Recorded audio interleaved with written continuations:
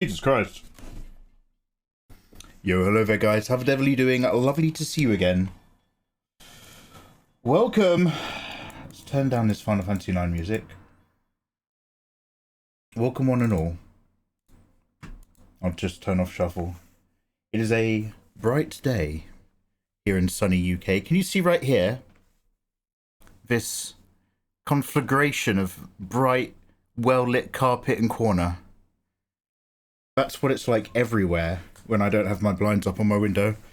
So I hope you guys are having a lovely day. Welcome on in. The game plan is Monday to do more drawing. Hello and much love. Banzi, how you doing, dude? Hirosaki, lovely to see you again. Happy Monday. Fenrir, my boy. Raquel Lime. Bill Nash. Coming in with a 6-month resub. 70 6-month sorry. I was like, oh, Bill's subscribed for 6 months in a row. That's lovely. Bill Nash has subscribed for 6 months at tier 1.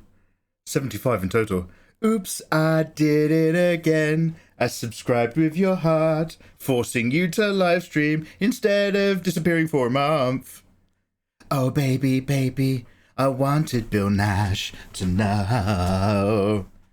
He came and did the right thing. Oh, maybe it goes from 100 down to 0. But 6 months, it feels just right, babe. Tell me, Bill Nash, what do you see? When you subscribe, hit me, baby, with that 6-month resub. I'm singing perfectly to the Final Fantasy IX music. Fucking hell, Bill, thank you so much. Is that metric or standard months? Oh, we do imperial months here. Do you guys ever remember a story about one of the first ever insurance payouts? Now, some people would say something very heartless, like it's okay to kill CEOs and shoot them. And I think it's very easy to say that from the comfort of your own chair. However, if anyone was going to get shot, back when insurance companies first started, I don't know how true this is, antichloroseptic, but I think it might have been in Scotland, but one of the earliest documented insurance claims is that a lady's husband took out a year's insurance, and near the end of that year he died, and his wife went to claim the insurance.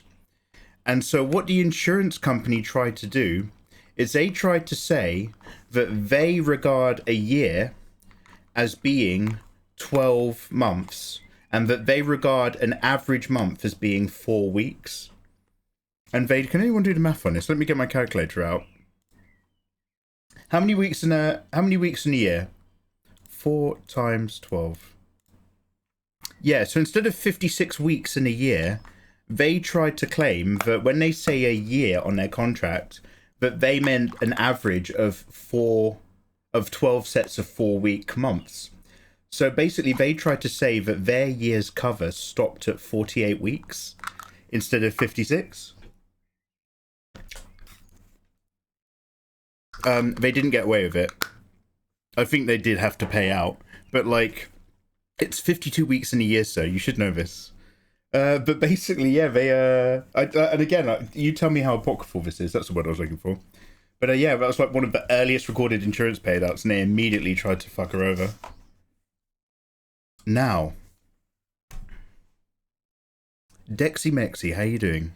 Semi-ID, salutations, gentlemen and gentlewomen, and all fair folk between. Somebody, welcome to a live stream, where artwork is our favourite cousin, and patient rambling about incorrect topics are fair friends, and warm handholds to a future of rather dissembled information that Mikey has gleaned so magnanimously from glossing Twitter titles and angry posts to translate and refornicate through art and conversation with fair friends like you, Slemdy.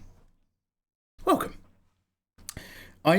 So I had about an hour and a half left last night in Memories of Ice, Malazan book 3. But it went to crypt mode, yeah. So I was like, I got really overstimulated last night by Doom Dark Ages. I was just like buzzing. I was like, fucking hell, Jesus Christ. But the last hour and a half of so basically I was up really late and I was really like just worn out and tired because I wasn't falling asleep. So I listened to the last couple hours of Memories of Ice, and basically I'd stopped reading it after the main battle had happened and all the losses. And so the last 2 hours of a book are just so sad. It's someone finally dying from taking everyone's absolved memories. It's saying goodbye to the old woman who gets interned for eternity.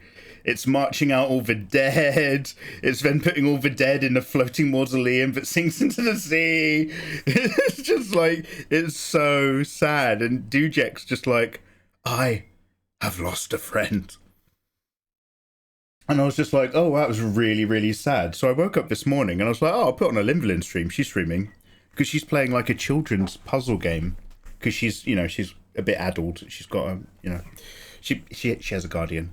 And so I was like, oh, I'll just watch her play this like children's puzzle game. And I opened it up and it was a cutscene on a puzzle game. And I'm assuming one of the main characters has died. And it's just like, because normally it's just like, oh, it looks like the thief left a slice of pizza. Can you figure out from the remaining holes in the 2 pizza images how many slices of pizza the thief took? Like, it's literally that sort of game. Ah, I worked it out. That means he's gone through this door. Oh no, he left a lock, which is a sliding puzzle image of a, you know, a pipe that you got to move around. So I was like, oh, I'll open a Limberlin stream. And I opened up a stream and it was playing a cutscene. And the cutscene was one of the main characters standing over the grave of the other. It's like a little animated cartoon. And he was just like, I'm going to miss you so much. We found the treasure, but I'm not going to... It was like, we found the treasure you wanted to make you famous. But without you, it's not the same. I'm going to keep it our secret, that I know where it is. Just between you and me. And he was just saying this to a gravestone. I was just like, whoa. my headspace, man. My mental health was not going well. I was like, fuck, where did that come from? Like, every single time I've been in that stream, it's just like, oh no, it looks like the puppy that's got the next clue has run into this maze. Can you find your way through the maze? It's like a Nintendo DS game. I was just like, what the fuck is that? How many limbs are missing? Yeah, just as like a full 180. Anyway, so I just want you to know that I'm not again. No, I'm fine. But I just want you to know that's how my day went. How is your day going, you gorgeous people? Happy Monday. Let's have some tea and let's get some artwork done. We are getting there with Artorias. The more time this is taking, the more I realise that we're going to keep the finish simple. Mikey, are you saying lower educational standards in Finland for the next 10 decades? Yep. You know I don't like them. So let's go and get this sorted.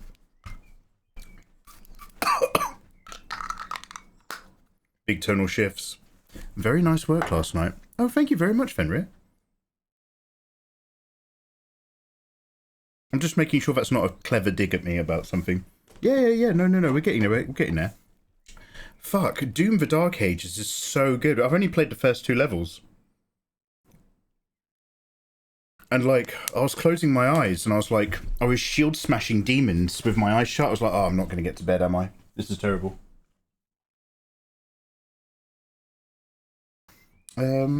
So we're just going to chill out and work. We're going to keep it nice and easy.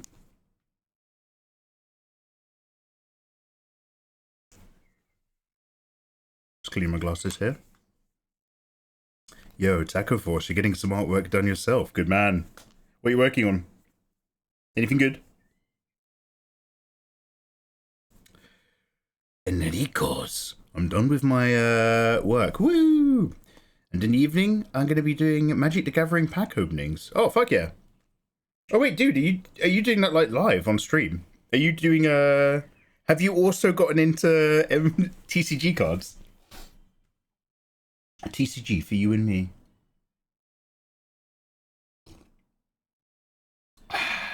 Fenrir? Question mark? I've got to catch up on a webcomic and finish some client work. Oh, yo, well, this is an excellent co-working stream. I found the co-working tag. I added it in. Let's together be productive. We've got STDs shit to do. Hattori. Hey, Winston. How you doing, man? Yes? I'm so confused. I hope they got a proper thrashing behind the woodshed for even trying. Humans have been trying to avoid paying what they owe since time immemorial. Yeah, man. Yeah, I don't know, like, if they got punished for it, but, like, yeah, it's... Anyway. Yes. How did the art scene go last night? Oh, so, dude, like, basically, I don't know how, but, like, a lot of the blue rendering, I managed to just delete the layer and then save the PSD. Which was great. So I've just, last night I just redid some blue. Much softer. And then I've tried to have a little wiggle at a skin layer. Now the thing is that my understanding of light and balanced skin tone is thrown off by the fact that the entire canvas is way, way darker. The whole point of what I want to do is experiment with that contrast. But it does mean that I think for the moment I'm just going to desaturate this skin quite a bit and then come back to the skin layer later. So we're going to go back to sorting out the armor and the clothing. But I wanted to have those skin in to some degree so that I had that contrast balance, so that I actually understood how it was going to roughly look overall. So that's where we're at. So today we're just going to render our way out through this as much as possible.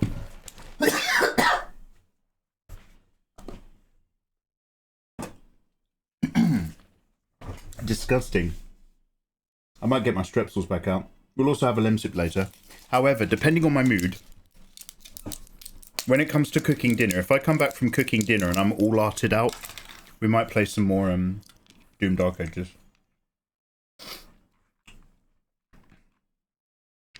Or Sekiro.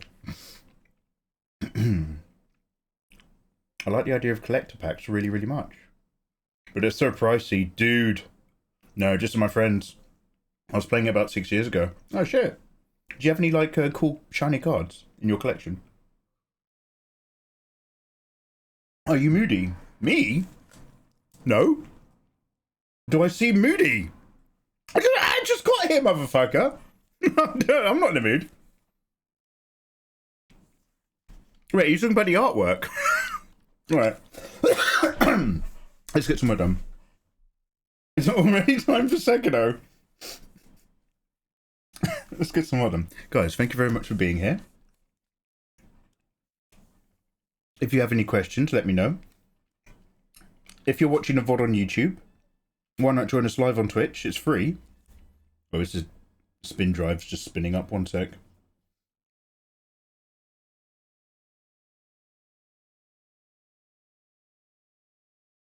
Oh, there we go. But, yeah. So let's just go and flatten this. I was having lots of goes today whilst listening to a commentary about Prometheus. So, yeah, Fenrir, I want to re-answer your question. You asked me something along the lines of, just reading the first 3 Malazan books, does that kind of... Is that contained enough for you to sort of say, if you want to dip into Malazan, just do the first 3? And see if you like the feel of that trilogy? And I was kind of like, yeah, I guess so. I mean, Stormlight's a bit more directly driven about 2 main characters that slowly crescendo together in a great apex. But after the last couple hours, all those internments and all of that like emotional closure that happens, I think the first 3 Stormlight books as a trilogy is actually not too bad. But book 3 really does kind of do a good bit of wrapping in terms of the main big things. No one gets their perfect ending, but everyone does get a degree of closure. And then Tool came to look upon Anasta. Tool came to look upon Tok. I just wanted to see you. I just wanted to see that you were well. I am pleased to hear this. Be well, Tok. He walks away and he walks away. Don't. Alright, so... Step 1. Desaturate. Now I'm going to come back to this body warmth later.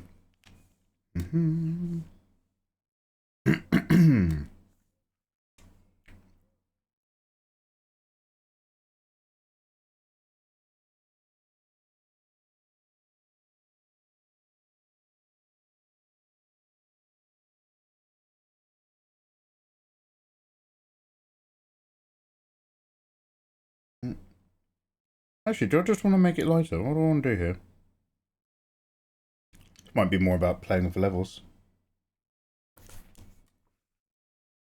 I've literally made it lighter by 1 and now I'm already like, actually. So. Let's go in here. Let's play around with the eyes real quick. Cheeky Clippo. Oh, I haven't had a Calippo in a long time.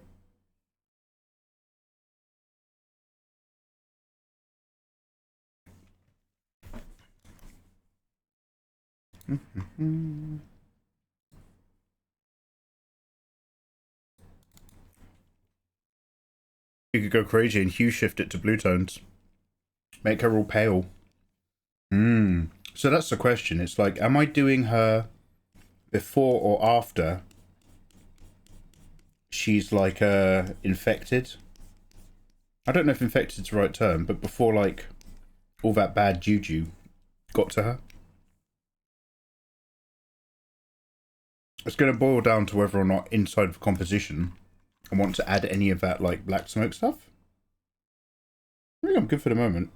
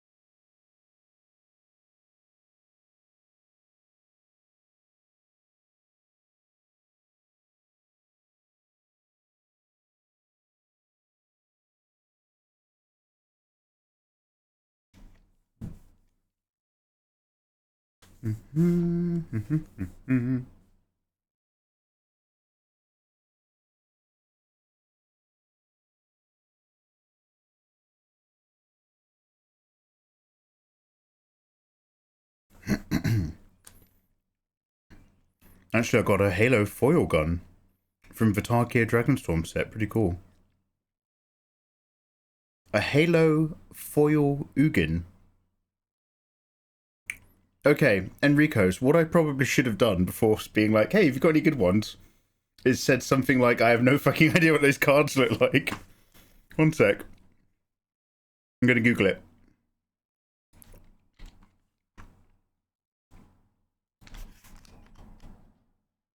Oh, damn, nice. Oh, man, that's a colourful boy. Wait, did you get the Eye of the Storms one from the Dragonstorm set? One sec.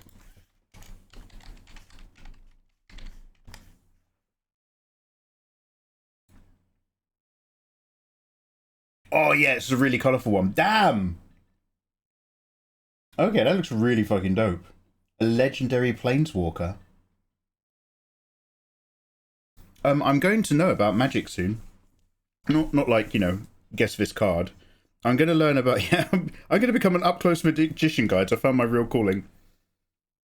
I'm going to try Magic Arena because it's free to play and people have been recommending it to me. So soon I'll know all about the cards. All you cool kids. I'll be very hip. And you'll be like, wow, Mikey, you really know your stuff. And I'll be like, yeah, don't worry about it. And you'll be like, no, Mikey, this is really something. And I'll be like, yeah, it's okay, I guess.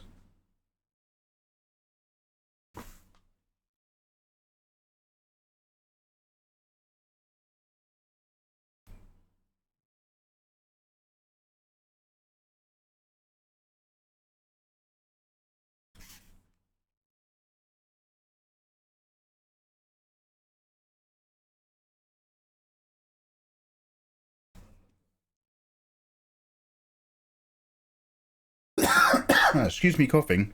It's gonna happen all day. Yeah, I'm still coughing myself awake. Really persistent issue. I've got to relearn everything. Oh, did they change the rules? Did they change Magic rules the way they changed D&D? The IMAS in general are just the best. Yeah, man. But Talan having all their little memories when they're just like, I am Clever Talan. I have a memory of watching a rabbit just beyond my child's reach. Wishing that I had declined and joined Tool after all. And you're just kind of like, oh man, they have regrets.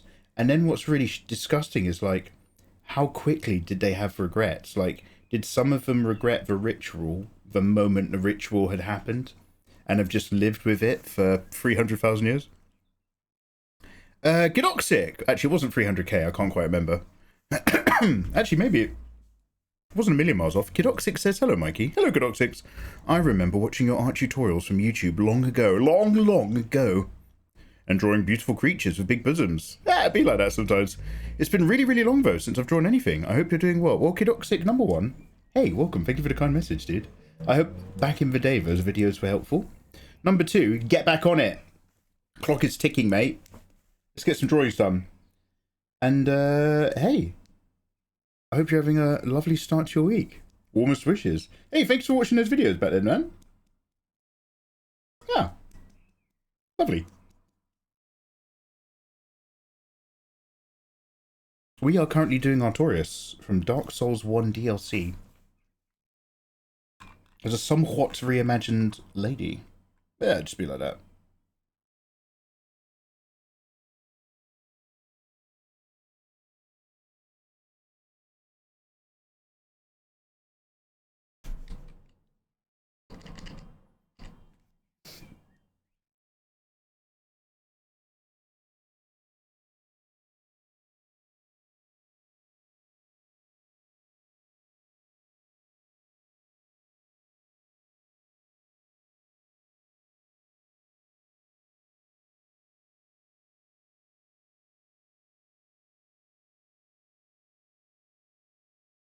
I think I might have to put in a bit of highlight in this kind of blue for the moon.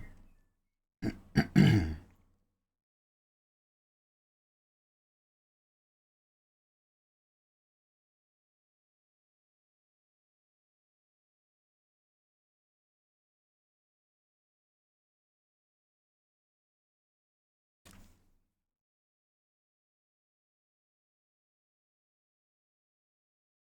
then a new layer.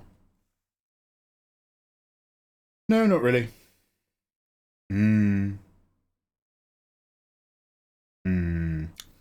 Just for cards and their effects. Mechanically the same, but cards can change. Pretty much the same since the start. Damn, so I think I used to know how to play Magic the Gathering. I had a starter pack and some foils. But I think it turned out it was something like I'd only learned like the beginner version of the rules or something. I don't know what the difference is, but I remember being like, yeah, I play Magic, and then some other kids at school were playing it completely differently. I was like, I don't understand what you're doing. Yeah, life gets busier. I do plan to get back. I really like her. Oh, hey, awesome. Yeah, I mean, you got to find it when you can fit it in, right? Kevel.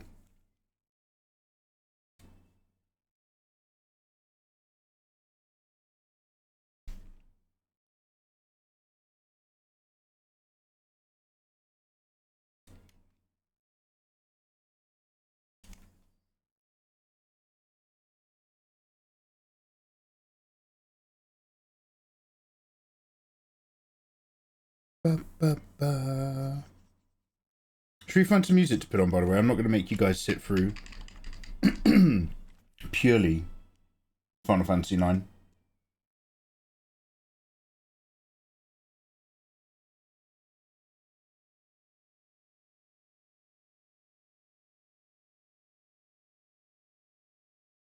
There's different formats. Granted, this was a while ago if you're still in school. So likely just making shit up. Motherfuckers. They probably just didn't want to play with me. I was pretty obnoxious as a kid.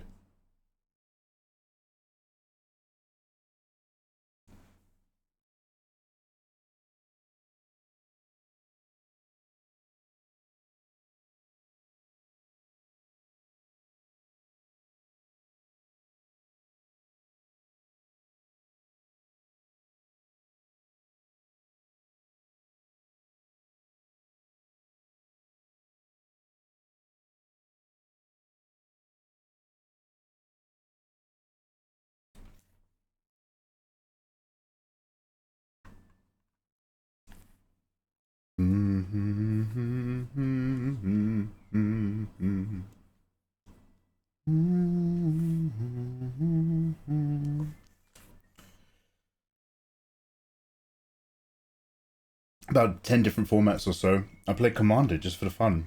I'm afraid Pauper. And I don't have no idea. I've got no idea of what Legacy is yet. Oh wait, so you pick like a starting character profile type that affects how you play the game? You play Commander type? Is that like playing Dark Souls and choosing like the difference between Samurai and Prisoner? What are you people up to?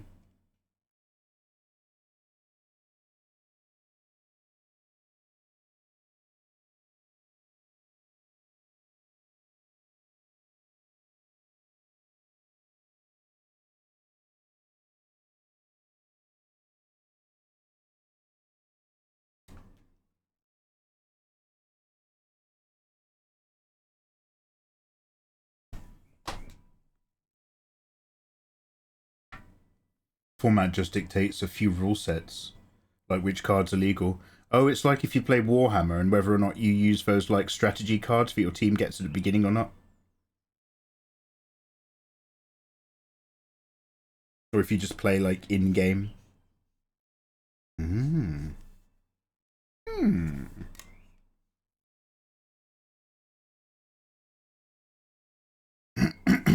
sorry if I sound ill.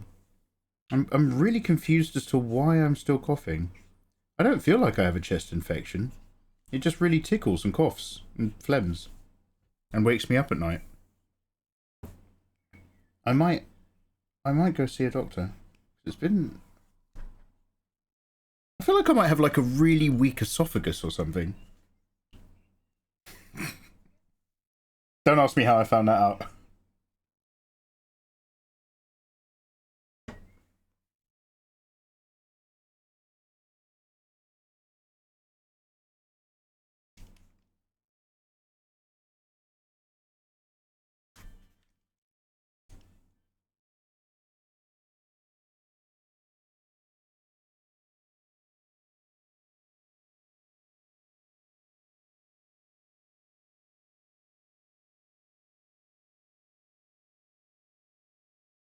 Which layer was the skin layer? That's the most recent skin layer. This one.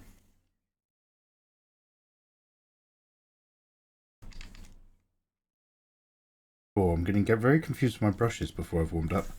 Let's look for a different album. Decent analogy. If you knew how to play Magic back in the day, you pretty much know how to play today. The difference is that there's some new effects added on. The gummy worm is 5 years old now! Coincidence?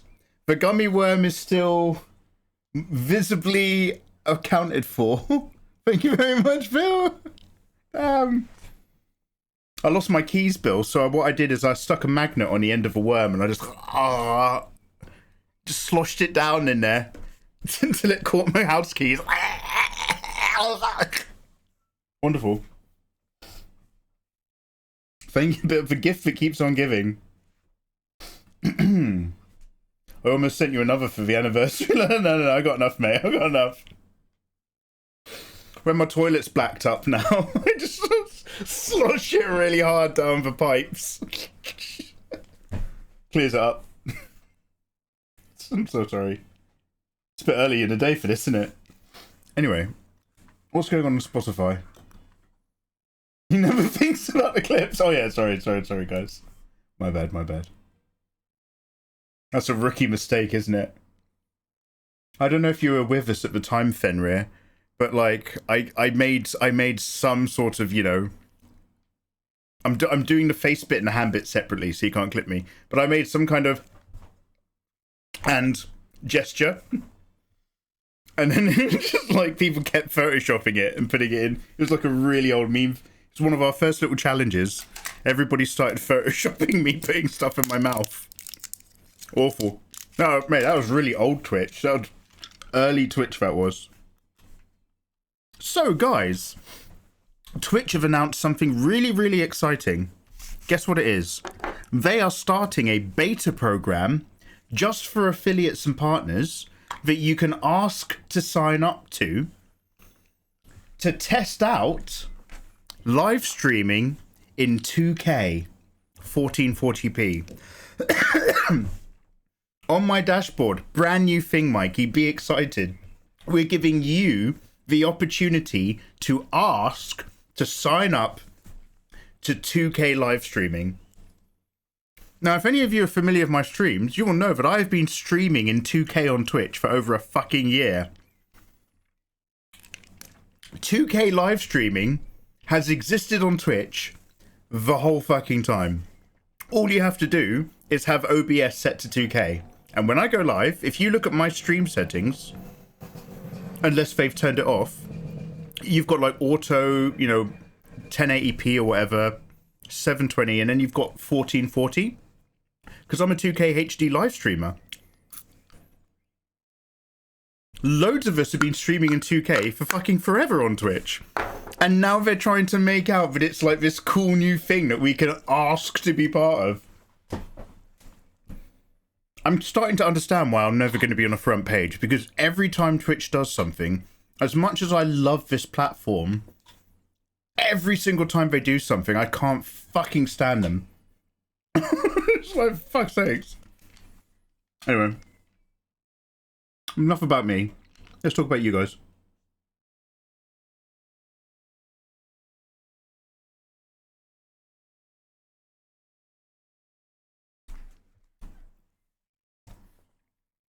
I'm not going to do any details on the face because we're not there yet emotionally in terms of the whole skin tone balance thing. I just wanted to get some eyes in just so that we've got something to look at. So, should we hippity scop back to the blues or try to imbuse some metals? Let's do blues first, see how we feel. Very cool, way to go! Mikeum Elmo Mikeum Steer. Hey, Toast Easy, thank you very much for the resub.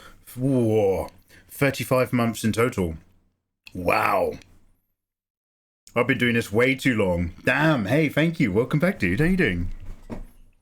Replied to the email with a clip from 4 years ago in 2K. It's not an email, it's like a thing on my dashboard.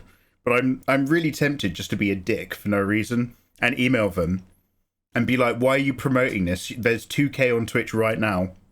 I hate you, I hate you. Also, please can you put me into the front page? Posture check and a sip, fucking hell. You want it all, don't you, mate? Head G, how you doing, man? Nice to see you. Hi, Tola, how's your date? Oh, man. Oh, I've got a clip. I'm in 1440.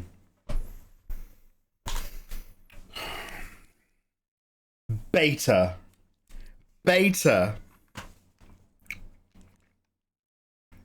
This is Twitch. If you showed them they're being idiots, you get banned.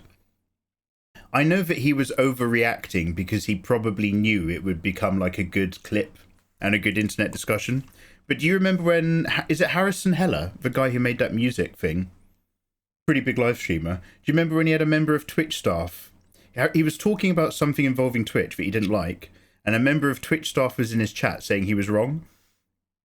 And he was like, I don't want you here. And he tried to ban the Twitch staff member. And then he was like, I don't want you in my stream. You're not welcome here. I'm trying to get rid of you. If anybody else talked like you did, I would ban them out the stream. I think he played up how much he was offended by them. But like, it was just really nice to see. Because I'm always just like, fuck him.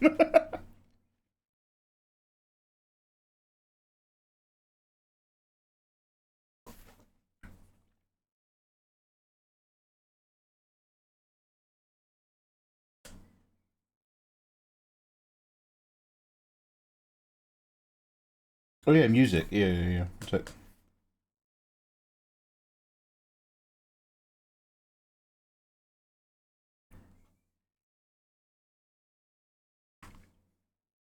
I remember he then ended the stream because the Twitch mod was an asshole. I wish I could send clips here. I mean, I'm sure it's clipped on Twitch, but I know what you're saying. Honestly, let's get. What I'm trying to do, which I'm not very successful at, is I'm trying to talk a little bit less about what I want to do in the future until after I've got this fucking artwork done. Let's get this art out of the way, and then we'll talk about cool shit on stream again. Solid. Big stock refresh. Loads of products and supplies. Had fun sorting. Still sorting. Nice one. Ayatollah, do you still do your day job? Do you still, like, do they still think you're employed there? Is that still a thing? I honestly can't tell with you. Hey Eva, how you doing? Mikey, we're going to pretend that this stream is a continuation of yesterday's. Ah, nice try, big girl. This is a different grey t-shirt. This is a ever so slightly darker Boss grey.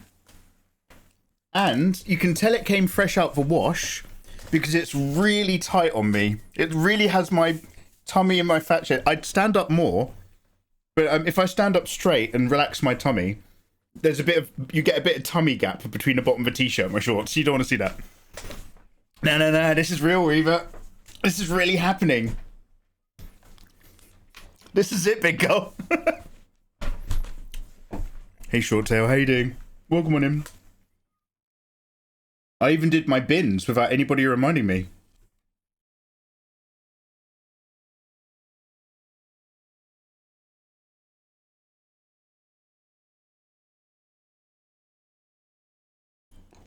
Welcome to the big leagues, Eva.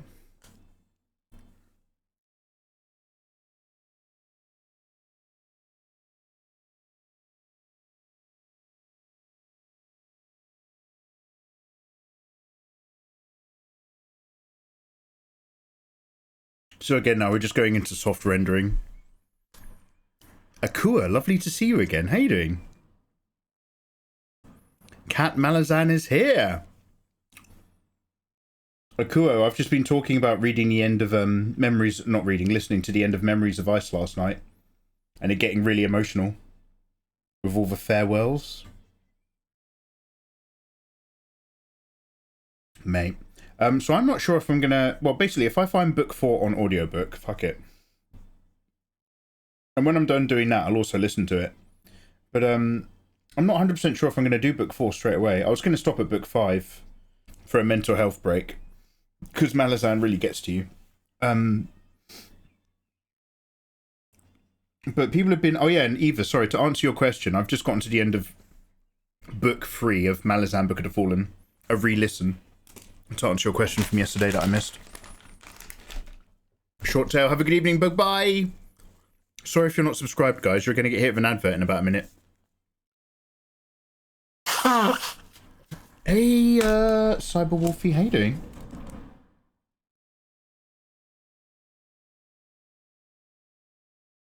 How are you?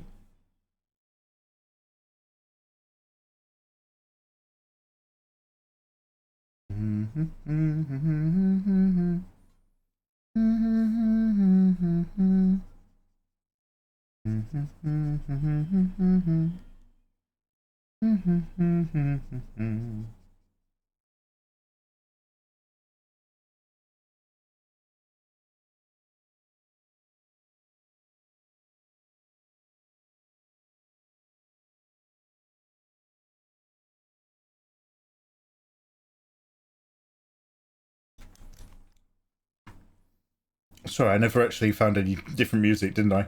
Okay, let's have a quick look. We did a Goldfrapp radio one, but it was very low energy. Yeah, really.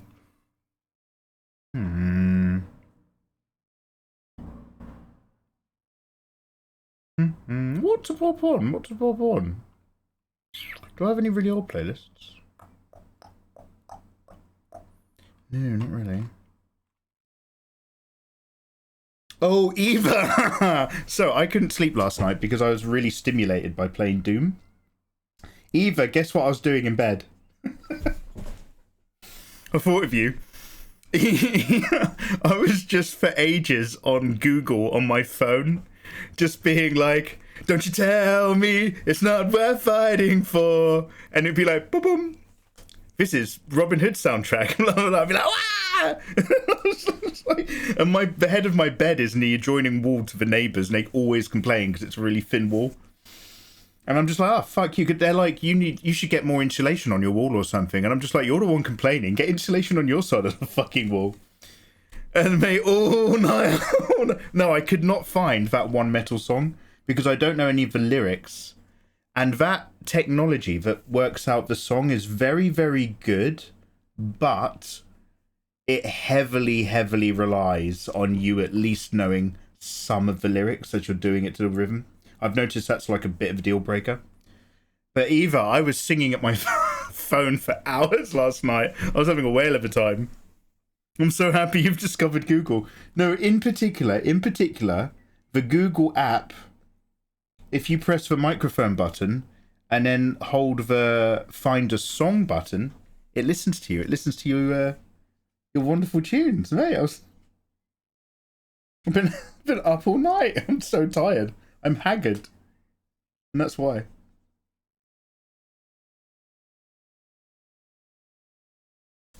So yeah, things will be fun. Anyway, that's still not taking us to a playlist. So, I have a question, Mikey. Fenrir, ask away. How on earth have you, who lives alone, allowed your master bedroom to be a room that has a wall adjoining the neighbours? How on earth have you, who lives alone, allowed your master bedroom to be a room... Ah, Fenrir.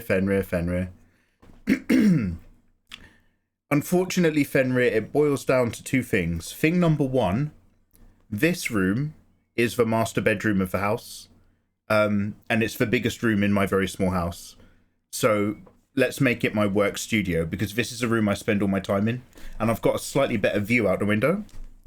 And number two is because when I streamed because I used to stream next door, Fenrir, in what is now my bedroom. Back when it was also my bedroom, but before I redecorated it. And so every time like I was up late streaming and screaming my lungs out in a video game, the neighbours would be banging on. I'd be like, well, I can hear the neighbours thumping. That's weird. Anyway, it'd be like 2 a.m. And they used to bitch and complain all the time. And I don't know if any of you guys were here when I moved here and I first started hammering the bookshelf together. And I was hammering the bookshelf, and Mrs. Next Door, she came round and went skits at me because she could hear the hammering. And then, like, slightly autistically of me, I decided to separate some I had a load of frozen meat. I had loads of frozen chicken, and I was like, I'm going to break this chicken up. And it was frozen in a solid mass. So I was in the kitchen at like 2 a.m. Like, I put the chicken in a load of plastic bags, and I was just banging it on the surfaces on the kitchen countertop to try to break the chicken apart. And I was just like, bang, bang, bang, bang, bang, bang, bang. And then like 2 a.m, I had like a knock at the door, and the minute I heard the knock, it instantaneously I realised what I was doing, and I was like, oh no, he's gonna be so cross. So no, they're fuckers, fuck him. So yeah, so that's why my bedroom is still in the adjoining wall room. And I am streaming in the master, because the master is just the biggest room. This is where I always spend my days, so... And it gets a little bit better sunlight as well. So, yeah. To answer your question. Speaking as a single man and a mother. It's good to separate a bedroom from the workplace. Nicely done. Oh yeah, Eugene. So back when I just started everything that I do now, obviously, you know, you just do some stuff as a hobby and see if it catches on. But when I actually finally moved into here and was live streaming and doing my artwork in a room separate to the room that I go to bed in, so that I don't have to hear the super faint hum of the computer running and all that sort of shit. Like, it's such a mental health game changer. It was insane. And you just suddenly feel like, oh shit, I'm actually doing work. This is it now. Yeah. Oh yeah. And thank you. It's 2 a.m. What are you about? 2 a.m. Are you sure? should I just tried to roll a 20 on her dialogue or whatever and just be like, I don't think it's 2 a.m. I think you're in the wrong. Now let me go back to smashing this massive frozen lump of chicken on my loud as fuck countertop. The kitchen is also an adjoining wall. Ah, man. Those poor fuckers. Really, don't fuck them.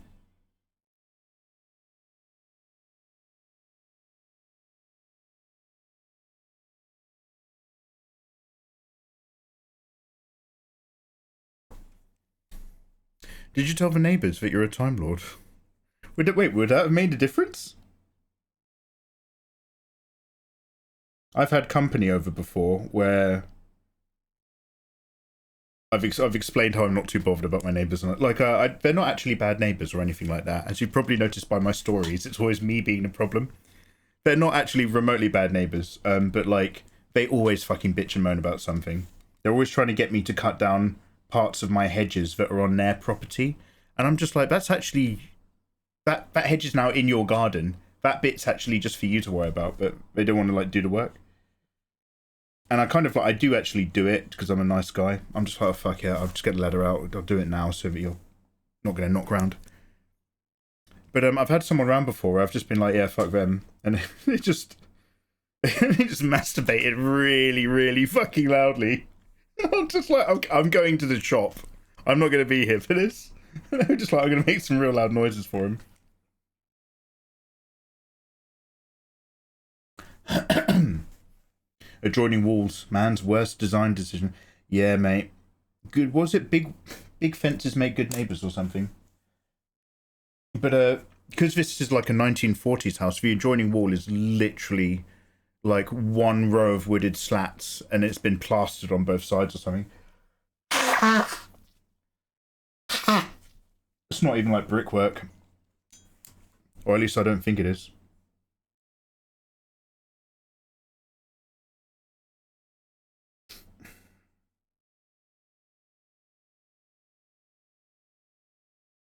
Mikey is for bad neighbours.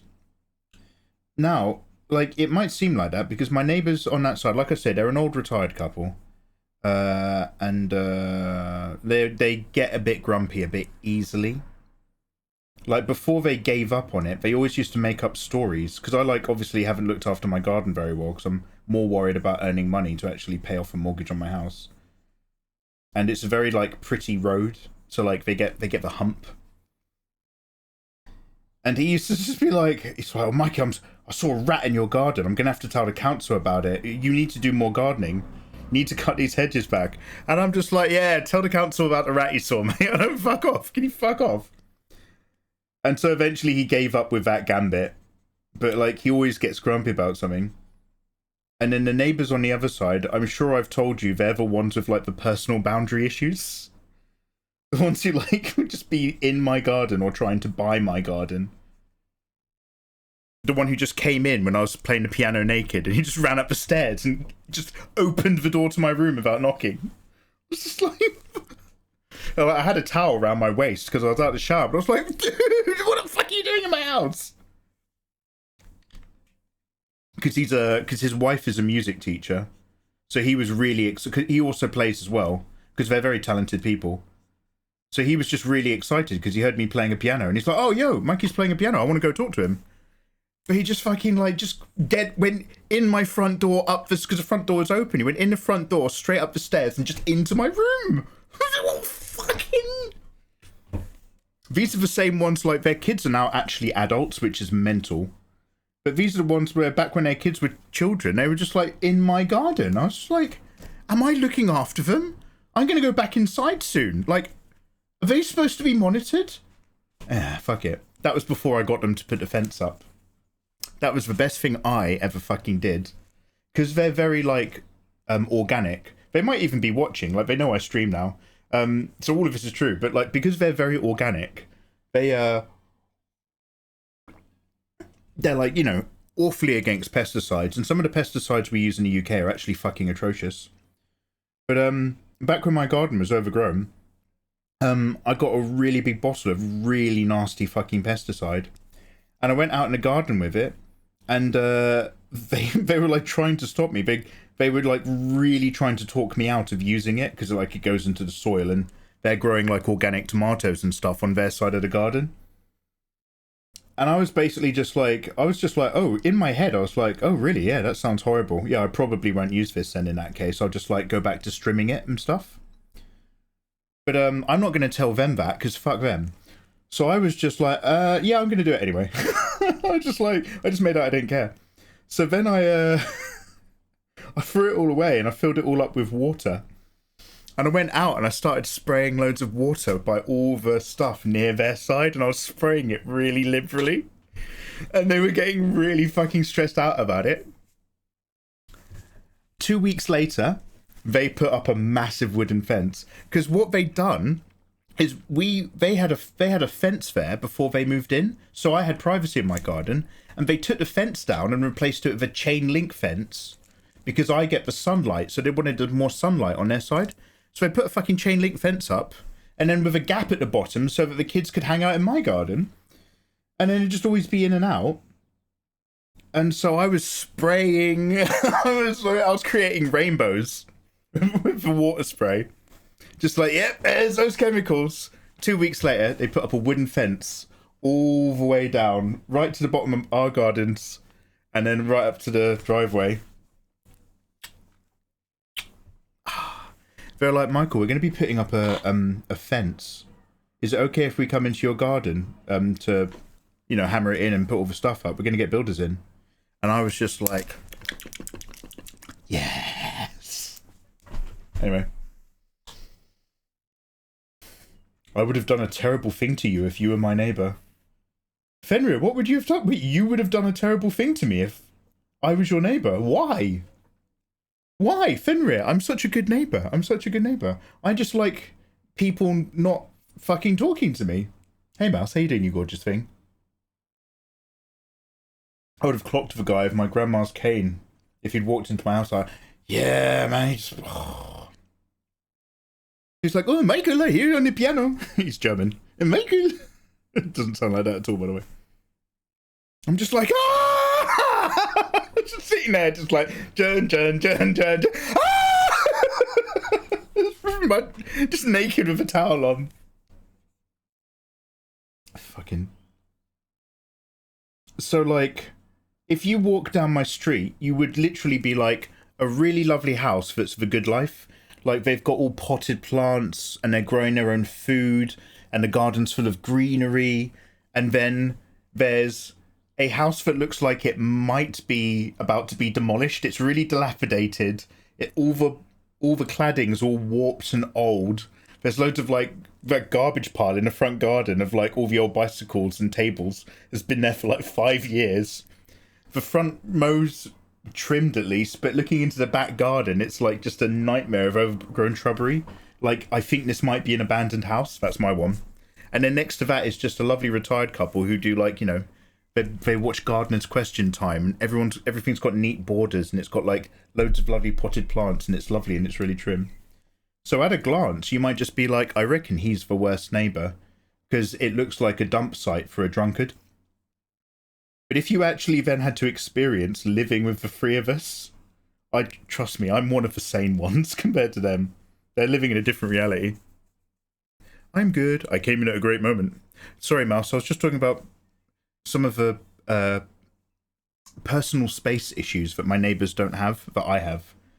I was playing the piano once, and one of them just, because they're into music, one of them just came right in my house, straight up the stairs, and opened the door to my bedroom, because they were excited that I was playing the piano and wanted to talk to me about it. With no, like, fucking knocking or anything. I was sitting there in my towel, because I'd come out to shower. Anyway. Mouse, are you doing any more cosplays?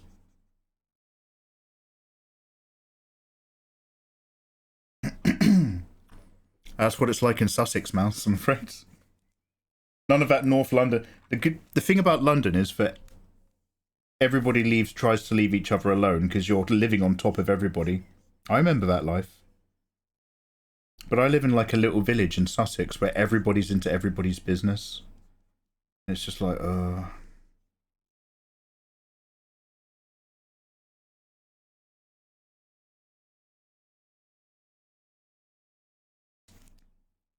I did Squirrel Girl yesterday. Oh shit. Do you have any social media pictures? Mouse, do you want a permit? Do you want to show your social media? Your Insta or something? let us know. We'll give you a little tag. Have you ever played Dark Souls? I don't think I've seen you play any Soulsborns. It's just Red Dead, isn't it? I like music too, but damn, just walking into someone's house.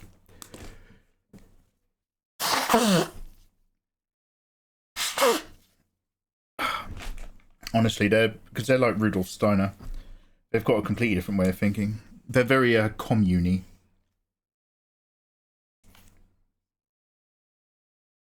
I randomly came across a YouTube video where a guy was like, I went to the craziest town that's full of all these different secret cults and secret messages and things. And I was just like, it's one of these like relatively normal villages, but the guy has to be like, whoa, and this has a secret society that does this, and it's home to a secret organization that does that. And then the video played, and I was just like, oh, that's my town. I was like, oh shit, this is where I live. And as the video played, I was like, oh shit, he's right, actually, yeah, no, that place does exist. And that place, and that temple, and that castle. I was like, yeah. It is a bit villagey. It's a bit weird. I haven't, but I'd love to try a Souls game.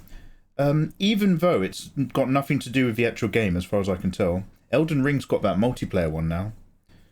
Sorry, Mouse. I'm talking about anything other than Marvel Rivals for the reason I explained to you yesterday.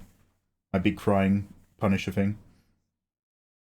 I'm playing Doom the Dark Ages, actually. That is intense. Insanely intense, but quite fun.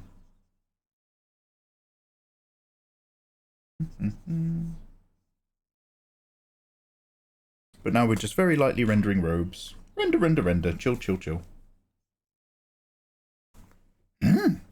Render you must.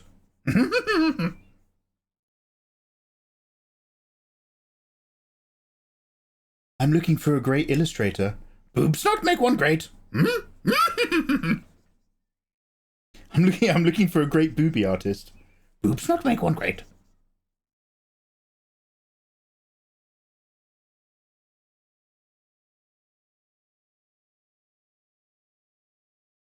Oh, you're playing Night Rain. Wolfie.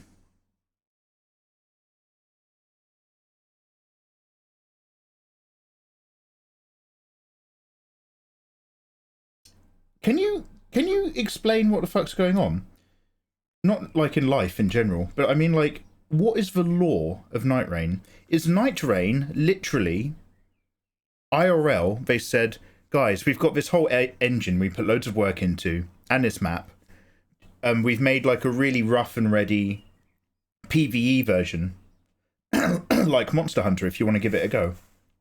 Or is the events of Elden Ring Night Rain, like the DLC, is it actually in universe? You know, in terms of the lore. Like, 1,000 years after the events of Elden Ring, 3 warriors must run around and kill bosses or something. Do you know what I'm asking? We have swords. We have monsters to kill. That's the lore. That is all the lore. Are you a swordsman?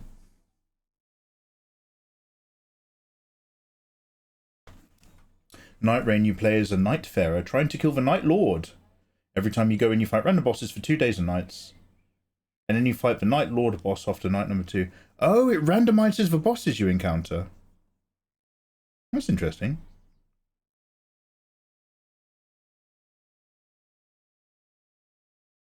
So it's not quite like, oh, we're going to fight this boss now, so we need to equip this stuff, put this particular tonic on our swords, etc., etc. It's not quite Monster Hunter-y.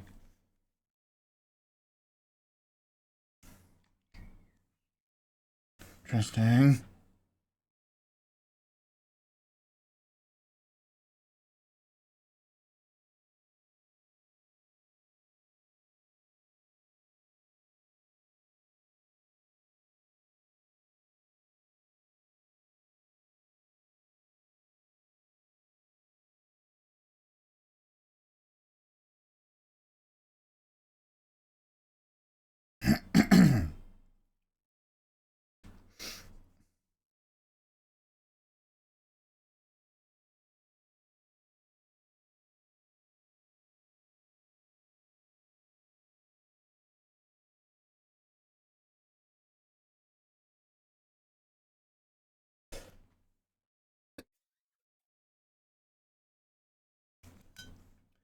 Who needs lore when you have aura?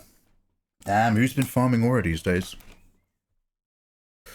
The maps make sense in the universe of it.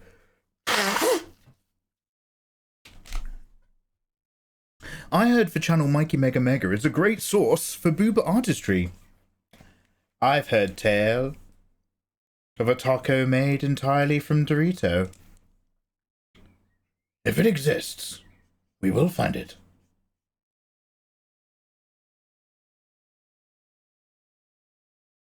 Okay, does anybody know what that guy's name is?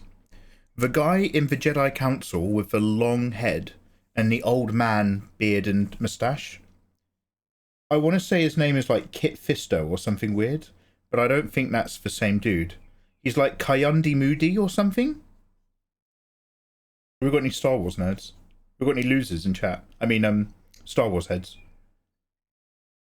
There we go, I knew there was one. That's Kai Adimundi. Now, tell me if I'm wrong. I've heard that Kai Adimundi is not a Jedi Master. He is on the Jedi Council, but he's not a Jedi Master. Which means when Anakin's complaining about this never happening before, and he's like, how can you put me on a council without making me a master? You know, when Palpatine's manipulating him. It's not even like a new thing. It's like, dude, we do that all the time. Look at that old guy. Why do I picture Mikey as that old knight in the Indiana Jones Last Crusade? in like 100 years, generation whatever's next, beta, will be like, I've heard there's a man who still doesn't use AI. They say there's a sacred cave with a PC with Photoshop on it. And like they go there and I'm like covered in dust.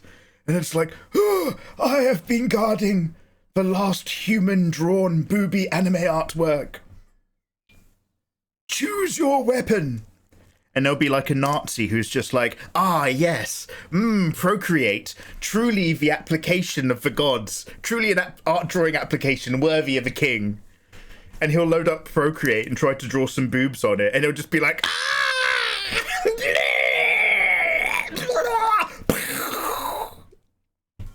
And I'll be like, he chose poorly. And then there'll be like another guy who's like, no. What would a weeb truly use to do our artwork? Ah, Photoshop. I mean, the real answer is probably Clip Studio Paint, right? People like, ah, yes, Photoshop. A workers program. A program for Mikeys. You chose wisely. He draws a boob and he becomes young again. Yeah, clip would be more imagine being Generation Beta. I'm assuming that's what they're going to call him. Thank you, Mikey. I know I'm a loser. You're welcome. You're welcome. What is happening? Hey, Tim. Welcome in. Tim, we're just talking about when I'm the very last artist who's genuinely not using AI with his booby artwork. And, no, by the way, no shade. And we're not going to have an AI conversation. But even in people who I know who don't use AI, I can see the effect of AI anime fan art in their art now. I've seen so many people suddenly start rendering tummies and tummy shadows in exactly that particular way that AI likes to do it all the time. I'm just like, yeah, it's out there. It's saturating. It's affecting all of us. It's in our minds.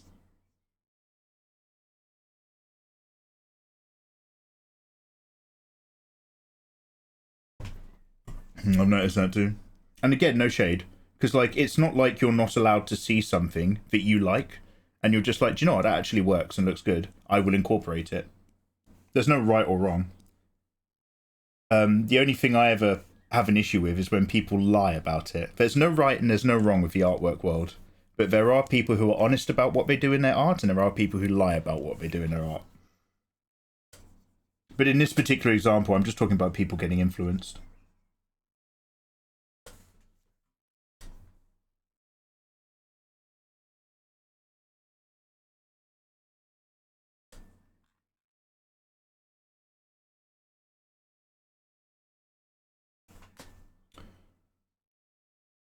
A line from the movie that is... What? Oh, wait, does he say that? Oh, does he say that when he takes the bad cup? Is he like... what is happening? That's what... So, I don't know about you guys, but I still do my own washing up. Because I find it weirdly therapeutic. I just need better hobbies, I think, actually. So when my hands get really slippery and subsy, I often drop my mugs and I keep smashing them. So this is our old one. This Big Boss mug, I'm going to be honest, is brand new. The Big Boss mug I had before I just was ill again, I broke when I was ill. I dropped it when I was washing up. But basically, I'm going to be in a cave somewhere, and I'm going to be surrounded by all these ever so slightly different 900 milliliter cups of tea. I'm just going to be, there's going to be like rows and rows when I'm a really old man. Just rows and rows of really fucking big mugs. It's going to be brilliant. I'll invite someone in. They'll all be rimmed with poison except for one of them. Choose your cup of tea. Drop the mug. Posture check, backseat. Are you trying, Viking? Are you trying to ruin my composure?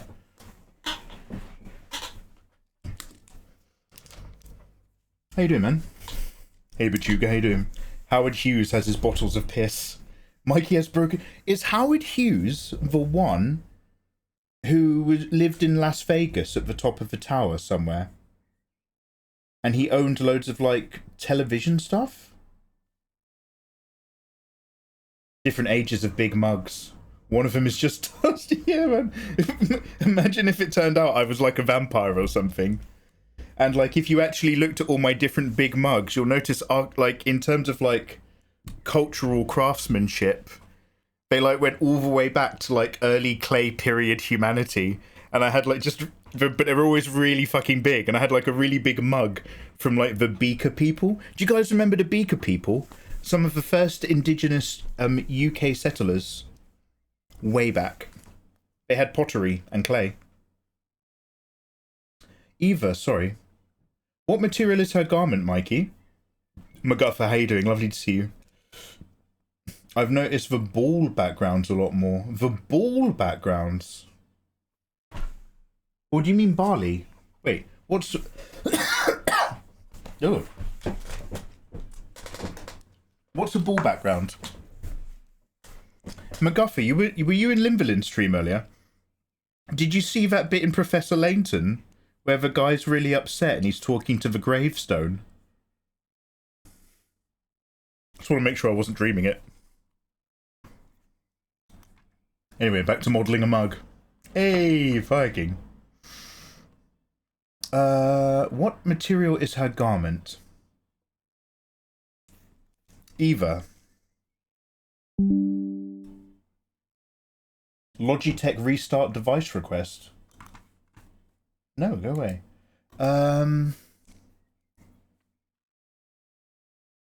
Now, I think the actual character of Artorias has something that's a bit heavier and a bit ragged into strips. But in terms of the shapes that I wanted to do, I've made this appear to be a bit thinner, like a fine muslin, chameleoness. Something like that.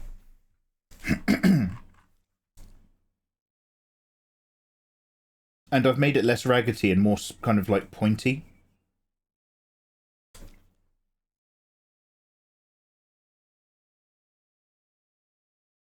Back when I was starting this idea, I was constantly just like, basically, we'll have loads of like really dark tones and work up. And it will be contrasted by really bright skin. And now I'm doing it and I'm just like, damn, that skin really stands out as being rendered differently. This is not working at all. So we'll see what we do. Eva, I love your questions. But the only way I'm going to keep you interested, Eva, in answering my questions, or me answering your questions, is if I make you work for it. If I answered your questions every time you asked them, you wouldn't still be here. You'd be like, I can get whatever I want from Mikey. I can get information like that. Just type it in chat. I'm gamifying our relationship, Eva. I also want you to know that for asking me a question that I finally answered, you've unlocked 100 Mikey points. So, damn.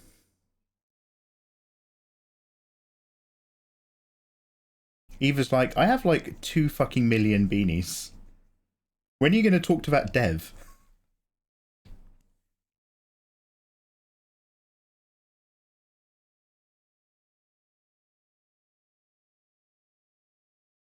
Girl, are you actually trying to make an excuse right now? Girl, come on. Do you know what? We never, I got what you need, just tell me what you need. Got what you need, just tell me what you need. Tell me what you need, I got what you need. Ladies, come on. We are going to put on a different album. But what's that album going to be? I'm really enjoying listening to Final Fantasy IX music. But it's not for everyone.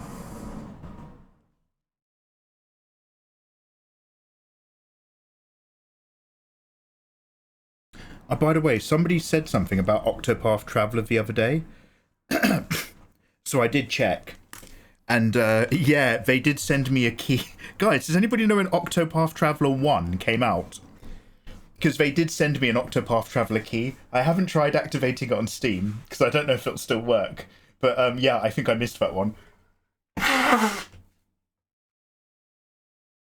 You have to log in to like 3 different fucking gaming websites all the time. 2005? No, that can't be it.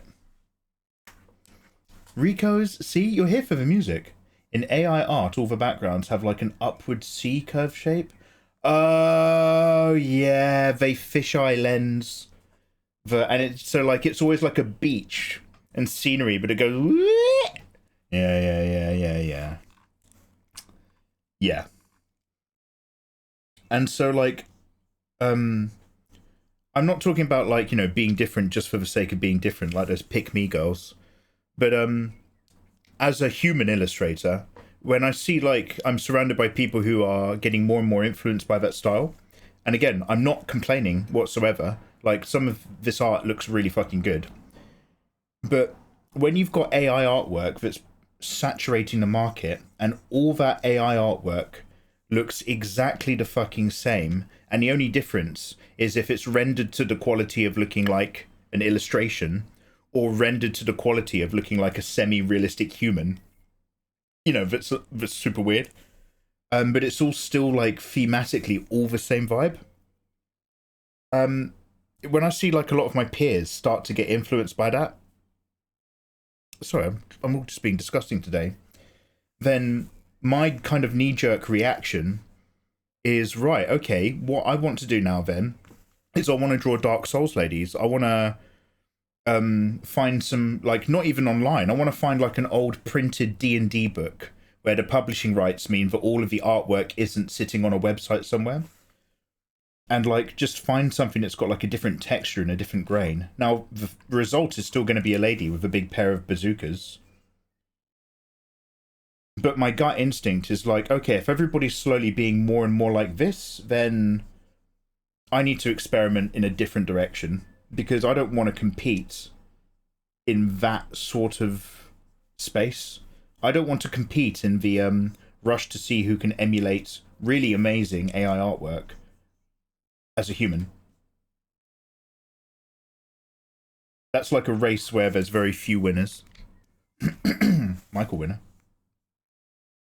Calm down, dear. It's only a commercial. How much room is on that list, Eva? I've got some free time this afternoon. You just got yourself added to a list of another guy who starts up a fight that I need to be understanding about today. Oh, you're number 6. Oh, Eva. Eva, I'm so sorry. Are you batting away people's opinions and casual comments left, right, and centre?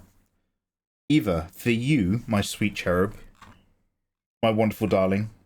For you, Eva, my... What do you call it? What do you call it when someone inspires you? For you, Eva, my gorgeous muse, I will wind my neck in. I don't want to be on your hit list, Eva. Well, context specific, that sentence is.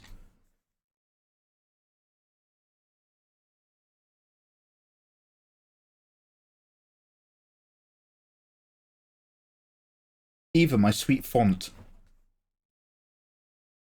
D&D art pogs. Anyway, basically, everything that I'm saying results in... So, I was in a Dave Raposa live stream. This is what it always basically is. I want to do artwork that's got the grain back in it. We've got to put the grain back into art. Mikey, loads of artists are doing stuff like that all the time. Yeah, but I mean specifically booby anime art. I'm speaking from a position of experience in a very particularly limited window. In my particular field.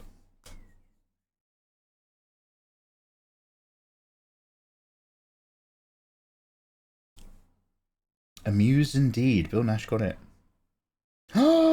Fuck me dead. I haven't listened to them in 20 fucking years. Holy shit. Are they still alive?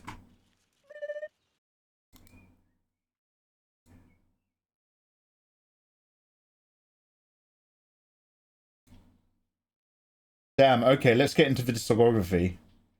Right, I think we've worked out what this entire night's going to be. One sec.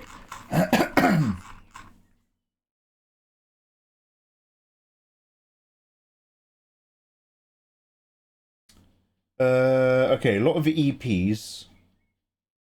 Showbiz. I thought their album was like Origin of Symmetry. All right, let's go back to this one.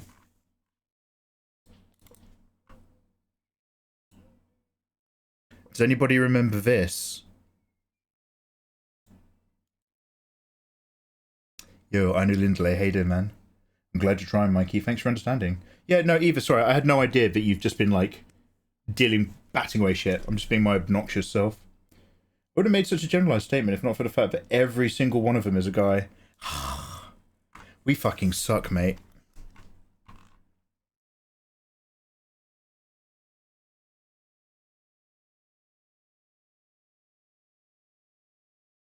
Just grows.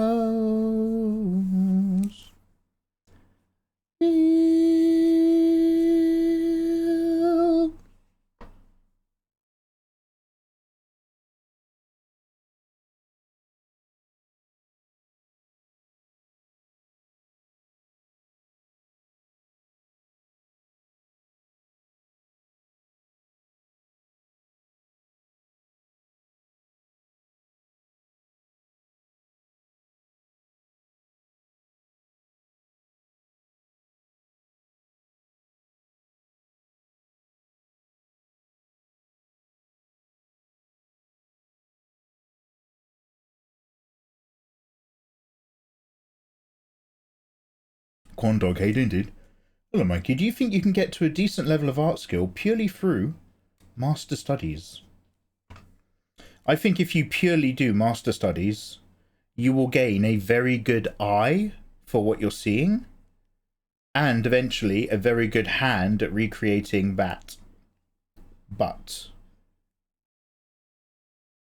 copying a flat image to a flat image without necessarily understanding the implied three-dimensional shapes, how they work, where they go, the anatomy and so on underneath it, won't necessarily allow you to make your own masterwork off the back of it, I would say. Enrico's, thank you very much for the 2 months. I have passed the Enrico's ick test. A 1 month sub is lovely, welcome on in. But the person who comes back for month number 2, that's where they've kind of gone, do you know what? Yeah, alright, one more. Thank you, dude. How you doing?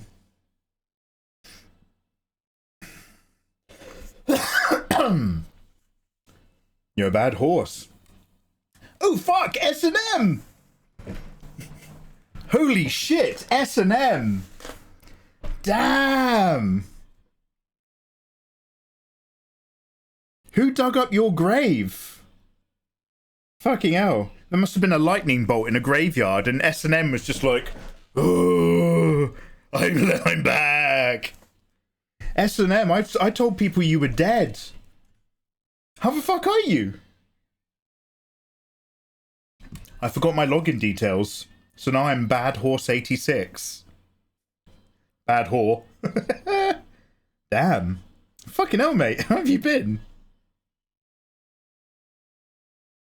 Oh, listen to this.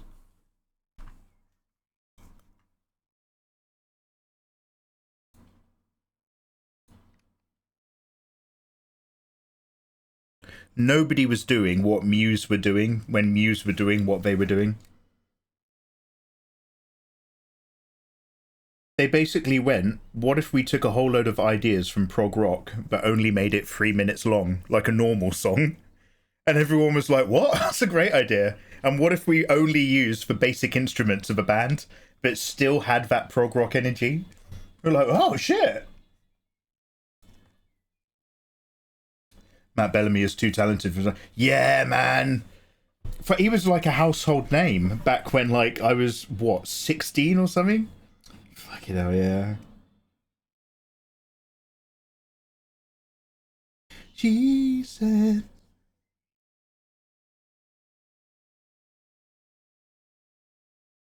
Look the other way.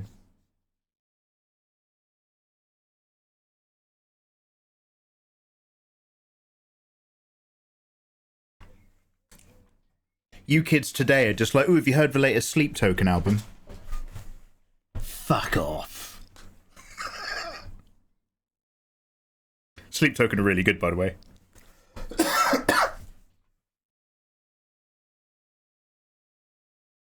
I'm bloody wicked. Thanks. Glad to see you well as well. I'm coughing, mate. I think I might have like a slightly infected trachea or some shit. I got ill in November, I think, or October last year. And I didn't stop coughing until like the start of March this year. I was like, oh, no, something's not okay. But other than that, oh look, Mikey's an old man now. He's got old man complaints. Who belongs?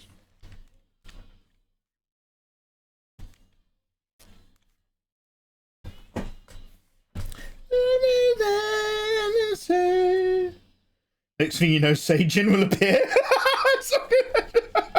No, come on now. That's ongoing. That's ongoing.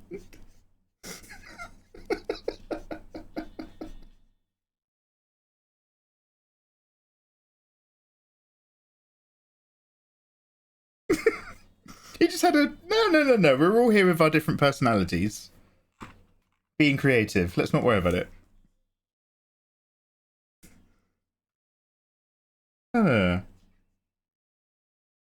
He is an incredible illustrator. He's an incredible illustrator. Kitty isn't even here.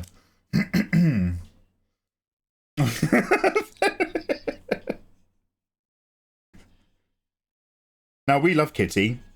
With all our hearts. S&M is like proto-Kitty. S&M was around way back in the day. Kitty wasn't even born when S&M was doing a Mikey Mega Mega cosplay.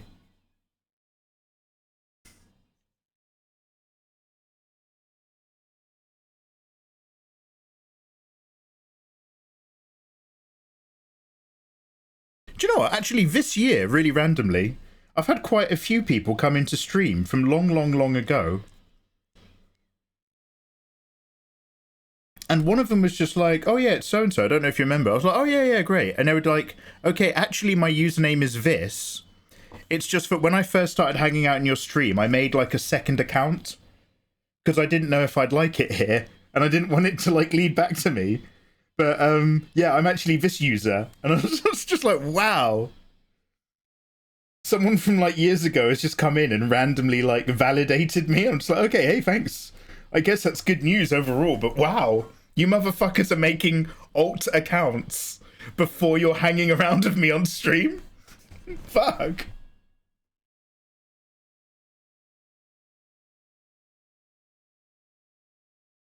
To be fair, they were like a sweet girl, and I was probably a bit more edgy back when I was younger. Before Chameleon S tamed me. I was like a wild stallion. A head full of hair.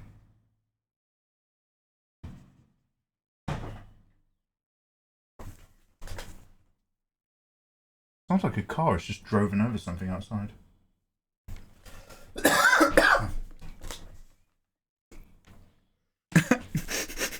Eva's finishing school. I am a success story from Eva's finishing school, sure. I'm on the alumni board.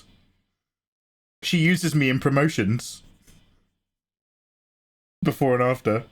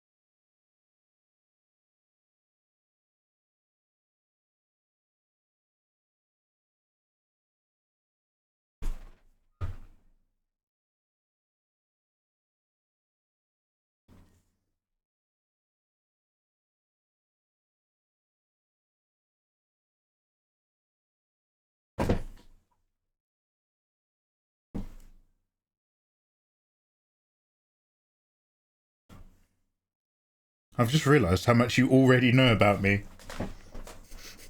Yeah, Eva. Like, Eva. I know you're showing pictures of me off on your phone to your friends at work. You're just like, look what I, look what I know.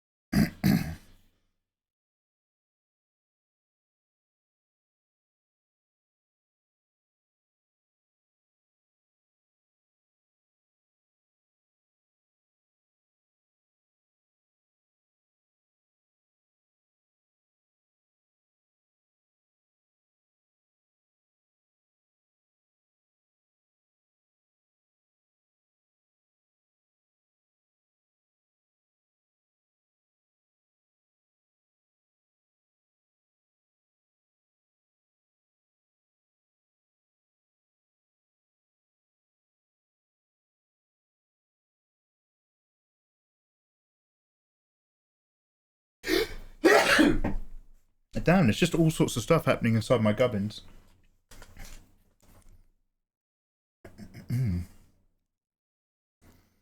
Thanks, Bethesda. Thank you, Doom. Yeah, I'm still buzzing from playing Doom. Bless you. Thank you very much, guys. I don't care if someone sees my name here. I like it here. I mean, I can't watch you at work. that's not for me to decide. I'm in Rico's. That's an insane amount of effort. These people have too much time. No, they're just keeping themselves safe on the internet. You know how it is. There's like a number. There's a number of people with usernames that sometimes hang out here that seem very guy coded, that have told me they're actually like, you know, female illustrators and stuff like that. And they're just like, honestly, it's easier. It's just... So, I don't have an issue with it. I get it.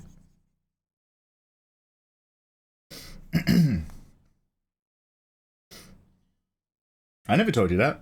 I'm not naming names, obviously. If I started doing that, people wouldn't trust me with their secrets. I'm a real big secrets guy.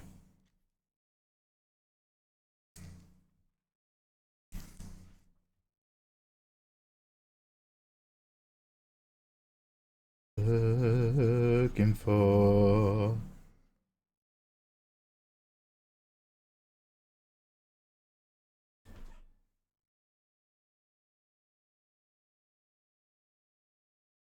I've given this part of her cape shawl thing the texture and shape and feeling of stinging nettle leaves. It's very brambly, except it's blue.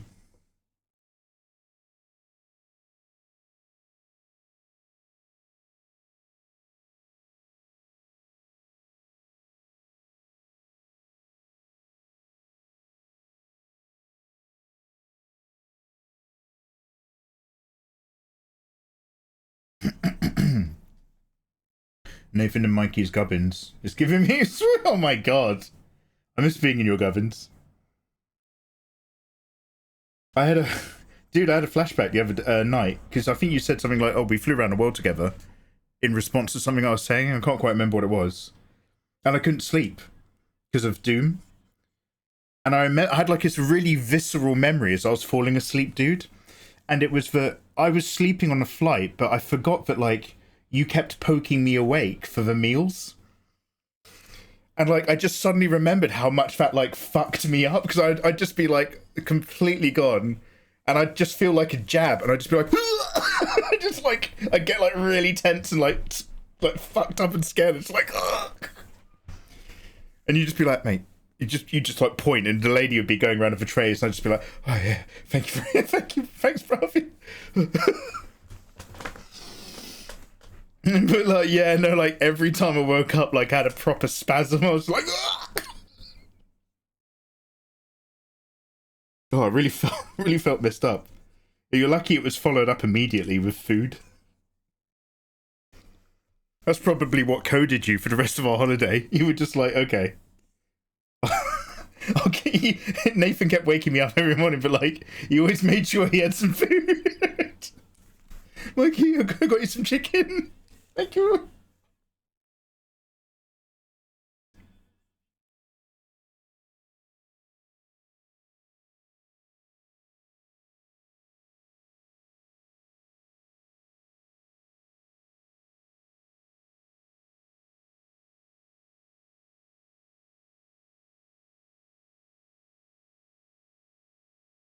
Voice of an angel, they say.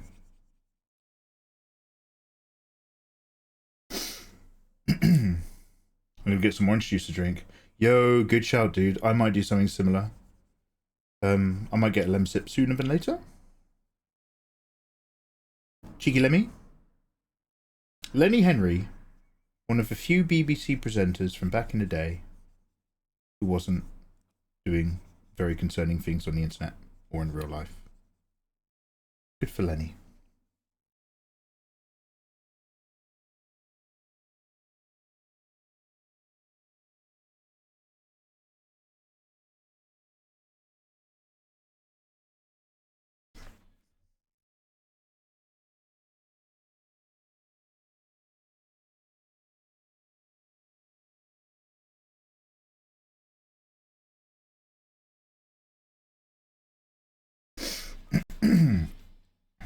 Oh wait, did he get knighted? Is he Sir Lenny Henry? Do you want to know something? I've never been in love with his kind of comedy that much, but I've always liked him as a person. Good for fucking Sir Lenny. Good for people who fucked Sir Lenny Henry. Good for his wife. I'm out of strepsils. I think I just actually ate my last fucking strepsil.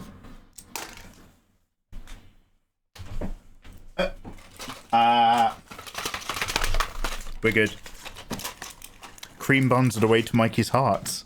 You are correct. Don't over cream me, because I will go on a cream solstice. What's the opposite of a solstice? I'm basically like one of those video game things where you have to tap a button, but if you tap it too much, it like burns out. Keep in a food topic only. Keep filling me full of cream, and I'll be happy. But don't give me too much cream, otherwise I won't want any cream for the next 24 hours.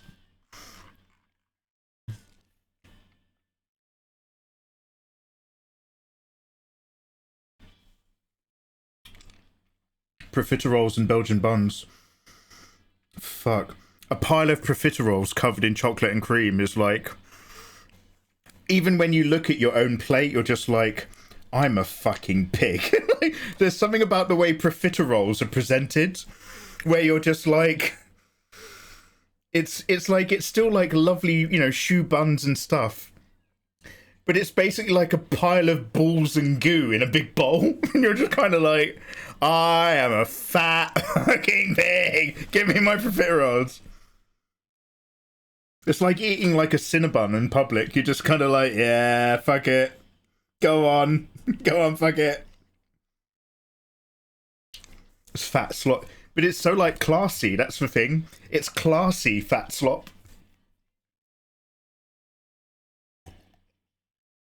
I like, what are the ones that are like, they're like almond and caramel. Oh, God, I can't remember. But basically, if there's a kind of French pastry that's got almonds and caramel in it, fuck!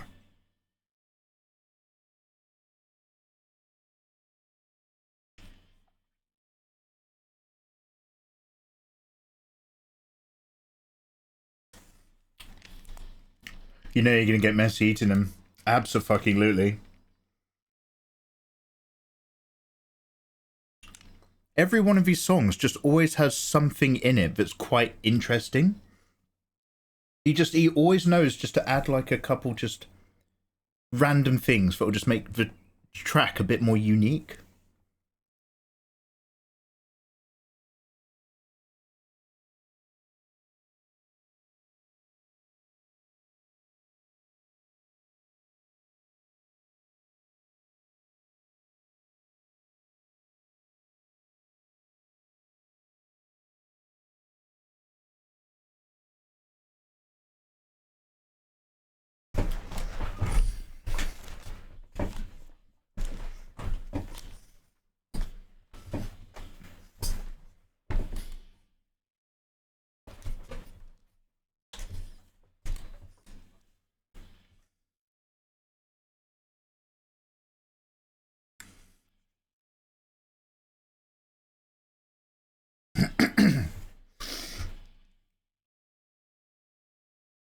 You can hear like the Radiohead influence that's in Muse.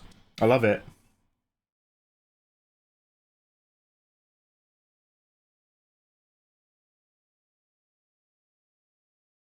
It's like they both started with the bends, and one of them realised they could make really interesting prog rocky music without changing up the band, and the others realised that making teenagers depressed earns them a lot of money.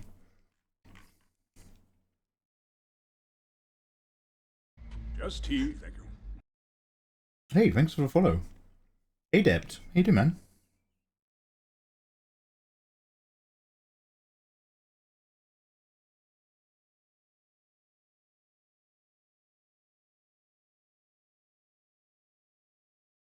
I heard saving is important. Yes. That's the best comment you made all day, mate. Belgian buns. Such a mess.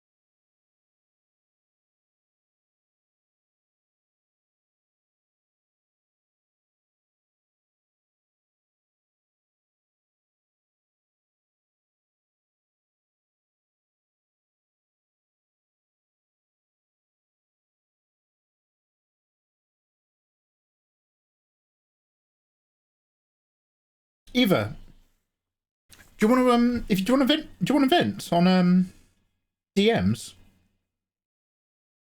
You're more than welcome to. Do you want to send me a message? And just give me like a quick breakdown of 6 back-to-back fuckheads and your interactions with them.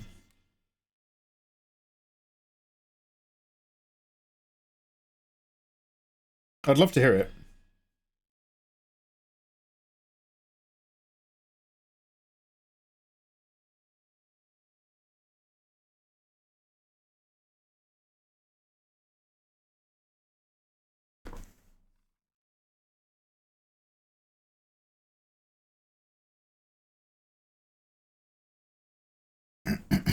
What?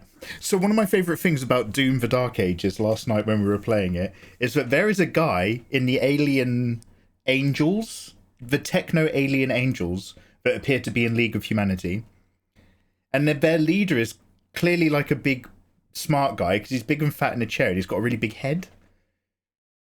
And one of like the peoples goes over to him, he's like, Lord, there's a leakage in the plasma in the portal field to hell or something like that. And it just goes to the guy and he's just sitting there on his chair and he's just like, yeah. He just like, it's like, the leaking plasma field will allow demons to attack us. You know, it's very much like Homer Simpson and the frozen yogurt. I call it Schnogurt. He's just like, yeah, that's bad. It's just like, it's such a random, because it's got like really awesome looking cutscenes, really awesome looking characters. And just cuts to this huge guy who's just like, okay. He just doesn't understand what the problem is. And it's like, you're literally fighting demons from hell. Also, I just saw your DM. I can't believe you were telling me not to draw. I would never discourage somebody from drawing. How dare you? How dare you insinuate? Oh, no, no, no, no, no, no, no, no, no, no, no, no, no. I was saying not to watch. If you're drawing, that's fantastic. How fucking dare you misinterpret me? I was saying not to watch, not to draw. I didn't want you wasting hours of your life on really old content. I want you to, I don't know, watch something that's going to be good for you. Like, I don't know, like a really good film. Damn. You were joking? Oh, you're a piece of shit.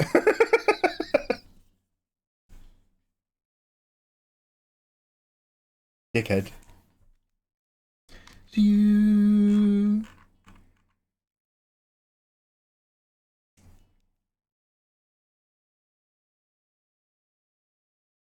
This is how it feels to be the only not dickhead in a Mikey Mega Mega livestream.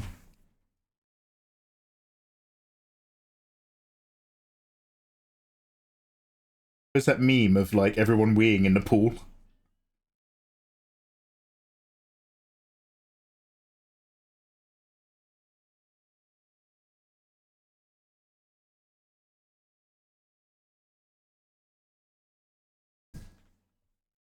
Does that mean I'm a dickhead? Yeah, you're all dickheads. I mean, don't get me wrong, I love you guys.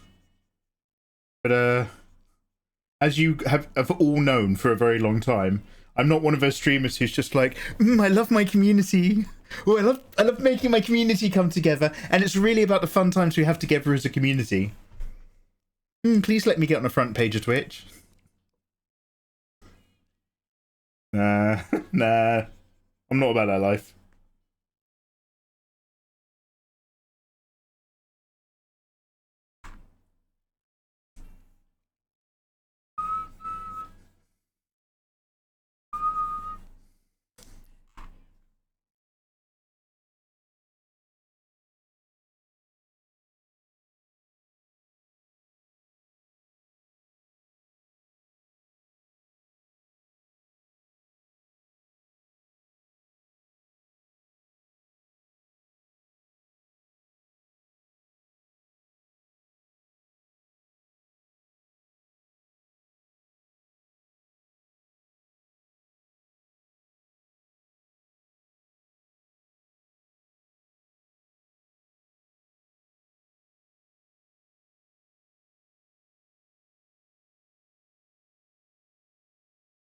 You'd have to be a dickhead to handle you. Yeah, that's fair. That's fair. When you playing Clair Obscur next, Mikey? Ah, Eva. Ah. The tug and pull, Eva, of the tides of fate. Sometimes they're kind, and sometimes we're not either, but travellers to strange tides and unusual shores. Much do I yearn, Eva, for the familiar bastion of Clair Obscur 33. Alas,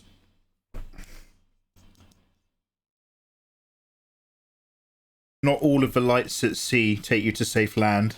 Some break ships upon their bays, and we find ourselves stumbling, Eva, upon the brand new shores of a desert MMORPG on the 5th of June called June Awakening, which we must endeavour to play for at least 1 week.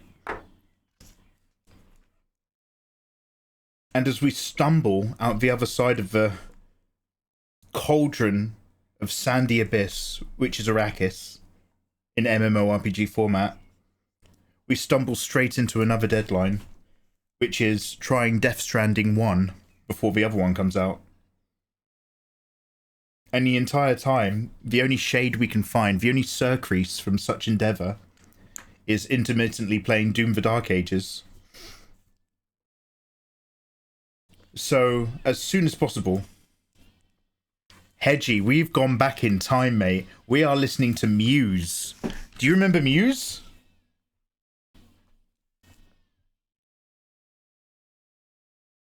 Kudos to people who completed it and not gone mad. Oh, is it really, like, fucked up? Do you know what? Don't tell me a fucking thing about that game. Which I was just about to ask you guys to... So even though you haven't done anything wrong, watch it.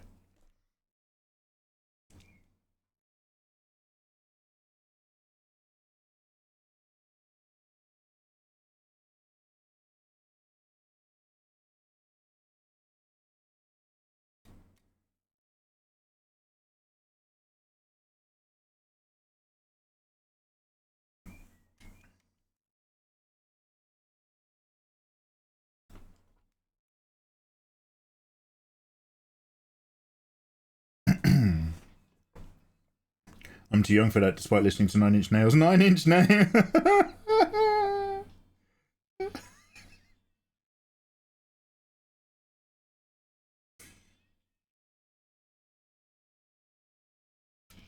You guys keep making me... Ever since I've come back, I think I'm just glad to be working again, but every time I come back to stream, you guys always come out with some shit that makes me laugh.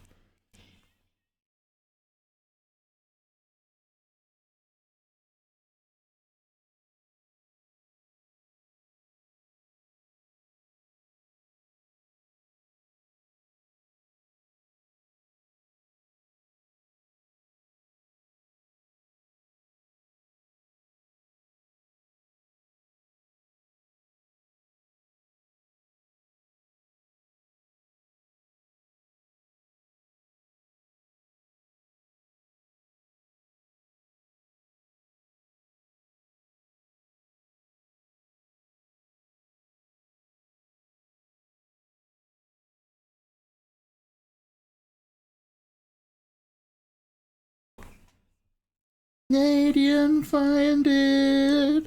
Oh, I've got lyrics already. Did me.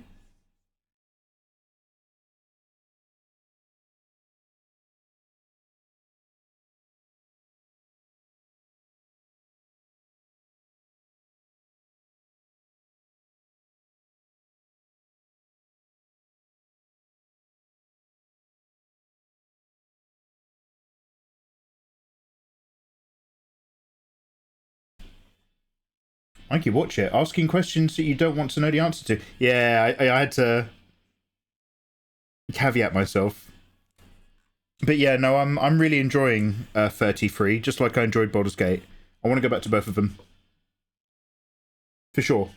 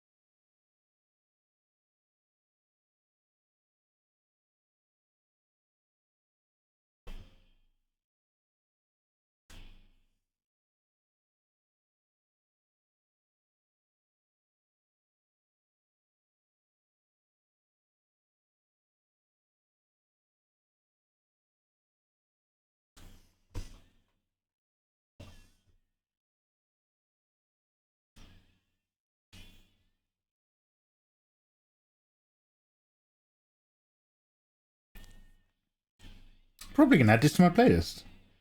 Yeah, go right back, by the way, dudes. We're listening to like the earlier albums around 1999. They were just doing stuff that nobody else was doing at the time.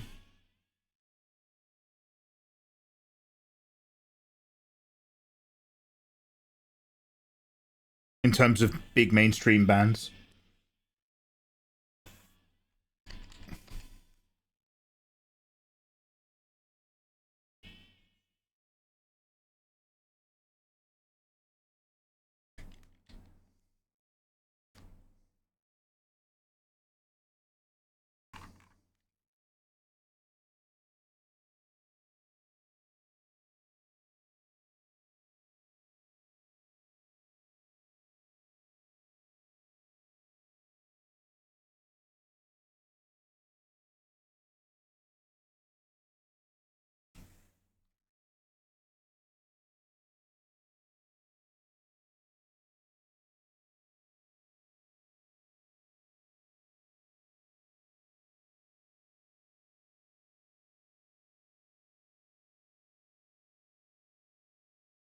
Yeah, we got a playlist up. I think there's 6 episodes, right? I mean, we stopped at a really convenient spot, so it's not like I'm going to be flummoxed. With Stellar Blade and Nier Automata, I'm probably going to have to play both of those games for like an hour offline, just to get the buttons back in my fingers and remember what the plot was. Oh, before playing again. Ow! Wow! That click wasn't my friend.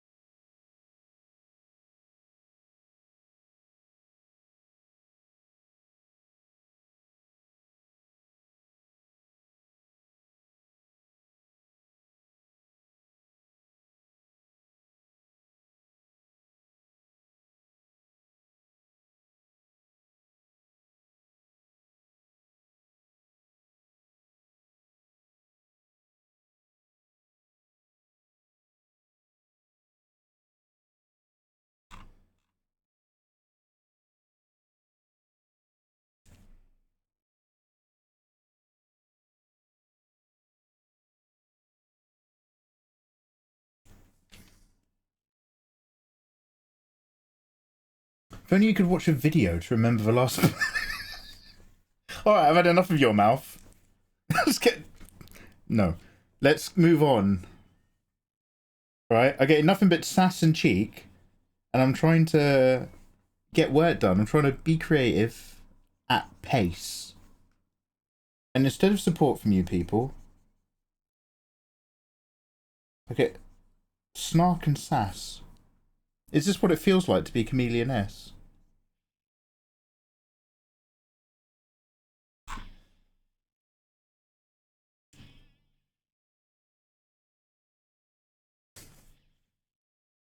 If you want support, get a dog.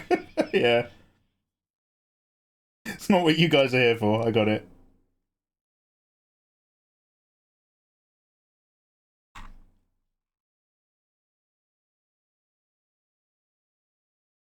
You people?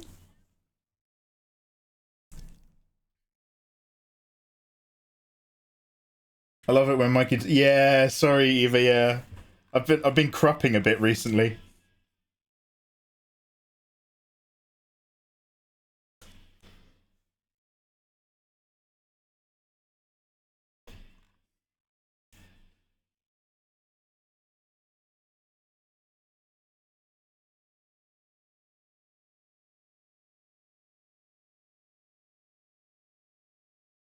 Getting a bit magnanimous with my vocabulary.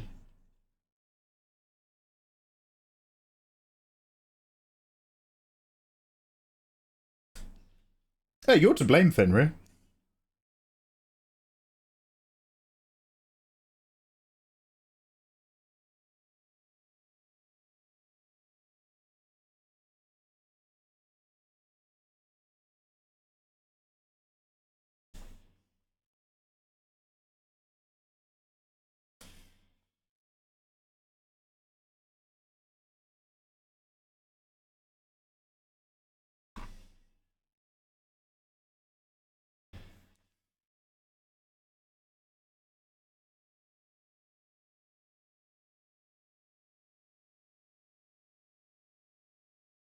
Oh, is that the one from Stygian?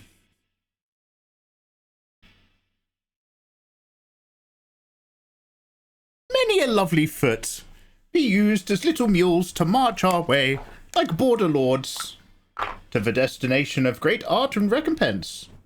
But if blame is to be laid at any of these sweet little feats, it is to Fenrir we must seek for answer. Your little piggies yonder, each surmounted on the end of foot, both left and right, Fenrir, have gone thoroughly and circuitously straight into one's mouth. And so without delay, blame and self-denial, along with doubt, become Fenrir's fair friends, within and throughout.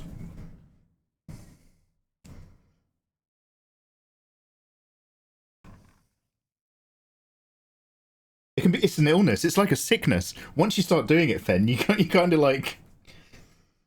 get into it a little bit too much. It's like quite difficult to come out.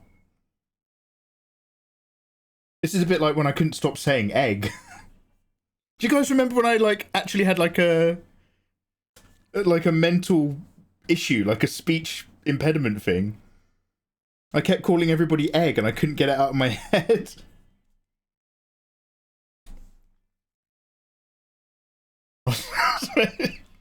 There's worse illnesses, yeah. Mikey, have you watched any movies? Yeah, Reiku, great question. I'll turn this down a little bit.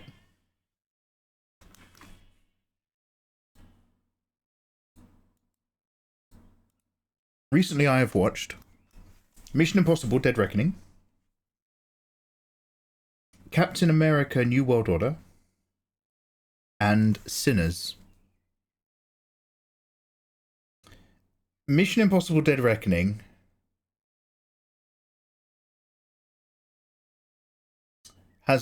is like mostly really good, but it has just a few bits which kind of like tug on me as a little bit bothersome, in the same way that the last Daniel Craig James Bond movie kind of tugged on me. No, Spectre. Spectre tried to take a lot of separate movies and kind of link them together a bit. And Dead Reckoning Part 1 and Part 2, because it's kind of an end of a vibe, they tried to proactively project stuff. Well, I was just went down a hole there. I was like, proactively project posthumously preconditioning to the first Mission Impossible film. Even though it's never happened before, in Dead Reckoning, they're just like, oh, by the way, whenever you join a Mission Impossible team, there's the oath. And the reason why you have to take the oath is because the reason why you go into the team is because you're given the choice. And this is all brand new lore that they have to project on having happened before the first movie. And they do it in order to give a particular bad guy enough credit, essentially, to legitimately take out one of the main characters. My God, Rebecca Ferguson. I'll remember her name eventually. And then it sort of, it brings in a bit of stuff from Mission Impossible 3. And you're just kind of like, ooh, you don't need to do that. You don't need to make the protagonist directly responsible for the bad guys kind of stuff. Ilsa Faust, correct. Rebecca Ferguson is so fucking gorgeous, it's insane. It's actually mental.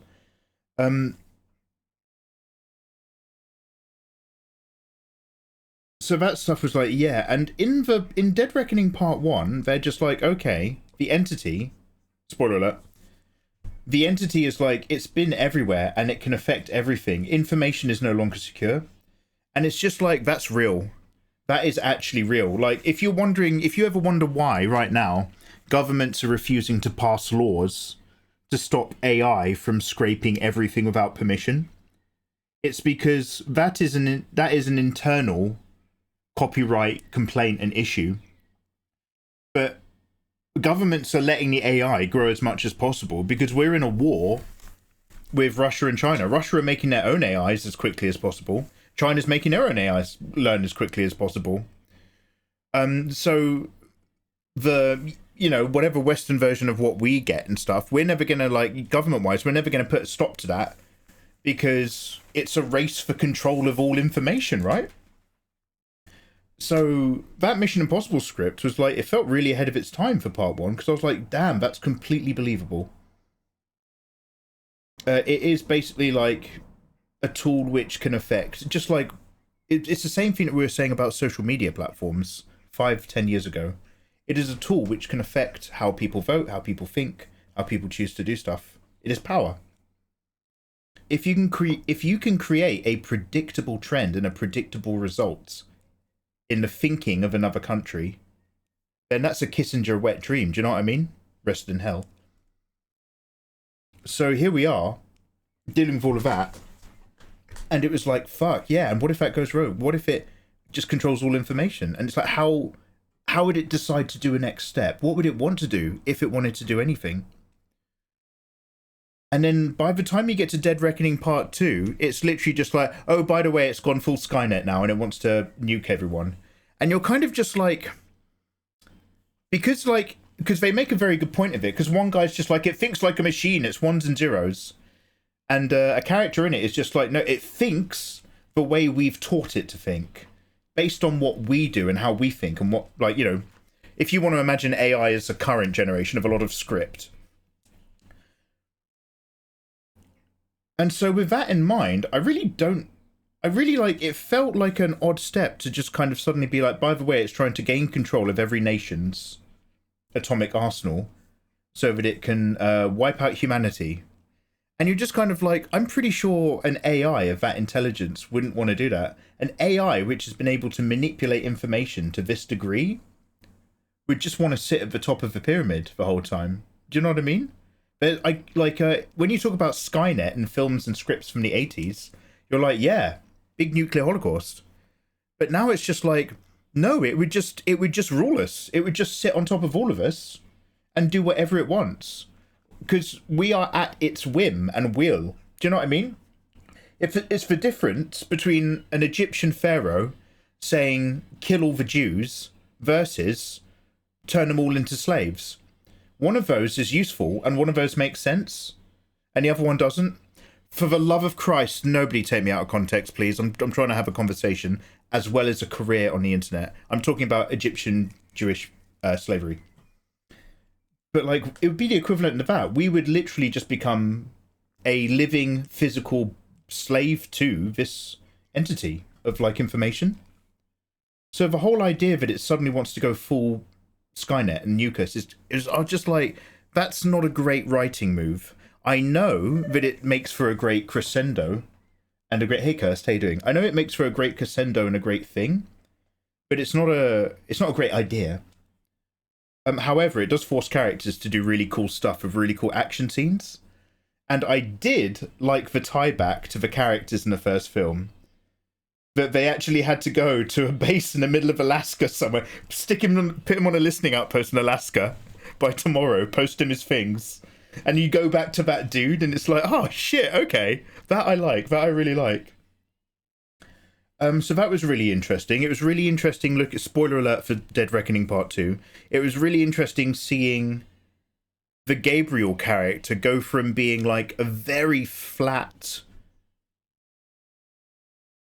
herald of the entity, and then once the entity no longer supports him, he suddenly becomes like a little bit like more frayed at the edges. Do you know what I mean? And there's this really weird bit where he's got it's a bit lazy writing. Yeah, and the thing is like, you have to go big, right? Because it's a blockbuster though. There's a bit where but yeah, so what I'm talking about is there's a bit that happens in a lot of these really big franchises where you're watching the first few movies and those movies are set in our universe. And you can believe that Mission Impossible 1 through 6 are all set in our world. And they've all happened, and they've all managed to not destroy humanity, and that's what's going on in the background. And so Dead Reckoning Part 2 kind of steps beyond that. And it's like, okay, this is what's happening around the world now. And you look out the window, you're just like, well, that's not actually happening to me right now. Now I'm watching a movie that's set in an alternate reality. Does that make sense? So, like, you have to kind of, like, get over a few really weird, very subtle mental things with this film. The way he died just pissed me off. So, that I still don't know how to think about that. Because when I saw it, and when that happened, and it's like, too bad, Ethan, only one of us has a parachute. And he's like, dunk. When that happened, and I watched it, I was just like, oh, I was just like, oh, man. Because the first film has to, in order to legitimize and validate the killing off of Rebecca Ferguson, I love you, they had to make Gabriel a real bad motherfucker, a real mystery man who's been there since the beginning. And you know what? I'm really glad they never explained the flashbacks. You get it. At some point in the past, a girl died in Ethan's arms who meant something to him, and it was Gabriel who killed her. And that's it. And nobody ever talks about that. And I'm really glad they took that choice. But it feels like there's a lot of little side narratives that got left on the cutting room floor in part 2, and that might have been one of them. So to go from that with the character, and then in part 2 he starts having those cracks around the edges.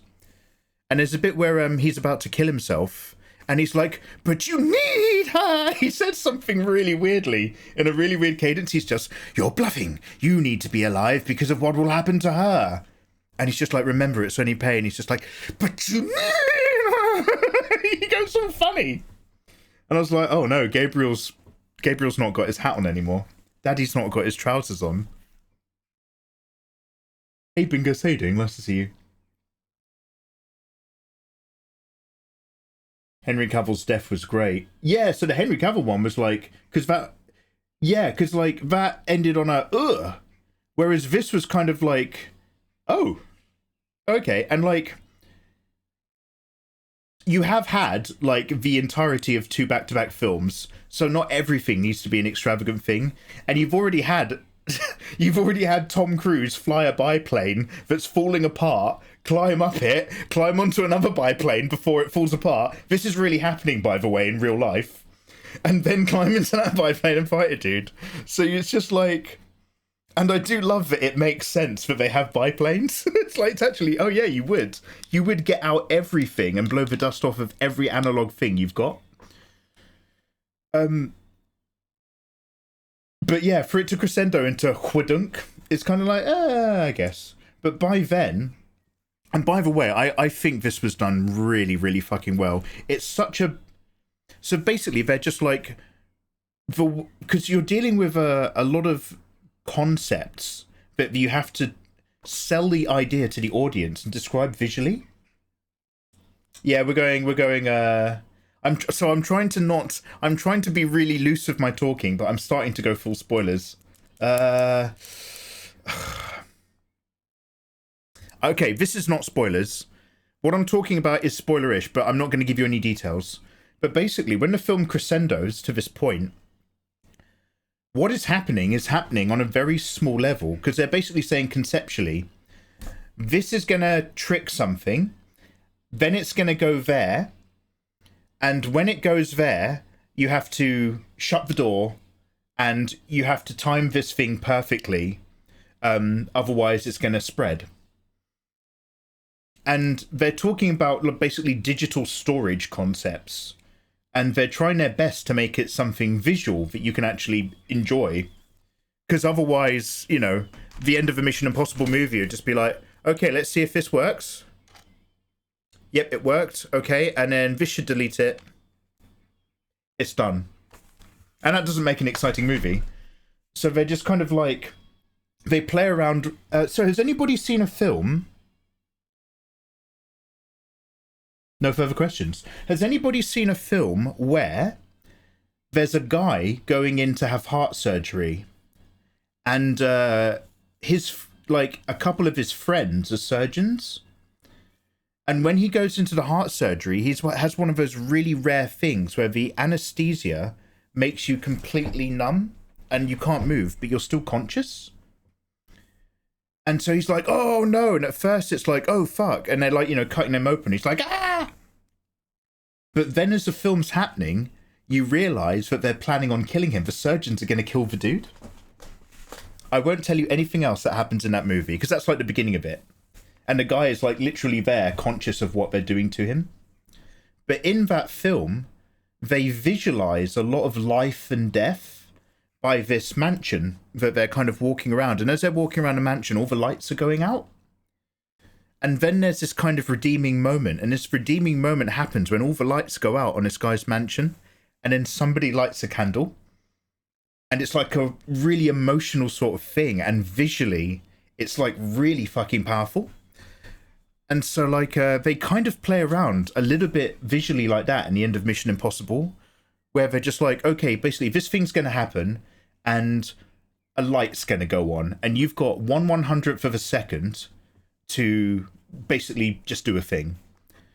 And it's all about like, and obviously to make this thing happen, there's like, a team over here blowing shit up, and there's a team over here flying a plane, there's a team over there doing the technology, and there's a team over there, but it's all got Mission Impossible energy. But the crucible of a moment is like in this one thing. A light's going to go on here, and you've got 1/100th of a second. If you do it too late, everybody dies, and if you do it too early, everybody's infected. And they do it so well. So basically, you what I'm getting at is I kind of don't like the way they killed off Gabriel, but I also get it, because Gabriel's not the crescendo of that moment. To take him and just completely undermine him and be like, slap, bang, you're dead. Fuck it. Go on then, fuck it. Because the real crescendo of the moment is then, someone, how do I do this without spoilers? Somebody falling into mist, trying to make something happen. It gets a little bit the end of Doctor, who's that doctor? Watson. So it gets a little bit Sherlock Holmes in that, we're all falling away into mist kind of stuff. And Doctor Who, it works. And so he's having to make something happen, and I don't know why, but like it's such like a mundane thing, cut this, move that.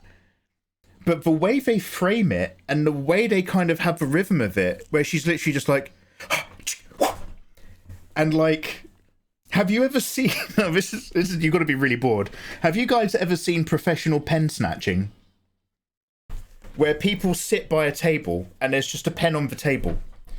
And it's like, and people train themselves to snatch pens really fucking fast. It's like, it's really good. It's really good. So it's kind of got that energy to it. And I was like, they did really, really well to make the whole balance of the world dance on the head of a pin. Fuck you, Fenrir. They did it so well to make the whole world's results dance on the head of a pin in a single visual moment. And that's how I'm using that metaphor.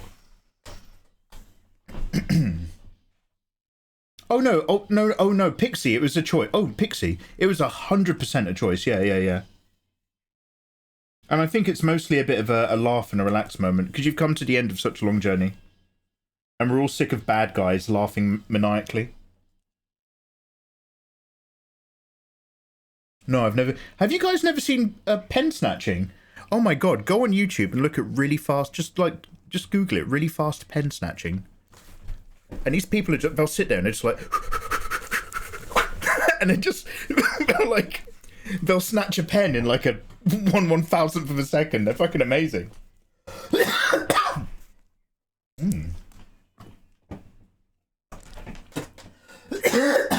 Gross. Sorry about that. Do we have to? No.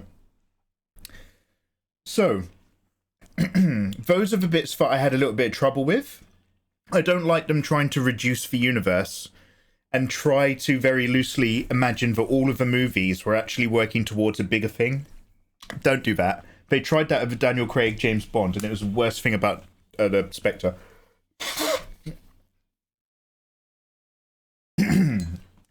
However, pretty much everything else I really liked.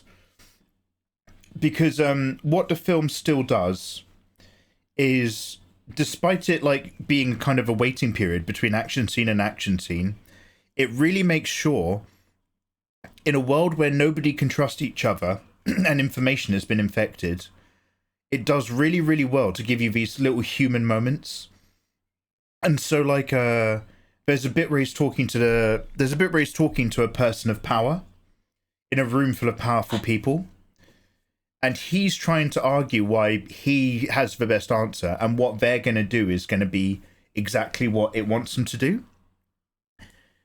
And it's kind of interesting to rewatch, because what happens is about halfway through because everybody's like, you're crazy, Ethan. There's no way we do that. We need to do this.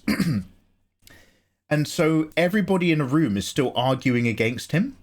But there's a bit halfway through that argument where the person in power starts doing something. And by the time the whole scene is at the end, the thing that they were doing is basically something that authorizes Ethan to go and do what he needs to do. And it's really interesting because you're listening to the whole scene because they're explaining a lot of actually what's happening, and it sets you up for what happens later. But you realize, in terms of characters taking a moment to believe in each other and risk like doing what this guy's saying, you realize that it's like a particular key sentence that he actually said halfway through his argument that's convinced the person in charge. And it's really solid because it means the person in charge has processed the entire thing that he's saying, agrees with him, and already understands that the next half of the conversation is missing the entire point. And so they've already made the decision to go along, and they start doing something about it. And so it's fascinating to see people who are thinking on Ethan's level come to his conclusions halfway through a conversation that other people still have to argue about and talk their way through. So all these kind of little writing moments like that are really... So it's like you've got these big choices that feel lazy, and then you've got all these small scenes and dialogue moments which are still really fucking good. Still really like that Mission Impossible bit where it gives you that human heart feel. So yeah, I liked a lot of it. And I liked, obviously, the submarine... Now, if you've ever watched Thunderball, the James Bond movie, arguably the most boring Sean Connery film in the world. Well, actually, no, League of Extraordinary Gentlemen. But there's a rule about Thunderball that people say, and the rule is, if something touches the water, it becomes boring.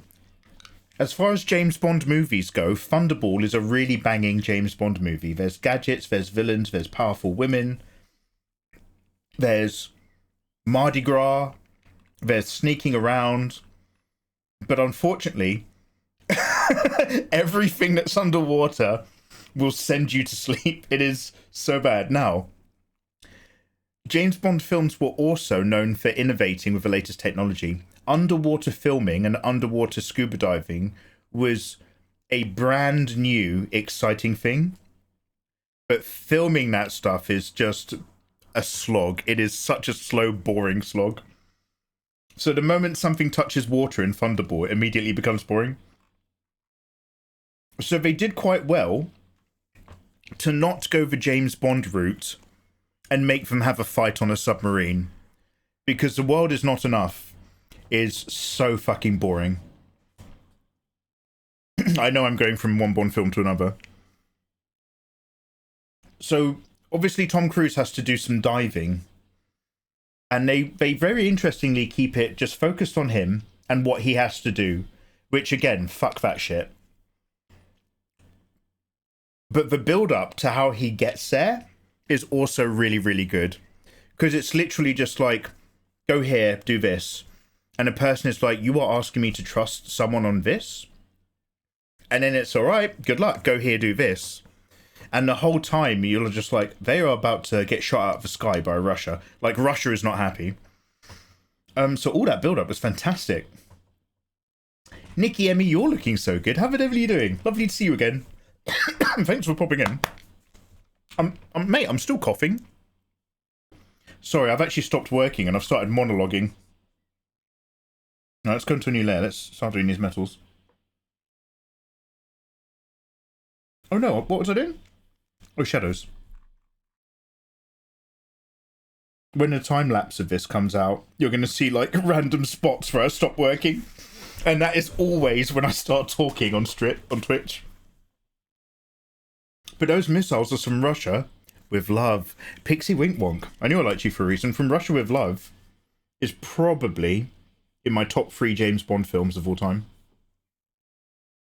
That's real good classic Bond. That's some real good Bond, that is. Hey Dark Souls, welcome back. My sis finally watched Sinners. Yeah, okay, so I'm going to start monologuing about Sinners in a minute as well. But we're still on Mission Impossible. Actually, do you know what? I'm going to make a fresh cup of tea and shut my windows. My feet are getting cold. What's your favourite Bond film, Mikey? Is it 1996? Is that when it came out? GoldenEye. GoldenEye was the zeitgeist for me.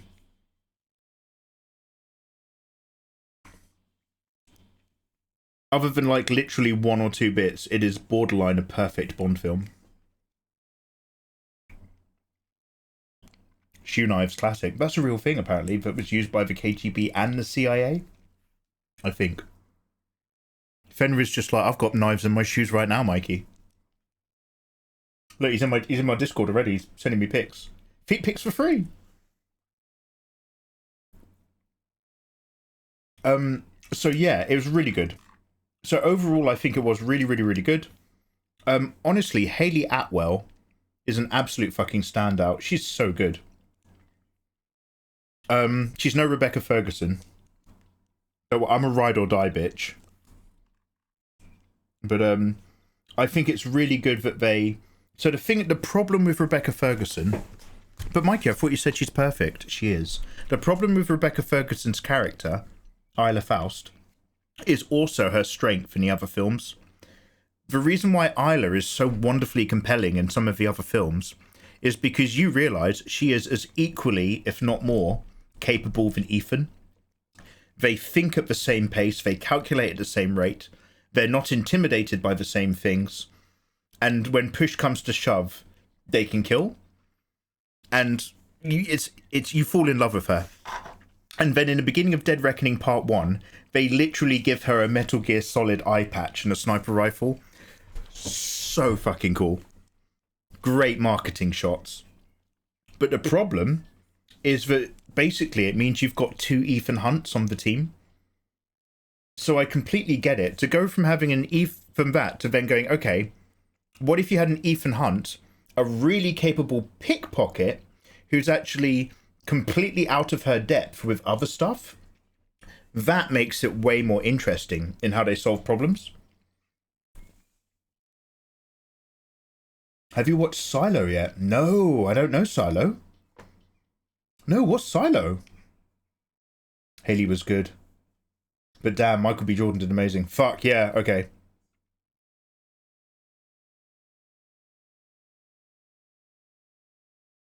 Were there any other Dead Reckoning bits I want to get off my chest?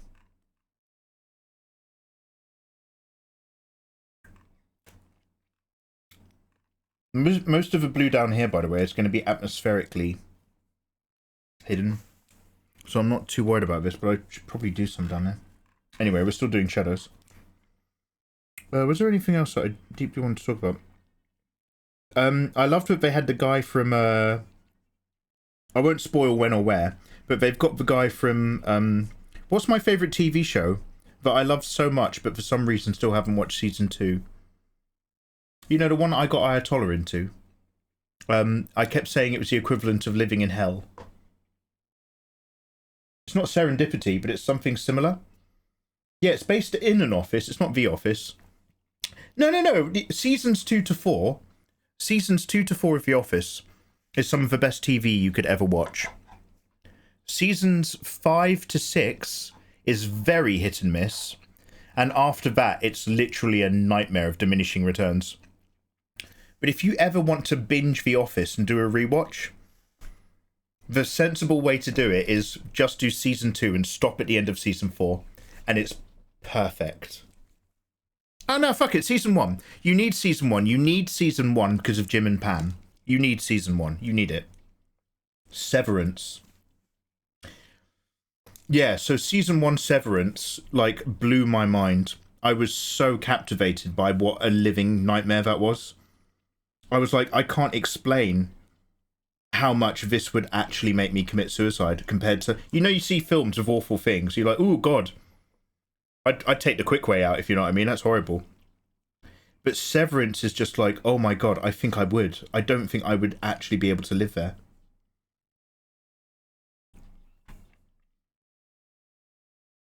So yeah, so seeing the guy from Severance was really good. You must be out of your mind. And you must be out of your mind. You know, because he says it so softly, but so authoritatively. Oh, mister, if you want to come and grab the bear by the horns, you're dancing with the right captain. Oh! Hoorah! I still haven't seen Severance. I would recommend Severance to anybody who's worked in an office job that they've hated so much they've gone through a really, really, really, really long poo. Even if you like your job and you like the people you work with, you know when it gets really busy on the phones and it's never ending and you're just like, fuck, I have to walk away from my desk or I'll kill myself. And you just go and you just sit in a bathroom stall and you just sit there quietly as a mental health break. If you've ever worked in an office job like that, watch Severance. It will horrify you.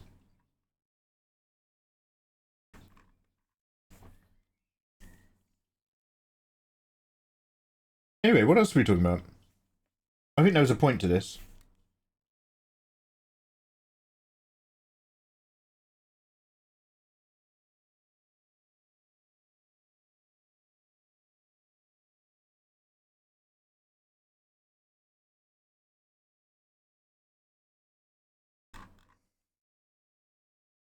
Oh yeah, Dead Reckoning, Dead Reckoning. I've taken naps and I've had cries in the office bathroom. Pixie, it'd be like, God bless your heart, mate. It'd be like that. It'd be like that. I've got very mixed feelings on how season 2 ended. So that's the thing, is like season... So this is almost... Now, basically I'm saving it. I'm just saving it. I'm saving Severance season 2 in the same way that I've been saving the League of Legends animation. Because I've not really been in the mood to watch either, and everybody tells me it's really good. So I'm like, okay, great. I'll hold on to that, knowing that I'll probably look forward to it. But Severance season 1 ends right on the Rubicon. That one's for Fenrir. I was going to start dancing on something again, Fenrir, but I changed it for you. Season 1 ends right on the Rubicon. And season 2 is either they step over the Rubicon and shit goes all over the place, or they take the other route where they step back from the Rubicon and actually everything's still back in the office. And it's like, I'm almost scared to watch it for that, if that makes sense. Because like you get this hint of like what the bigger, more suspicious meaning is behind the severing. Like you realize actually, oh, it's fucked up cult stuff for living forever shit. And so like either this gets blown up and goes big, or it goes, I don't know. Do you want to know what I need to rewatch? Westworld. I've only ever watched season 1 and a little bit of season 2. There's more content always coming out. If you work in an office job and you're bored, print a fake resume of somebody that you don't like using your boss's printer. Oh, damn! Because then it looks like they're looking for a new job as well. Oh, that can get somebody prematurely let go, man. That's dangerous. Joke, just print a lot, print a lot of art. That was my outlet. Don't tell them, don't tell them. But yeah, that was my outlet. I used to come in early to work and I used to download art book PDFs and then print them out and bind them using the office equipment. That's fine. It's either that or starting a fight at a Christmas party. I took the high road.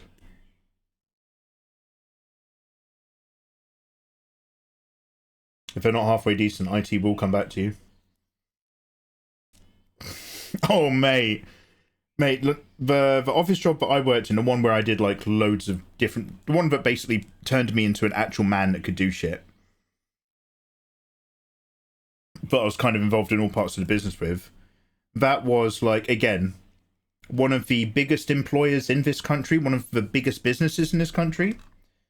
And our particular marketing arm that handled the... We handled millions and millions every quarter. I saw them. It really was one of like... Because I think things might be a bit better now.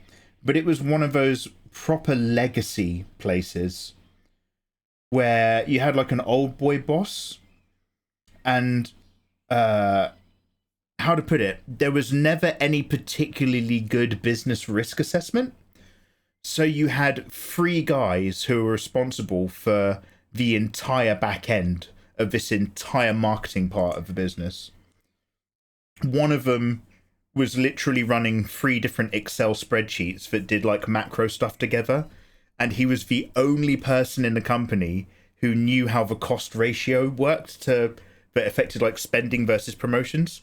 And that's the guy, I know I've said this before, but I had to learn the basics of his job just so that he could take a holiday. And so we had 2 other guys in different parts of the company in a very similar way. Like one guy actually, we had one dude who understood the entire back end and how like it read from the database. What's SQL? I don't know. And then another guy who did something really similar. So they might have noticed that like a lot of printers were being used at like 6 in the morning. But they were way too busy to give a fuck. Anyway, by the time I was doing that, I was already in a position of power. So, like, I don't. Now that I think about it, there probably wasn't even anyone to tell me off. SQL is database language. Yeah. Okay. Brilliant.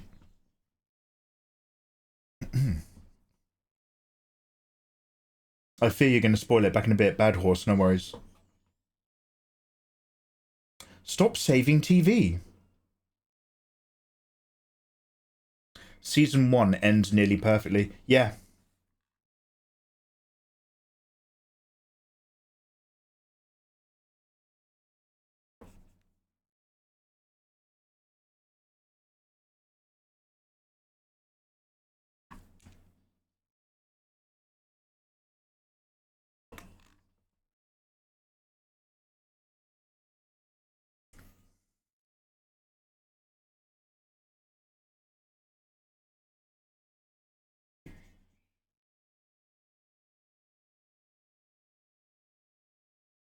Okay, was there anything else I wanted to talk about in Day Reckoning?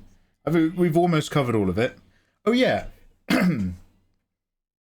I also liked the box. I liked the esophagus. No.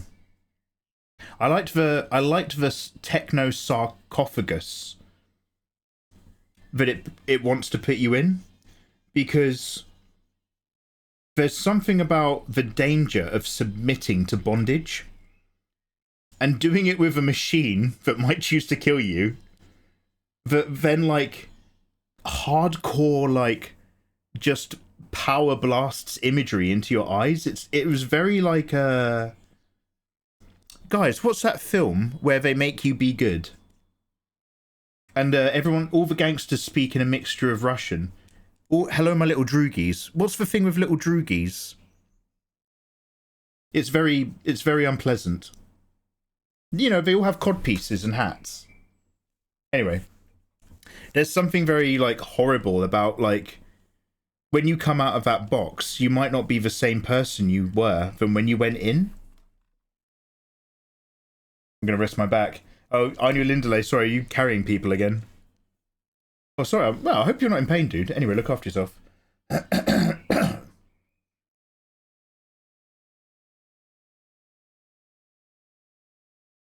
If you had said COBOL, nobody these days knows it. Is COBOL really old architecture? Damn. You can get paid a fuck ton by companies to work on their legacy code. Oh, are there a lot of businesses that still have like really old back-end stuff that they need to have put into a better, more modern database? Yeah, I guess that's probably still a thing. You know, there's people who are literally just like, can ChatGPT do this for me? Oh, I've lost all my business data.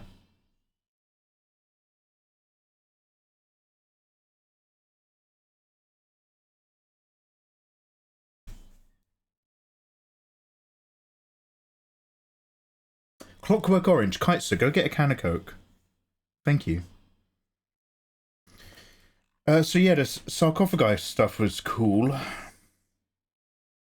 No spoilers, don't worry. But the reveal for why that other agent really dislikes Tom Cruise's character. Because in part one, there's that guy who seems to really have it out for him. The reveal for that was a bit kind of like, I don't think we needed that either, to be perfectly honest. And do you know what? I think if Spectre hadn't worked so hard to make everything revolve around James Bond in particular, I probably wouldn't have had half the amount of issues with Dead Reckoning Part 2 than I do. But a lot of those decisions really reminded me of those bad choices in a different franchise.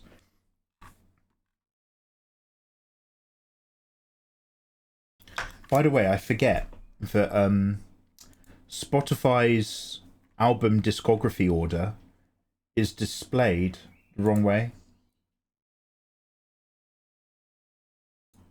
Oh, they've got a button. You can one sec.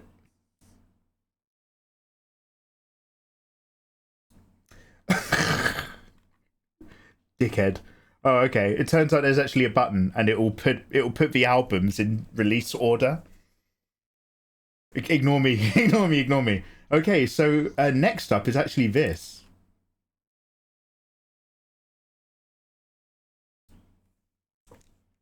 Spectre was a soap opera. Yeah, it went a little bit that way, which was a shame. It really still quite an enjoyable film, but a lot of decisions really just didn't work for me at all. The AIs will be the one managing the ancient code. They will be when we're gone, Fenrir.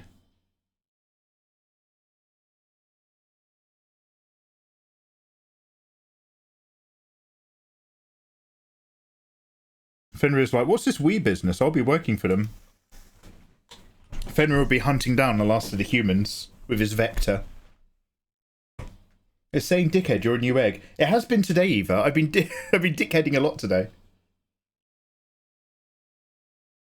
Mikey not ever seeing a button. You're gonna see that going? Yeah. It won't work on me. I have information blindness. If you put an important piece of information in the middle of my line of sight, I won't see it. Like, I think most people have a spot here and a spot here in their peripheral vision where they can't see. And it's to do with where your rods and cones go into the back of your eye. Unfortunately, mine is an oval window about this big right here, right in front of me. If you put an important bit of video game text right there telling me how something works, I won't see it. I'll just complain.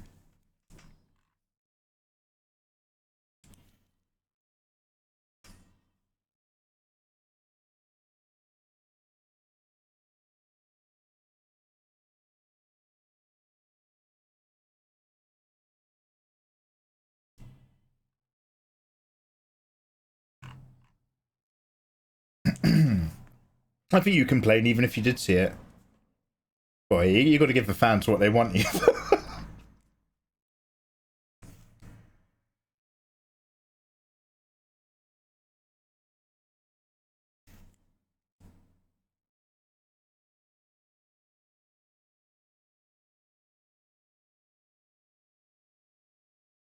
I'm not in love with that bit there. Let's just even it out.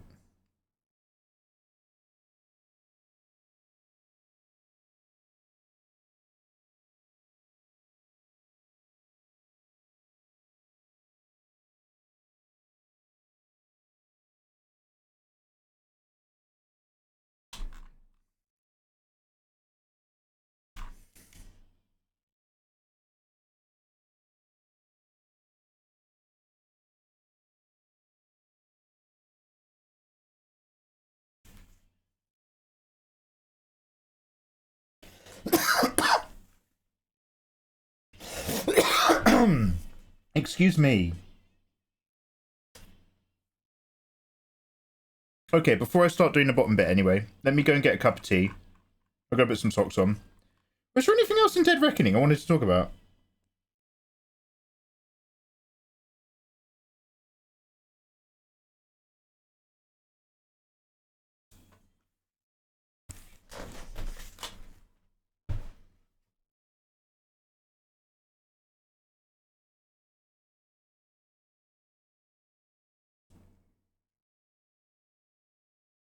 I have information blindness.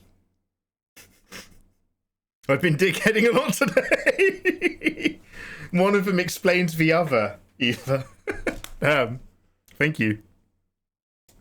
You've hit a vein of quote Rich Mikey. I'm taking this as a time to make myself a lem sip. Your coughing is making my throat scratchy. Oh, I'm so sorry. I'll try to mute myself a bit more. Actually, yeah, I'll make a lem sip as well. That was a very well implanted suggestion, Pixie. Very subtle of you. I've just been incepted. I'll see a doctor about it, don't worry. What else? What else with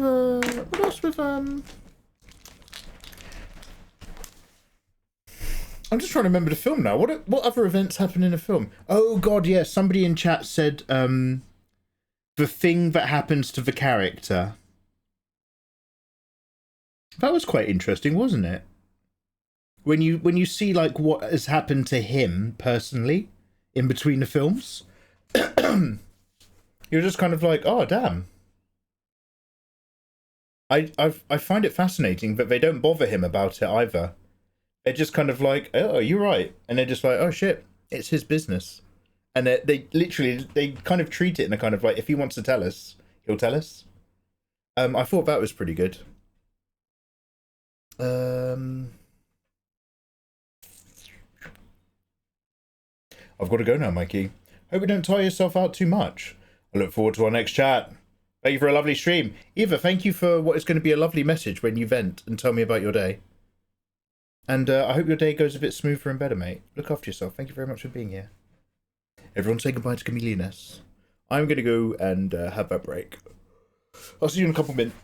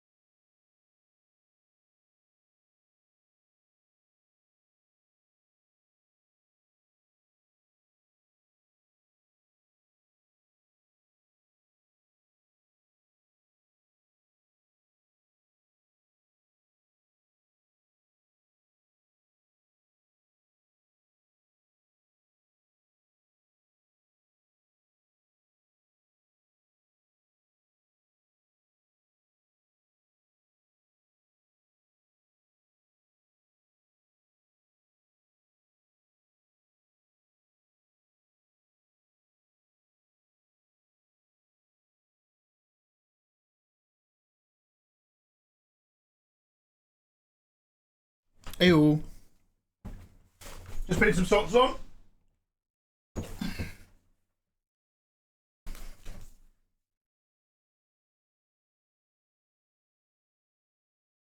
Oh fuck, I forgot the lem sip. I just made a cup of tea. I kind of went on autopilot whilst I was eating. I'll get a lem sip later.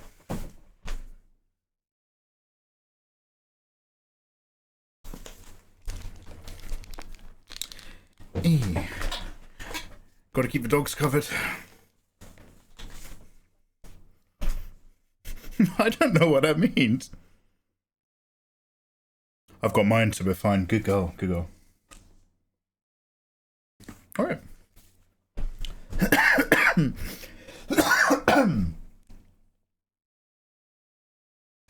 Oh, toes. My bad.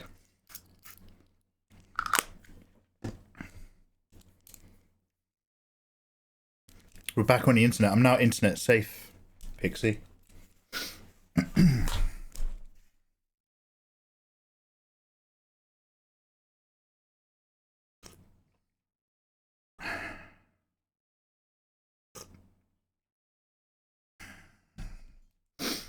going to start with silver, but there might be browns. We'll see how we go.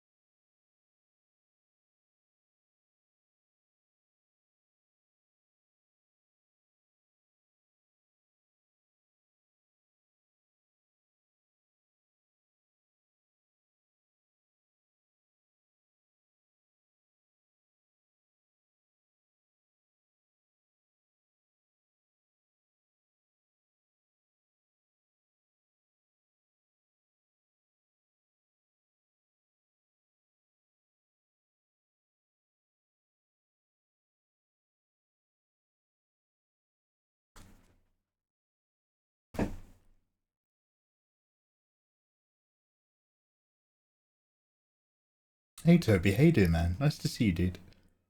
Sorry for shouting at you yesterday. Playing Doom for Dark Ages got me really pumped up. Sorry, man. Dakotum, how you doing, dude? I don't remember Artorias looking like this, but I like it. Artorias was one of my favourite Dark Souls 1 bosses. Really good DLC. But I only know how to draw buxom ladies. So I'm doing what I can in my own way.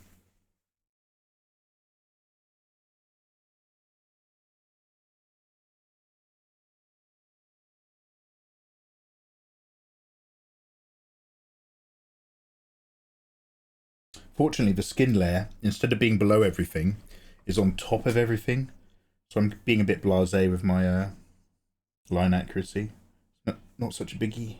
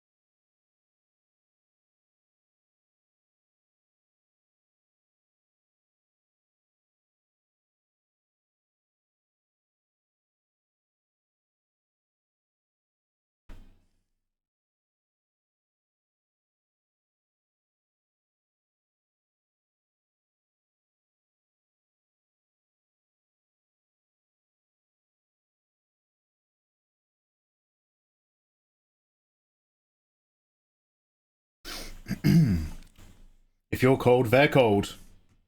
Correct. And they were. And I was.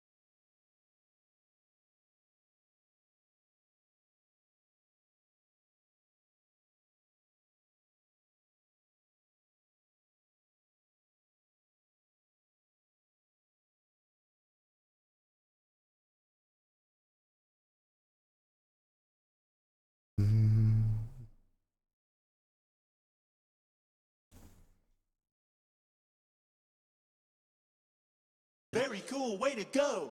Howdy. Crouton Commander, you handsome rogue. Thank you so much, dude. Howdy, howdy. 7 gorgeous months. I appreciate it. Cheers. You're an enabler, Crouton. How you doing, man? How's your Monday? You're gonna draw Quelaag too. Now, one half of her is great, but I'm not a really big spiders guy.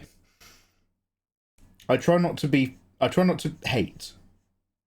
But I can't say that I love spiders. I've had another go before at drawing Dark Knight Lautrec as also a busty, untrustable waifu. So I'm sort of considering having another go at her. I've drawn Artorias before as well, but like long ago. So we got options, but we'll see. We'll see.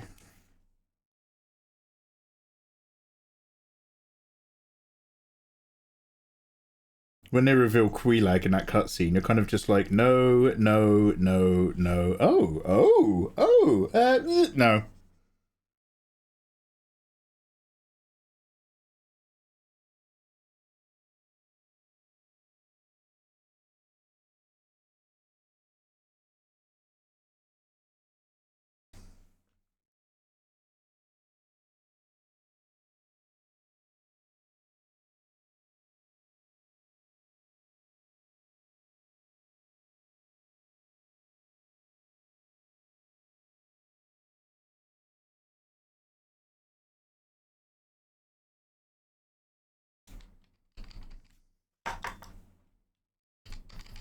Is this from an EP or is this on one of their main albums?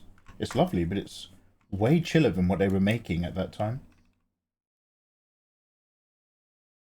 Oh, it's a live EP. Alright. What was the next actual album? After that, they just got massive, so they kept releasing loads of singles. Here we go.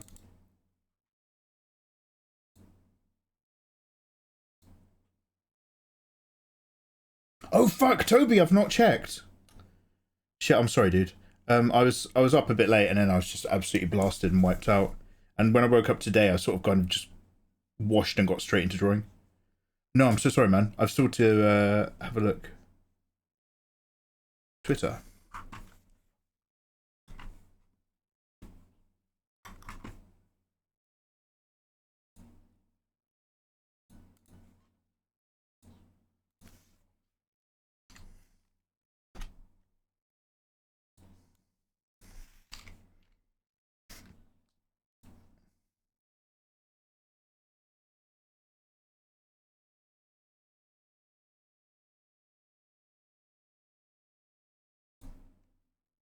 Hello there. Hello. Sorry, I'm just loading up my other Twitter accounts. Toby sent a photo 23 hours ago. Oh, damn. See, I remember this character from a cutscene. Oh, she's got smile wrinkles. That's cool. Damn, this 3D print is coming out smooth. Technology just be like that, huh? That's really cool. When you're putting stuff together, Toby, do you find you have to do a lot of like sanding and filling in gaps? Or does it just come out looking like that? That's really good. You need to take some photos of that, Toby, not in broad daylight. This looks gorgeous. The flat daylight's not helping, though. You want to get her under like a spotlight or something. No, sorry, it's for Toby to share. If Toby would like to share it with the class, we'll give him a permit. But if you send me something in a DM, I'm not going to just randomly show it on screen.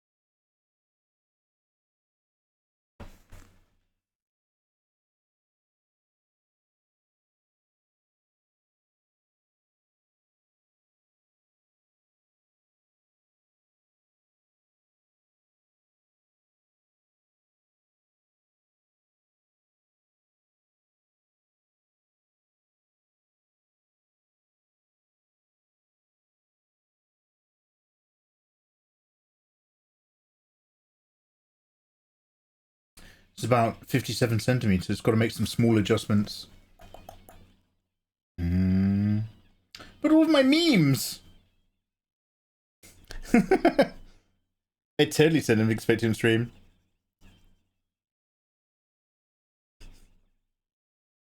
There's two types of trust in this world. Keeping secrets and keeping promises. Not everybody is good at both. And I am, like I said before, great at keeping secrets. Terrible at keeping promises, so I try not to make them.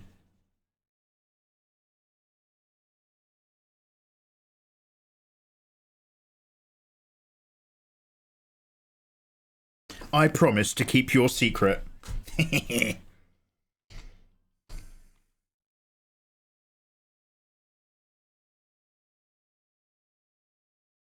having trouble seeing this line art, to be honest.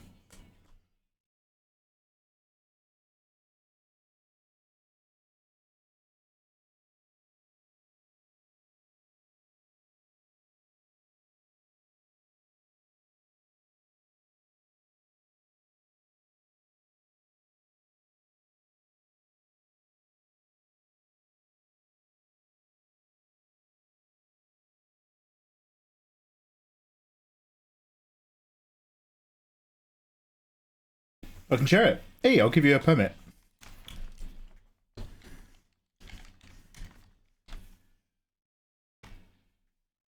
Let me know if you need another one. Keep your secrets emote removed. Damn.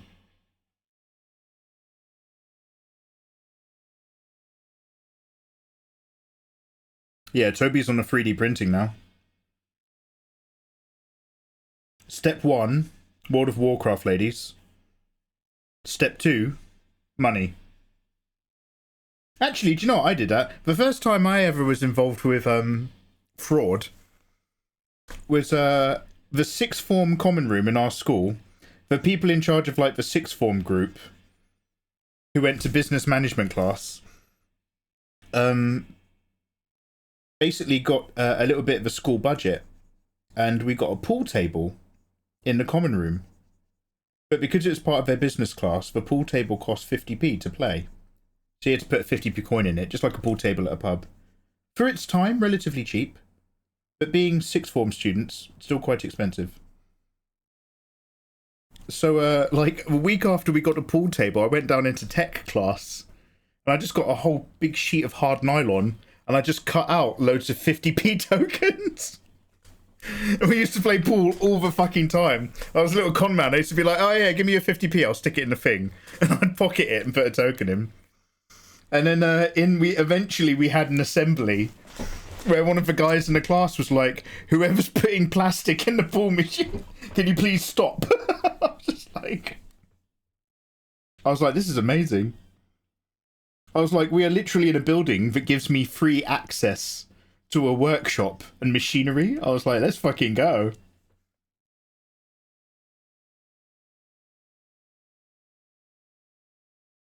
You can't prosecute me for a crime that's more than 7 years old.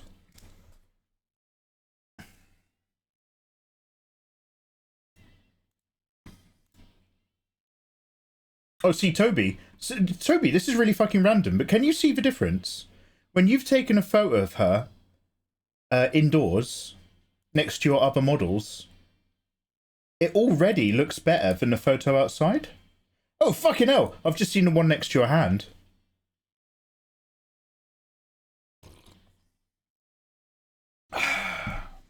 That's really cool, dude.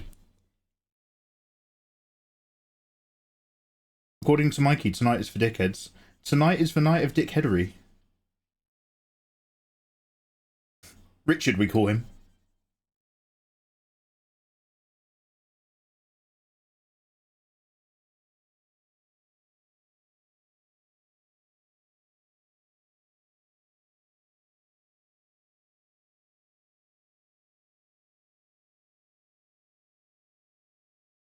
Give me...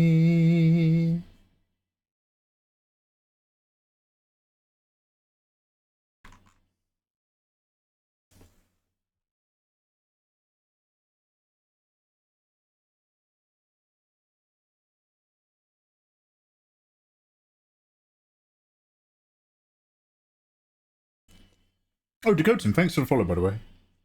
Cheers, bro. Oh, God, wrong brush. Sweet erasers.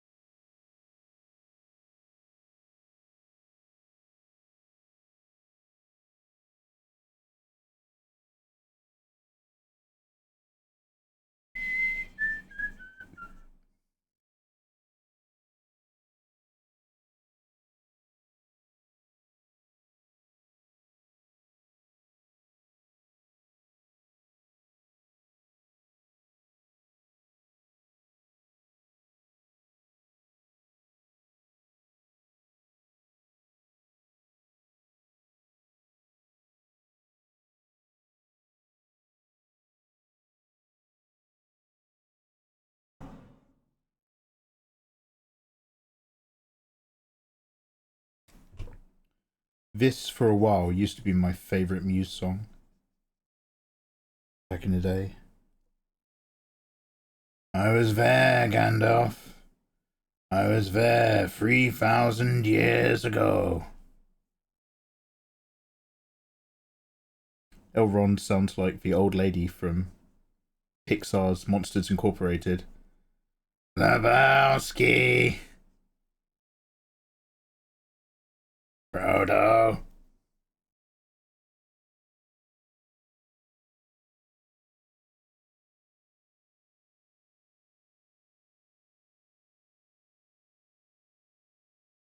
Angel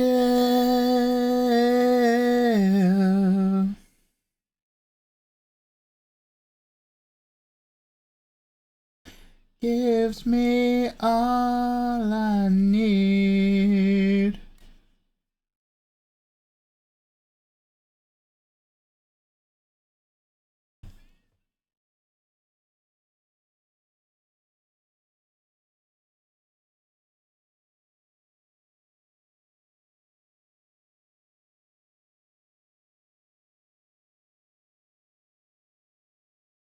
You make me sick because I adore you so. The dirty tricks, twisted games you play.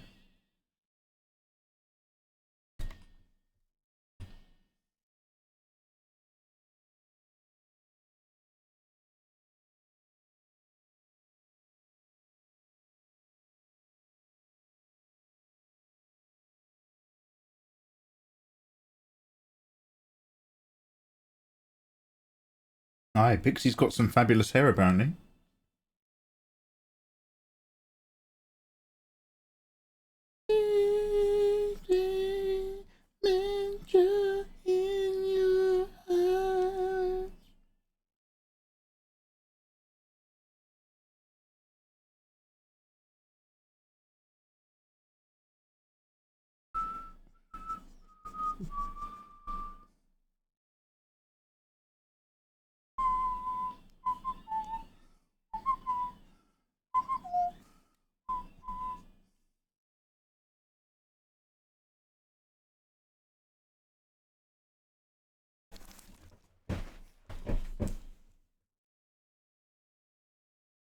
Make me wanna die.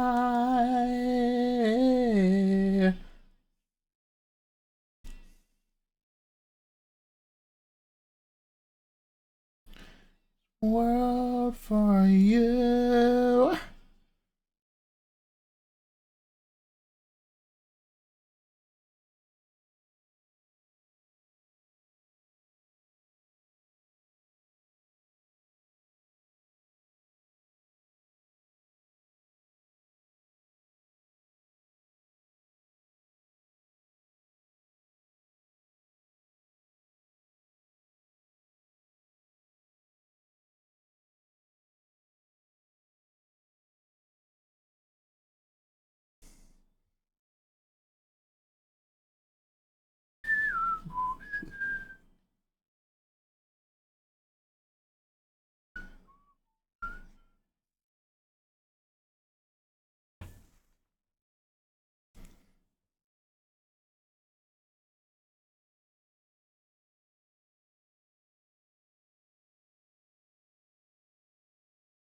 Breathing again.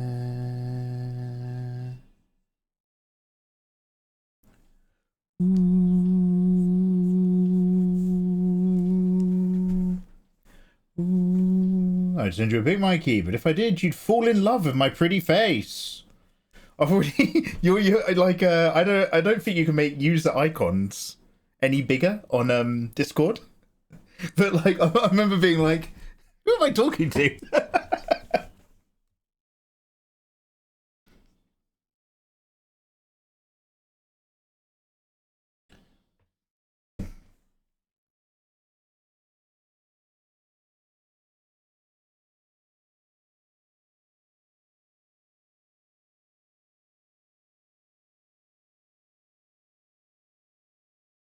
Face pics are great. Face pics are so safe. I forgot I added you. Now that messaging looks desperate. Pixie! Pixie! Pixie! Look at me, Pixie! I've always liked pinks and reds. Pixie! I like redheads! Kites is here! Dude, I cringe if I just make an extra word in a sentence. Like, I'll just like reply to somebody in chat and I'll just be like, oh, sometimes I like to play Sekiro sometimes. And then I hit enter and I'm literally just like, oh, just kill me. Every time I like, if I put a redundant word in a sentence or a duplicate word from the start to the end, I'm just instantly just like, oh, fuck me, man. I don't know why, it really disappoints me.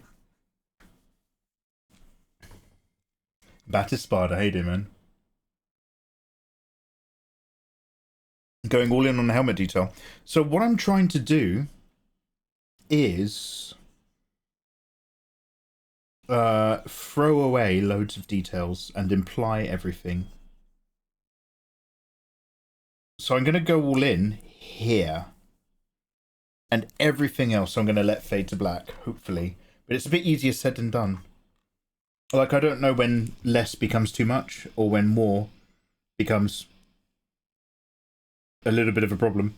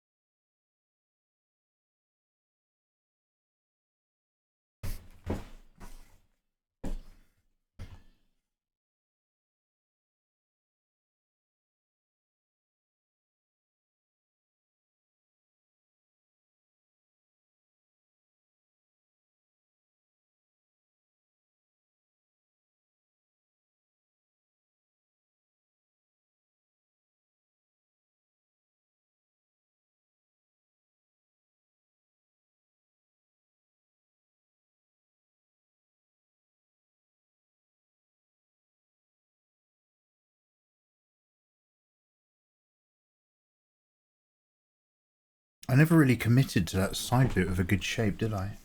I remember it being a problem.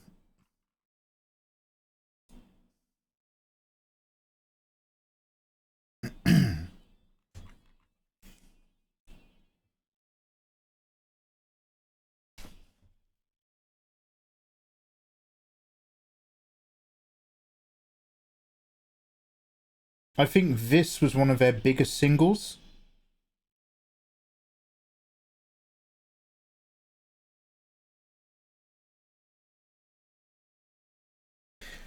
Close your eyes, baby. No big surprise.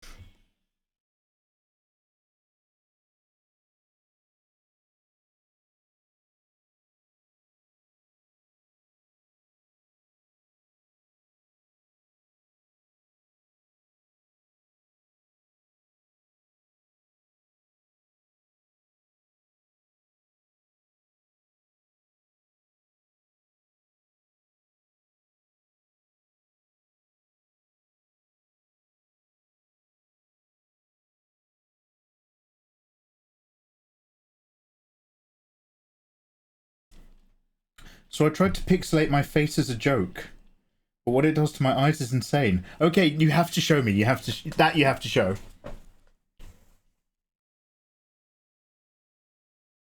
You really should go from muse to cake. Yeah? You feeling some cake? That was... Fenrir, that was one of the songs I was singing at my phone last night. Frank Sinatra. Yeah, we can go to cake. There's still... Muse still has a couple bangers left in the barrel. At least from memory. And then, yeah, we can cake up. I'm cake receptive.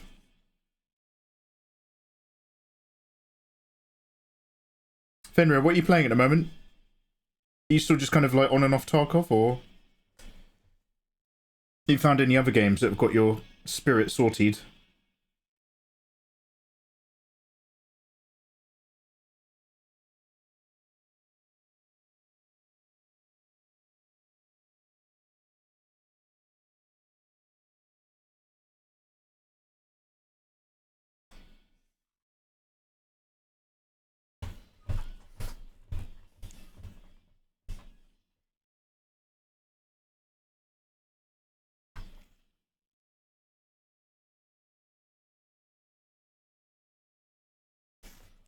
No, just a thought. It's a good thought.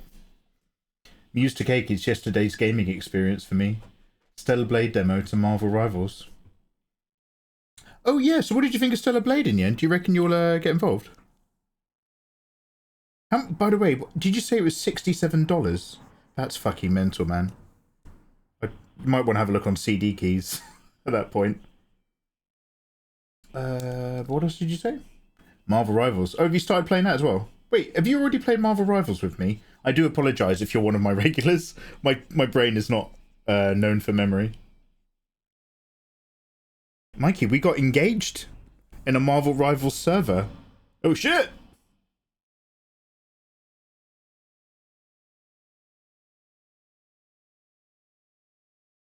I only say it like that because you're talking about stuff that you're experiencing that it sounded like for the first time, by the way.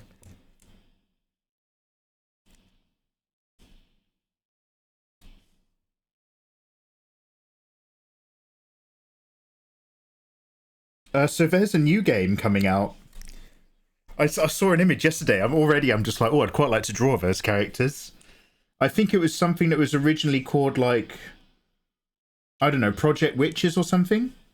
And now it's like called Project Spirit or something else. But I think it's by the people who make Nikke, Shift Up.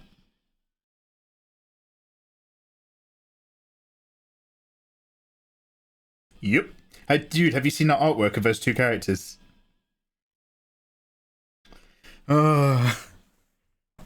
Chinese dress double sword lady. And then bikini hottie with glasses. Awful. Fucking hate video games. Mikey, don't look glum. Adorable, how are you doing? Do I have a glum face when I'm rendering? I know that when I'm playing video games, I make a lot of mouth movements. When I'm really focusing. I'm like an old man sucking a boiled sweet. I am an old man. That's when you can tell I'm really focused. It's me going into turret mode.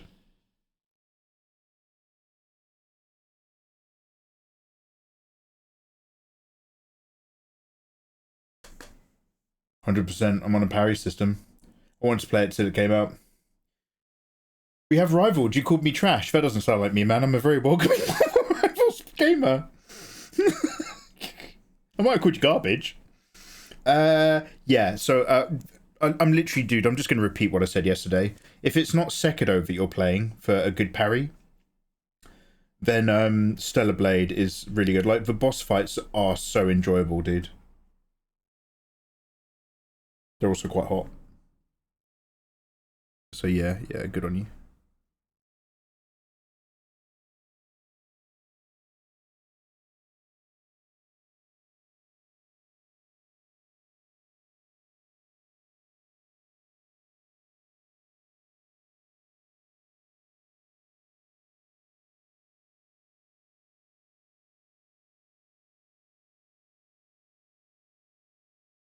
I am going to be throwing a lot of rim light in here as well, so a lot that I'm leaving to darkness will still be a little bit highlighted. This might look a little bit inconsistently lit, but I'm going to go onto another layer with a softer brush.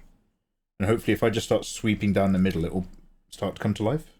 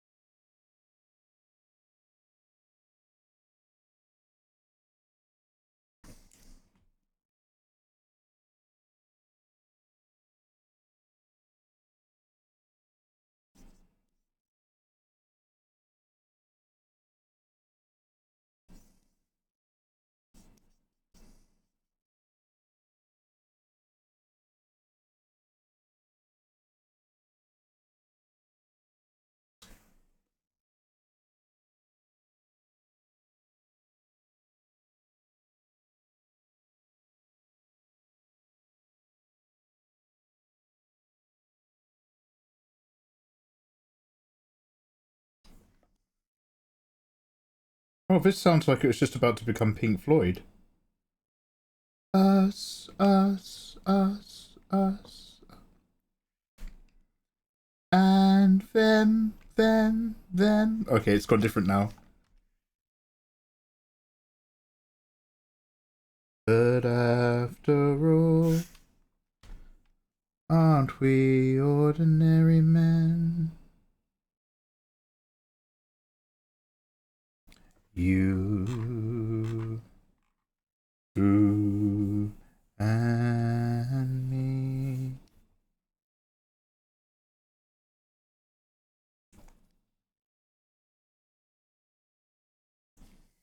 Not to mention, you also begged for your life in that same session. I both begged for my life and called you trash in a single Marvel Rivals session. I have never played Marvel Rivals in my life. I don't know what you're talking about. You've confused me with a worse live streamer. You've made a classic mistake, Kaitza. You thought that I was a live streamer who was bad at playing games. But little did you know, I am in fact an excellent gamer. A gamer so good that sometimes I cry on stream. Easy mistake. I have never lit a gas in my life. I've got an electric hob crouton. You thought I might be a gaslighter. For little did you know, crouton, I have an electric oven. I don't have an electric oven, I live in England.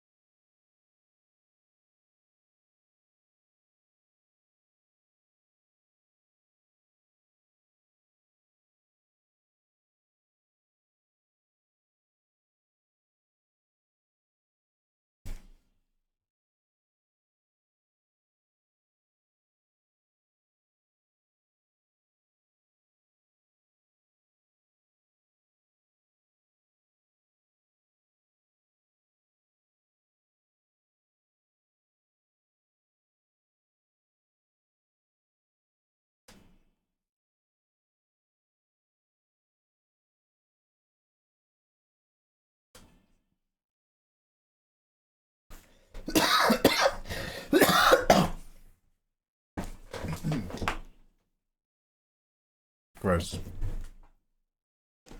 I have an electric oven. Don't lie. We don't get electricity in England. We just get a slice of Hovis bread. And we pop it in a basket on our bicycles with our flat caps so that we can cycle down to the coal mine. To the coal reactor. What do you call a coal energy station? The furnace. And we throw our loaves of Hovis into the furnace and pray to Queen Victoria for a good harvest. Plant. A coal plant. Thank you very much.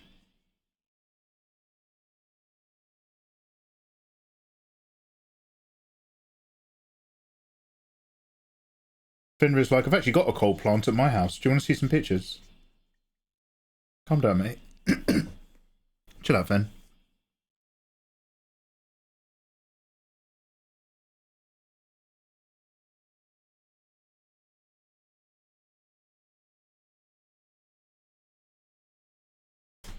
The Queen provides. All hail the Queen. There's just a giant floating head of the Queen, of Queen Elizabeth II. And the mouth opens, just like those really cheap animated memes where you go, hi, hi, and the head floats over us, and the mouth opens, and a cornucopious bounty pours down. Salads and tomatoes and a bit of tuna. A little Tesco steak. And we summon her every week, the Queen. We all hold hands in a big circle around a bonfire. And you know when you sit down in a circle and hold hands and you all like lean really weirdly. And we all go, Queen, Queen. And we summon her from the sky. She comes down from the moon where she lives. Queen, feed your people. One will feed her people. Queen. Are you breadcrumbing the story again? You're dissembling. I think you mean Cornish pasties. Given that those were made for minors. Absolutely, but it was my mistake. I'm going more with the Hovis. Do you know who directed that Hovis bread advert? Mikey, what are you talking about? In England, there was famously a Hovis bread advert that won a load of awards. I'll show it to you on YouTube later. I can't be asked right now. And it's literally a cobbled Yorkshire town or something. And a kid gets a fresh loaf of bread from the baker and he puts it in his bike. And he walks his bike all the way up this really steep cobbled street, and it's got this song that's like da da da. It's very like it's like you know proto Vishaya from Lord of the Rings. It's very homely, and it's literally just an advert for a loaf of bread, and it won awards. The person who directed that advert was Ridley Scott. Insane.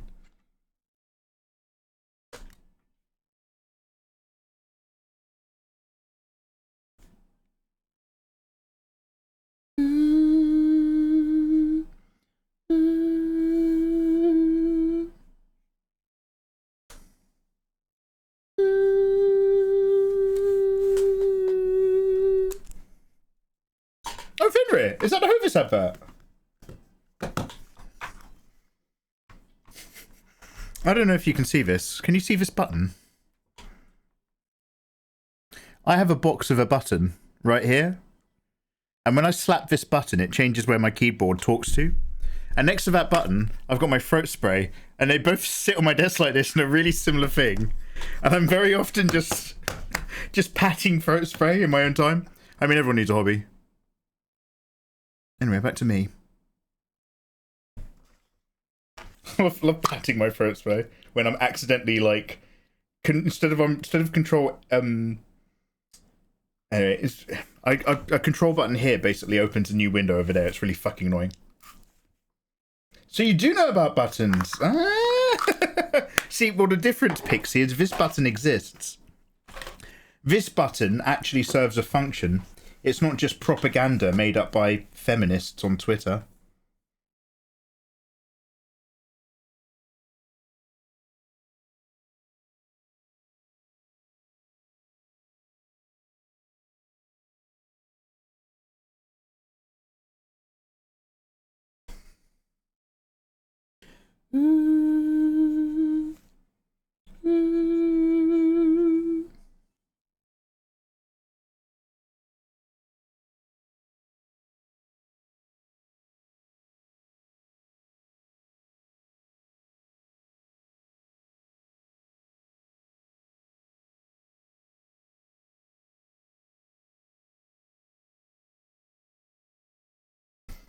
At least Mikey can find this button. Yeah, because this button's real.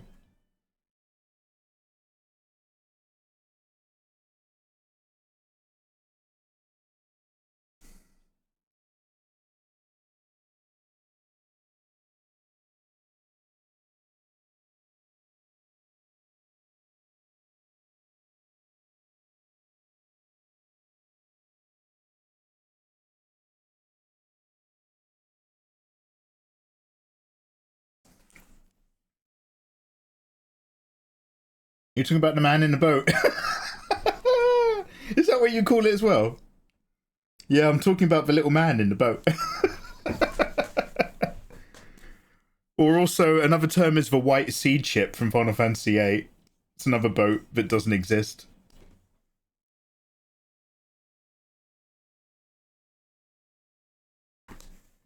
Indiana Jones and the man in the boat. Indy, you've got to find it. Indy, Junior.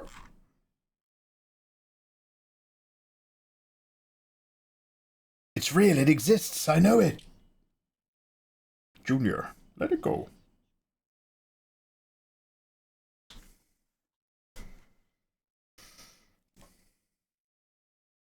Are you driving EV? Oh, I think you might have said this, I'm not sure.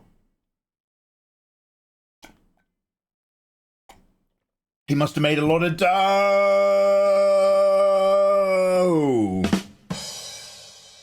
What Anyway, is this the Hovis advert? That's my boy. Damn. Doorsteps are always ready. There's wheat German that Lofi'd say. I know that advert looks like it was made in 1970, but that advert came out when I was like a young man. I think that advert came out in the 90s. It looks like it's from deep through time.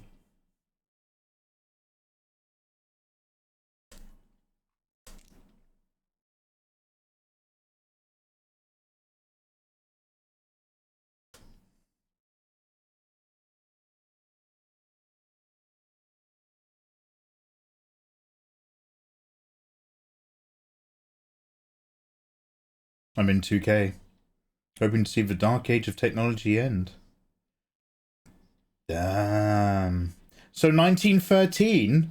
No. Make me sound like a Prussian assassin.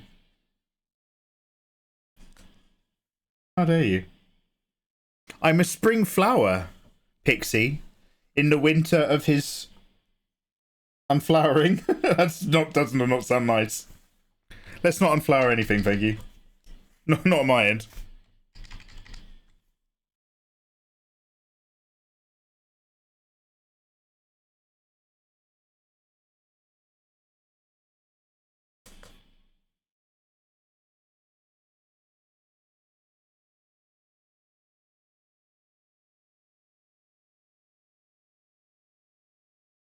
Not quite sure how to best express this cut. I might just leave it as a, I was going to say jagged black slash. And whenever I say the word jagged, my mind immediately goes jagged little pill. I might just leave this as a jagged little pill over here.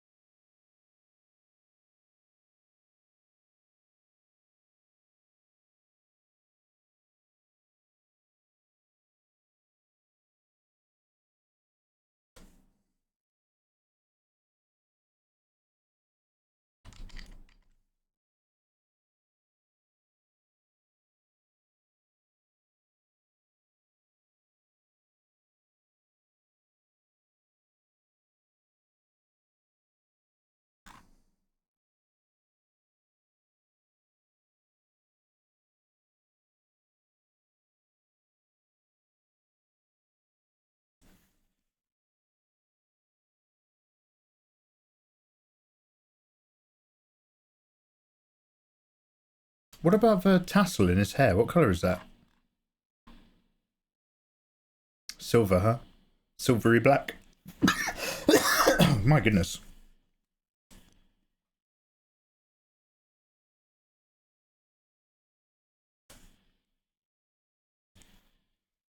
You're the one making my comments dirty.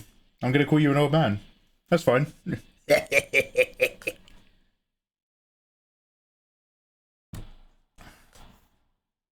It's like Desperado Cyberpunk.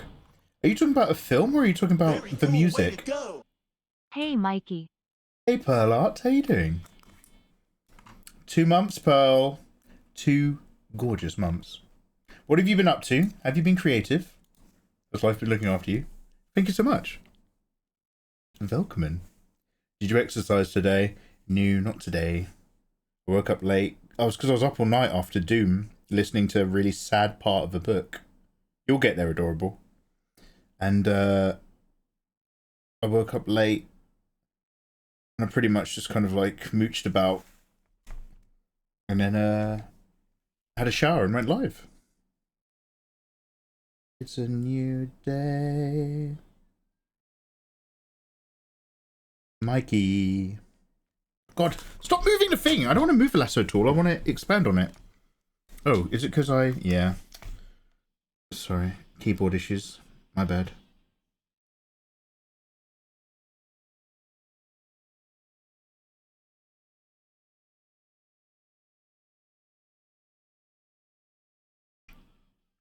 I'm sorry, Fenrir, I didn't actually check your answer to what you're gaming.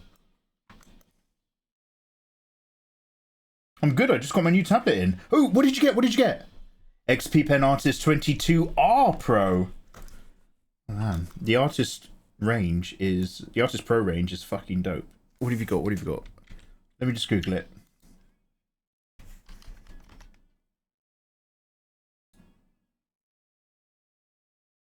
Oh, dude, you got the one. Does that has yours got the red clicky dial and the quick keys? That's a nice tablet. I don't think I reviewed that particular model, but I reviewed a tablet from that particular range before. And in terms of hotkeys and click wheels, I remember really liking it. Pearl, I hope you're gonna have a great time. However, Pearl, let me give you one warning that I warn everybody who buys an XP Pen product. You're going to have to calibrate your screen. XP Pen screens, when you get them out of the box, all the hot red tones are oversaturated by 100%. So, and if you draw something that's really warm and tony, it looks amazing on your XP Pen tablet because it's oversaturating the image. And when you look at it on your phone or you post it on Twitter, it suddenly looks really flat and dead and desaturated and brown instead of red. So, like, calibrate that shit. Get an image on your phone of, like, just like stick a color wheel on your phone and a color wheel on your main PC desktop. If you don't have a calibration button, that is. Get a color wheel image on your phone, on your desktop, cast it to your TV, and then put the same image on your XP Pen tablet, and then adjust your XP Pen temperature and RGB settings until it starts to match. Because those things will catch you off guard. XP Pen are notoriously bad for doing that. Like, they make lovely tech, and they solve problems that Huion tablets haven't solved yet, which really bugs me because I love Huion as well. But those tablets come hot. I'm not saying they're stolen, but like, it's like being in an airport with Ayatollah. Those things run fucking hot. You gotta cool them down. You're gonna have a bad time. It's like what, Mikey? Alright, mate. What's it like, Mikey? You're like that goose meme.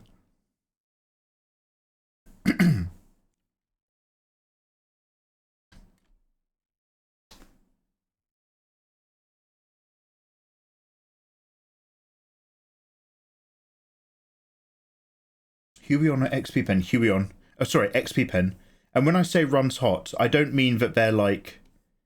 I'm not saying that they're like uneconomically set up or they've got like weird battery problems or anything like that.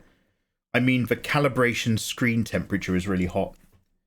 All the reds and warm tones are oversaturated and dialed up. they are not accurate. So you have to change that in the... I mean, you just got to go into the driver and just adjust the actual screen calibration settings. But, like, that is something you have to do every time you get an XP Pen tablet.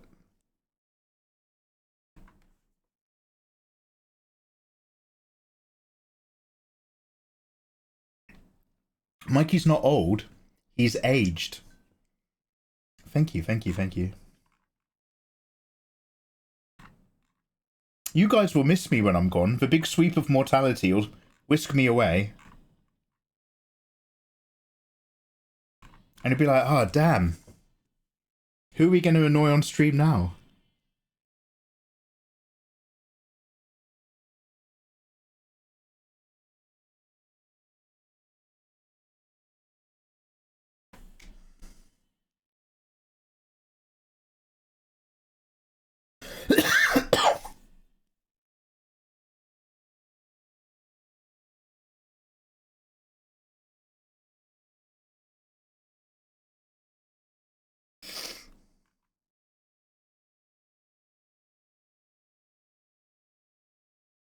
We will lament your death. Thank you, you better. I want tears at the funeral.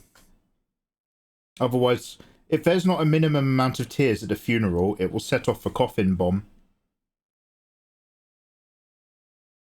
It'll be like an escape room. My coffin runs hot. And there's like a slow burning, like, wick going down to the bomb. And you have to cry on it to put it out. You're all wearing masks, so you can't spit. So your genuine loss of me and the tears that it induces, you have to use them to defuse the bomb. Also, please come to my funeral. Nothing bad will happen, I promise. There'll be giveaways. I'll do a tablet giveaway at my funeral. There'll be 2 coffins. There'll be mine, and then there'll be like a little mini coffin. And it'll be like a big roulette reel that picks a name at random, and then the mini coffin goes boom, and then you get to see an XP Pen tablet just go chicken.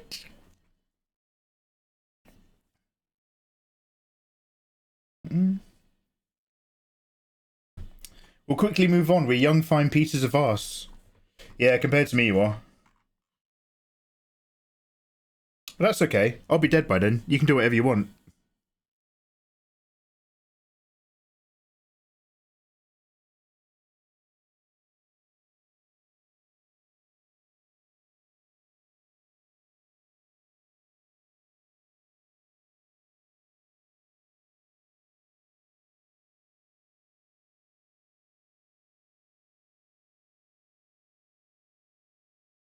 Oh, that's the same layer, isn't it?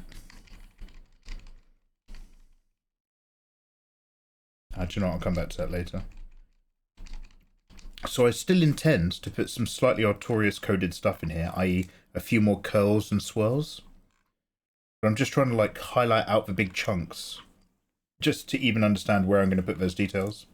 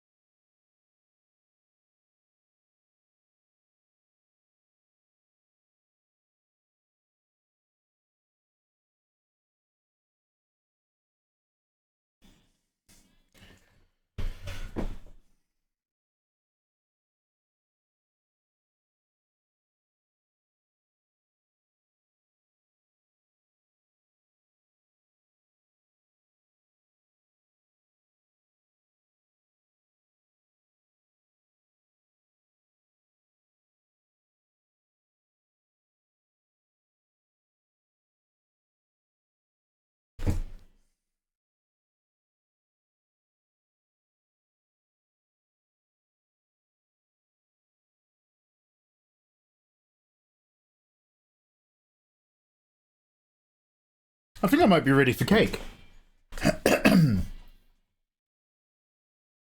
Mikey's got jigsaw aspirations. Turns out you hire kidnappers to hunt to take all your viewers to the funeral. I'm gonna send all of you a lovely heartfelt gift. But, like, don't shake it. That's all I'm saying until I'm ready to set it off. But enough about my bedroom technique.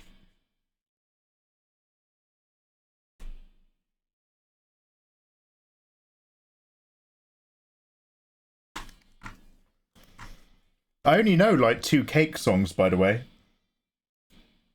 Other than a couple hits, I'm not a big cake guy.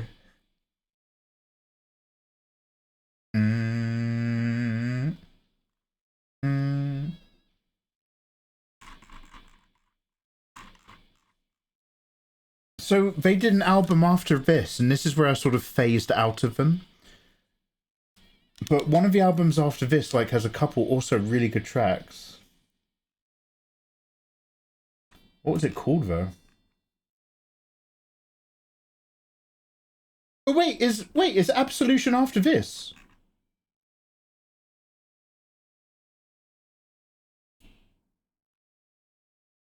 So that was Origin. Wait, Origin of Symmetry came out. God, they really were ahead of their time. Origin of Symmetry came out in 2001. We haven't even listened yet to Absolution. I assumed we must have listened to this album already.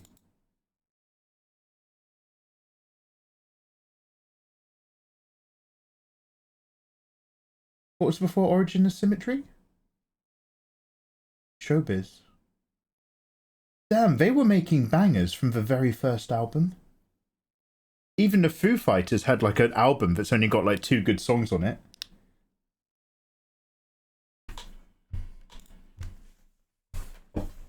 Remind me to never give you mine. I never recommend it. If it's an emergency, a sense of urgency.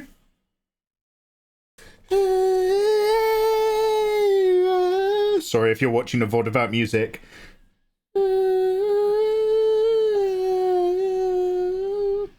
This is the end.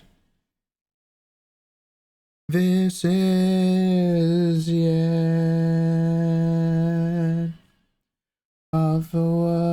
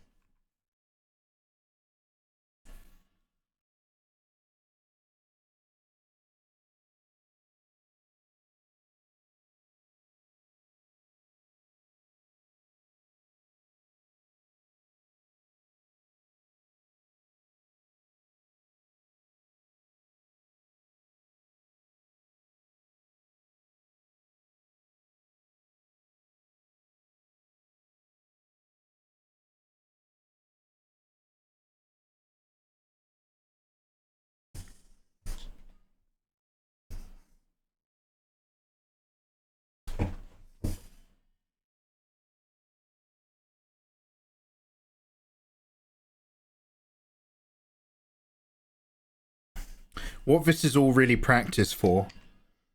It's still not where I want it to be, and obviously this is very unfinished, so I'm hardly judging it. But this is all kind of practice for trying to draw Guts one day in his berserk armor.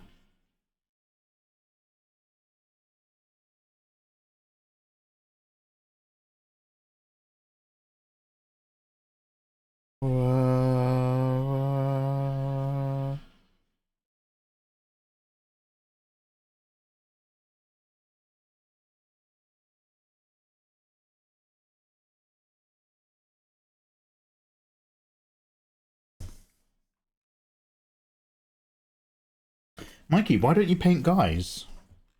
Less traction on social media.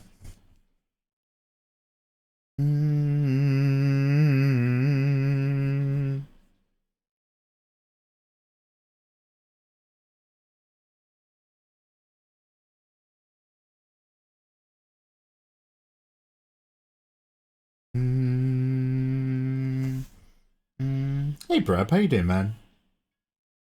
How's the day going? Happy Monday, friends.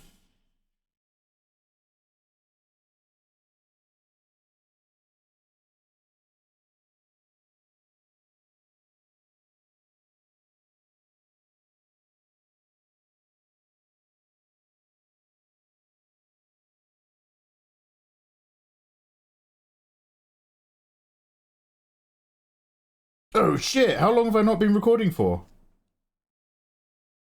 Oh, tits. Fenrir, can you do me a favour and stick a marker in this live stream for me? Can you hit drop a marker for me? Because I think probably since I came back with my cup of tea, I probably haven't hit record. I've got to do the old classic download a segment from my live stream. Ah, that's very handsome of you, thank you. I like how you're painting in the light. Hey, thank you very much. Yeah, so adorable. I don't know if you've heard me say this, but my whole vibe with this was like, can I still do anime skin the traditional way, but have a Gothic Dark Souls piece where I'm painting the light up instead of painting shadows down? So yeah, we'll see how we go. And it also means I can lose a lot of detail to the subjectivity of silhouette. And that time is running out.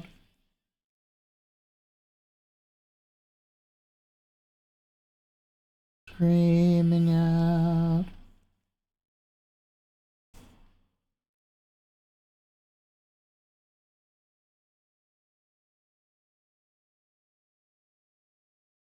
It's all about what you value. Oh, adorable. Eva 2.0 over here.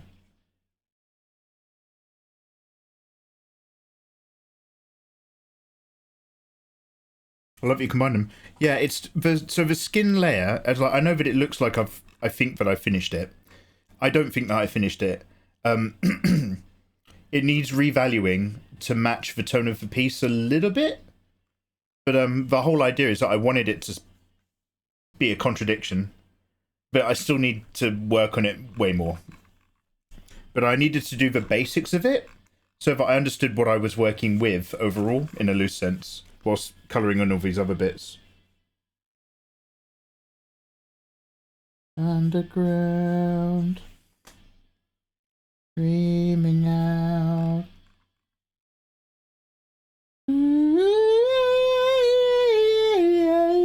Damn, the classics never die. I haven't even thought about Muse in so long. And yet here we are, and here they are.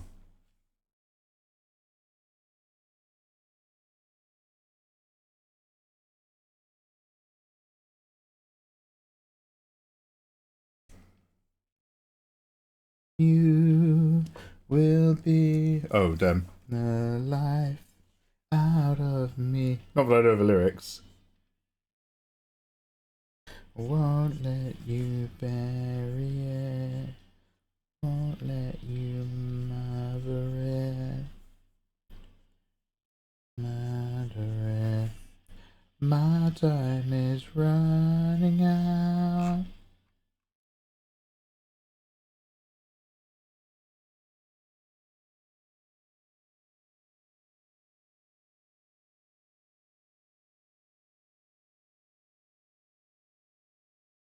Ooh, yeah, yeah, yeah, yeah, yeah.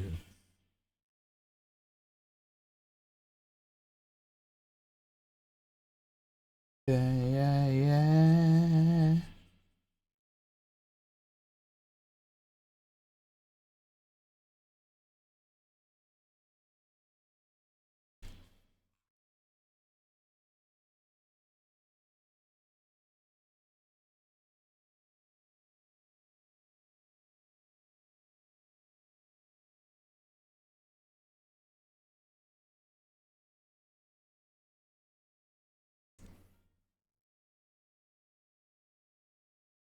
Do you know what this reminds me of?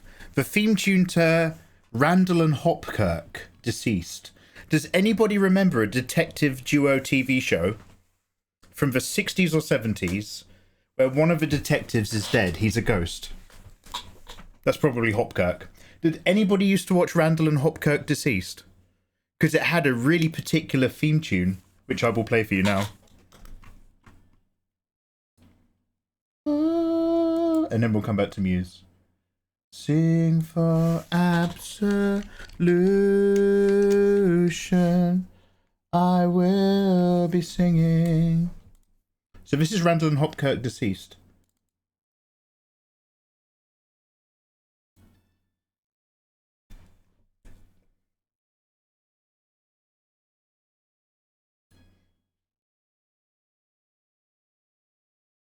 I think this might be a cover, actually.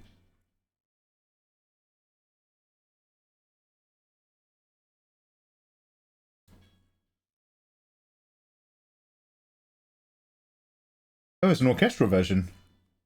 Okay. We're going to listen to this like 3 times.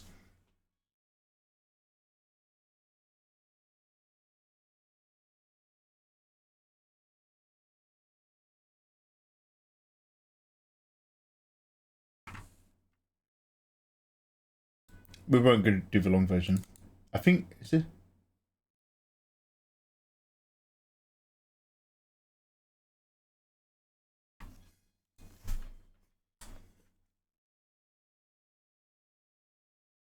Old British shows are so depressing. They are, man. My mum used to watch Taggart. I was like, I don't think I'm having fun. Although, to be fair, I used to watch Cracker. The old stuff was really depressing. And then in the 90s and early 2000s, they went through a phase where British TV dramas about policemen finding serial killers. It'd always be like a 6-part series. Often with Robbie Coltrane. Or Coltrane.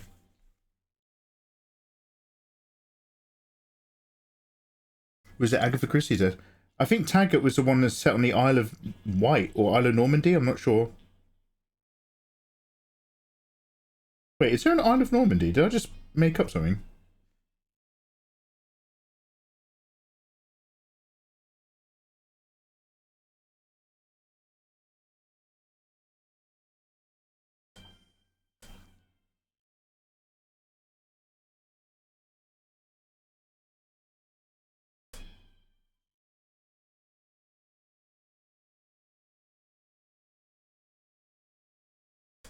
No, not that Normandy, Bill. The Isle of Normandy.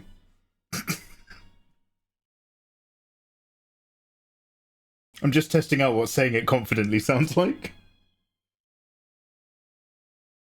Bill, what are you working on at the moment, big man? You editing photos? Are you writing cosmic narratives? Driving around? Sitting having a drink? Sitting having a drink?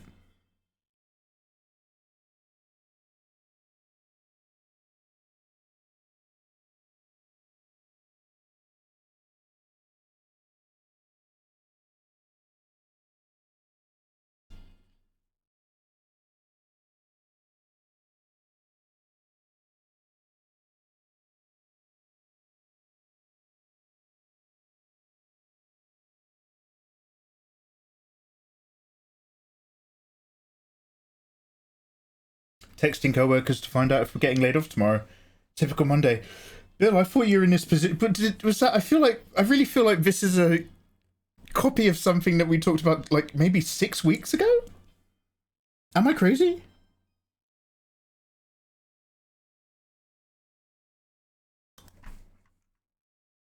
But yeah, no, these shows were also really fucking depressing. So, really randomly, as British comedy TV shows, especially 90s ones, actually no, fuck that, 70s, 80s and 90s ones, they would always make sure that they included one of the most depressing episodes in the world. even like the one of Mrs. Bouquet had a sad one. And do you guys remember? I don't believe it. I don't bloody buggers. I don't believe it. They had like doesn't he get like hit by a car? They have like so many really sad episodes in TV stuff. And then really randomly, I know I've said this before. I don't know if any of you guys are familiar with Mitchell and Webb. They're the guys who made Peep Show. But they had their own like comedy sketch show. And their very last final sketch is really fucking upsetting and really depressing. As like a nod to classic British comedy. It's an ongoing thing. Oh, you did actually have a round of layoffs then. Oh, I'm sorry, dude. Didn't mean to be blasé about it. I just don't know the vibe.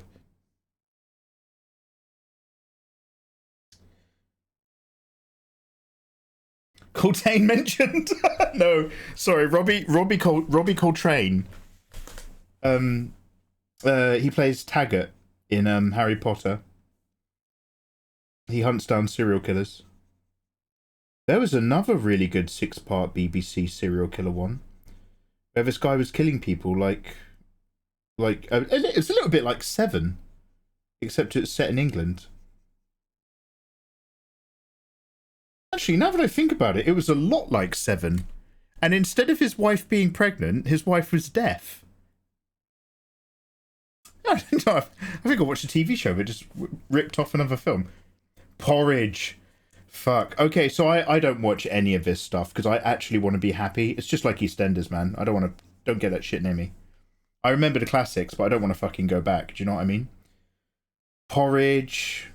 Upstairs, Downstairs. Steptoe and Son.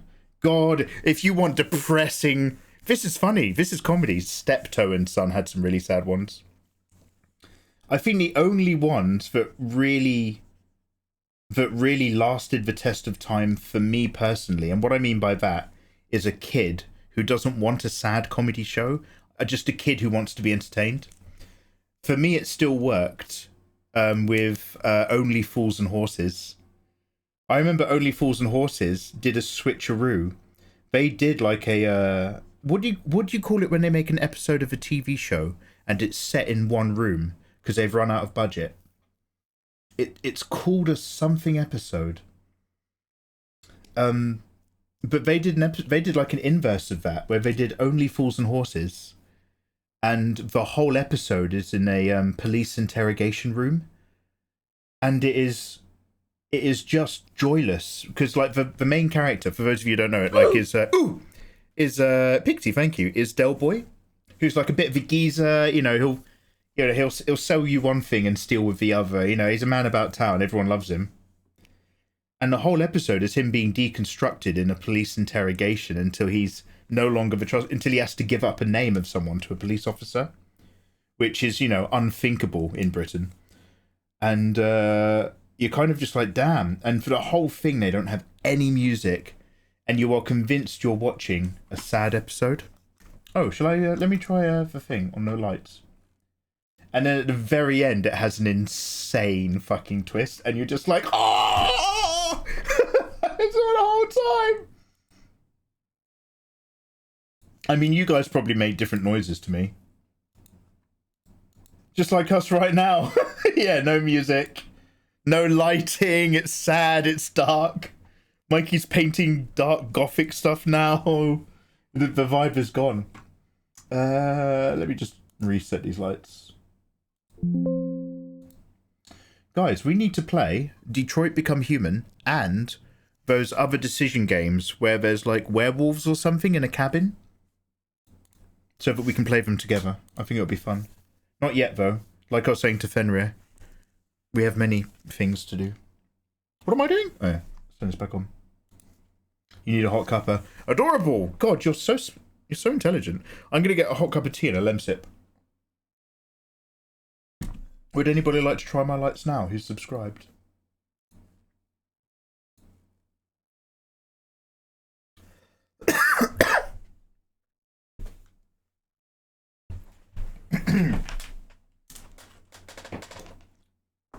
Hey, thank you very much.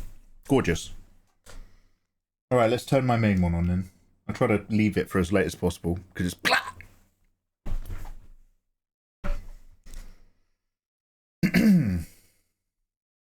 Oh, the police not. Oh, you got little, Taco, how you doing, man? Thank you, Taco Force 157. Go and get yourself a can of Coke, dude. That's exactly what I was looking for. What I was reaching and scrabbling around for in the dark. Gouge marks everywhere. Blind and yearning. My mother's love corrupted. A bottle episode. Oh yeah, should music though. Should we put some music on? Do you guys want to go back to Muse, or do you want to change the energy levels a little bit, guys? We could put on something else. Oh, cake. Ignore me.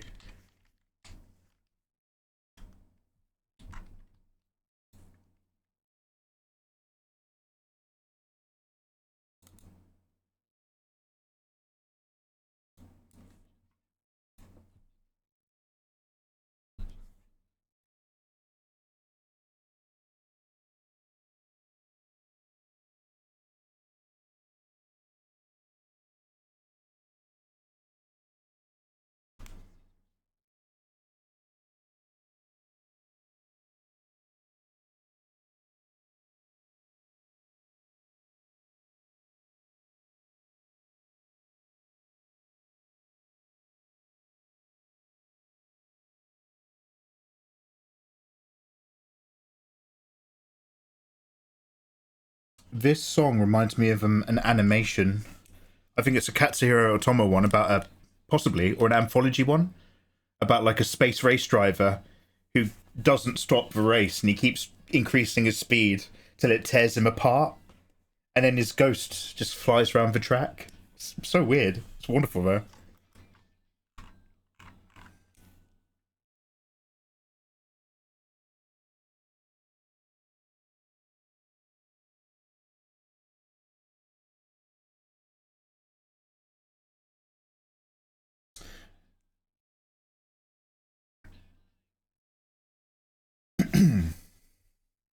This is also in a lot of AMVs. Oh yeah, really?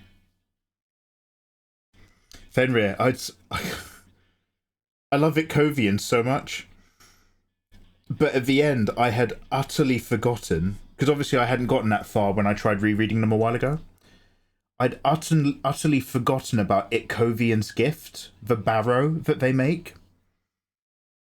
And then, like, I can't even remember what the context is, but I remember that comes back later. And I was just like, oh no, I can't do this. I was so upset last night, man.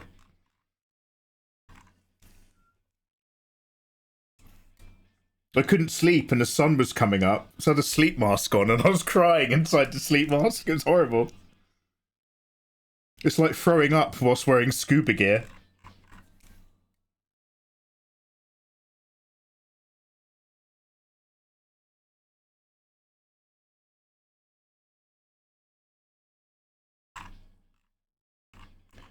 We would know you, human.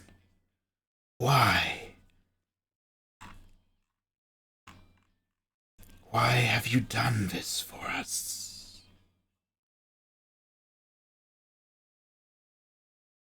We do not understand, but we will think upon your words. What is it? Compassion is priceless in the truest sense of the word. It must be given freely and generously. Sirs, I have taken all I can, and now I must retire. I remember my mother, sirs. She smiled, but only once. My father was a bold man, but I think he possessed her just to possess. And in my leaving, a part of her left with me. Yes, Itkovian, she smiles on, the part with you. A lovely sentiment, sirs. This is the truth, Itkovian. We would not lie to you. And I'm in bed with a sleep mask on. and then I get the Google app out. We know of an ancient radiation that stops dismembered. Anyway, it was a real up and down for me last night. Real up and down.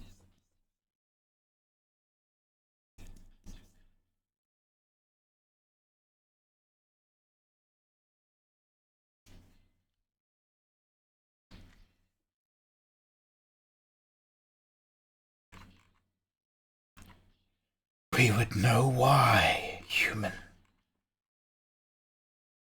This gift.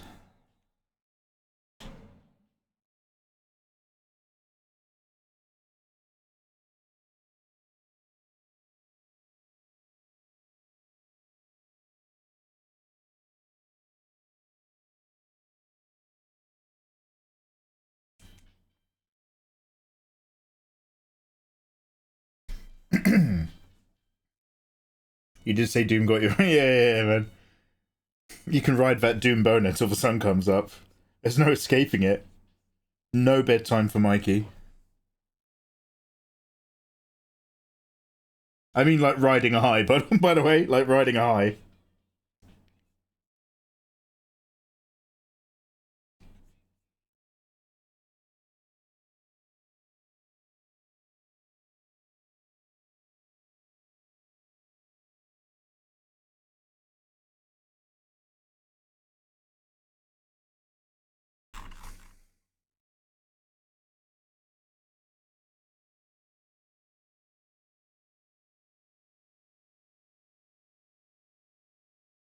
This is what Fenrir listens to. Do Cake have any better songs?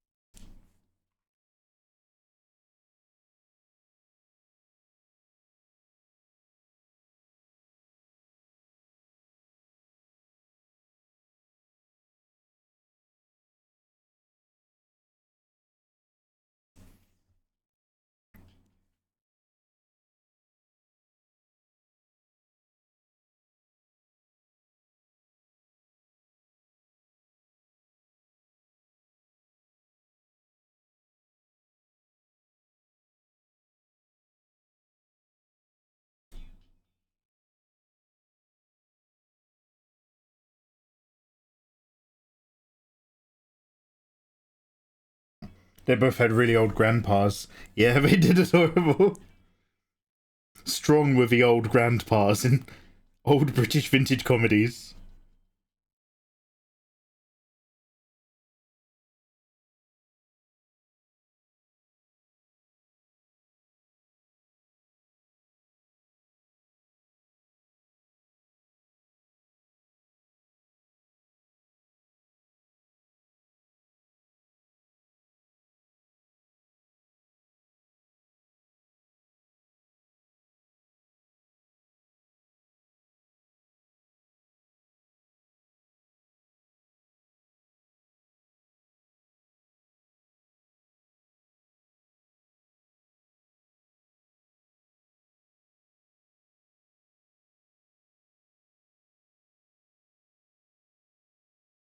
I'm gonna go put. I've got some shorts on. Don't worry, I'm not sitting in my underwear.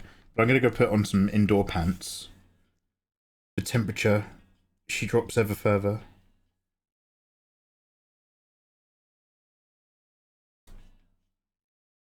Her cold caress, a mild surcease against the sun, but now far too empowered by such frozen depths as to make me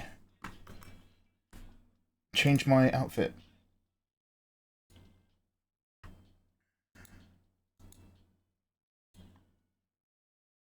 Oh wait, have I been saving any flats recently? I've kind of, I mean, the whole game plan was that I was going to start to zone out anyway and get into the artwork with the rendering, but when was the last time I saved a colour flat? Ooh. Okay, one sec. Let's do that right now.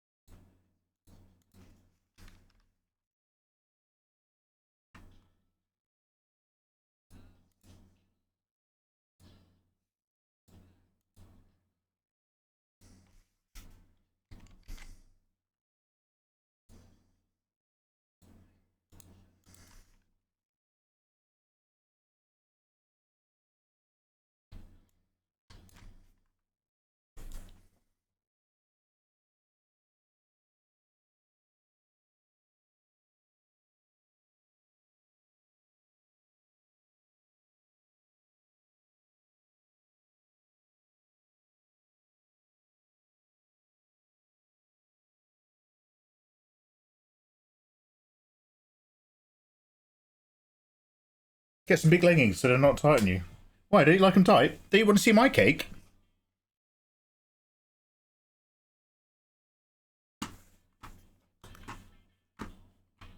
One quick sec, guys. I'm going to come back with a lem sip as well. I'll shut some windows around the house.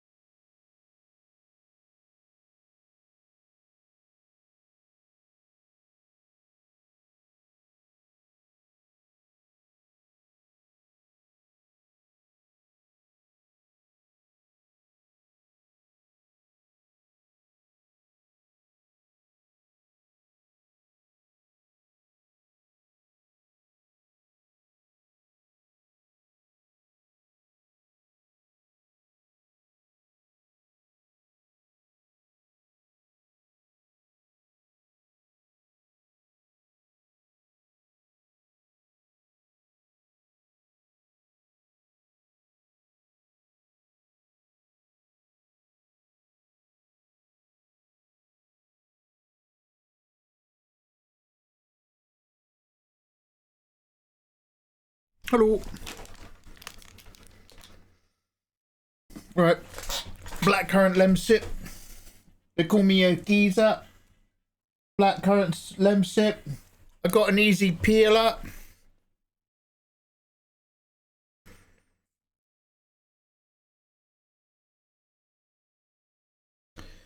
Bill's keeping it real. Oh, Bill, thank you very much, Bill. Greatly appreciated. Welcome, bad lad. Lovely to be back. Val and Venge. Is that Danny DeVito dancing?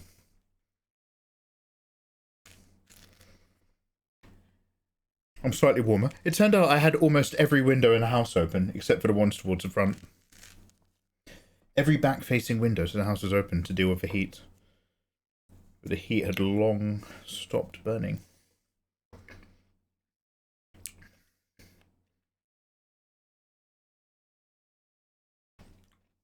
Oh, could somebody remind me to bring up a bin liner next time?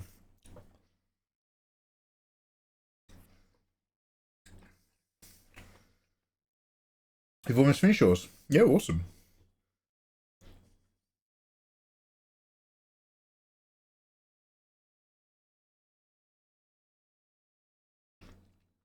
Radio stations. Guys, thank you very much for lurking along. Greatly appreciated, especially on a Monday. Especially when the artwork, although it's booba artwork, it's not like bright, alluring booba. I'm trying to find like gothic, miserable booba. So thanks for vibing whilst I experiment.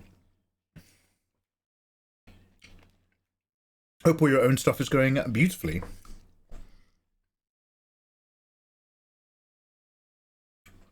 Damn, 11 already. Shit. Way. Badass boober is its own treat. Oh.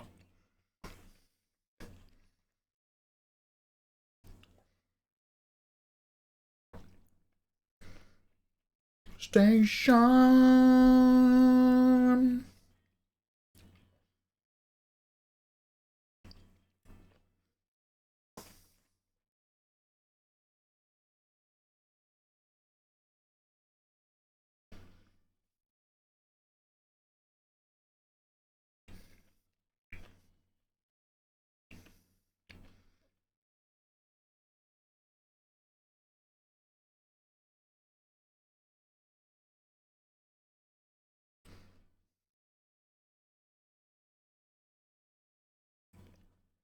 We know of an ancient radiation.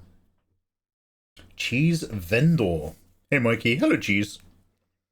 I've been doing a lot of art stuff and following your guides and improved by so much. Oh dope! Thank you so much and I hope you have a wonderful show. Aw, dudes! Thank you very much for the kind words, man. Yeah, glad to be of help. Warmest wishes to you and your own creative endeavors. I really appreciate you popping in for the message, man. I'm just having like a little moment to sit back for a minute before getting back into rendering. Pixie wink wonk. This is proof for you. A little lem sip in your honor. I hope you're feeling okay. How many Patreon works are you trying to get done this month? Done this week? Well, Fenrir,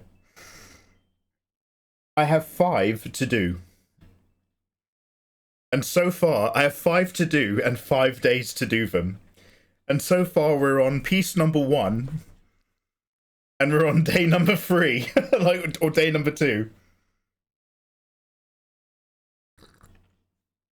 One of them is already at this point. It doesn't have a background. Well, it's got a very simple background. So, Blank and Noir, we're going to finish in an evening. And then, God, I'm going to drag out the one you liked. I'm going to drag out, oh my God, what are their names? Farlin. What the fuck am I talking about? Frieren, fucking hell. Yeah, I'm gonna drag out that Frieren one. So we need to, that Frieren one, Fern and Frieren is only been sketched. So I need to put some line art on top of that. Then there was that Delicious in Dungeon angle that I want to do.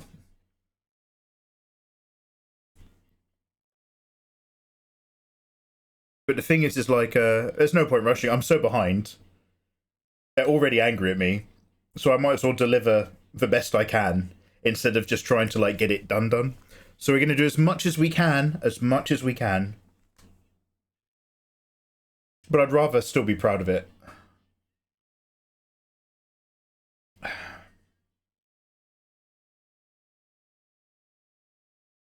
I'm good. I'm glad to see the proof. You're welcome.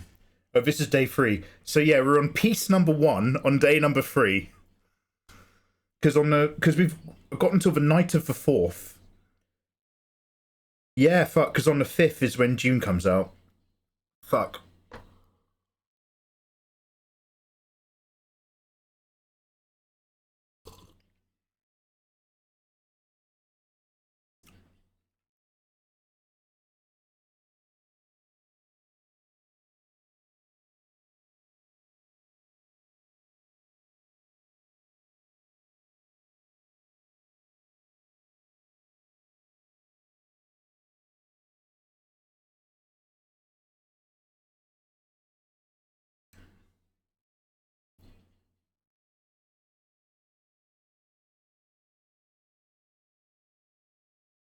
This reporter has said it once and I'll say it again. Democracy simply doesn't work.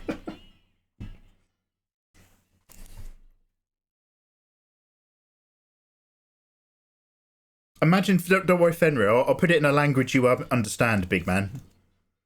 Imagine, Fenrir, you've got 5 days to deal with 5,000 tickets. And we're on day number 3 and ticket number 1,000. See, I can talk to it. See, I'm talking. I can talk to anyone, Fenrir. I'm adaptable.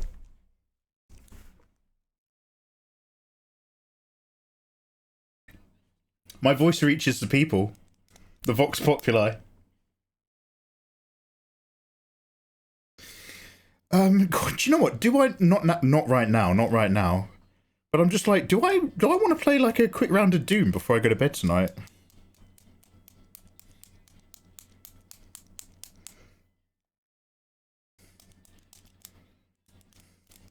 What if I played Doom as a little break? Not now. No, actually, fuck it.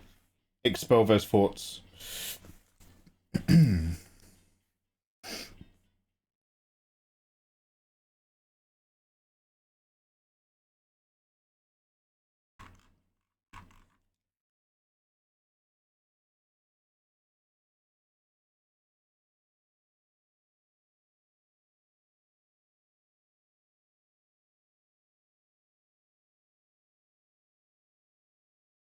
Alright, kids, I'm done working for the day. Gonna drive for a few hours. Y'all behave. Bill, have yourself a lovely rest of your day, dude.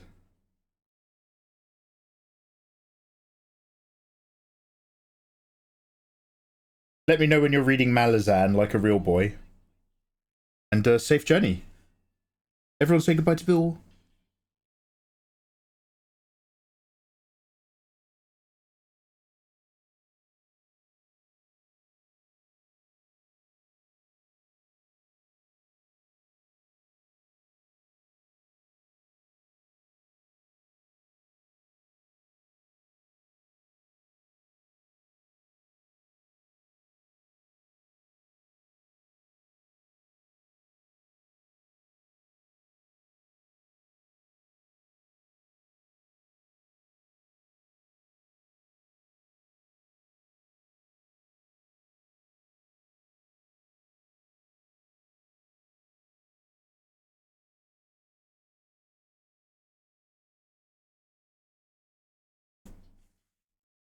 I will not be reading Malazan.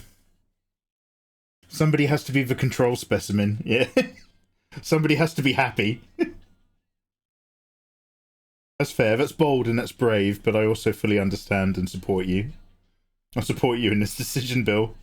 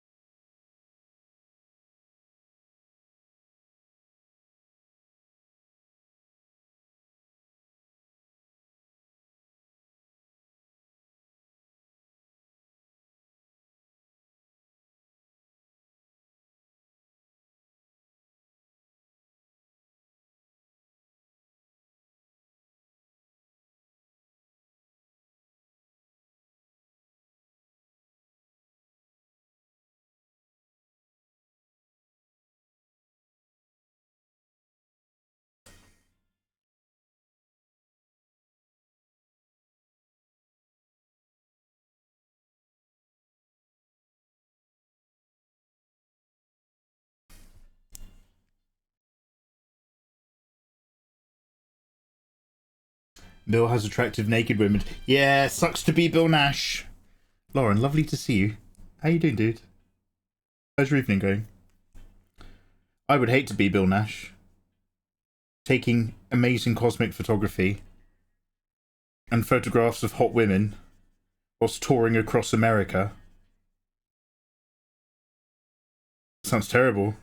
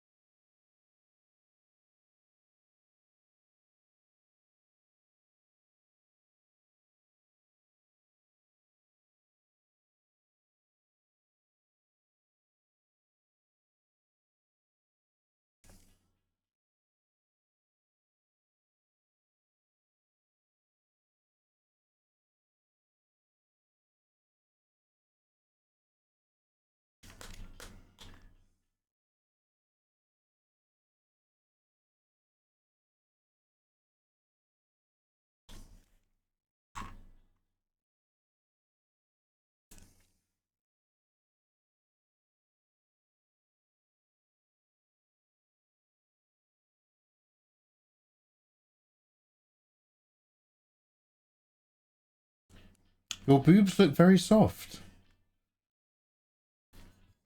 Have I read it already?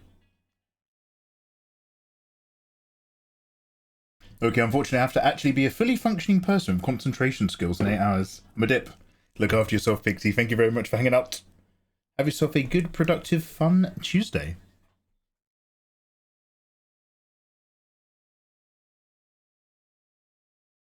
Delicious.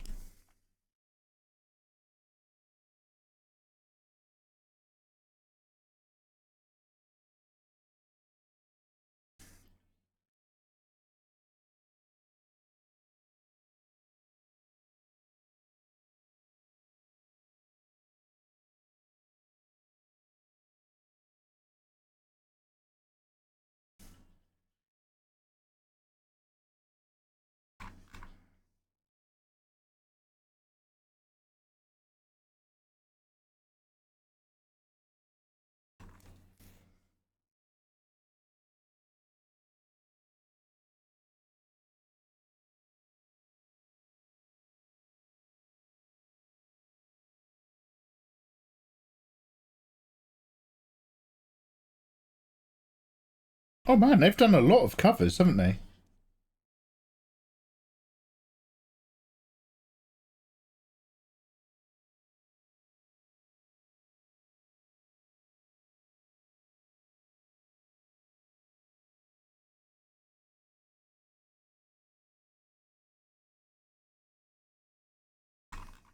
I might be all caked out, to be fair.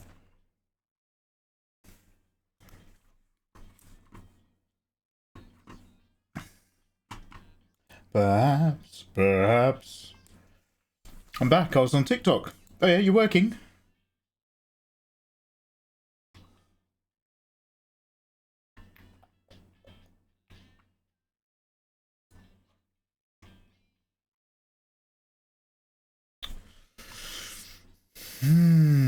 What do I want to put on?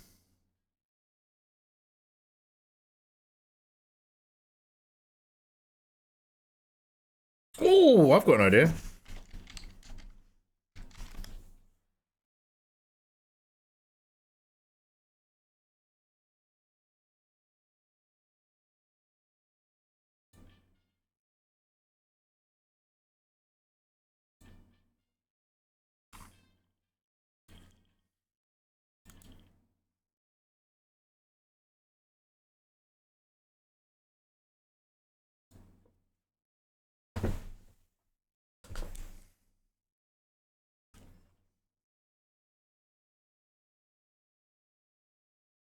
If you're not already familiar with them, you would not recognize who this band is by this song.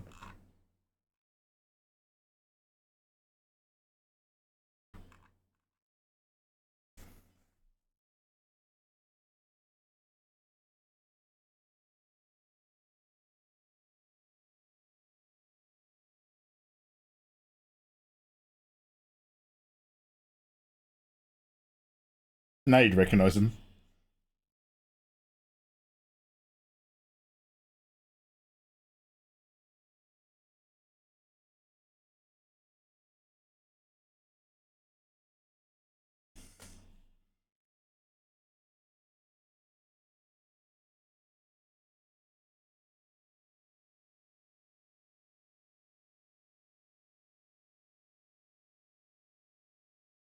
I'm playing Drunk Dead by Daylight. The killer let me go, and he was, for those who come after, for all those who come after.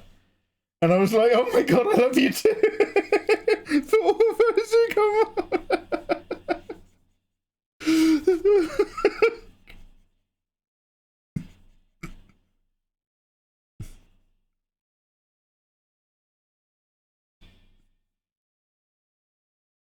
Damn. Sounds like a memorial on a park bench.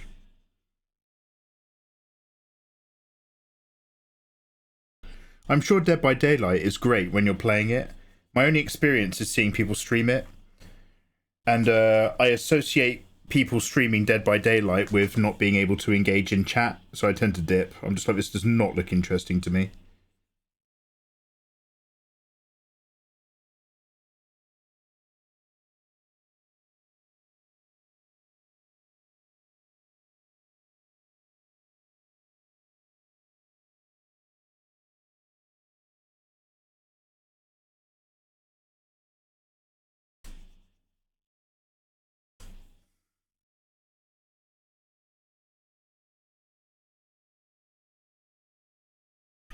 I've just made 1.4k, 1,400 quid.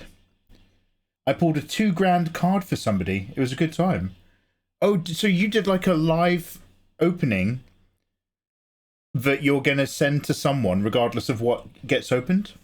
So they buy it from you, but you open it for them live, and then they just know it's coming in the post, and they got a 2k card. That's fucking insane, man.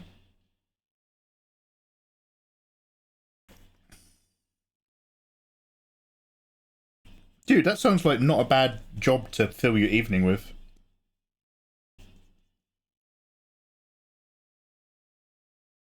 My boy's over here fucking killing it.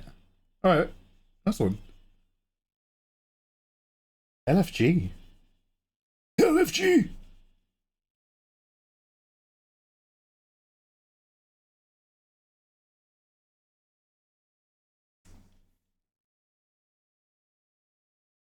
You got an albedo.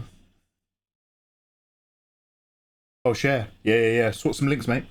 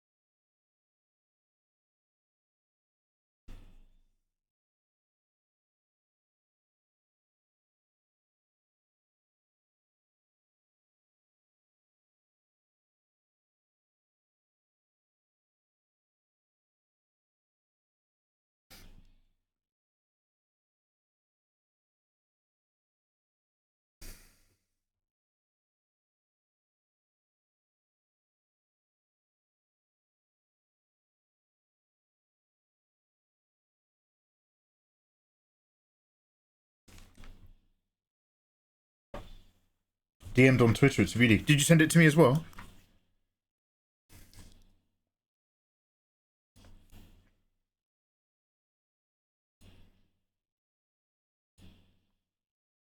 Whoa!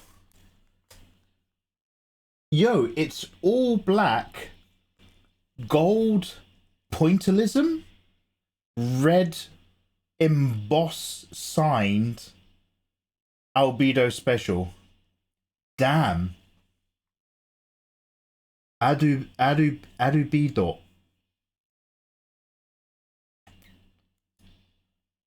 Oh, yo, dude, is that your background when you're doing the TikToks? Do you have your face in it, Ayatollah, when you're doing your TikTok?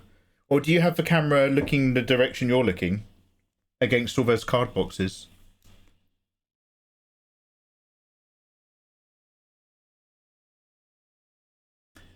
Pulling that early in a rip will kill the sales of that case.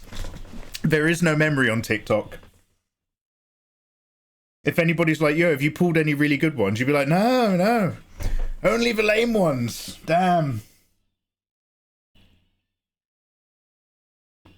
The Nikkei Master set in a custom frame on a wall. Yes, I would like to fucking see that, mate.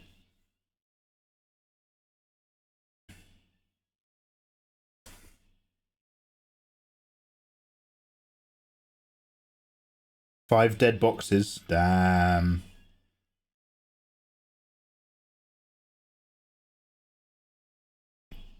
I do think it's very interesting, that whole gambling aspect, where actually you have to know exactly what you're getting, and the only gamble is in which order you receive it. I'm not sure. I don't know. I think the gambler inside of me wants the dream to live forever. I think I like it when, like, you could get anything anytime. But I don't know how many TCGs do that, because they want to be able to sell to a Korean market, right? As well as the rest of the world. So it's not hugely adopted anymore?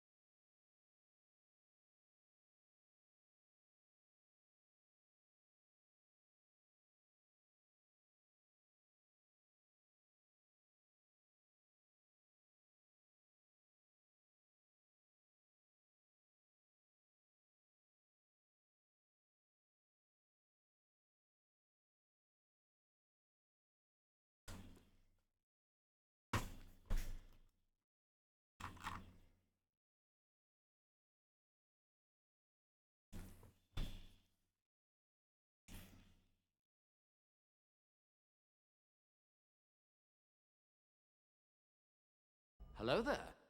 Hello.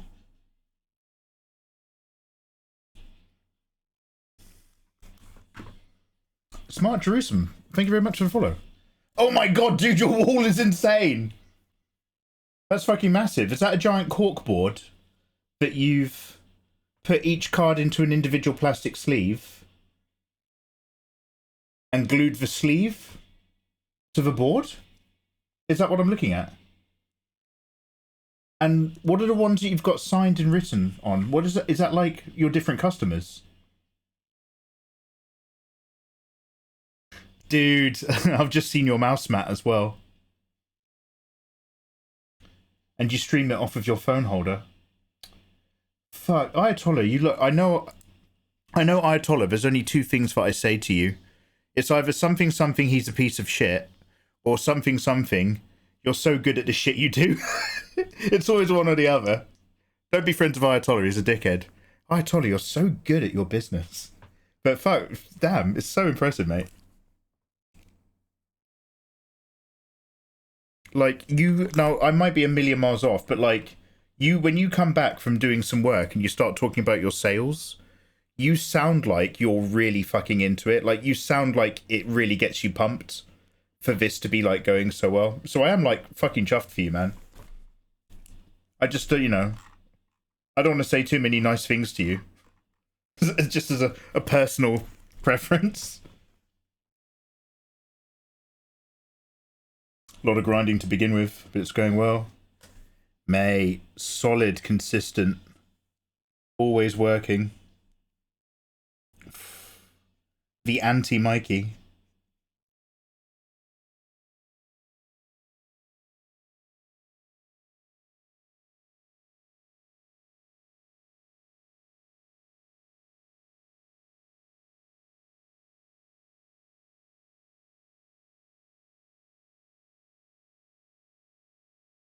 He sent me a chocolate. Oh!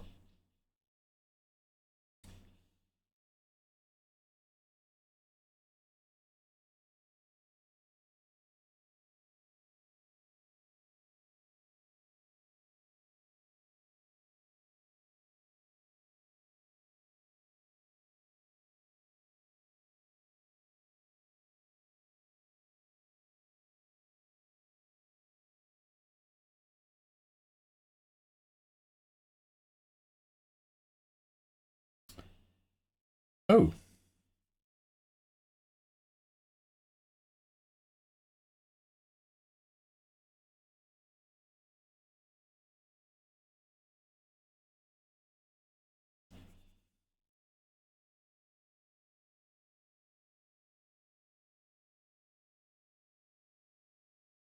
This is kind of getting pulled flat because it's pulling this, but it wants to be described as a curve.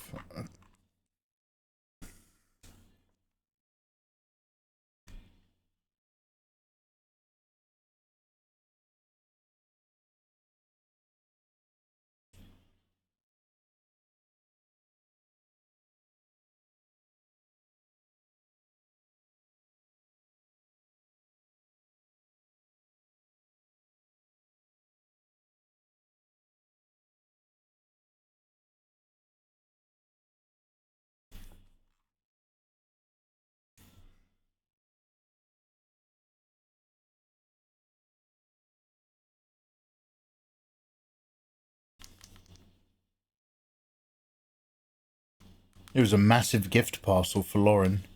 I'm trying not to say anything that makes me sound like a needy, jealous bitch. Lauren's not even my mate. She's your mate.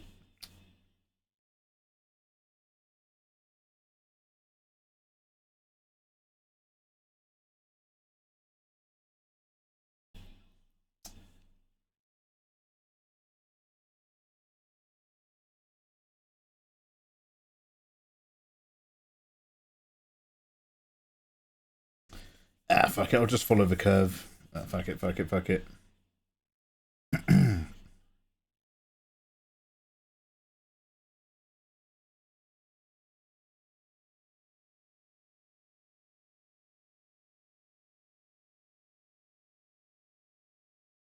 Oh, I think I might be getting a bit of fatigue kicking in. Nearly said a bit of Fatima. It was the most special and wondrous of boxes. Now you're just doing it on purpose. I remember when I opened that gift box set, it really cemented that me and Ayatollah were best friends.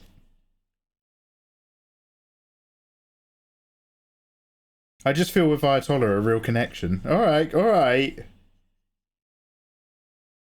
Jesus.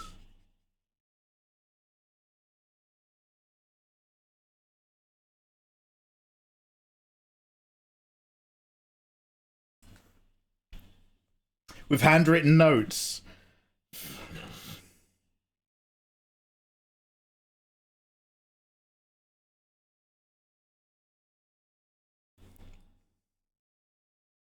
That's pen friend territory. You guys pen friends.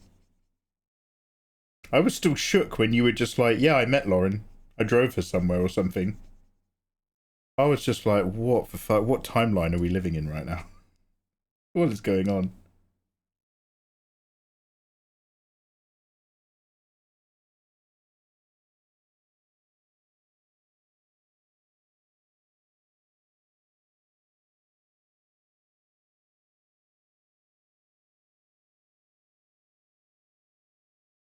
I'll tidy it in a minute. You disappear so often, I have to draw milk cartons for your absent self. Yeah, but that's part of the magic of being my friend. The guesswork.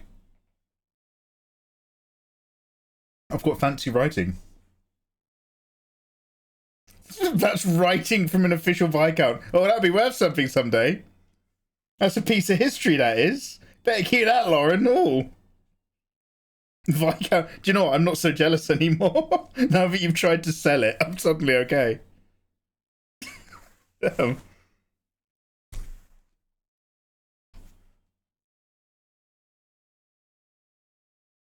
That's Viscount.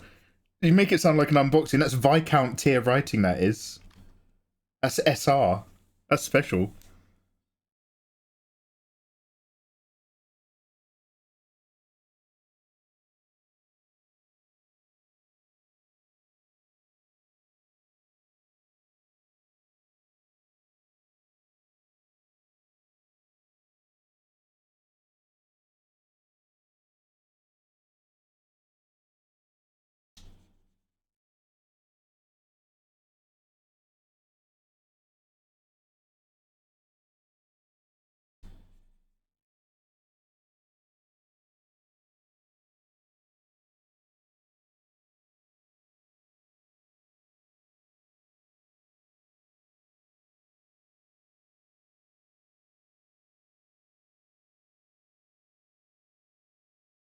Ayatollah, have you seen the Mission Impossible movie or Sinners yet?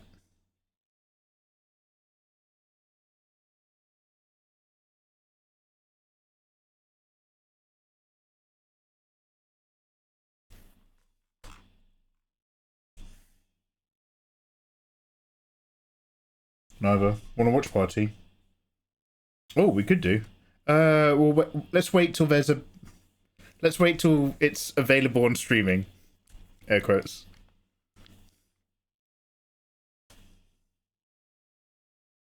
I think Eva said she would be down for watching a film sometime, dude.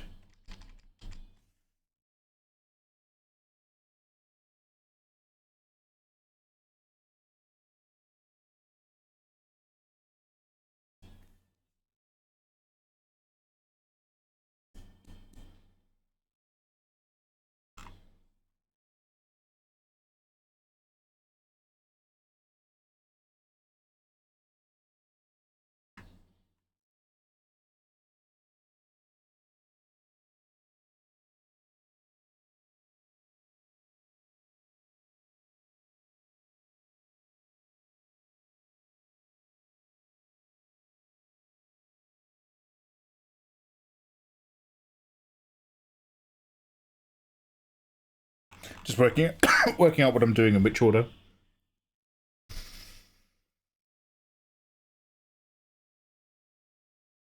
Watch autism dating. Wait, is there wait, is there another show? Lauren. Is there another different show, or are you talking about the one that we like? Because I am gonna make stream rewatch that with me anyway. I know that there's another one called Down for Love, but I don't know why. I just don't think I want to watch that.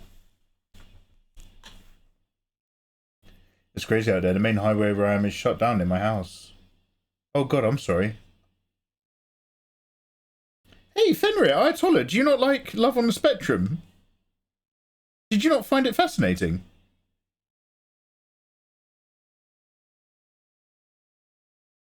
No. Oh, you didn't enjoy that? Did you not enjoy those streams?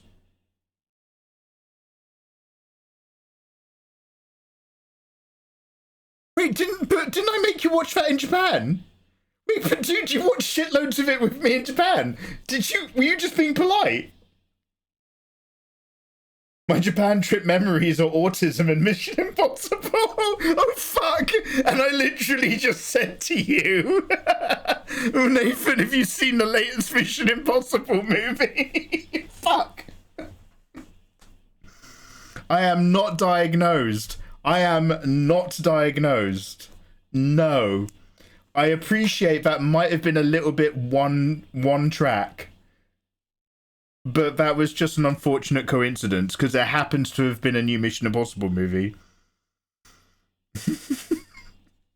Mikey won't watch anything unless it's Mission Impossible or Love on the Spectrum. He only likes 2 shows.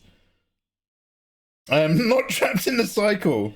I just have a mild form of executive dysfunction. That is all. And a couple habits that remind people of autism. But as Lauren has said, I don't set off autistic radars. Oh, damn. Damn, you didn't... Did you not enjoy watching Mission Impossible with me?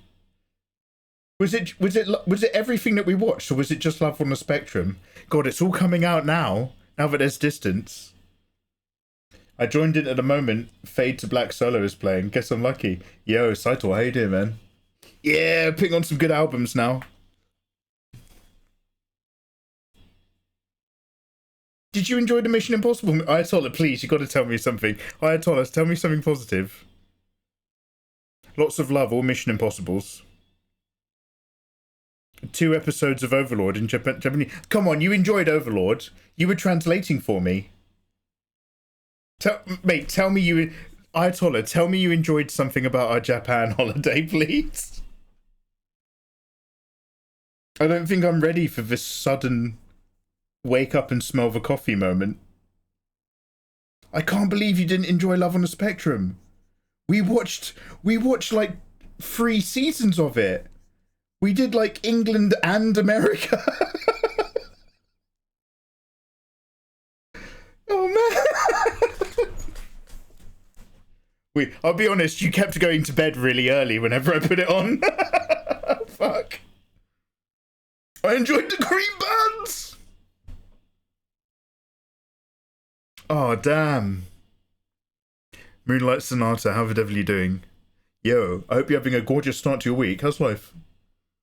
I'm good, thanks, by the way. I'm just trying to draw a more gothic image, paint, render, whatever you want to say, by starting dark and pulling the fabrics and metals up and out, while still having a bright anime body type thrown on.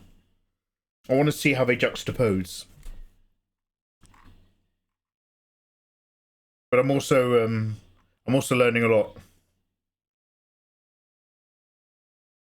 Mikey and Ayatollah are curled up together on a couch, and Mikey's enjoying his movie, and Nathan is wishing to be anywhere else but by his boy. The only time me and Nathan get along together is in Chameleon S's fantasies. It's a sad reality. Damn.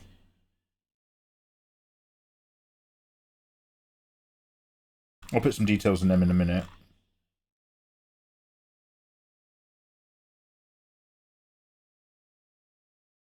Oh. Got a bit of food in the tooth. One sec.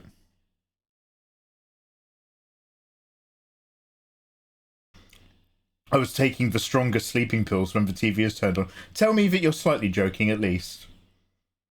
Tell me that you're just playing it up a bit for the banter, because I'm about to have my heart broken.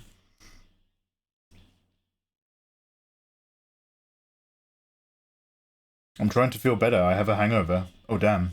I played Battlefield 6? BO6 Zombies with my sister till 6 AM. Damn!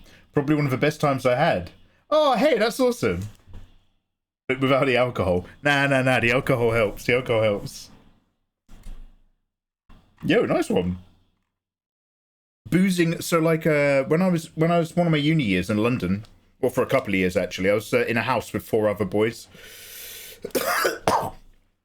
But then social services got into the problem. So once the boys left, I ended up in a house with 4 other lads. There we go. That sounds way safer. And we had a PlayStation. We had my Dreamcast and somebody else's PlayStation 2. And I think it was... Dreamcast, PS2, and fucking GameCube. We each bought something from home. And we used to get really drunk and enjoy slices of pizza and get really, really, really fucking good at one particular level on Super Monkey Ball. On Super Monkey Ball on a GameCube, there's like a side game where you go down a ramp and you launch into the sky and you open the ball and it goes into a glider and you land on these targets floating in the ocean. And it's like, 100 points, 200 points, 300 points, whatever. However, off to the side in the middle of the ocean, there's these little pegs sticking out the water that are worth 500 points. So we used to get really fucking good at flying into the crosswinds and like hovering down, and because you have to close the ball before you land, closing the ball to like drop dead on these pegs. That was like our entire life. That plus, they played FIFA. And Soul Calibur on a Dreamcast.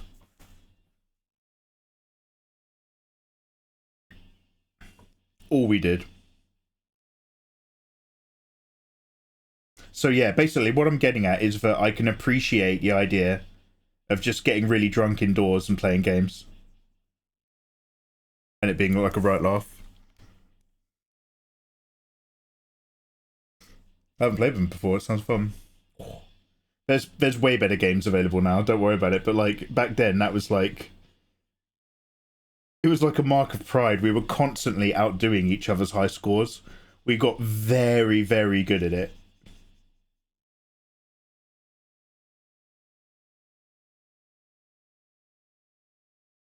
We'd never mention it either. If you beat someone's high score, We'd always keep quiet if they weren't like in. We'd always keep quiet about it until they like opened up the game and saw they weren't top.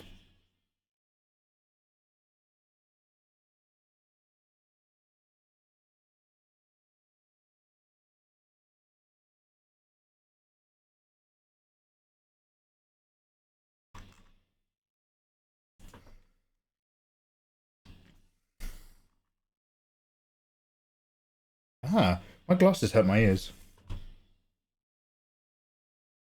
I love doing community events where we drink. Damn, I don't think I'm allowed to encourage drinking on stream for my community. But we can play loads of drinking stuff nonetheless. I don't think Lauren's ever been sober when she's hung out with us. Oh yeah, Super Monkey... no, fuck, shut up, Mikey. Mario Kart on the Switch. It's not going to be like the whole stream, but we'll do a Goodbye Mario Kart special. Goodbye Mario Kart. A wonderful Christmas time.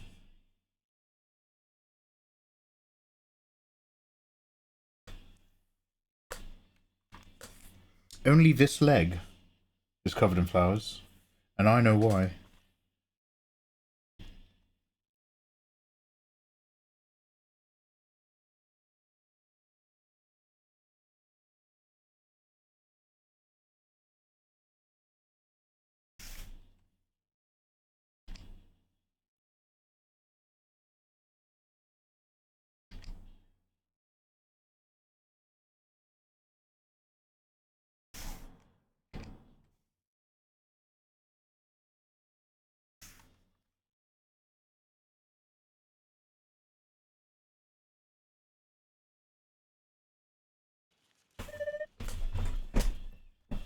I do that on my server to be safe. Hey, get on it, Moonlight. Get on it. I usually have watch competitive shows that are cool or silly. Like Forged in Fire or Cutthroat Kitchen. I don't know Cutthroat Kitchen. Is Forged in Fire the one where they have to make a weapon? Like a sword or a knife. And then like they've got like a dude who's like, this will kill. Yeah, well done on your working evening, Ayatollah. Take care, dude. It's really kill. Don't worry, I'm gonna mute back all of this metals that we're doing down here.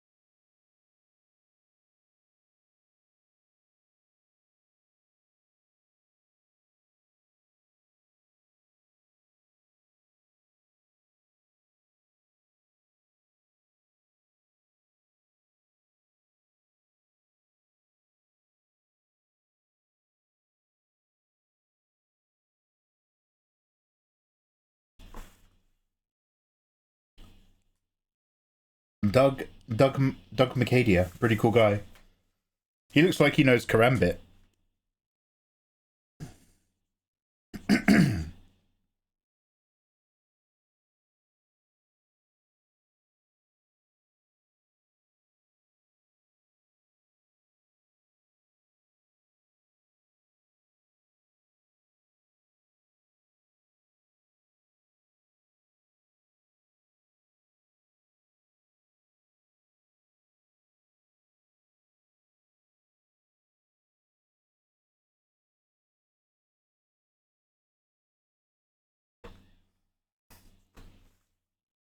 Excuse me, I'm not, don't worry, it's not my junk, I'm just moving my waistline. I'm not fiddling on stream.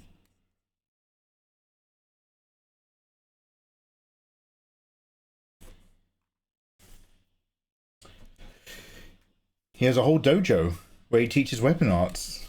Yo, I only found out by chance. He was in a TV series as well. When I went to my university in London, I was a big martial arts enthusiast.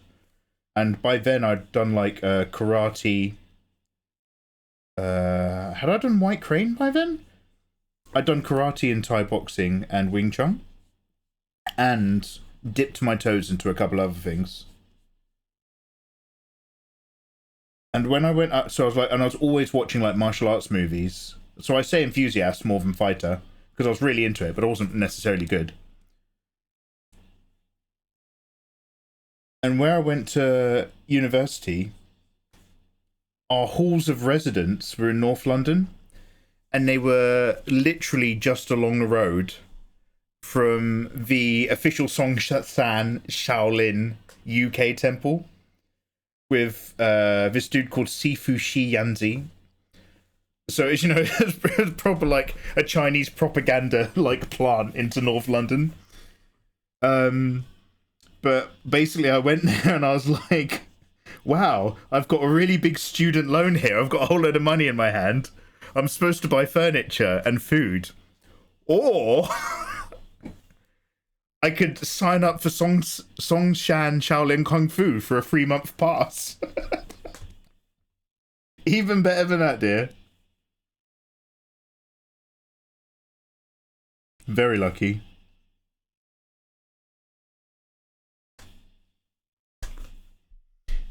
What do you say? He's a secret badass fighter. Dude, I used to be so ready to fight. I used to be confident, if that makes sense. Like, I was not afraid of having a fight with someone. I'm more of a lover than a fighter now. You can probably tell by my body shape. But back in the day, I was an interclub Thai boxer. So I was, like, trained very firmly. And I was all about knees and elbows.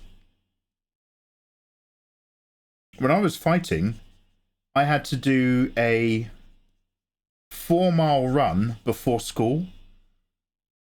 And then after school, go and do the Thai boxing training. So I go to the gym, and the beginning of the Thai boxing gym training is you do like I think it's like a 2-mile warm-up run or a 1.5 miles around this village.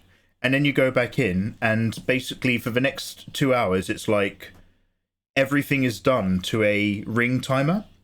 So the entire 2 hours is 3 minutes of work, 1 minute of rest. 3 minutes of boxing, 1 minute of rest. 3 minutes of technique, 1 minute of rest. And then I had to go to the fighters after class, which was only like an extra, like half an hour, maybe 45 minutes. But you have to do it after you've just done the advanced lessons with all the like people who just pay to turn up. And so you do that, and then you have to stay, and then you have to get out all this equipment and start doing circuit training. And this dude's fucking circuit training would be like, you'd be doing like a distance sprinting, and then you'd just be like fucking on a barbell for ages.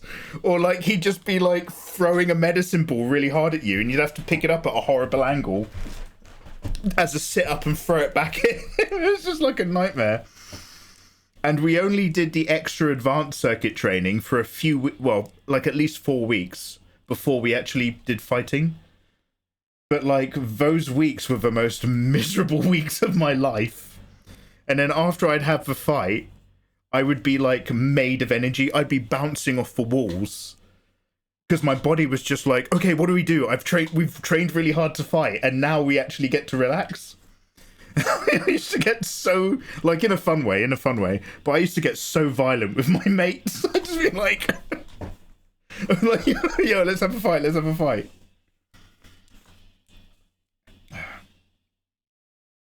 Yeah, Fenrir. So this is a thing, dude. It's like, I'm enthusiastic about loads of martial arts. I like the artistic. And I know that might sound diminutive, but I like the techniques, and I like the forms, I like the nature of it, and I like the rhythm of old Shaw Brothers martial arts movies. However, if like a family member is like, I want to learn a martial art that's effective, I'd be like, Thai boxing. And it'd be like, oh, okay, but what about like grappling and jiu-jitsu? And it's like, yes, but you might want to actually consider judo. compared to in terms of immediate results and effectiveness, you might want to consider judo more than jiu-jitsu, then get into jiu-jitsu. But in terms of stand-up fighting, Thai boxing all day and all night. I went back to karate for a bit, just near my village, just as something to do after I'd been trained in Thai boxing, and those karate classes were like, obviously I'd never say it, but they were just so chill. They were so easy, and like fighting the people in there was like so easy. Like some of them were fucking amazing. Don't get me wrong. All of the higher belts had clearly earned their belts. But, like, compared to a Thai boxing, like, fighters training, it was just like, first day chill out. Ukraine Nomad, take a sip. I would love to, thank you. Taryn, lovely to see you, gorgeous thing. I don't see you on the green site anymore. Did you give up on it? Taryn, are you talking about kick? Taryn, I haven't kicked in a good long while, but I would love to. Drink your water. All right, all right. You put something in this. Thank you very much, dude. Muay Thai is practical stuff, Large. Yeah, man. Have you ever done any martial arts, Fenrir? And the rest of chat. Makes me shows. There is a freeform UFC style gym in the town near where I live, apparently.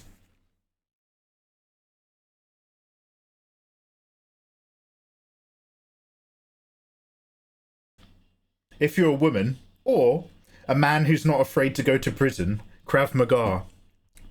Yeah, yeah, Krav Maga is just... This is how you execute a person after you've tried shooting them, but they're too close.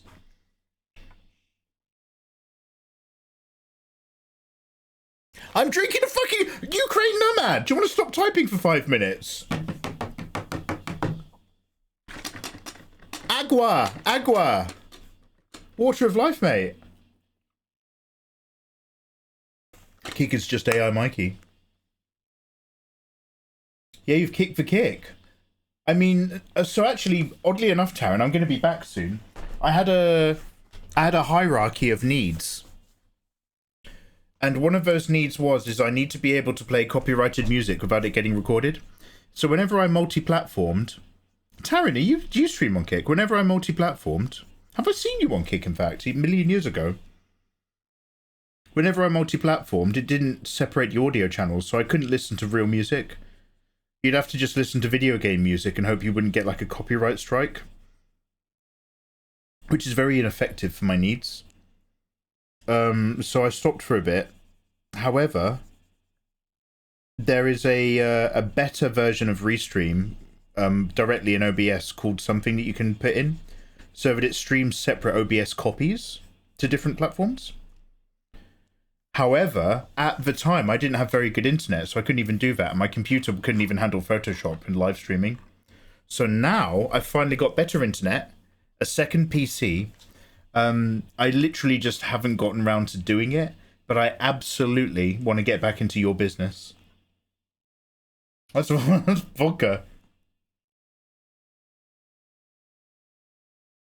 The best self-defense is a 9mm Glock. Yeah, well, that's the thing. I'm in England. Not that I particularly am looking to have kids or anything, but if I did have them, I'd be like, Daddy wants you to learn Thai boxing.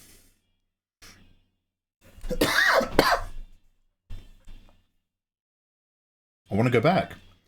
Taryn, we've got to go back. Yes, I know. To kick. Kick is only a word. Kick is only a word, Taryn. The reality is much, much different.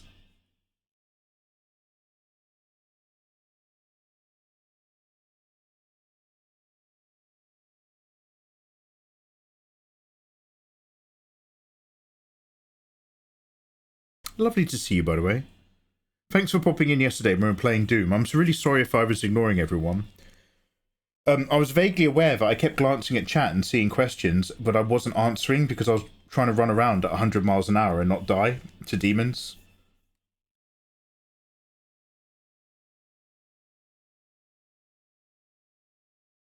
Not the most engaging thing in the world to watch. If you're in England, A few-inch knife and a stab-proof vest. Yeah, a few-inch knife. That's too many, UK Nomad. A few. I don't know if it's 3 inches or 4 inches. It used to be a 4-inch limit, and I think it might have gone down to 3. I'm not sure.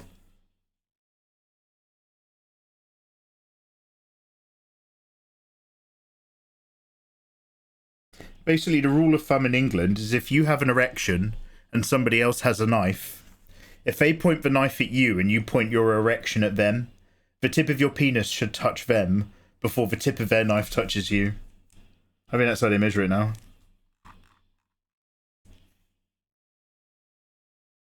Very difficult to enforce.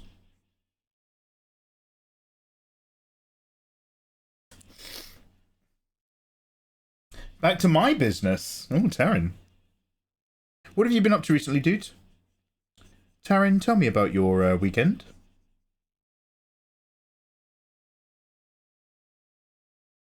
If you please. Someone subscribed to my Kick even though I'm not there. I got paid £6.50 for the sub, or $6.50. And I was like, what the fuck am I doing on Twitch? Do you know what? I hate Twitch so much, Taryn. Taryn, have you seen the... This is why they won't let me on a front page. Have you seen, Taryn, a promotional thing in your dashboard that says you could sign up for 2K live streaming beta? Stream at 1440p. It's a new thing that they're testing out and rolling out. And I'm just like, you fucking cunts. Like, we've been streaming at 2K for years. I've been 2K live streaming for well over a year right here on Twitch. All you have to do is stream at 2K and it works. And now they're trying to pretend that it's a new thing that they're introducing. And they want you to sign up for the opportunity to be included in a beta. What beta, mate? 2K live streaming on Twitch is happening. Anyway, sorry, that's basically one example of the many, many examples that add up over time that make me a bit frothy at Twitch. Not that frothy. Wait, which is the one where you're super, super likely to be pregnant? Is that when it's frothy, or is that the frothy time or the goopy time? I forget. Anyway, long story short, Taryn, yeah, so I joined Kick. And I did a little promotion where I was like, you can get one of my slightly naughtier mangas if you sub to me on Kick for this month instead of Twitch. And you're right, I got paid all the money. But the problem with Twitch is like, they get you so used to hanging out here, Taryn. That's how they get you. They just try to make sure that this is where you keep coming back. And I fucking hate them for it. I was saying this yesterday, Taryn. The biggest trick the devil ever pulled was making the world think he doesn't exist. And the biggest trick that Twitch ever pulled was making people think that having another emote slot was worth all that hard work.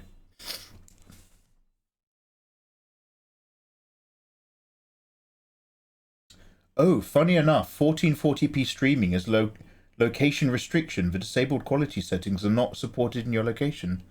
So Ukraine Nomad, can you see me at 1440p? Or not even at all? Am I 720 for you? Oh, you can't see me at 1440. Only people in England and America. 1080p max. 1080's, mate, 1080's great. You don't need me in higher definition than this boy. Triple J Sketch, lovely to see you. How you doing, man? How are you? Anyway, Taryn, this is my very, very, very, very long way of continuing to talk to you. So basically, Taryn, after I left Kick, I was like, okay, guys, remember to stop your subscriptions. Thank you very much. We're going to go back to Twitch for a bit. That was really successful. So I didn't stream on Twitch for a few months, and I got an email saying they'd removed me from the partner thing. I'm assuming because I hadn't been using their platform. So I think people can still subscribe to me as like a Kick affiliate, maybe?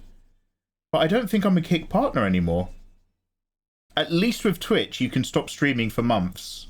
And you can come back and you're still here. Which is my long, long, long way of saying, because Kick uses that weird payment system, not everybody had unsubscribed. I discovered that Chameleon S, like, neither of us realised until, like, I just checked my old email address. And it turned out, Chameleon S was still subbing to me. I was like, dude, turn it off. And then like one of my sort of vague internet friends that I made through some other streamers, this Tom Bombadil, he was still subbed to me, and I was like, oh, and like we don't even hang out much. And I was like, dude, thank you so much, but mate, check your fucking bank accounts. You've been paying me $5 for fucking ages. I've only just noticed. So it's all swings and roundabouts. Barilio, you have just graduated from university. Barilio, well done, well done. Guys, Barilio's graduated. What was your degree? What did you study, dudes? How much debt are you in? What are the benefits of being a partner on Kick? Do you know what? Even though they sent me that email, Taryn, I never even bothered opening their website to check. They've taken me off of something, and I don't know what it is. And I haven't cared to look. But I should investigate, because exactly like you say, Taryn, I want to be multi-platform. I just hope that my computer can handle running a couple instances of OBS, because my PC gets really tired now. And then, yeah, you and me can be Kick friends. You can raid people on Kick, can't you? I think I vaguely remember. The problem is when I was on there, it's either Kick or D Live that you can raid people. The problem is when I was on there, the art category was dead as fuck. It's like one dude doing some Lego in a corner. That'll do.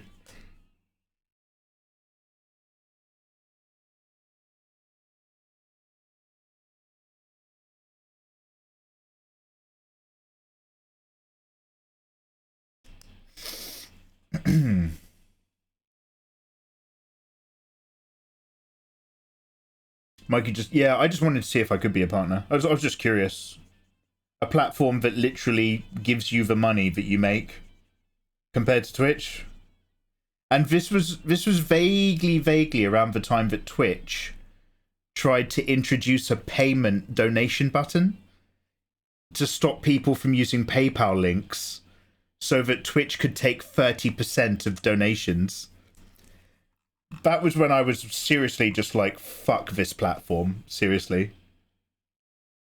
When they tried doing that, it was just like... I hate you. I was so moody about it. But it was such a scumbag thing to do. Thank you. Concept art for video games and film. Oh, dude. Barilio, I appreciate you might want to walk away from it forever, but do you have like any, do you have like any portfolio work online that we can see or anything then? And I'm about 50 grand in debt. It might be more. Oh my God, Barilio. So, when I went to university, it was under Labour government. And that was back when the Labour presets were education. So my uni course was like 5 or 6 grand a year, because I didn't come from like a rich household. And then even when I started working in an office, I took a French course on the side at the Open University and got a grant to cover the payments. So I was paying like £500.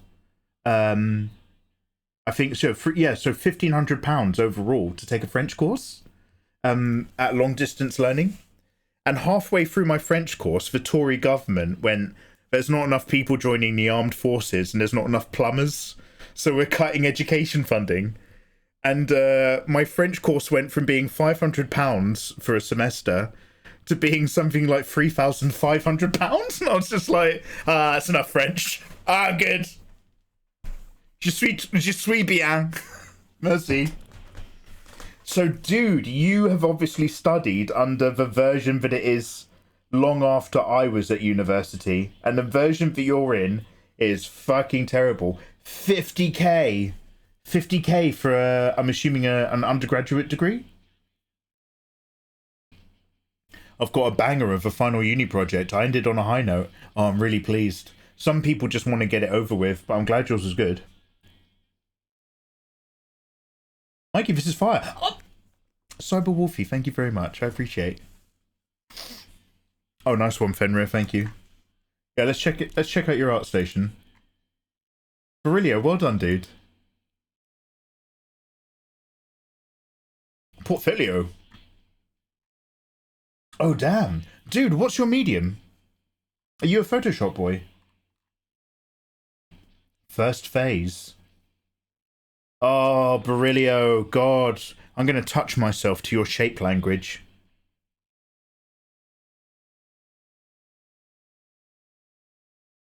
Damn. I love how you present this information.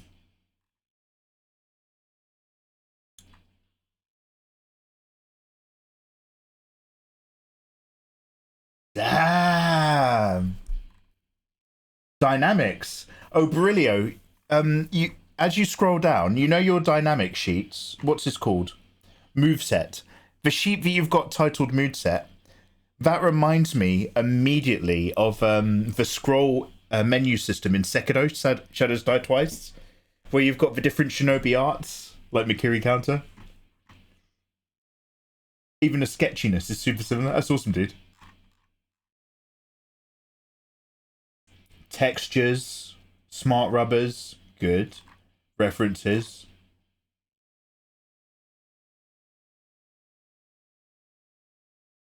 Fucking hell, your university coursework looks so much more engaging than mine. Fuck. What do you call this? Is this a censure or a tonsure? People who've ever been to Catholic churches. A kid walks around with a ball on a chain and there's incense. Tonsure or censure? Censor. Yeah, I'm a Photoshop boy. It's 30 in total. Fuck. Think of a compliment. No, this is popping. So, dude, in terms of, like, character design, your whole portfolio is right in front of me. However, what was your brief? And what is the lore to, this whole boy? The Mimic Priestess. Oh, no, wait, here we go. The brief, sorry, ignore me. The brief was about a corporate hunter mini-boss. It tries to kill the player and steal the information they acquire at the beginning of the game. So I tried to come up with a unique idea of multiple corporate industries come together to produce a mimic mini-boss that tricks the player through religion. So a corporate entity has created some kind of like hybrid organo-technobot mini-boss whose robed mimic ability mode gives it a religious cover before it goes into phase 2, where it's like a praying mantis style murder machine. Dude, I really like your fabric pages. At the very end of David Lynch's Dune 1984 version, there's a bit where they just wrap an imperial robe around Paul Atreides right at the end. And it's just this long brown, like, shawl garment with, like, some kind of gold shapes on it as well. Yeah, well done, dude. Dude, that's big. That's big. That's the weed disperser. Yeah, they're getting on it. Aurelio. Yeah, man. Now, all that work we've done on the legs, time to slightly get rid of it.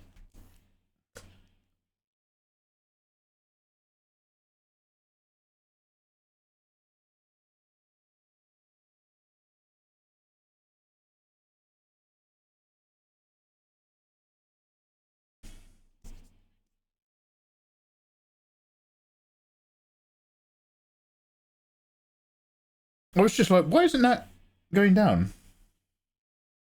What layer have I done this on? One sec.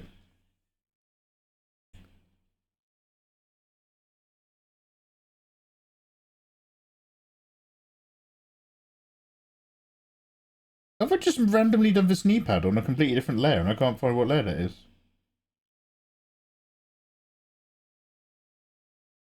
I don't even know what these blue boxes are about. That's some Photoshop update thing.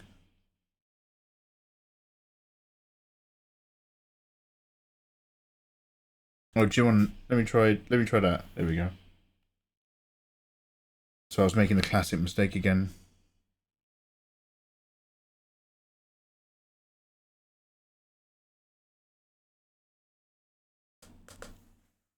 But really, you've grown up so much, my boy. My boy. Now that you've got an amazing portfolio and you've done your degree, I'm just like, yeah, my boy Barilio. Yeah.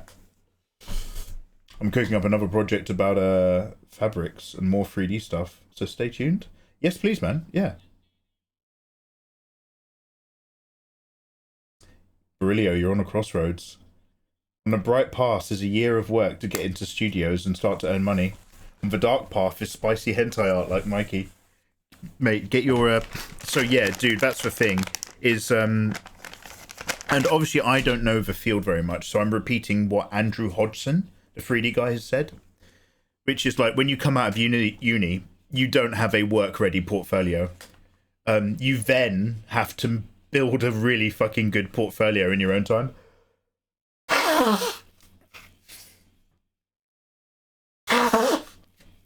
Dude, I'm here because of your tutorials 8 years ago. My fucking boy, Barilio.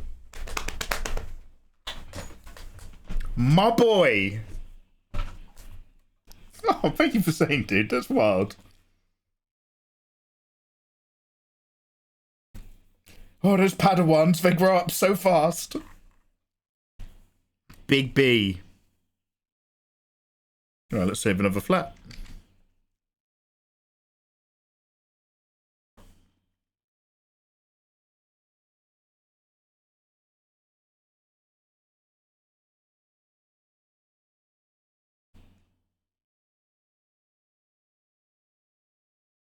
More blues. I have to keep skipping back to a really early copy just to see what my vague plan was for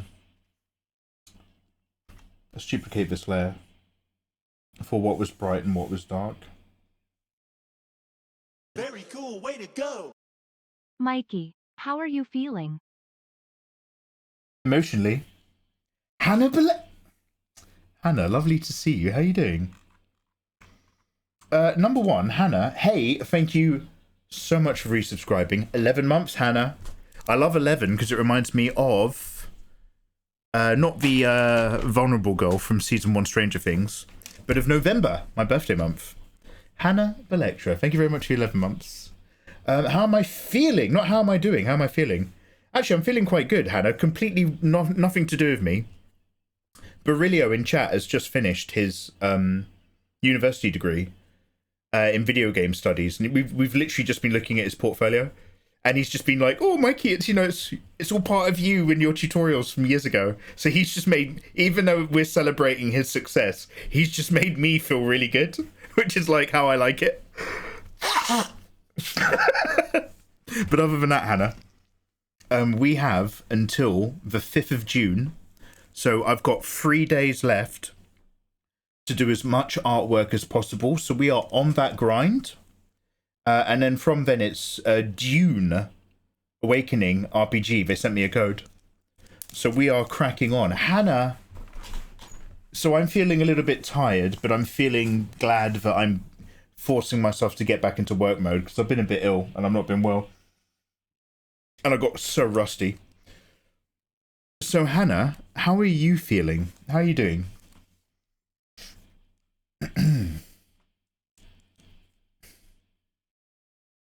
I learned shit at uni. I had to pay extra courses and mentorship and stuff.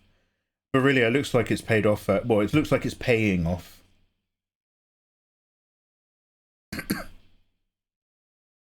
Yeah, Hannah streams, guys. Go check her out. She's super dope. We were watching Hannah when we were in Japan. Oh my god. Was Nathan making me watch Hannah's stream to distract me from making him watch Mission Impossible again? And love it. Hannah, I've just found out, when me and Ayatollah went on holiday to Japan, he's just explained that he didn't enjoy the bits where I made us watch loads of movies together. We watched lots of movies before going to sleep at night. And it turns out he didn't enjoy any of it, and he just didn't say. So he's told me now, and I'm really upset. So now I'm just like, because he was like, "Oh, Hannah's streaming. Let's go check out Hannah's stream." And I'm wondering if he was just doing it so that he didn't have to spend more time with me, so that we could spend time in your stream instead. I'm doing amazingly. I'm just a little bit sleepy today. I've been wondering about Dune because of you. Yeah. So I'm not a big MMORPG boy.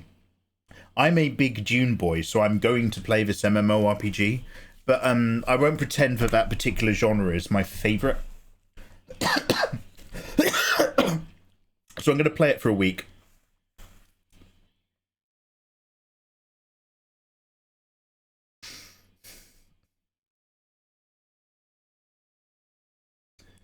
Yeah.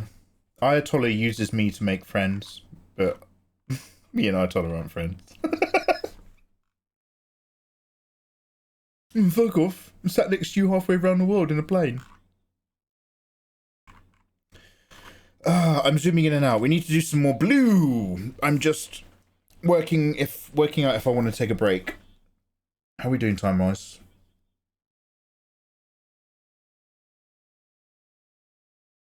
Uh-oh, stopping recording. There we go. Oh yeah, so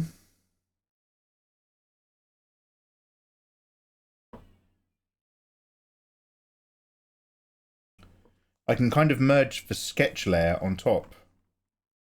Feels like a cheeky way to cheat. I quite like it.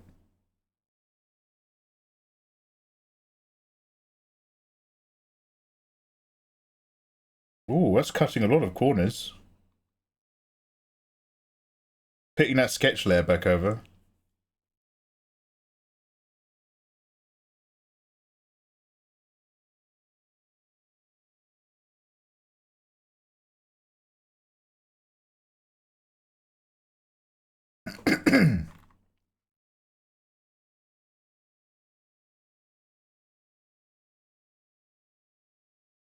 See how I feel about that.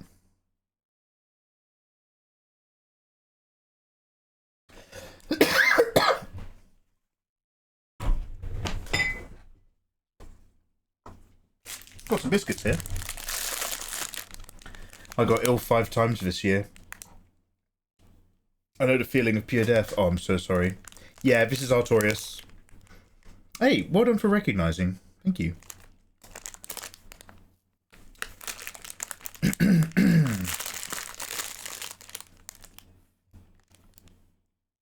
I'm going to change the music up a bit. I enjoyed that quite thoroughly, but what's next?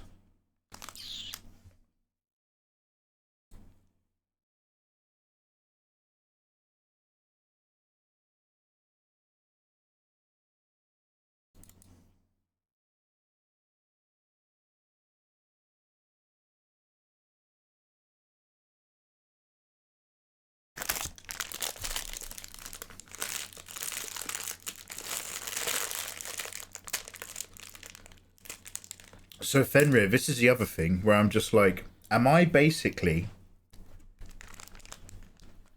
spinning all the plates until they're just all done?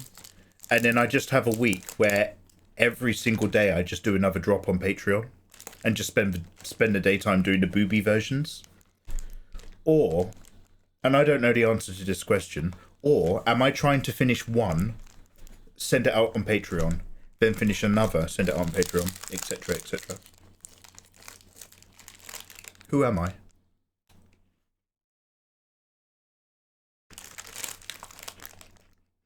Do you know what? I could get out a different art piece. Should we do blank and... We'll do blank and noir for a bit. Kiteser is now my top clipper. What does that even mean?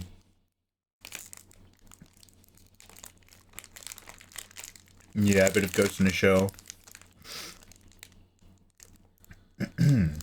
Hey, Buddy Chan, how you doing? Do you mind if I do a quick art share? I feel like it's been a while since you've seen anything I drew. And I've been improving. Yeah, go on then. As long as it's safe for work, Fenrir will give you a permit.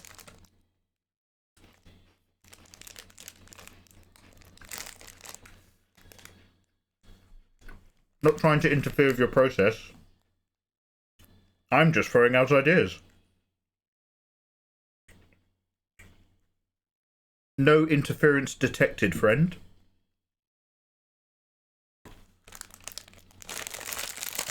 Ideas welcome.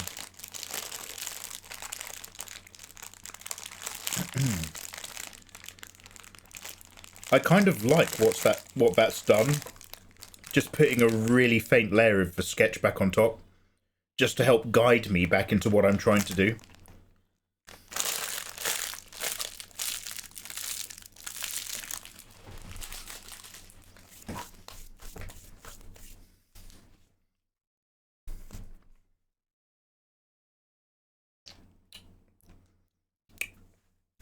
I mean, we've still got everything still to do in this, but like, that feels like it's kind of just like cheated me and pushed me along the path a little bit. But seeing as I did the sketch, it's still completely legit. It's really going places. Oh, thank you so much, man.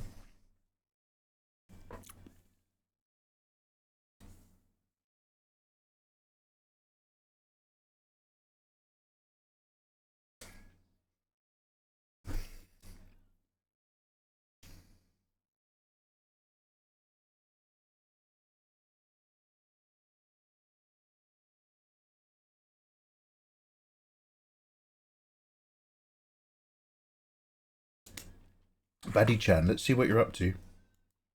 How's life treating you, by the way?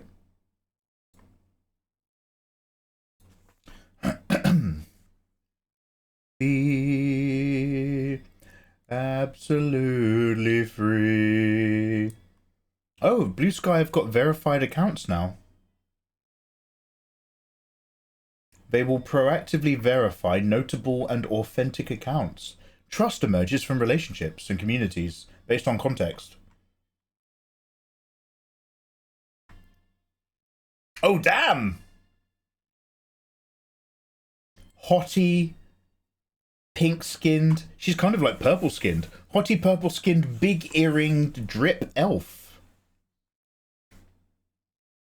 Obviously, this is a symmetry tool dream. But you've got, like, flow, hair, thick lips. But you've also included, like, a mixture of textures without overworking any of them. So you've got, like, interesting fabric. And then you've also got, like, the different texture of the bear. Yeah, that's pretty fucking awesome. Shit! That's really pop. That colour, obviously it's a whip. But those colours are really popping. Oh shit, I have 30 plus notifications. Fuck. Can somebody remind me to use Blue Sky?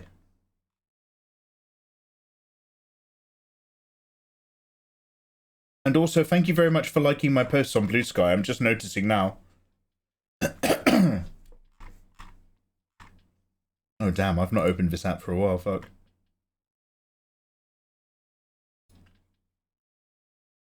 Naomi, thank you. So, yes, allow me to just add a caveat. Could you also remind me to use Blue Sky, like, you know, maybe in like a week or two, or when I next post some artwork at a weekend on Twitter? But well done, Naomi. I'm glad you feel like you're involved. Thank you. Also, use Blue Skies. Positive as fuck on there, is it? I find that shit a bit dangerous. Do you want to know one of my most toxic traits? This is not a healthy mindset, but one of my more toxic habits is if I'm tired, if I'm tired and, like, you know, I'm not like, if, you know, when you run out of energy and you know, you're not really laughing at jokes anymore, you're tired, you're not seeing the humor in stuff, and you clearly need to have some food and go to bed and, like, log off. If I'm in one of those moods and the artwork that I'm doing just isn't where I want it to be, and I'm just like, oh, this isn't working. And if somebody in chat, and obviously people are just trying to be nice, if somebody in chat's just like, oh no, I really like it so far, you know, keep at it. Instead of just being like, oh, thank you very much for the encouragement, in my head, I'm just like, well, shit. If you like it and I don't, that means I can't trust your opinion ever again. And I'm just like, I can't spend my time listening to people whose opinions and artwork are so slap happy. I need to be creating stuff that's better to a critical audience. I'm just like a dickhead. Gets real bad.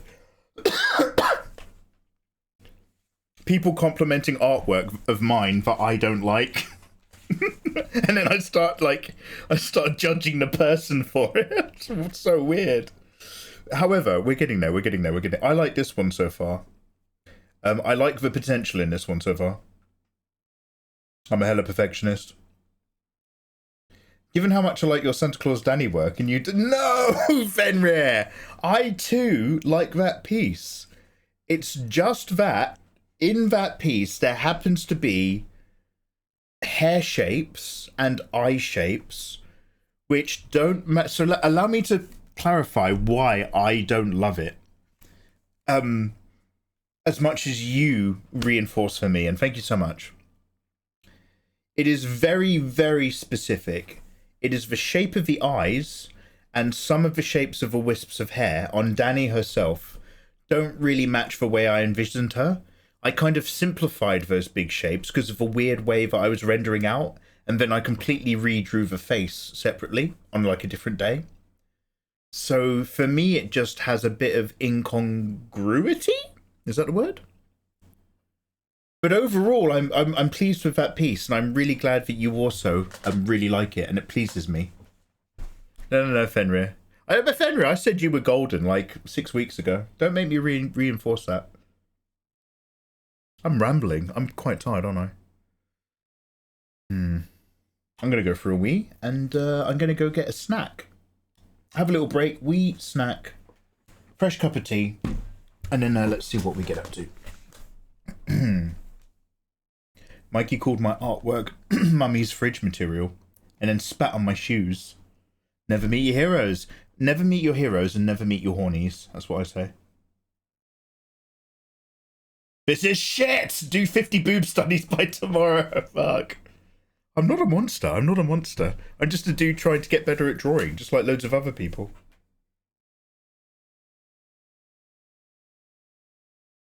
Given she's your OC, that's fair. Yeah, I'm just a bit particular of her vibe.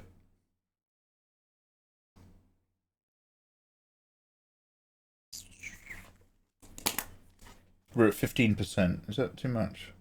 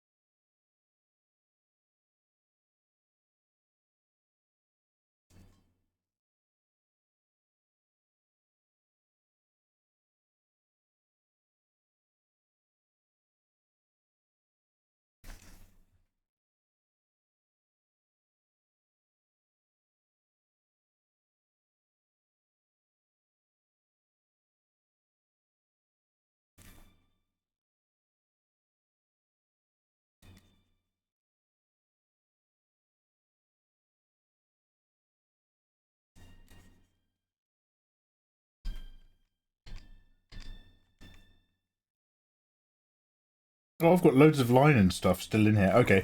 I was just like, is that from this layer to work? We've got loads going on. Alright, you gorgeous people. Let me go make a cup of tea. I'll see you again. Lovely to see you, Hannah. Congratulations, Gembarilio. Do you reckon it's cheeky garlic bread, Fen? I could put a slice or two in the air fryer. I've got some kiwis downstairs. It's too late for a kiwi, isn't it? That's afternoon food. I've got some malwam as well. Alright, let me make some tea and some biscuits. I'll see you shortly. Guys, thanks for hanging out. Seriously.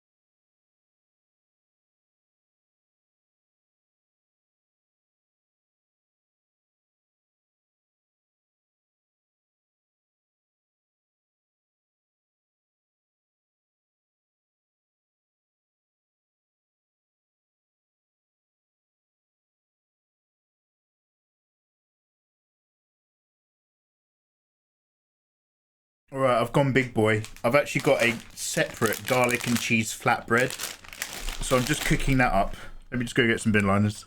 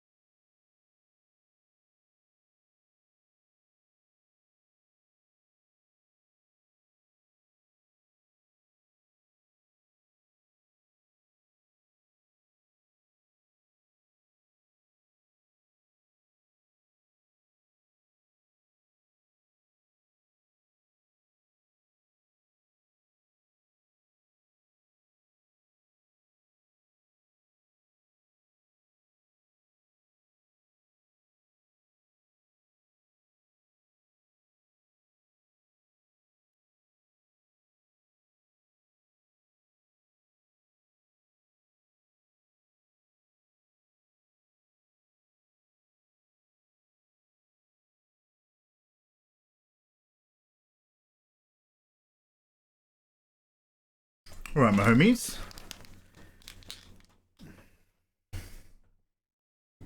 Here's what we're going to do. Sorry, my bowl's a bit filthy. It's from burnt cooked food. It's not like dirt. But I've got like an actual wad of garlic bread, cheesy garlic bread here. Instead of just for frozen slices. So we're going to take a 5-minute snack break. And then I'm going to take Fenrir's advice. I might be a little bit burnt out on this piece now today. And we're going to work on blank and noir from Nikkei. Because my blank and noir illustration is very easy. I'm not breaking any new ground on that one. We could probably wrap that up tonight, depending on the vibe. So, should we watch a couple trailers that I've not seen yet? Looks pretty good. Hey, thank you. Just going to change the title really quickly, just a snack break.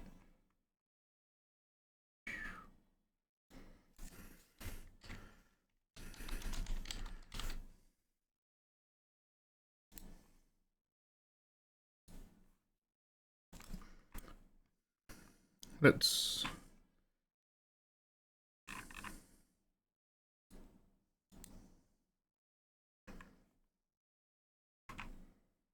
Sorry, I'm still playing with the slider. I'll move it underneath the line art layer. Like, this piece is not meant to be a bright piece. But, yeah, I like that 10-11% zone. It's a nice zone. So let's save the file. Let's save a flat. Oh, I clicked that while saving the file. Oh no, please do not corrupt. Guys. Okay, no need to scare me, but fine. Just gonna add a layer.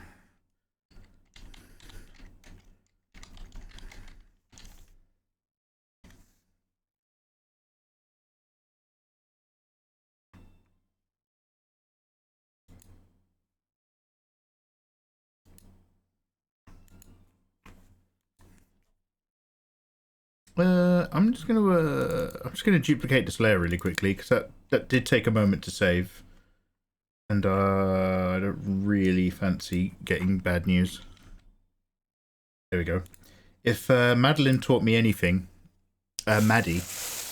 By the way, if you're not subscribed, you're gonna get hit with an advert, but don't worry, it's just me doing my bins and finding a trailer to watch whilst I eat a snack. If I learned anything from the art streamer Maddie, it was that Photoshop files get corrupted and you've got to duplicate them.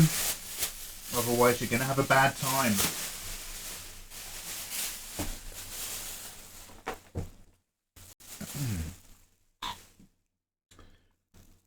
So...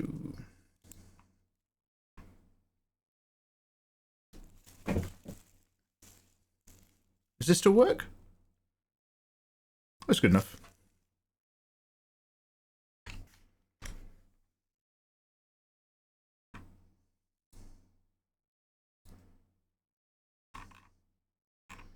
Is this my, is this the one where I've got adverts? No.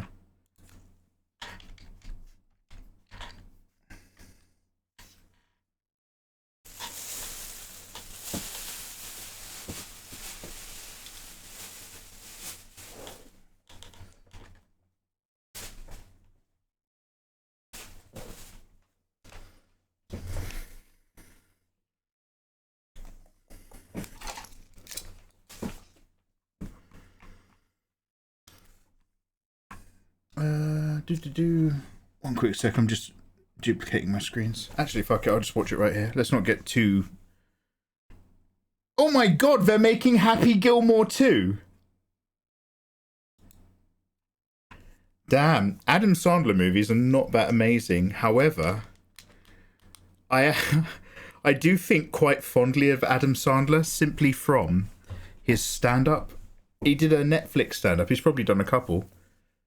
And like he's ever so slightly Norm Macdonald-ish. He does these rambling Shaggy Dog stories. And kind of a weird vibe of a stand-up is quite nice. And then he just basically, because he's just a really rich guy who likes doing stuff with his friends, he basically just makes a little love song to his mates and to some dead comedians. And you kind of just like, at the end of it, you're just like, do you know what? Adam Sandler makes really fucking shit films, but good for him. It's so weird. Sequels is all they have now, Fenrir. AI can make sequels. They can't quite make their own new fresh content and IPs. But also, yeah. Sorry, a few buttons here. I'm trying to make the minimum amount of changes. I'm not moving my tablet or anything so that I can get back to drawing after this cheeky little mental break. Now. Toxic Avenger official trailer. Toxic Avenger? Black Phone 2. New movie trailers, trailer feed. AI garbage image. Frankenstein. Oh. Nobody 2. The Odyssey.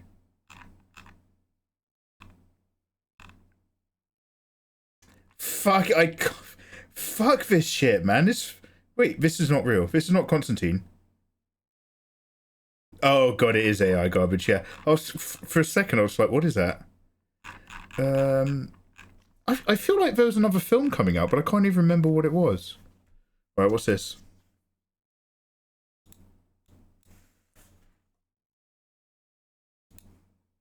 Caught stealing. What the hell happened?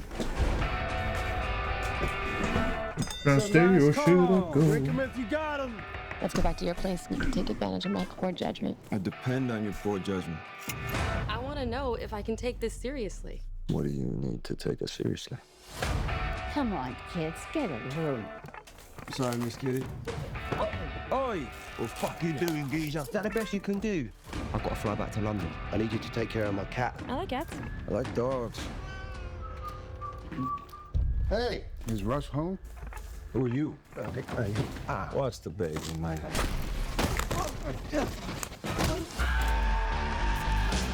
Who did this to you? La pistola. Either I get what I want or my pistol stuck from me. Just like a Shane Black or something. Guys you messed up with, they're scary monsters.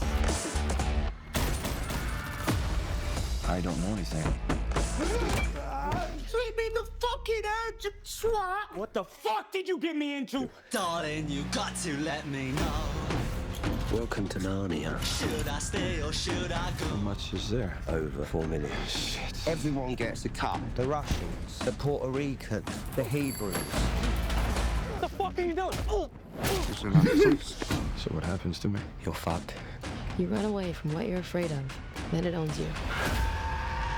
Is that a skeleton hanging from your wall? Yeah, that's Chameleon S1. What the fuck is going on? Hasta aquí llegaste, cabrón. Either we go deeper or pick it up.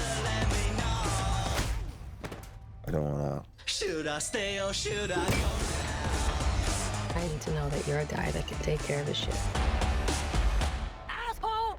I can handle it. I don't suppose you're Jewish, are you? Eat, skinny boy. You know you're gonna upset her.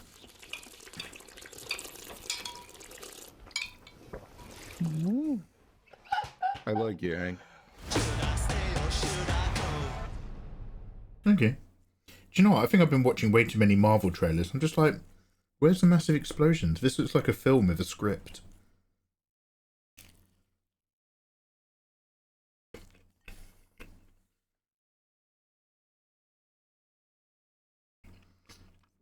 Oh, just one. Guillermo Frankenstein.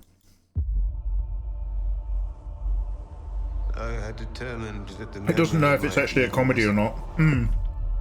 should die with me.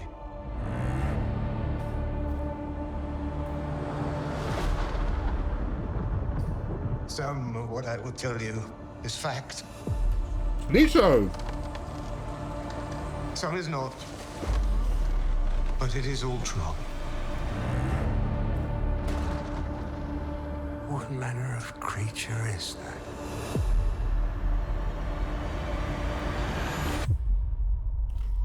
The devil made him. That's a great shot.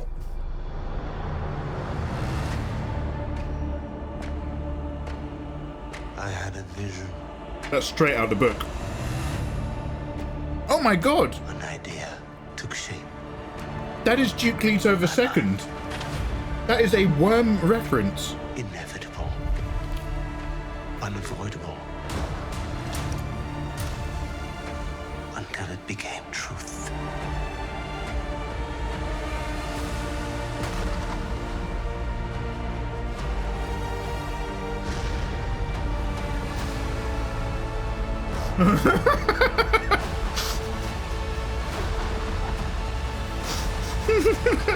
Fenrir, look what you did to me. In seeking life. It's because I was looking at the I was looking at Tech 9 videos.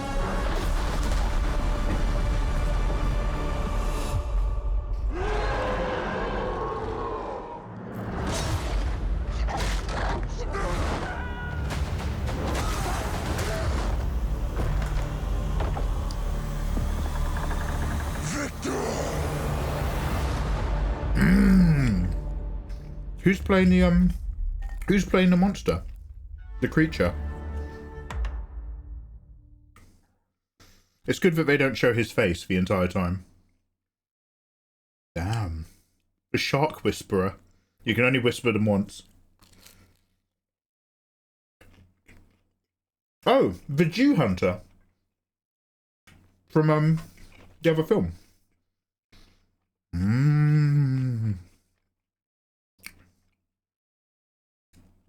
So I've got little tissue here on top of my mouse.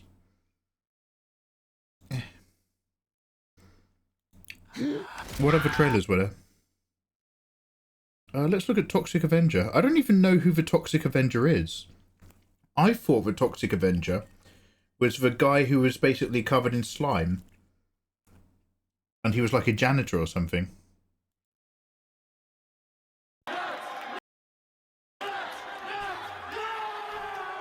One band. One town. One chaotic concert. The world will never forget. What? Is it difficult dealing with all these different personalities? It's colorful. Yes. Oh, it is a film. Reined in, but honestly, that's a part of the music. Discover how the killer nuts became the sensation they are today. I feel like we're legends already. It's monster core. It can't be defined. This is Becoming Nuts. Now streaming on Nuts Plus. What the fuck? Allegations against BTH of organized crime connections and heinous environmental abuses. I didn't understand the concept or the format. Oh, that is a Toxic Avenger!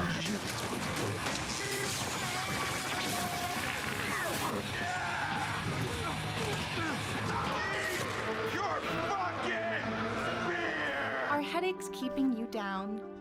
Is stress making you look ugly and old? This is so weird. Hi. As you can see, I'm a doctor. Certified. I have a headache. I reach for the brand of medicine that works the best. Hydroxyphetamine, hydroxy. Came to us with those headaches, and we ran some tests. This is a very advanced case of... There is a drug treatment available for this. It's very new and wildly expensive, but your insurance will probably cover it. My name is Winston Goose, and I've been working for you for 13 years. What can I do for you? I'm sick, sir. BT insurance won't help. What is it you do for us? Hygiene services. Mop shop. What? Mop shop. What? We're gonna sort this out, my man.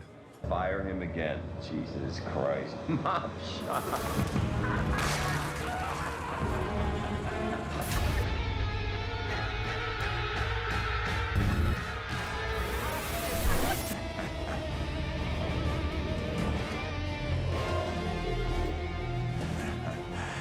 Nobody special.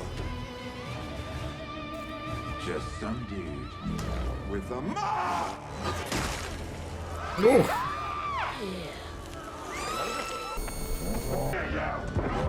Stupid fucking antlers! You too, dummy! Oh god, that's a real close-up of a uvula. I thought I was watching a Star Wars special edition. Damn! Are they making another Dexter season? One sec. That trailer was so fucking weird.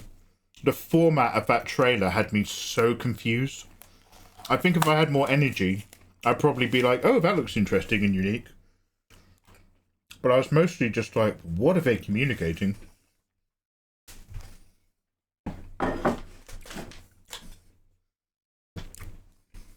Okay, I don't even know if I want to look at the Dexter one.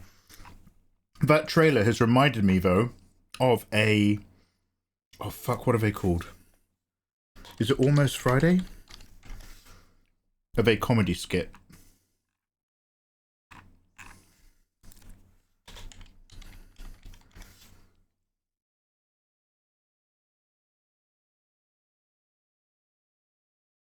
How it feels scrolling through Netflix top 10.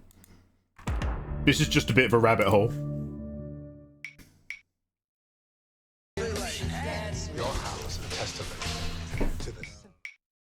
No, honey, the business trip's going great, okay? Yeah, I'm gonna ask for that promotion, I promise, okay? Okay, good, because I swear to God, if you're on another mission... Am I on a mission? If I find out you're I told you, honey. I took John on a play date. Do you think I'm awake, I thought it was bad. Okay, good, yeah. Margarine? My crazy father Zachariah always says. Princess, please. I'm poison to you, Margarine. 100 women, one man, and one shaky twist. I'm Corey, and I have schizophrenia. Not only do I believe that there are 100 people in this room, get out of my head! I believe that one of them will be my wife. So let me get this straight. At Game 7 of the World Series, there's gonna be a bomb in the baseball. And not only that, the President of the United States is gonna be throwing out the first pitch, and I'm supposed to snipe it out of the air with millions of people watching without being seen, and I gotta make it to my daughter's recital on time. Well, let's play ball. Blood trail comes all the way down from the chimney over here. Forensics is doing tests on that piece of coal they found jammed down his throat. Millions of kids are gonna wake up tomorrow with nothing under the tree. How the fuck would do this? Call forensics. Get him back here. Why? I just found Rudolph. Am I on a mission? Remember how Mr. Clark always used to teach about dinosaurs? Yeah, that was our favorite class. Yeah, do you remember the T-Rex? Not now, kid. Okay, I'm trying to get us back before dinner. I think it might already be dinner time.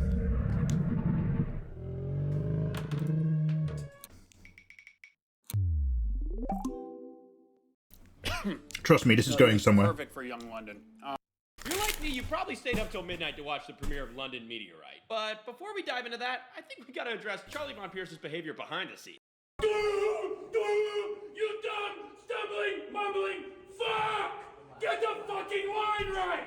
Get the guy from Sesame Street, work his mouth like a fucking puppet! Stupid fuck!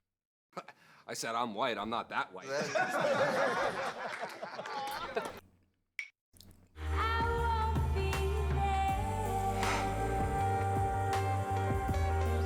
9 movies, 5 8-figure deals later, an alleged murder, and it all comes screeching to a halt. Do we really know what happened to Von Pierce? Let's break it down. And you know what this is about? This isn't about industry bullshit. It's not about money. It's not about agents. It's not about agents. What do you say, London? Another round? Yeah. We can go again, but I'll warn you. I'm not firing blanks. Does this mean the honeymoon phase is over? Well, you're a little late. Don't call me little. And actually, I'm 10,000 years early. The paradox prism is the key to everything. Charlie Von Pierce was Agent London. The franchise was a success because of him. Pero after we wrapped Paris, he was done. Hey Charlie, how you doing? Hey, what do you think of London and Paris being such a box office flop? Look, London and Paris is a symptom of Hollywood. They want to pump out garbage. The studio did not care about these negative comments, pero his agent did. Charlie hated that.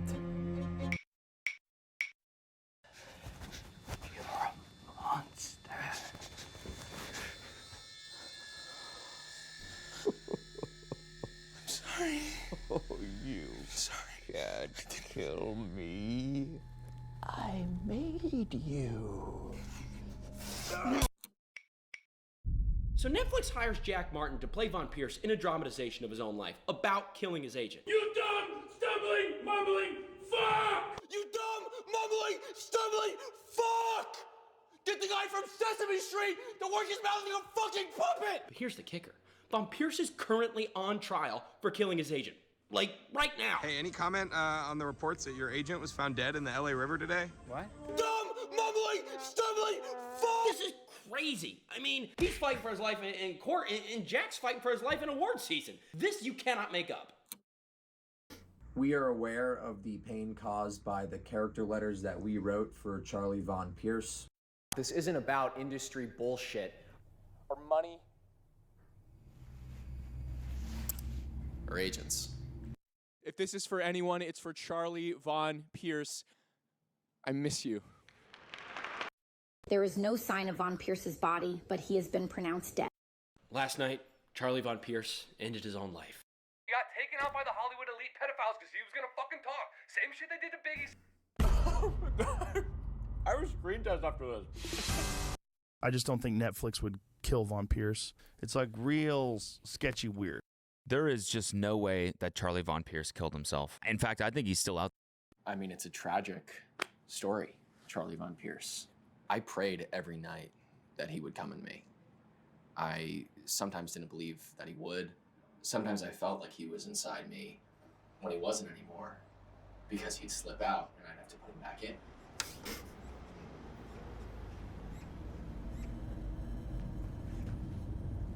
See? Charlie. The world loves you. The world loves us. Please just let me go. I won't say anything. You know I can't do that. We won the Emmy, but not the Oscar. We're a team.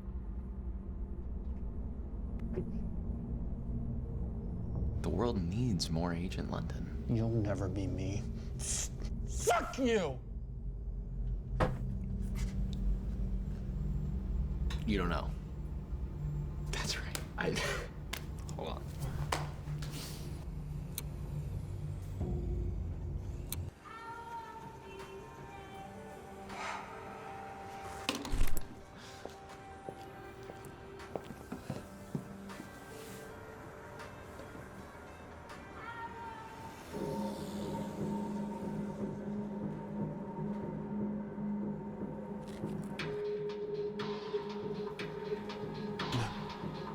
No. Hey, Whoopi.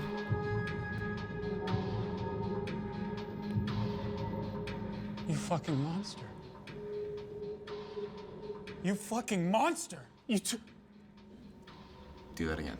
What? Do that. What you just did. Do that again. What? I can't believe I never noticed them. What? Your eyebrows, Charlie. They're so beautiful. I need them. Okay.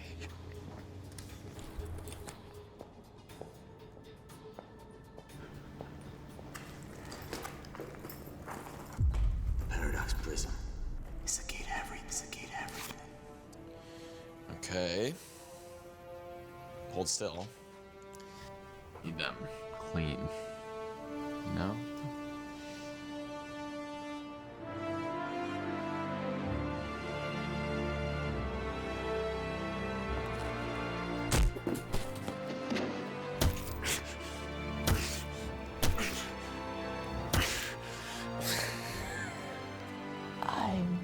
need you. I love you. I think we should just be friends.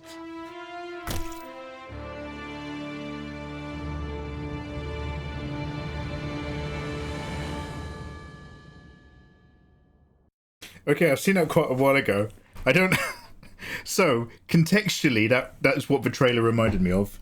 I'm going to be honest, I sort of forgot that it was like a 10-minute long emotional ride. I thought it was just a bit more of a kind of like short comedy skit.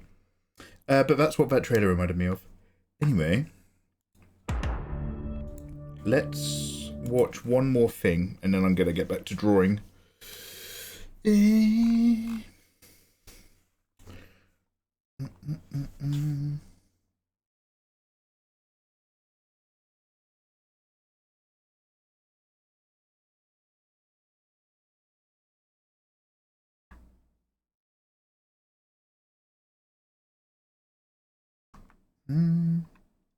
I'm just trying to see if there's any of the others from them.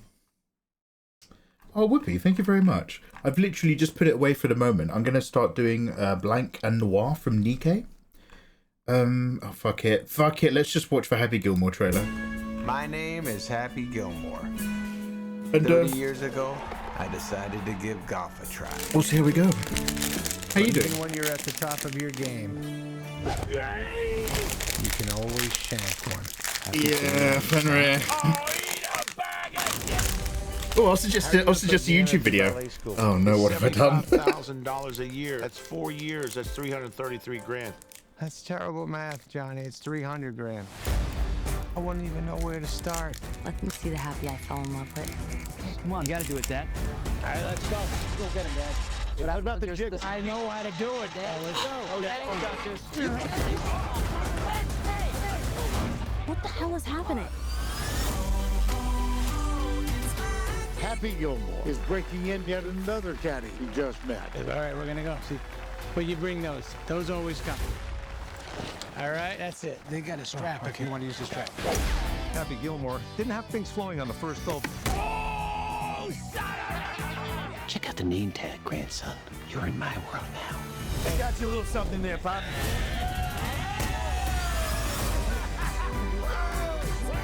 Everyone is talking about a comeback kid. I think that's his actual wife. Yeah, this lady's his wife, I think.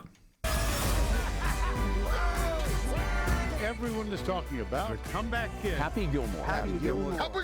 We've been watching you play, Mr. Gilmore. So inspiring. My dad loves you. I think it's a bit late for a Happy Gilmore sequel. I am so sorry. Give him here. I got some Gorilla Glue. Remember the happy place I went to? You go to yours.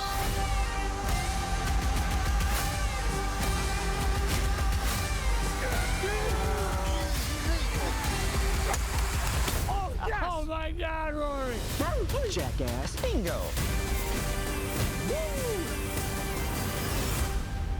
You stole my life from me. Why would I want to steal the life of somebody who eats pieces of shit for breakfast?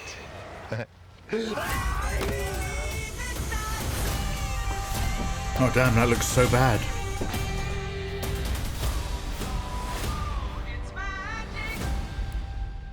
Oh Christ, that looked like everything that's wrong with sequels that are way too late in the day.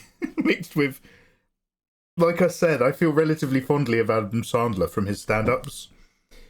But those films are so fucking awful. That looked really bad. I'm feeling better about my artwork now because I've just watched a multi-millionaire shot off a trailer. Just a garbage. Alright, back to art. Excuse me, chewing.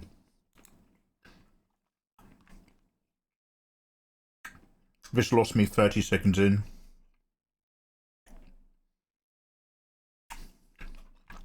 It was really good in my memory.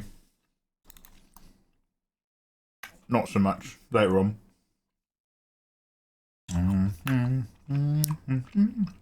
Hello? Straight into your arms. Oh, Oh fuck, have I been recording? Oh no. Sorry, wrong PC, wrong red symbol next to OBS.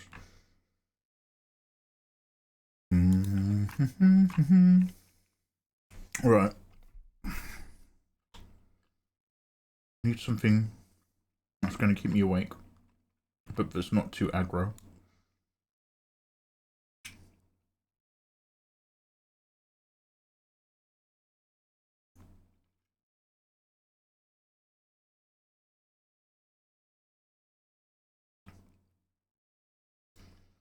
What about Hey Water Tiger? That deserves a only on Netflix. Yeah.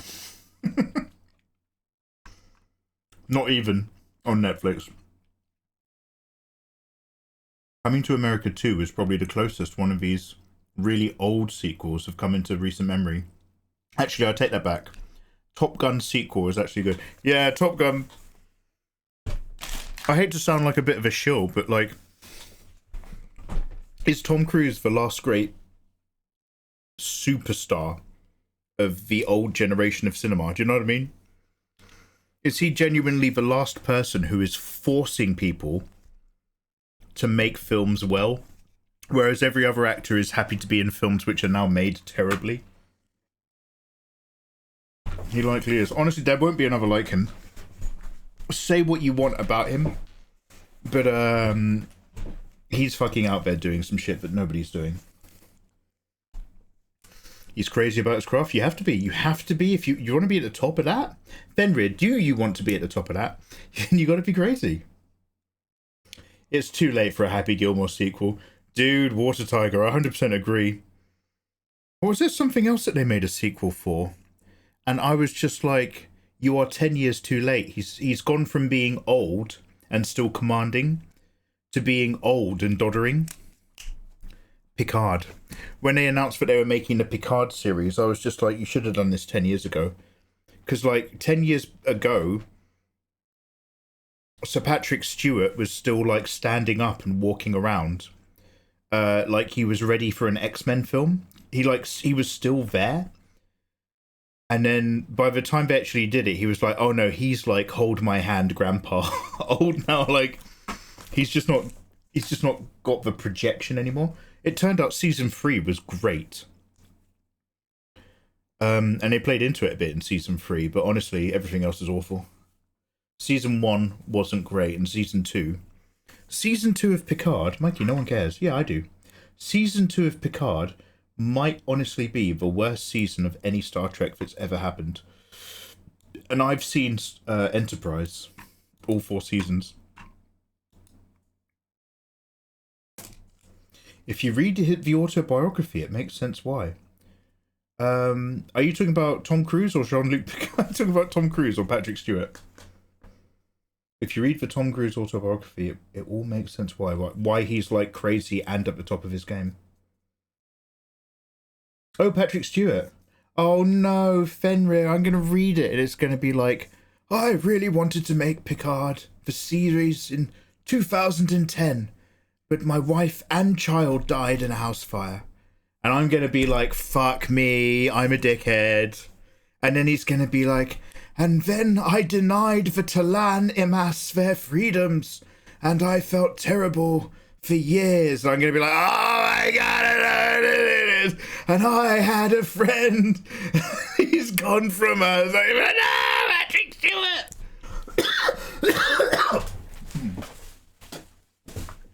Do you know what? I will read his biography. That'll give me something to do. Anyway, let's get some music going. And I'll change the title. Hey Mikey, I can't stick around, but I wanted to say I finally dragged my drawing tablet out. Jelly cake. And I got myself drawing, and I wanted to thank you for always being a big inspiration. LFG. Jelly cake, I hope you have an excellent time. You have to shake off a lot of dust, so do stick with it, and then you'll be back in the flow. That's very cool, dude. He narrates his own biography on Audible. Have you heard the... I know it's a bit of a meme, but have you heard the opening to... Guys, do you remember a film set in England where it turns out that there were dragons after all, but they were deep underground?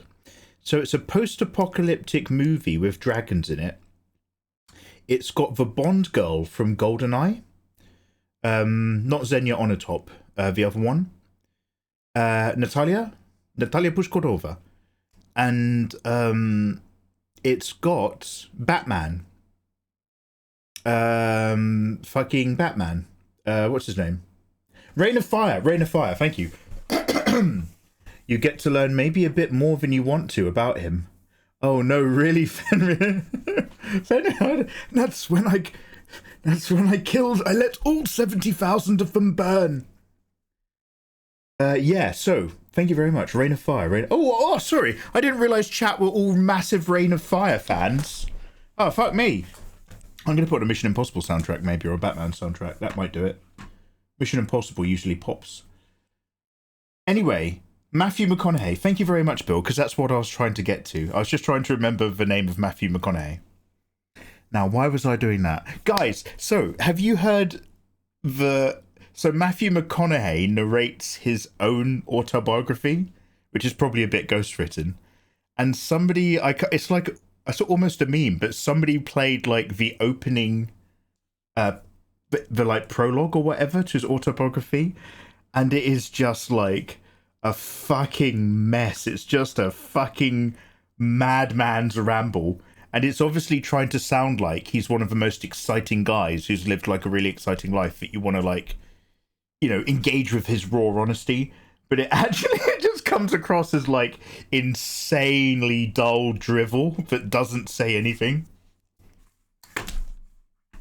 If only we had a computer so that we could listen to it. I wonder if there's like a clip of it on YouTube. Matthew McConaughey. I didn't know his name. Let me Google it. One second. Helldivers vs. Dragons. Oh, they made a Helldivers 2, didn't they? Is that any good? If they'd given the Helldivers some swords, it would have been even better. Damn, they should have had some swords. Matthew McConaughey. Autobiography. Intro.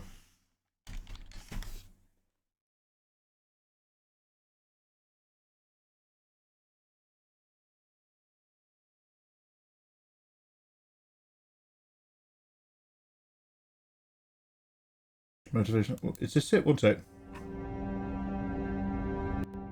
I've done peyote in Real de Catorce, Mexico, in a cage with a mountain lion. I've had 78 stitches sewn into my forehead by a veterinarian. I've had 4 concussions from falling out of 4 trees, 3 of them on a full moon. I have bongoed naked until the cops arrested me. I have resisted arrest.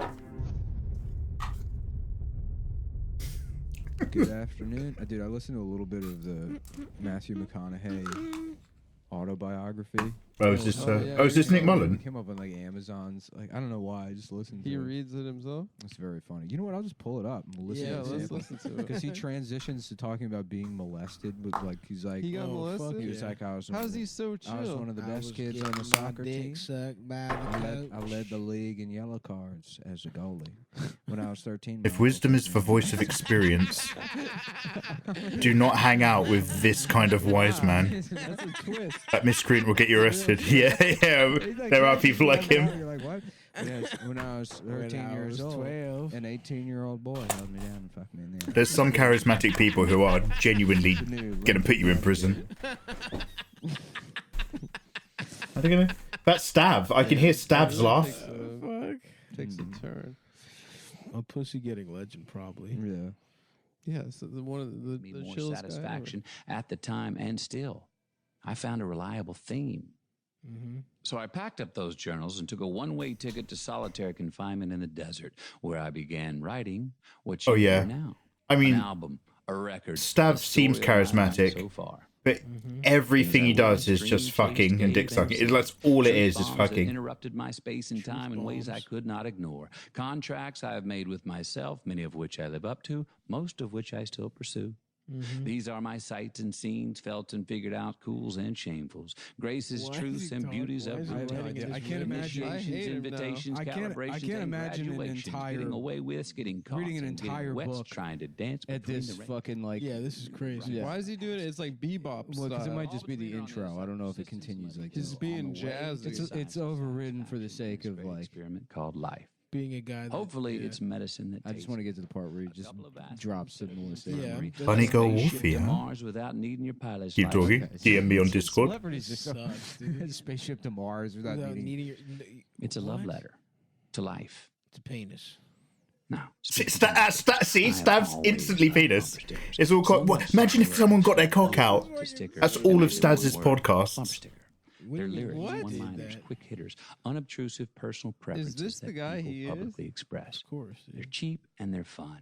They don't have to be politically correct because, well, they're just bumper stickers. From the font to the color scheme to the word or words they say. This sounds like one of those comics that tries to rip off George Carlin. Yeah. Yeah, Bill. If they've got a family or not. If they're free spirits or conformist. Funny or serious. What kind of pets they have. What kind of Bill, I've got a first time watching series on my Megaverse channel that you would fucking hate. Because it's me watching season 1 of The Sandman. Fucking I had a moment there. And I'm literally, as they're talking, I'm just like, oh, so what about this and that? And I'm literally talking over them answering the question that I'm interrupting the show with.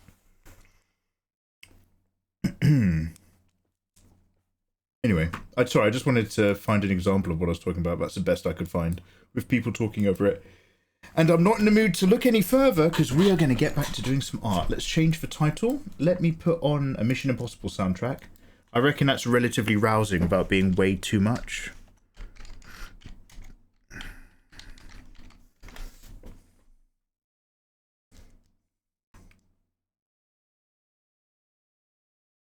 I don't know if Final Reckoning had great music. Fallout has really good music, doesn't it?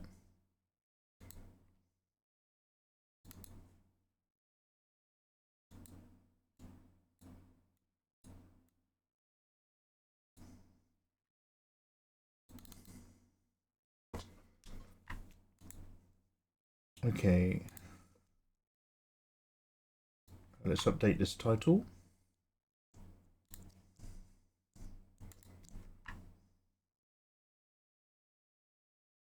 You're heading to Memphis. Oh, Bill. Fucking hell, man. Hello, thank you for the follow. Right, that's the snack break done.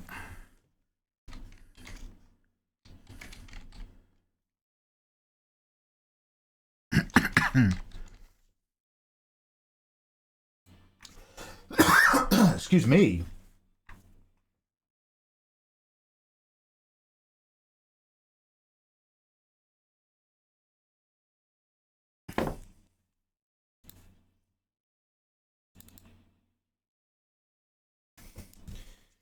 How many years until Mikey on tour? Road trip across America! Let me catch up on one step at Fenrir. How do you move a mountain? One rock at a time. Let me catch up on Patreon. And then we'll talk about me shadow touring with Bill Nash. Sorry, Bill, I haven't asked for your consent.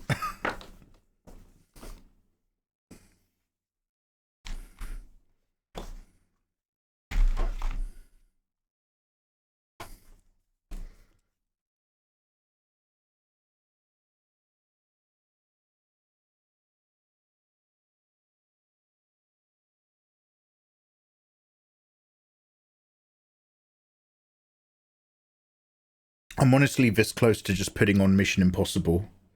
I'm not autistic. I'm really tempted to put on one of the Mission Impossible movies just on my other screen, just to keep me awake and keep me going. You guys will have to suffer the audio, but it's like listening to the soundtrack with extra dialogue.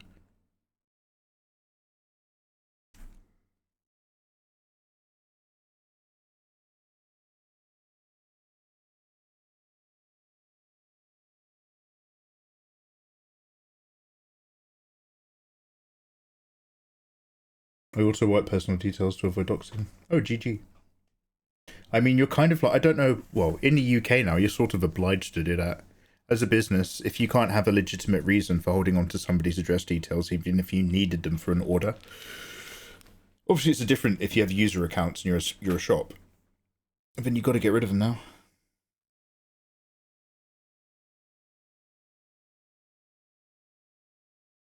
You get a giant horror-sized robot from Armored Core to vaporize the mountain.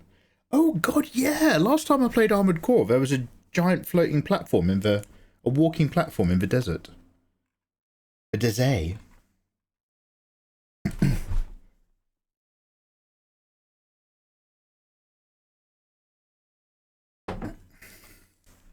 Oh shit, I've got all the wrong references up.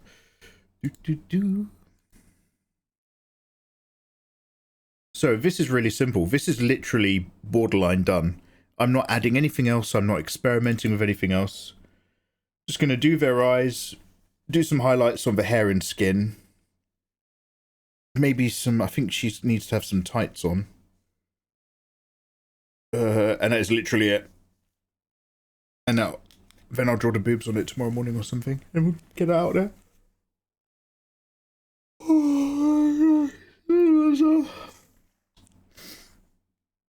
Oh yeah, references. Let's get those reference pictures up there. What colour are his eyes?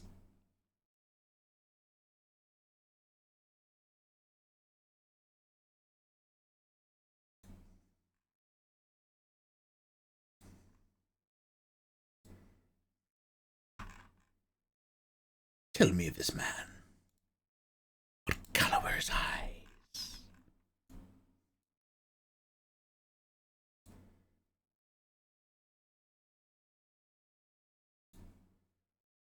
Here we go.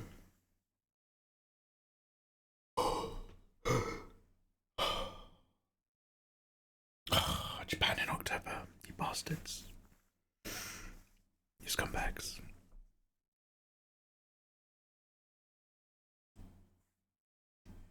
Start recording. Right. Let's start with the eyes then. They both actually have very similar eyes, which is great. But they're on very dissimilar layers. Which is problematic. You're problematic?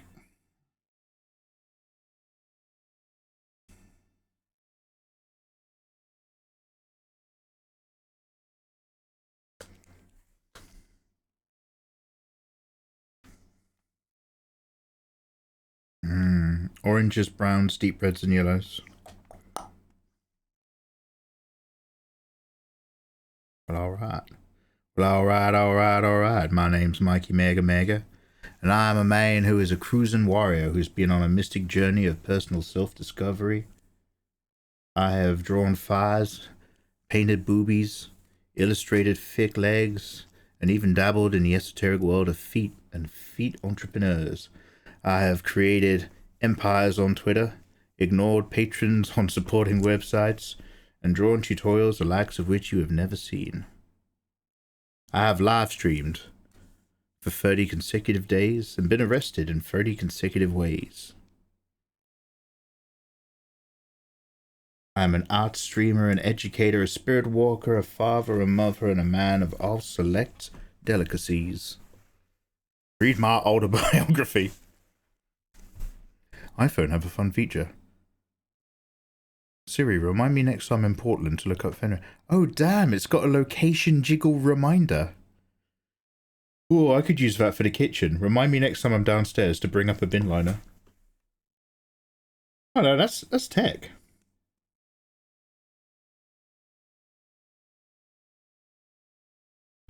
Technology Nashville.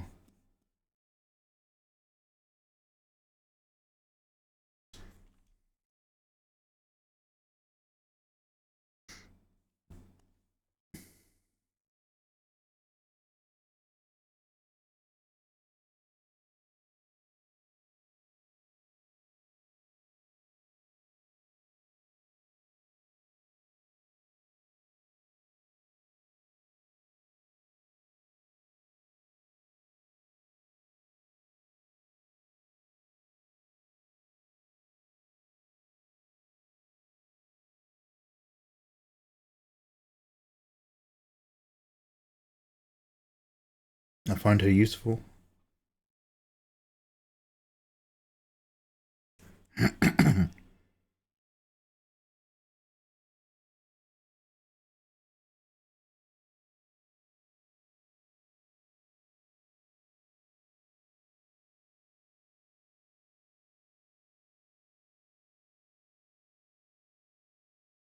My boy Lorne coming in some great tunes. Is this pressure sensitive? Shouldn't be.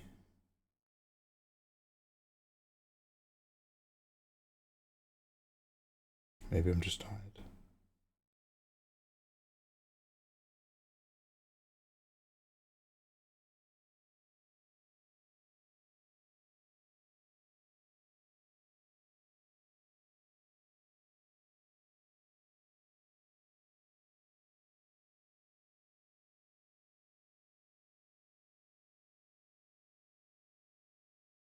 This guy's got the right idea. Hello. Thank you for the follow.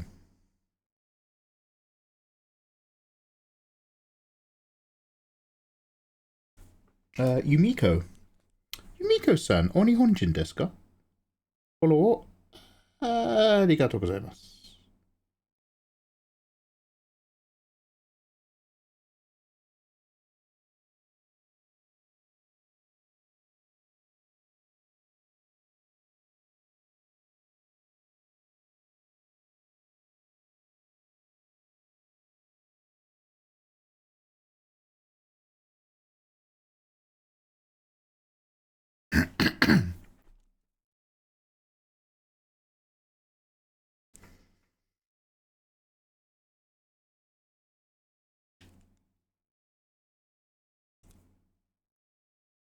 People are going to like this on Patreon. Good choice. Oh, thank you. Oh, wait. Are you saying Patreon as if you're Matthew McConaughey?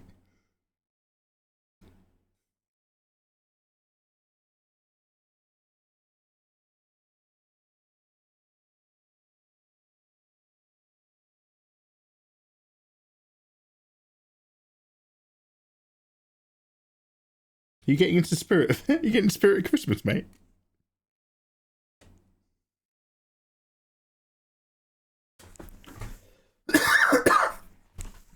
Excuse me.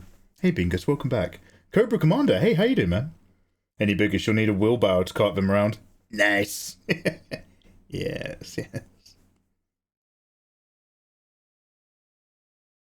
One tries.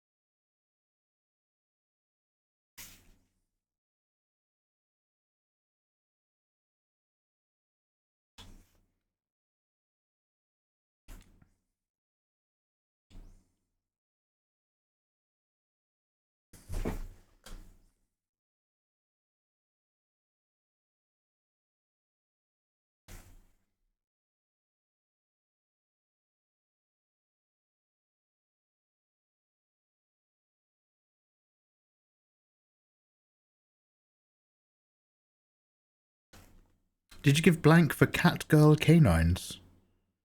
Or is that in the official art? I gave her just for one. Because it is in it's in there. It's not super pronounced.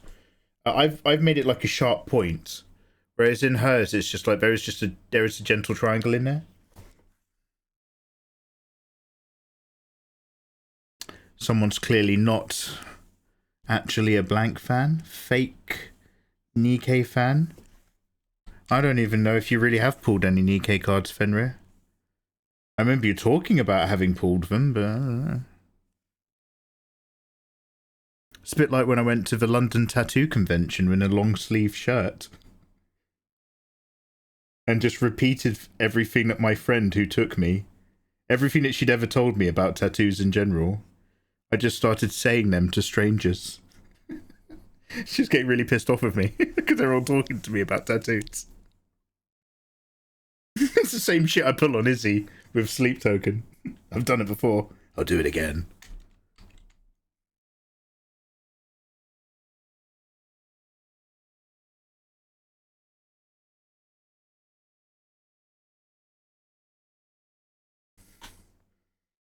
I dig it. Same stuff with anime figures. Am I just like... So I'm not like an actual criminal, but I think one of my hobbies might be casual identity theft. Only the harmless version. But like, I do find it fucking hilarious because it really annoys the people you're coughing off.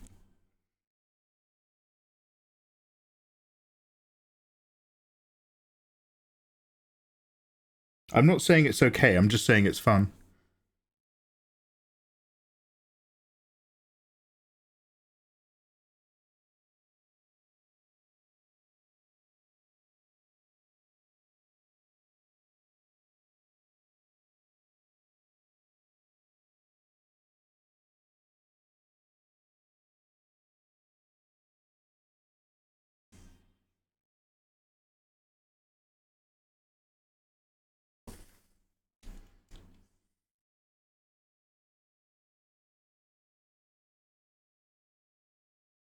Da-da-da, da-da-da. There's some really good layering in this music.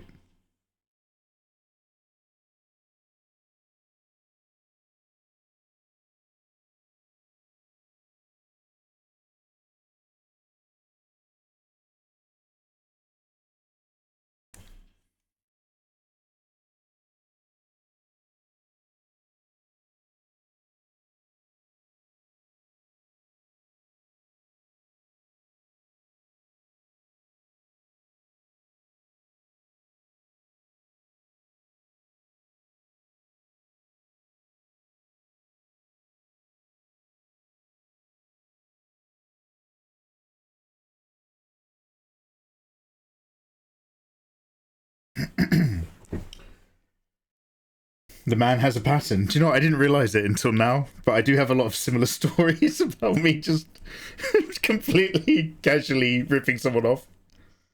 I feel like there was some TV show in the 90s where a guy could basically speed learn any new skill. You're like the Temu version of that! Yeah. I can only use it for one conversation. Once. Once per person, once per conversation. I'm one of the ancillary characters on Heroes, Season 8. Damn. Temu mentioned.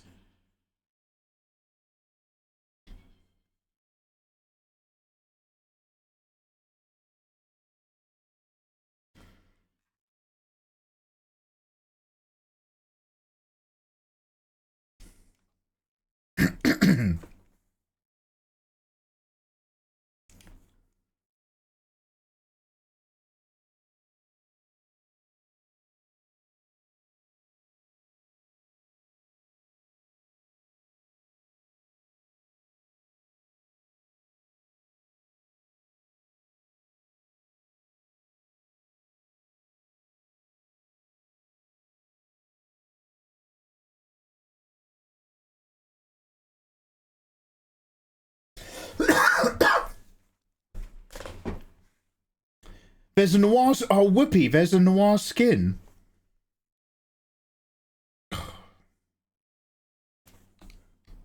I had no idea, dude.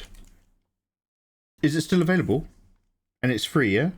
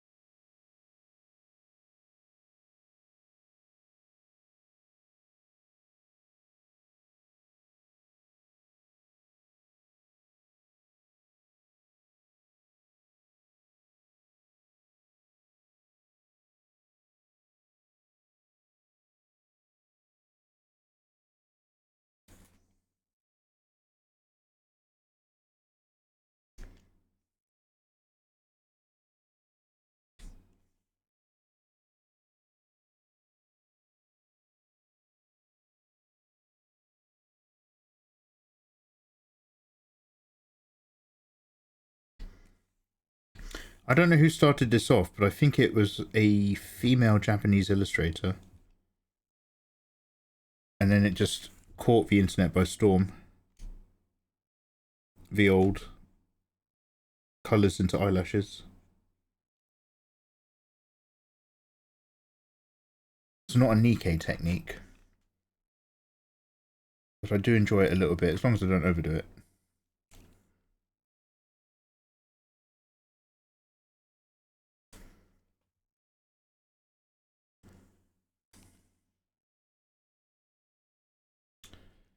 It's a baseball uniform skin. You're not missing much. Good. Okay. I mean, if it's free, I'll still get it, but like, yeah, okay.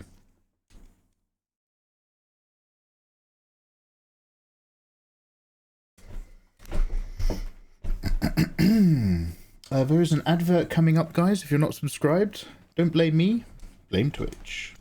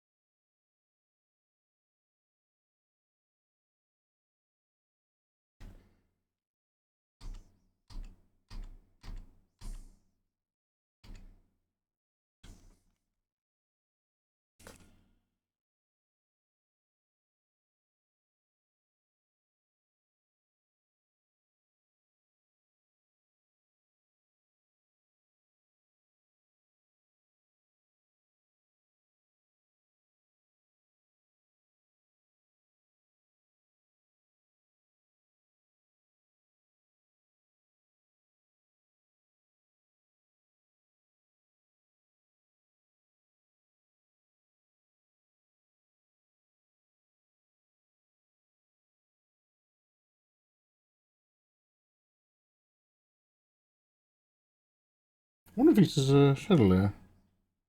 Found it. Never mind.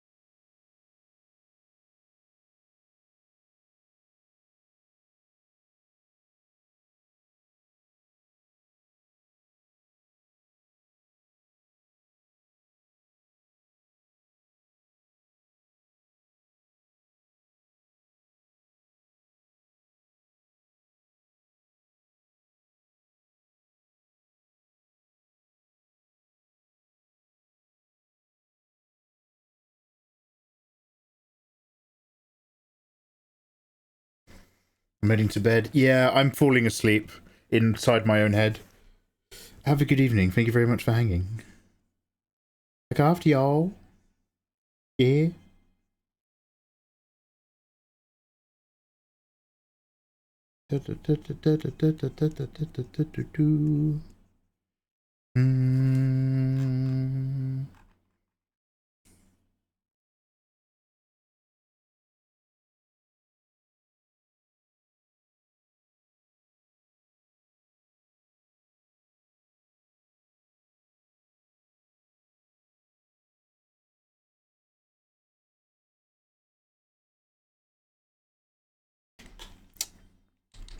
That's an eraser.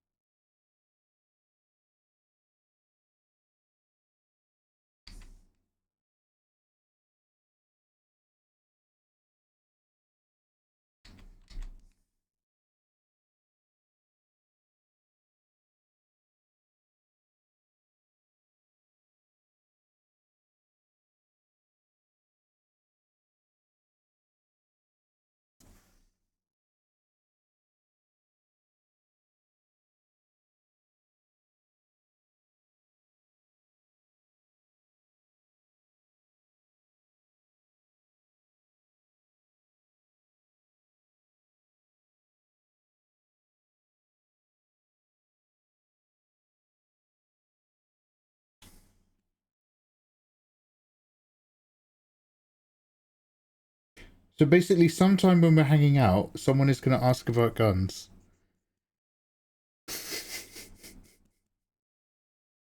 I'm going to be like, look, the classics are great. But I'm all about the vector these days. There's something about how they just handle that recoil and fire. I've actually got a couple of them at home. I just think when it comes to the modern generation of gun tech, they're just solid, secure platforms.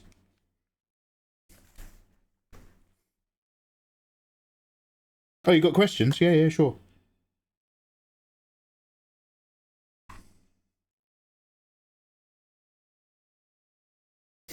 I'd just be proud of you. I know you guys like saying platform from time to time. I know that's like big talk. Oh yeah. Solid platform, that is.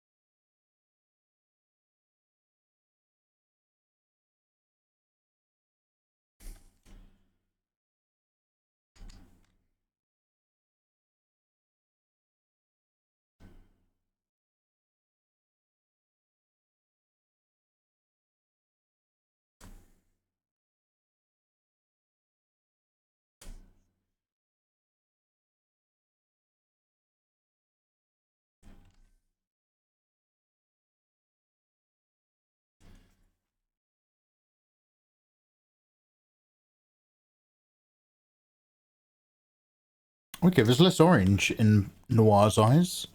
And she's actually got red makeup? Alright.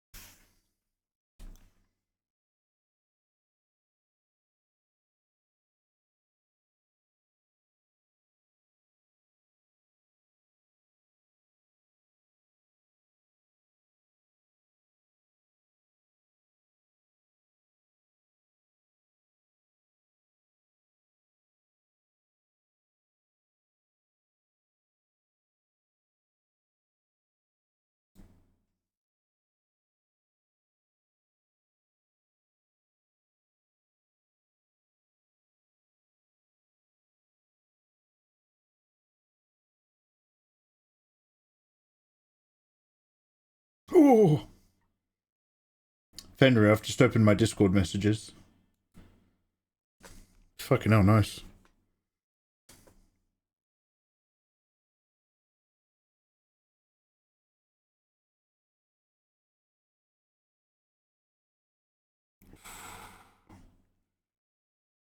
Fenrir, you ain't ready for my 2008 Voxel Astra.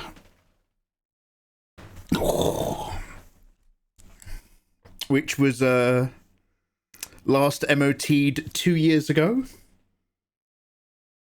I managed to get that there's a loophole window where you can tax your car without an MOT. You can update your tax and get away with it. So I taxed it so that it doesn't get taken off the road, but I never bothered taking it for an MOT.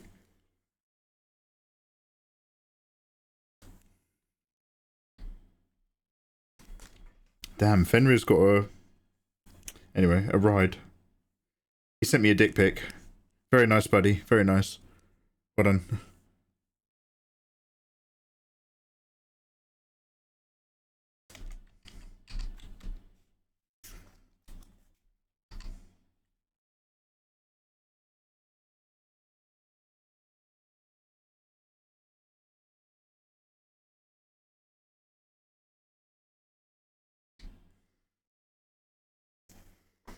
I do what I can.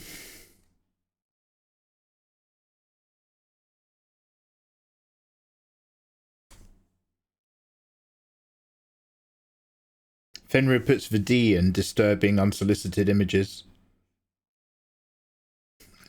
Sorry, he didn't say that at all.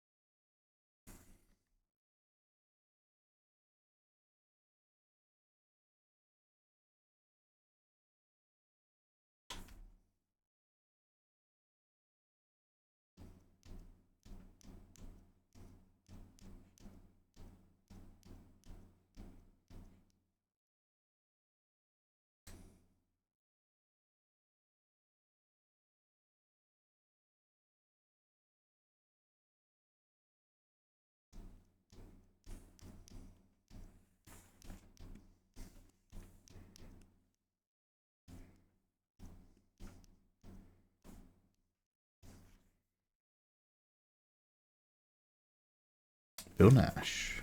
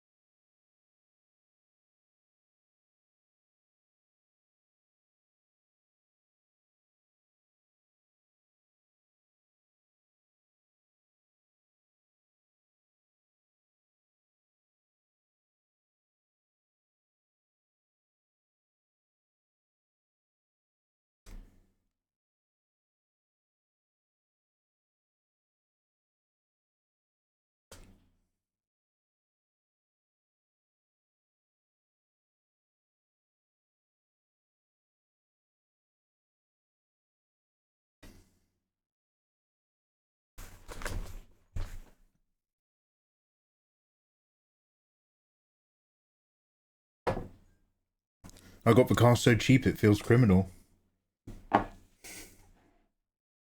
You get a sweet deal.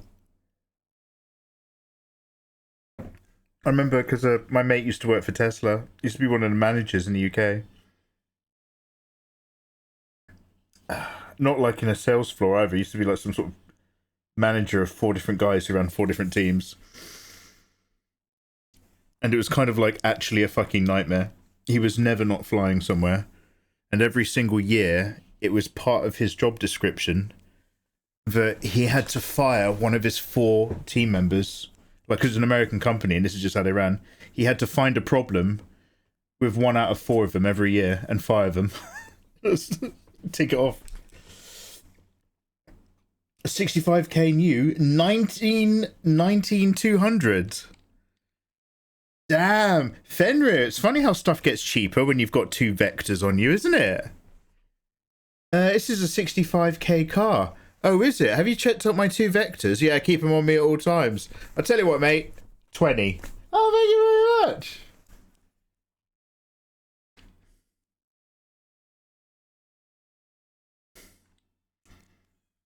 More money-saving tips with Fenrir.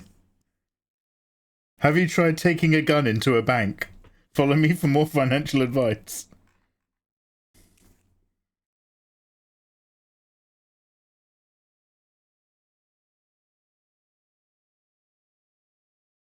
Hey, nice work though. Bloody hell, dude.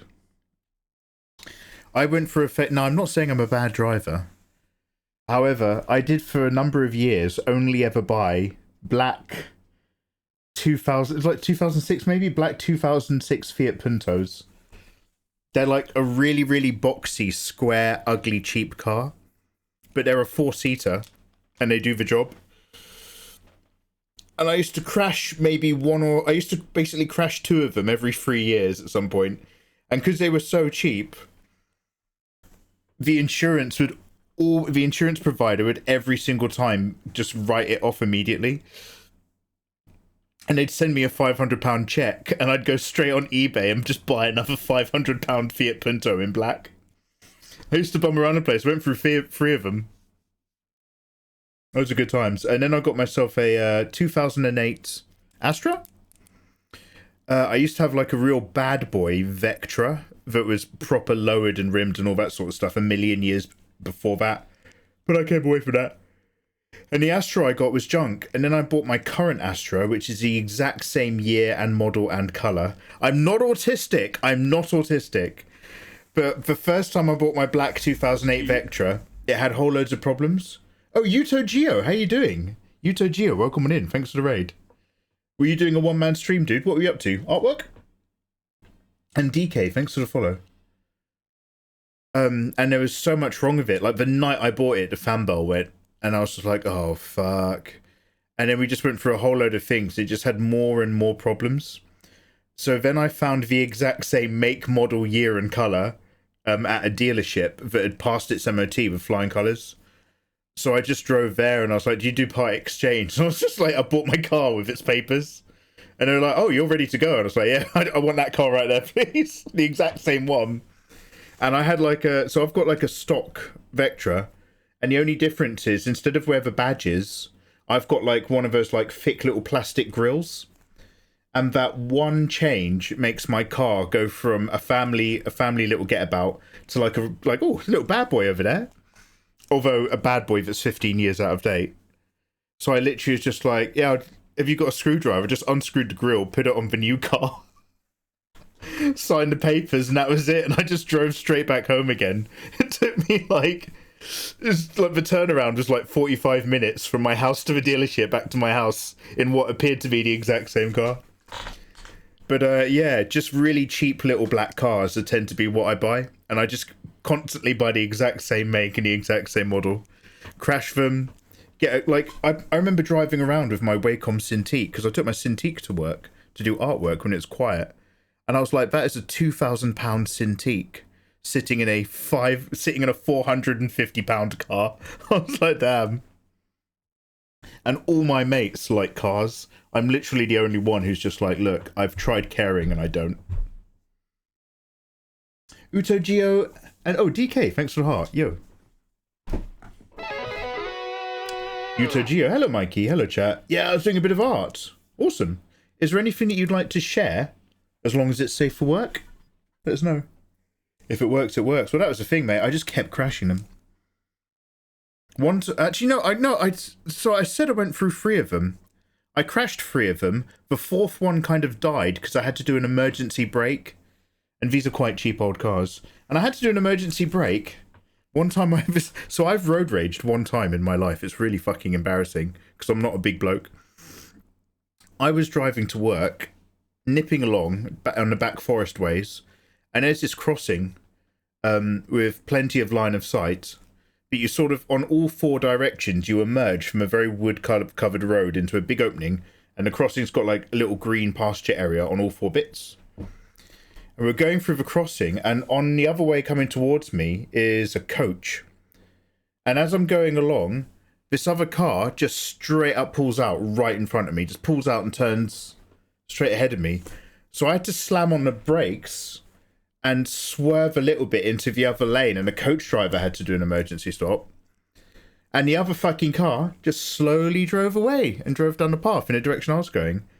And when I slammed on the brakes, every single light in my car went on. Just like, tuk, tuk, tuk, tuk, boo, boo, boo, boo. I was like, oh no. And I looked at the coach driver, I was like, whoo. And the coach driver was just like, like, he was like, yeah, I saw it, I saw that. And I was like, that fucking car nearly killed me, and it's driving off. So in my wisdom, I drove after it.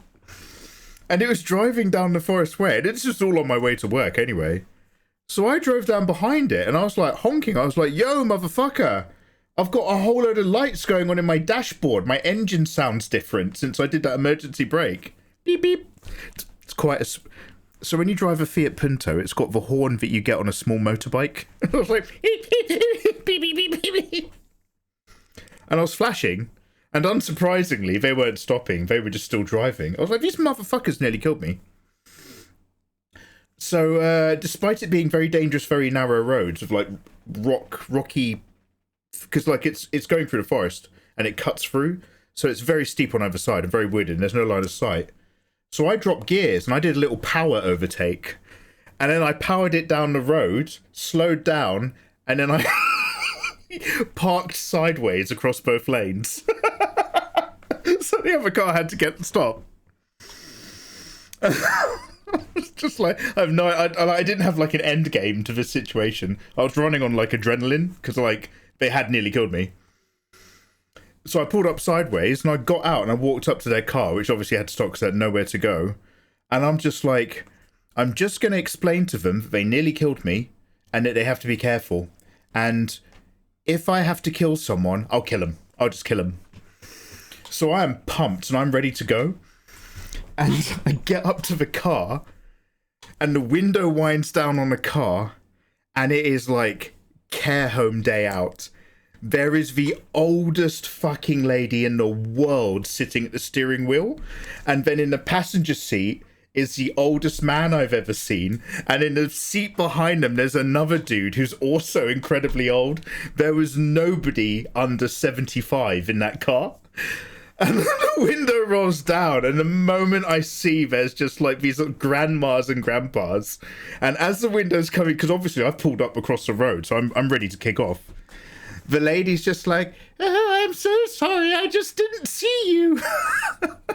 And I looked at them and I was just like, what have I become? I was like, what the fuck am I doing?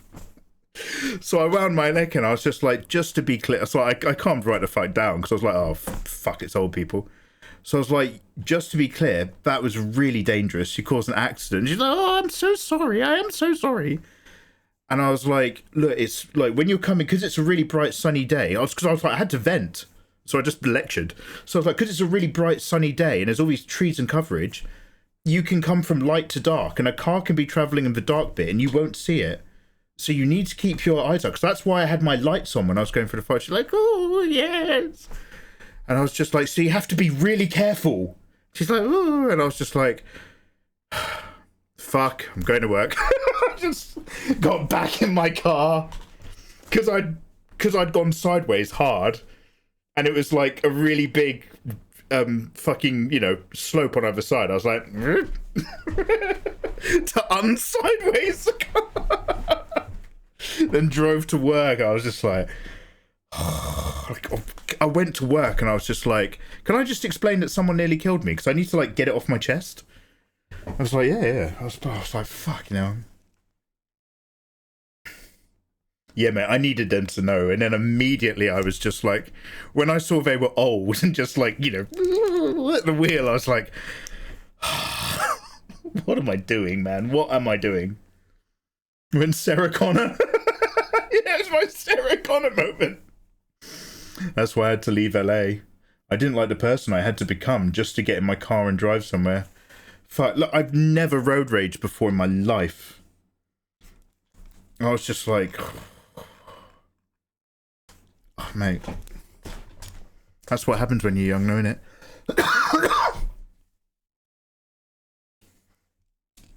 Oh, Yuto, one sec.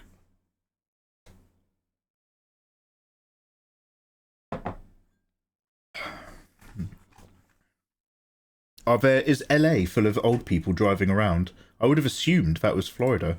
Isn't Florida the retirement state? Or the gator state? Oh, hey. Oh, shit. Can I make this any bigger? Dude, are you working on a VTuber? Or is this just a general character design sheet? These proportions are looking gorgeous. I wish I could actually enlarge this image. It's coming up quite small for me. But these proportions are gorgeous, dude. Look here. 7 head height maidens. Uto knows. Hey, nice one. Thank you for sharing.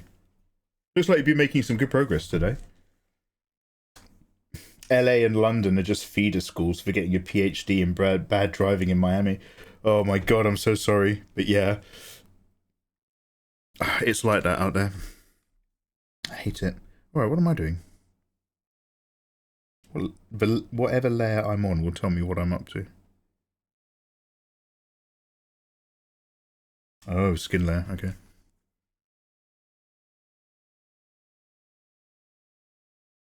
Just tea, thank you. Hello. Yormstein, how you doing, man? Has anybody read a book called Gormenghast? Where they like, there's like a flooded castle. But the main character's like horrible. Spoilers for Gormenghast. Driving in Florida is a special kind of awful. Damn. So the thing is like if I was driving in the States where people have self-defense weapons, I probably would not have had road rage. But they woke the tiger, they woke the scorpion. Oh shit, what's the code name now? Scorpion 2, codename Did you say it was Raptor or Panther? I can't remember what Fenrir came up with. Scorpion 2, codename Panther. Codename Falcon.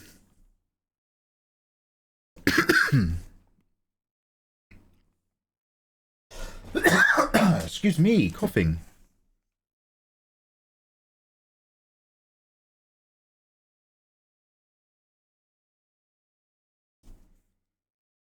Codename Raven.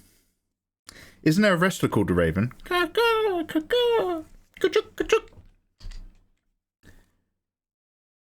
You guys even know what a Raven is? Codename Raven. Scorpion 2. Codename Raven. Duh, I am back. This time with Tarkov.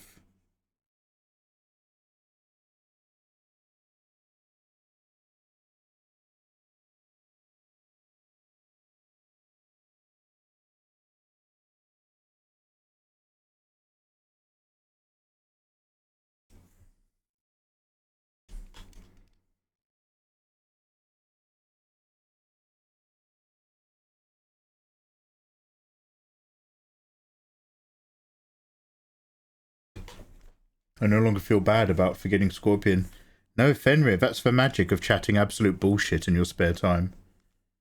It's an evolving process.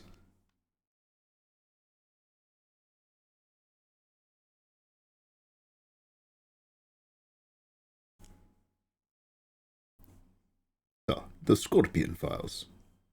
They are there. Codename Raven. He arises from the ashes. Isn't that a phoenix? The Raven cares not for your bad names. The Raven cares only about the mission, and the mission's success.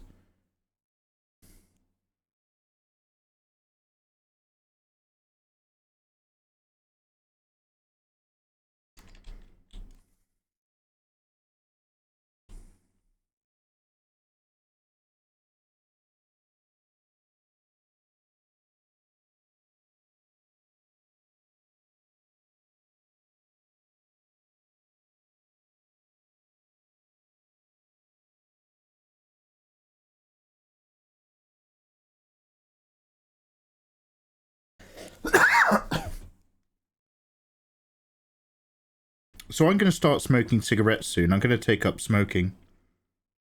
Because I've already got the cough. I might as well enjoy the benefits. I'm already paying the price. Do you guys recommend cigarettes or vapes? I hear vaping's really big now with the kids.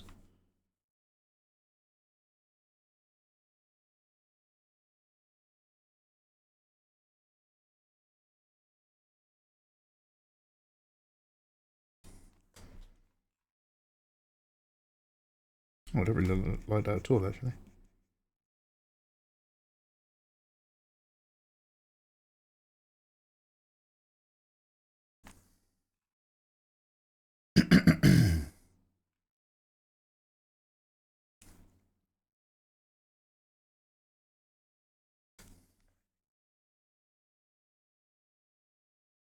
I want to be that guy on a Facebook reel. There's a legit Warhammer behind my driver's seat. Oh shit. Sorry about the size. I wanted to include... Oh, Uto, no apologies. I was just like, that's just me being an old man trying to work out if I was supposed to double click it to enlarge it. That's nothing at you. I would love somebody to get out of their car and start brandishing a tire iron or something at me. Oh, Billy, you prepped for defense. Are you defense ready? Guys, my gift to myself when I'm caught up on Patreon, I'm buying that crossbow I was talking about the other day. I'm gonna show you my really cool crossbow that I want to buy. I'll do an unbox review and I'll write it off on tax. I want to be that guy on a Facebook reel. What's that guy on a Facebook reel? Oh, do you mean that guy? As in you're that guy. You're not that guy. You're not that guy. Vaping tastes better, but I recommend you just go full Brit and start smoking a pipe. I can't, Fenrir. I came across my granddad's bowl of pipes many, many, many years ago. And I was all excited. I was like, Mum, I want to smoke one of these pipes. And she was like, and my mum obviously knew the lay of the land. She was like, sure thing. You're going to need to get yourself some pipe tobacco. Have at it. I was like, yeah. Piping could be it was literally my equivalent of like, what do you call those hats that very cool people wear? You know, when your beard only goes under here and then you wear like a certain type of hat, milady, and you treat women really well, like princesses and queens on the internet. Fedora. So basically my fedora phase of maybe this item could be my identity. Do you know what I mean when you're a kid? Maybe this could be my identity. So I was like, wow, I'll smoke a pipe. So my mum was like, yeah, go get some pipe tobacco. So I got some pipe tobacco and I remember just like having a go. And it was like, I nearly put myself in hospital. It was just like a burning, wheezing nightmare, like bonfire experience. It was like putting bonfire ash directly into the back of my throat. Yeah, I'm not pipe material, man. Maybe in a couple more years I'll start piping, but not until then. I remember even thinking, I was like, wow, my mum's really cool about this. Because my mum got really upset once because she found like a whole load of magic mushrooms in the fridge. Because, not even being a naughty boy, there was honestly, they'd reclassified some drugs in England in 2004 or some shit like this. And because of that reclassification, it lowered magic mushrooms. And even though you're still not allowed to eat them, it made it legal to buy and sell them. So for this one summer in Camden, everybody started stocking different magic mushrooms. And obviously, because they're like a fungus, you could get like 100 grams for 20 quid. So me and my housemates, and then when I went back for the summer, me and my mates here, we just started tripping balls all the fucking time. And I kept them all in the fridge. And my mum was like, what is this? What is this? And I was like, you're not going to believe me, but it's legal now. Because she's not on the internet back then. And she was like, you've got to throw this away. Should I call the police? And I was like, no, it's my... I was like, trust me, it's legal now. And like, my mum's like been such a massive hippie as well. But obviously she was a concerned mum. So this time when I was like, I'm going to start smoking a pipe. She was just like, yeah, sure. And I was like, she's so cool about it.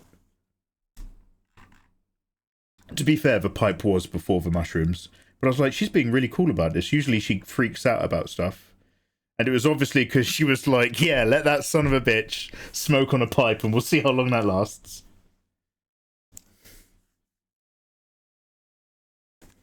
The only thing I smoke is a pipe about twice a year. You're a pipe guy!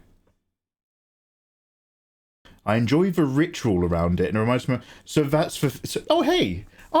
Fenrir, are we Grandad's Pipes twinsies? Yeah, because all my pipes that I've got in the house are my Grandad's pipes. He was a desert rat back in the war. He was a very cool guy. But, like, yeah, I just can't do that shit to myself. I'm not sure what I heard on Twitter, but I think vaping might not be legal in the UK forever. Or a certain type of vape pen might no longer be distributed in England. I spent money, yeah man, 20 quid when you're a university student. I had to skip a lot of lunches to afford those mushrooms.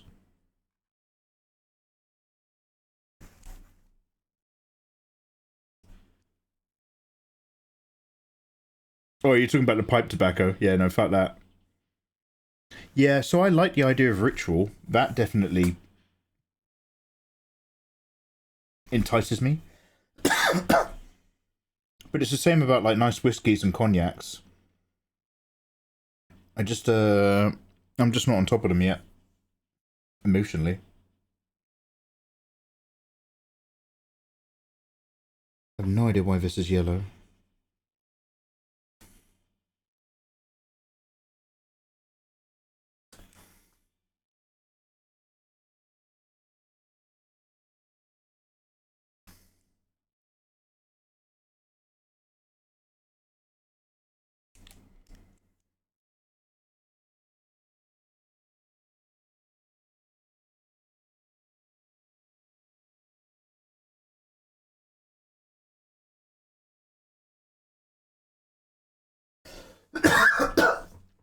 So sorry.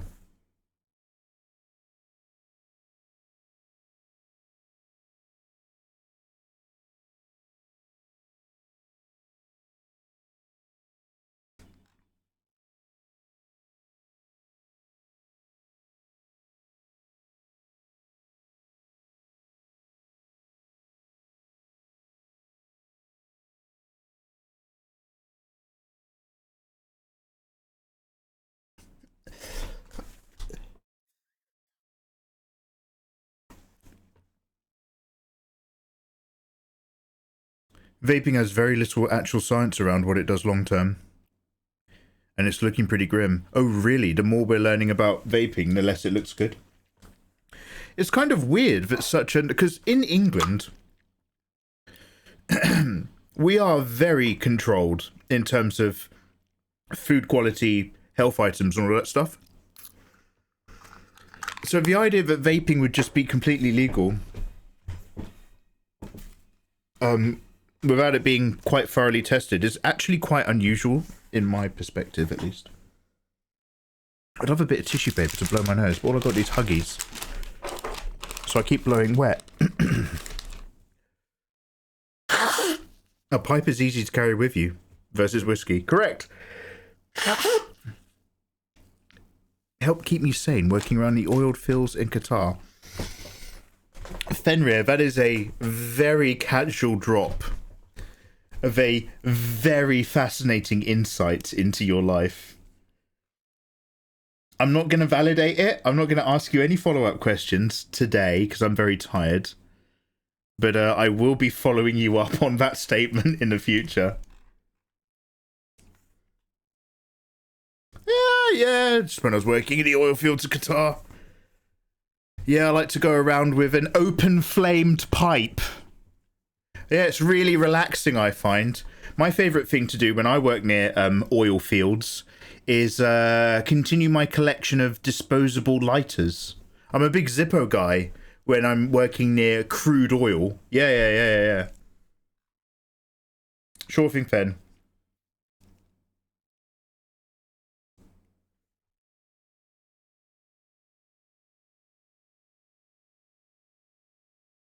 I used to work with hot air balloons, and I combined it with my other favourite hobby, collecting giant 6-foot needles for no reason. Yeah, great idea. You do you, big man. Yep.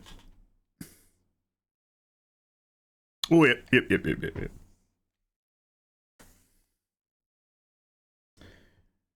They just kind of rush this shit out, and it's new, and yeah, it's that. I guess you just hit that window, right? Kratom is the new thing. Isn't that what makes your skin turn to like bark? Turns your skin to bark or something? Kratom, isn't that like really dangerous? Wasn't some guy like going crazy on a freeway?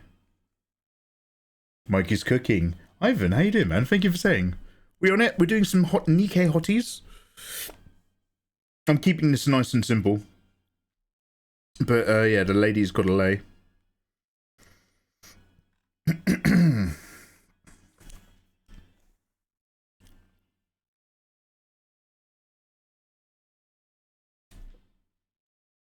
Kratom is what you smoke when you can't afford meth.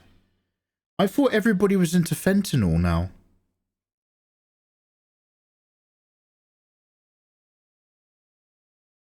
I'm out of date. I thought everybody was going to parties and taking ketamine. And it's just like, no, Mikey, that was in the 90s. We don't do that anymore. You guys are on Fent and Kratom. It's a herbal stimulant that comes out of the sea. But the long-term effects might be pretty... Oh no, again. Well, please Kratom responsibly, okay? Always tell a friend. You're cooking up some bunnies. Apparently, Ivan, or anybody, I heard that you can basically live off of rabbit and still starve to death because there's something about rabbit meat that doesn't contain the right kind of nutrients that a lot of other meat does. Is that a true story?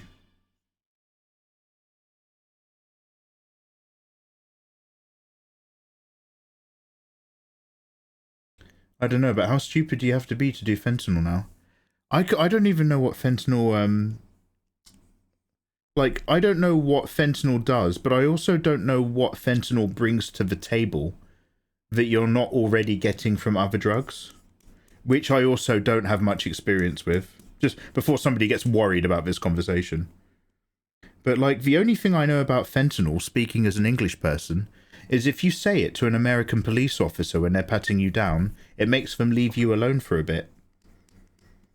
Because, like, apparently, like, you can just be near a whiff of fentanyl and you can go into, like, some kind of, like, paralytic shock or something?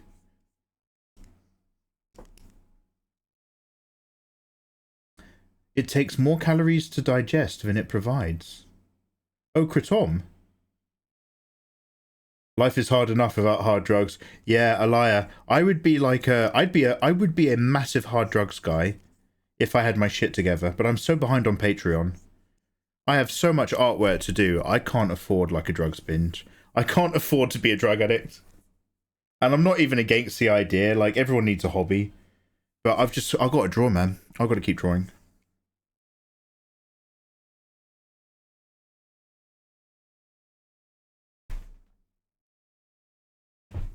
Oh, rabbit. Oh, this is true. Rabbit takes more calories to digest than it provides. Because because of a lack of fat content.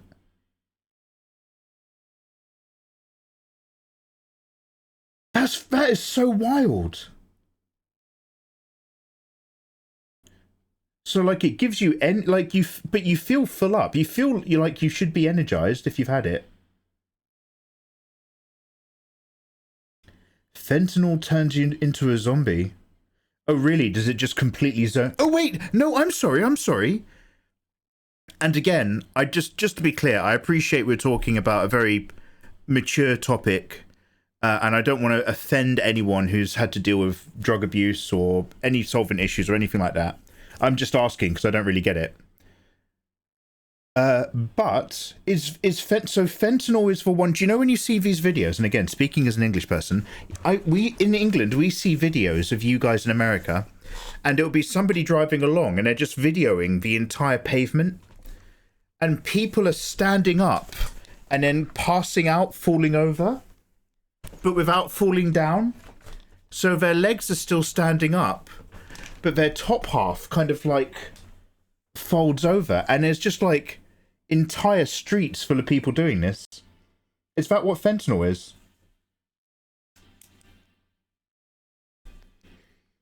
Oh, fentanyl is prescribed. It's not insane. You have to smoke. So yeah, okay. So and again, I lie. I hope my really quick disclaimer kicked in time for you not to feel offended by my stupid questions. But I was literally only thinking about fentanyl in terms of like a street drug. It's also prescription medicine. Oxy doesn't turn you into... So what does Oxy do again? That's OxyContin, right? I thought OxyContin was like a throwback from the Reagan era and addictive medication that was never properly tested. Because that's when they started selling addictive drugs, not to patients, but they started advertising those drugs to doctors. And that kicked off like a health epidemic or something in America. Because people crush Oxy. I've seen that in a film. So fentanyl is prescribed. It's not insane. You have to smoke street shit cut with bad stuff to become a zombie. Yes. My sister was on massive amounts of fentanyl when she had cancer. She was largely functional and normal. So she had like good, clean fentanyl for its intended use. Well, I lie. Much love to your sister and you. So fentanyl is popular as an illegal drug in the States because we had an epidemic of doctors over-prescribing painkillers. Mate, it all started with Reagan. Is it the Sacklers? Who is responsible? Literally, it's one family of people. Is it the Sacklers who are responsible for some of the massive drug health epidemics in... It is the Sacklers. See, don't ask me about British information, but I know a couple things. I know about Kissinger and the CIA, and I know about the Sacklers. And I know about the bit where Arizona made homeless people have a cash value. So people were literally kidnapping indigenous peoples because they got drunk easier and putting them into rehabilitation clinics and making them sign documents because other people then got the money for it. There's a whole lot of ups and downs of being because America is amazing. Don't think I'm just hating. America never stopped being a frontier though. That whole wild, wild west, anything could happen. Nobody's really got your back kind of shit. America never stopped being that, did it? I mean, you guys, that's a question, not a statement.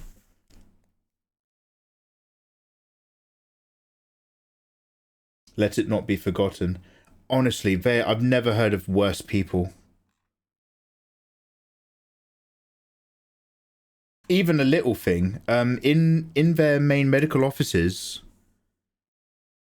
back when they were being like one of the depositions, up at the top, they were having conversations where they were trying to introduce software into the company that automatically deleted everybody's emails and everybody's correspondence after 3 months. So that they physically didn't have it if they were asked or ordered by a judge to give it up. That's a good sign, isn't it? The most powerful government in the world cannot control drugs. Imagine that, Ivan. Yeah, we're tumbling down an alley. So again, just to be clear, just so that we're on a straight and narrow here, I'm kind of asking some questions about some drug stuff just because it's late, I'm tired, and I'm bored. And I always like probing questions at my American friends because there's a lot of Americans here. But we are running a conversation which is parallel right now. We're in no danger, but we are currently having a conversation which is parallel to politics. So let's be really careful because I don't want to turn this chat into like a race to the bottom or anything.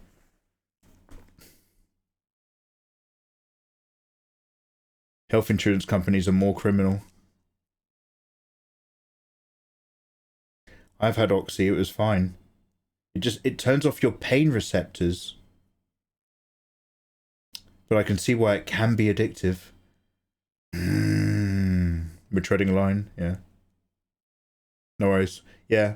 Again, no issues yet. However, I've started to become experienced enough, but instead of waiting for it to be a conversation we can't have, I've started to realize I have to preempt it. But yeah, no shade anyway yet. My first rule for these conversations is to attack the topic, not the participant. Bill fucking Nash, there's a reason I like you. Attack the topic, not the participants. The first person to make a personal attack loses.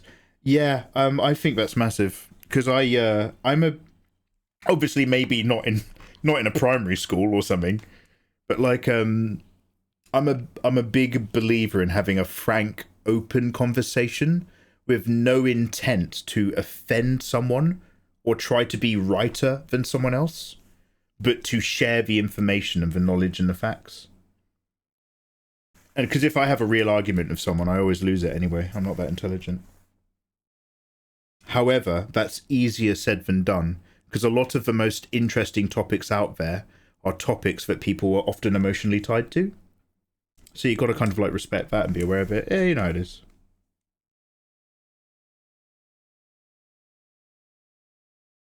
So long story short, pipe smoking is out, fentanyl is out. OxyContin's not worth it. I don't think we can get OxyContin in England. I've never heard of OxyContin as a topic outside of America. Vaping might be really bad for me. Do you know what? I might just get into... Maybe I should get into gummies. I haven't had a weed gummy in a million years. Did I say weed? I meant pizza. Sorry. I haven't had a pizza sweetie in fucking ages.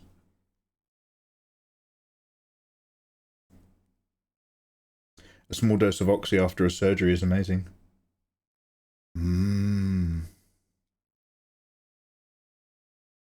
Meth is also I think we talked about this a while ago.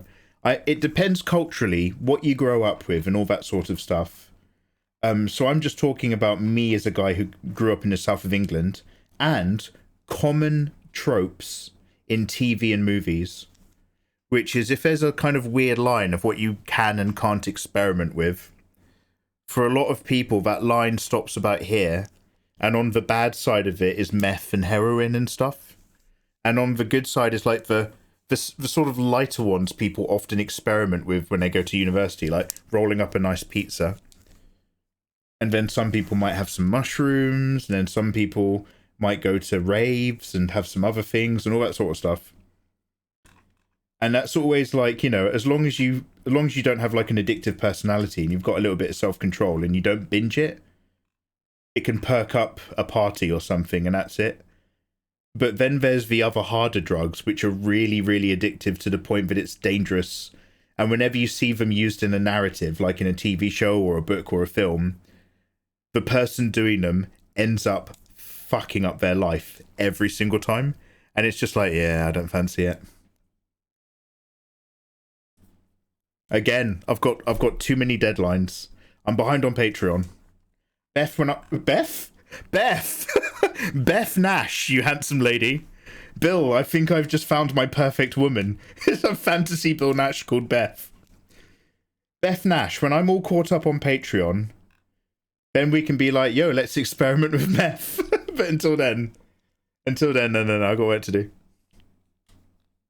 Gummies are better. Amen to that. Vaping leads to popcorn lung. That sounds awful. I don't even want details. My Facebook friends are a well-curated group that can discuss anything without it devolving into mayhem. Yeah, Bill. Super randomly. Do you know what, Bill? This actually fucking made my day. This is very, very old. A long, long time ago. I think Riri said something along the lines of, like, you're pretty safe to chat to about a number of different topics, and it's still like a fine conversation. It was something like that. I can't remember how she put it, but I was buzzing all day after that. I was like, oh, mate, you can talk to me. The last time I had surgery, I proposed to a nurse. Damn. Bill came out that surgery on a 3-pointer. He was shooting. They were barely done stitching him up. And he's like, put me in, coach. I'm going to shoot my shot. When people know you're safe to discuss difficult topics. Yeah, so this is it. Like, me and Nathan had a chat about this. We're quite similar in this really weird thing that we really get off on. Not like sexually. But like, it's honestly, it's being trusted with shit by other people is like, because when I'm always just like, you can talk to me about stuff, I'm quite good with secrets. That is still a self-serving, selfish thing.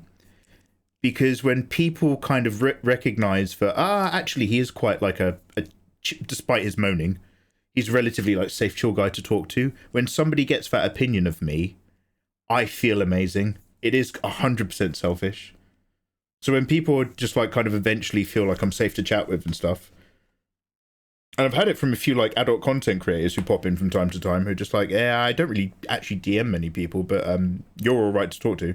Like, that gives me a fucking buzz. Yeah, it's unfettered validation.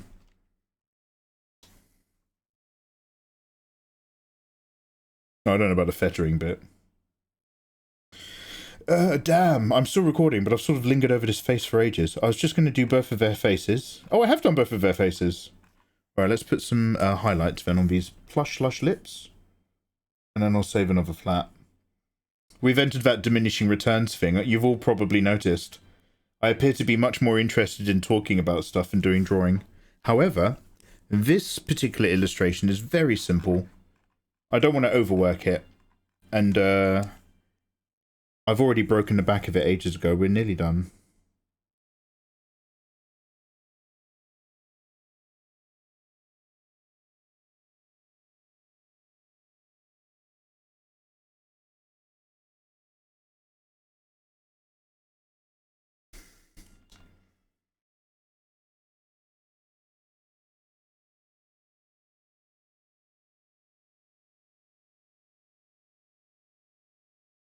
I was in New York recently. I found myself in the best German sausage kitchen brew pub in Manhattan. Oh, damn. Oh, is that what they told you?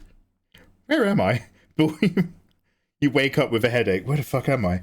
Yeah, you are in the best German Manhattan. Oh, thank you so much. Bill will believe anything. I struck up a conversation with a Kazakh. We wound up having a real conversation about politics. It was all over the place. He invited me to go out drinking after. We're Instagram buddies now. Yo, that's dope. That's awesome.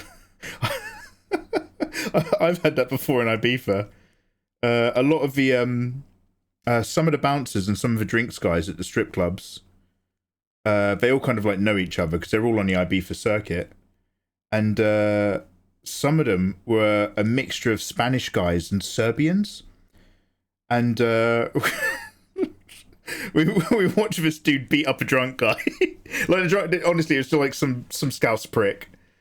But we watched this guy beat up a drunk guy, and I was like, oh, because he just popped off like a couple pops, and his mates tried to kick in, and he just popped one of them, and they all backed down. And me and my mates were sitting at a table outside the strip club. So I was like, "Hey, Marco," and like I just because we all had shitloads of drinks, so I held up my my vodka Coke for him, so he could just have a little swig. And then he came and vibed with us after. Excuse me. So then we all caught up with them in the day, because they sort of just chill out and get high, because there's all the hotels the foreigners go to. But there's just this little complex area of a few hotels that a lot of people who work in Ibiza tend to all stay in the same place.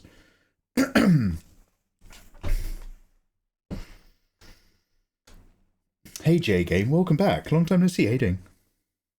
I thought popcorn lung was from a back alley oil that they were making it with, mostly gas station and vapes from China. Popcorn lung honestly sounds like exactly the thing I never ever want to Google image search. By the way, that Mission Impossible album's banging. Could have been awesome, or it could have cost me a kidney. And I bet it would have been fun. Damn, Bill. Yeah, the problem is like, I'm not looking for adventure anymore. Do you know what I mean? I'm just like, I don't want to take those kind of risks. But the problem is that I tend to be, I tend to be quite happy-go-lucky, especially when I'm drunk. I will just have a friendly chat with anyone, and even if they give off intimidating vibes, I just straight up ignore it until they chill, which is usually fine for making friends. But now I'm just like, I don't want to make dangerous friends. I want to just chill. Do you know what? Let's keep it in the soundtrack arena. I don't want to go full Batman, but maybe there's like a Christopher Nolan mix.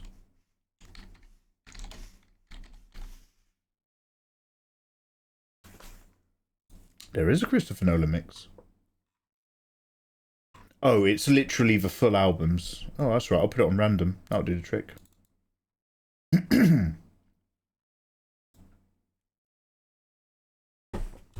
Sorry if I missed it, but have you ever drawn characters from Zenless Zone Zero? Ah, J Game, good question. No, I haven't, but one of our other regulars, Atami, has been pushing me to draw Jane Doe, the rat lady. So I am tempted. I've just got a few other things to do at the moment, but I mean, I sort of have a spare slot that I haven't decided on yet, that I've got to do ASAP anyway.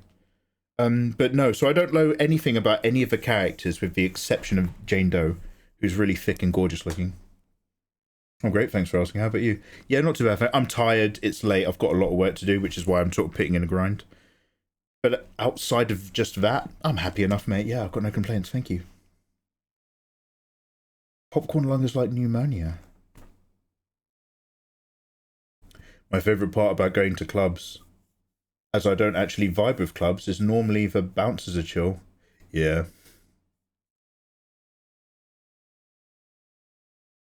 I don't know if there was a really big push for it in England a while ago. But, back when I was driving my ex around, and her mates would drink. And as long as we weren't, like, going on a crawl or anything, I'd have, like, a pint when we get there. And then I'd just be on, like, Coca-Colas and orange juice for the rest of the night until it was time to drive home. And I've always found that bar staff are really, really fucking good about that. Very cool. Way to go. Is this the end of Steam? Oh, Mongchi, how you doing? No. I've got some more cheese in me yet, you handsome man. How you doing, man? Nice to see you. Thank you very much for the 57 months. That's big. The big 5-7. He comes down from heaven. But usually if bar staff noticed that I was one guy who was driving around a group of girls who are getting progressively more drunk, they'd often, and like, oh wow, when you're a hot young lady like me. But I used to get quite a lot of free drinks, because I'd just be like, yeah, I'll have a Coca-Cola please, or an orange juice. And they'd just be like, here you go, don't worry about it. Because they took that shit really seriously, which was pretty cool.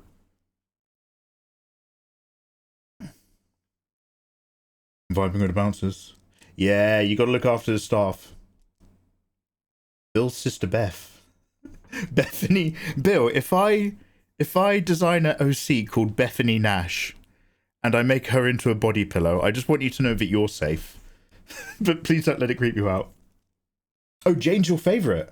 Brilliant. She's the only one I know. Amongchi, can I have a quick update with you, please? Number 1, how is your fitness? Number 2, how's the year so far, dude? What are you up to? Sorry, I'm just zooming in and out on the wrong thing. Oh, this is Inception, right?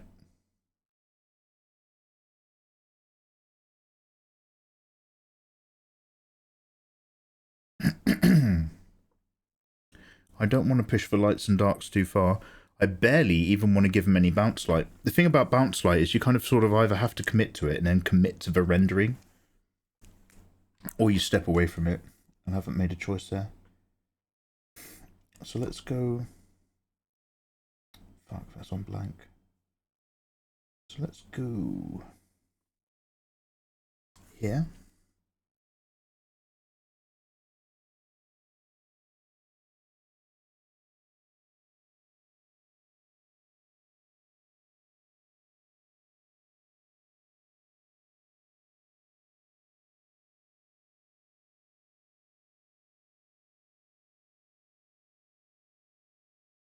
Anyway, basically, thank you very much, guys, for having a conversation with me about this particular topic.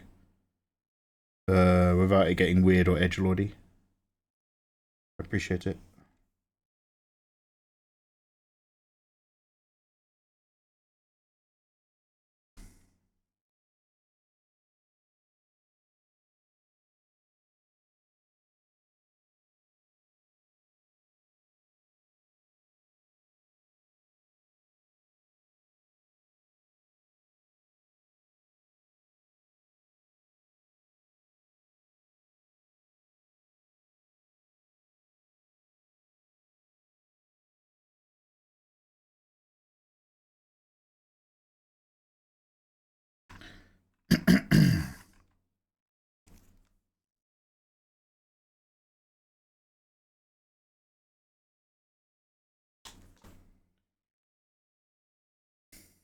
Can I clip to the hair layer? Is this blank again?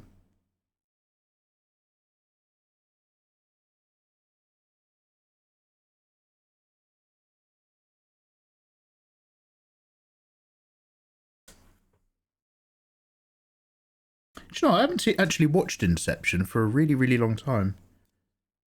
I think I only ever watched it properly once. And then maybe I saw a few clips of it. I think my most rewatched Christopher Nolan film is either one of the Batman movies or Tenet. I think I've watched Tenet at least 4 times now. And every time I watch it, I'm just like, oh shit, I understand it even more than last time. And I'm like, I think I get it. And then I watch it again and I'm just like, oh, I didn't get it. Now I get it. Every single time I've had the exact same experience. I'm like, oh, now I get it. Yeah.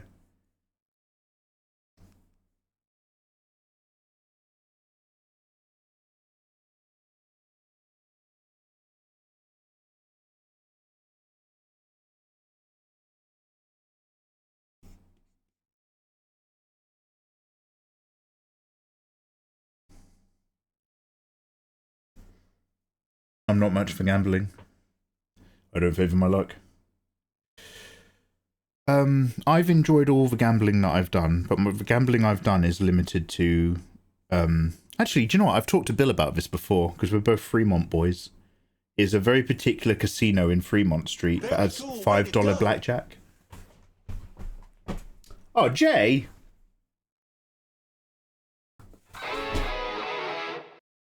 Thank you very much, big man. I appreciate it. Jay, how you doing, man? Cheers for that resub. Jay, and everybody else who's subscribed wonderfully tonight, I hope you're all aware that you can download my art for free in Discord. It's my way of saying thank you to subs. So, Jay, these Nikkei ladies will be available for you to collect HD with work in progress sheets sometime sooner than later. Not tonight, obviously. Also, we're working on Artorias from Dark Souls. I'm trying my best to cook up a Delicious in Dungeon fan art. And we have a free Ren piece that we've got to get working on. Which has been very loosely drafted. So we've got water bubbling in the pots in the cooker in the kitchen. But we've just got to like get over our shit and actually turn them into delicious soup. Man, I think I just ran out of metaphors just then. I think that's it. I think I'm done for metaphors tonight. It died on my tongue.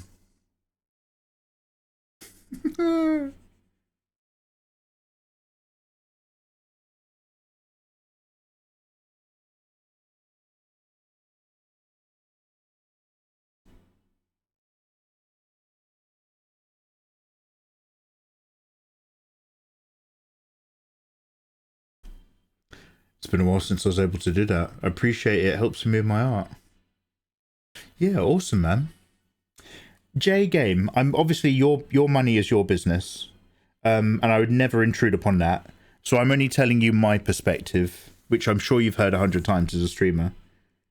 But never, ever fucking subscribe to me. If money is even remotely tight.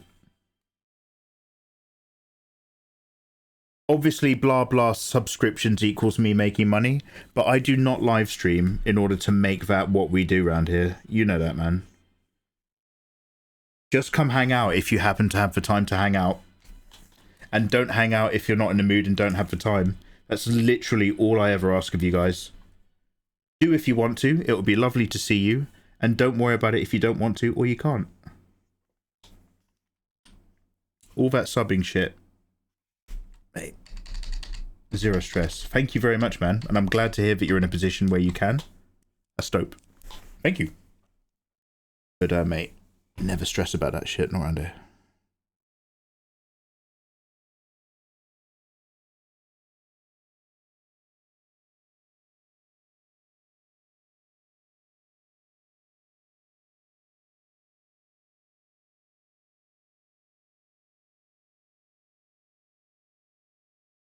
Thing about my hobbies are that they're cheap. It costs barely anything to make a fantasy female version of Bill Nash and get it printed onto a pillow skin. Don't worry about me. I'm doing just fine. I'm gonna be A-okay.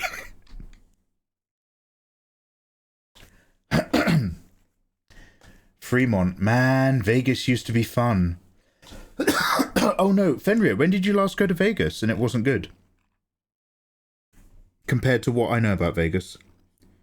Because again, like Vegas holidays, so I went through a window where I think I went to Ibiza once or twice a year for something like 10 years back to back. Like it was most of my mid-20s to very early 30s, I think, or something like that. We always went to Ibiza. Like, we just knew how to have an amazing time in Ibiza. And as we got towards the end of that, we started introducing Vegas holidays as well. So, fuck, I'm talking like 8, maybe 9 years ago. So what's that in technology? So 2016, maybe? 2017? Anyway, I've got to go. Yeah, Jay, look after yourself. Understood. Yo, Jay, see you in a C, big guy. Homongchi, right. Now, Homongchi, your username is coming up in blue on this, like, alternative viewer. I do apologise, because I've seen now it's in purple on my other screen. I was trying to keep an eye out for you, and I was skipping all that blue. I was like, oh, I don't know what that is.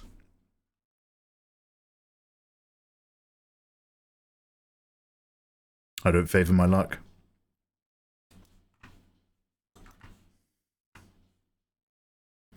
Died on my tongue. Yeah, I was just so Homongchi. I was just like, imagine giving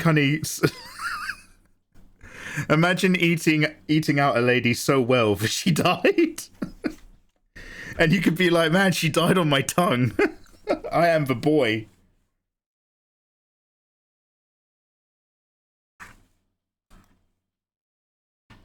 Mikey refunded me once because he felt bad. Cheeky. Yeah, and you made it so difficult for me to get hold of your details.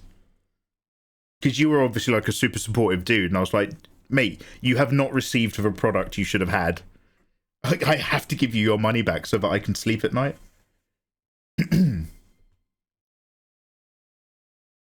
Anyway, here we go. Oh, brother, the fitness has gone away. Yeah, fuck you, man. You used to rub that shit in my face. All right, sorry. The fitness has gone away. Oh, I'm sorry to hear it. I've been playing Elden Ring for the first time. Oh, shit. Well done. What are you thinking of it?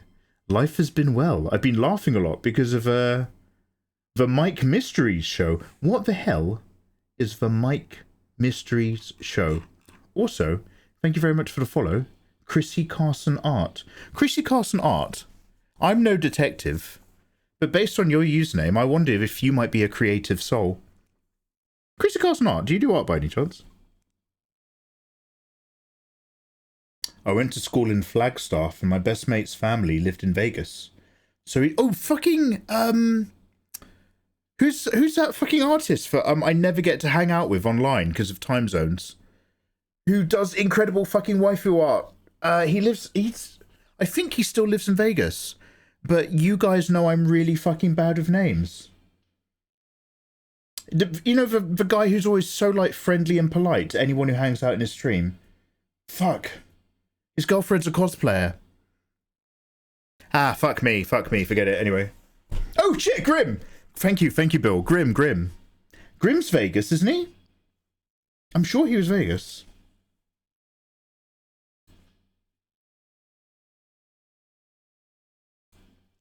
Oh, I actually do art. I'm streaming right now. I'm scoping out potential raid space in 20 minutes. Chrissy, that is wonderful to hear. Chrissy, I'm going to straight up tell you right now. Chrissy, I don't even know who you are, but I want you to know that I love you. Don't raid me, Chrissy. I'm burnt. I'm done. I'm still going to be here in 20 minutes because I want to get as much art done as possible, but I'm no fun right now. I'm like a paper thin example of myself. But I want you to know that you've really charmed me with what you just said. Graduated in 2008. Flagstaff, my mate's family lived in Vegas, so we all did Vegas 5 to 6 times. Oh damn, you guys are Vegas boyos. I paid for half of my college tuition off of Texas Hold'em. Fenrir! And then you went to the oil fields and bought 2 vectors. Damn. Vegas is expensive as hell now. People keep moving there and it's going to be fucked for water soon. Oh my god, Bill, I don't know how boring I am now. I watched a 40-minute video about desalination and like why it does and doesn't work in some economical areas and the different ways they do it. It's a YouTube video of this guy that's got a really level, even voice. And you can listen to him talk about something for ages. It just made big desalination issues going on in the world. But the technology is getting better. Even though they're near the dam. So COVID, Vegas post-COVID is about 4 times more expensive. Do you want to know what killed Ibiza for me and my mates? Because we were like, because we used to joke about it. We're like, are we going to go to Ibiza forever? And then we'll end up taking like our kids to Ibiza or something when they turn 18. And we were like, yeah. And one of the things that made Ibiza amazing is that they have this like little hatchway in like in one of the main towns. There's streets that do like a little tic-tac-toe shape, which I can't. Here you go. And obviously it connected to all the other streets, but these 4 streets were, everything was a strip club, a pub, or a bar strip club, or something, or a massage thing. Like, it was like the little, it was relatively wide. It wasn't like massive, but like, it was medium streets that felt tight because all of these places had outdoor seating. They were inside, they would be really loud fucking clubs with drink deals, and everybody's trying to get you to come into their bars and stuff, but the entire thing was outdoor seating, and it would be jam-packed, and it would be open until 4 PM. You never wanted to be there at 4. Leave at 3 because it gets really creepy at 4. Loads of muggers come out of the shadows and loads of prostitutes start hanging out there. But like, it meant that the atmosphere was insane because it was just jam-packed with people doing drink steals, and you could make friends with anyone and just have like a really good time. And they constantly used to get complaints from the locals. And so they passed a law that stopped them putting outdoor seating. So we went to Ibiza one year and we were like, oh my God, what's happened? Because all the things were still open and there were still people there. But there was no like there was no 4 streets full of social vibes. It was people trying to get you into clubs that you didn't actually know if you wanted to go into because like you hadn't even checked out the local vibe yet or gotten drunk. And it just killed it. And we were literally just like, I don't want to do this. And we went to the really nice beach because we'd always go from one side to the island to the other. So we went to the really nice beach. And just purely randomly, there'd been a horrible storm and it just fucked the entire beach and filled it full of like wood and kelp and shit. And we were just like, oh. And just like that, he was gone. Just like that, it was like the end of Ibiza for us. We were just like, oh. Anyway, Vegas. So then we went to Vegas. Sorry, I'm rambling.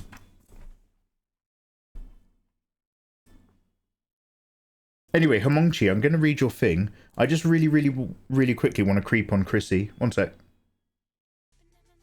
Oh, Jesus! Chrissy's drawing bedroom content. Just give him a quick follow. Damn. Alright, I'm dipping.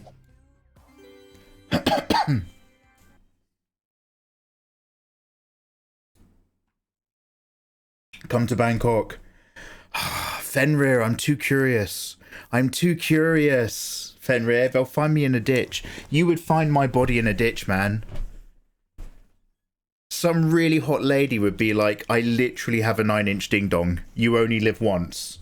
And I'd be really drunk and I'd be like, and then he'd be like, where's Mikey? And then it'd be like, British tourists found dead and mugged in a ditch. And it would be my naked, bloated body caught in the surf. And then like, it would just go downhill.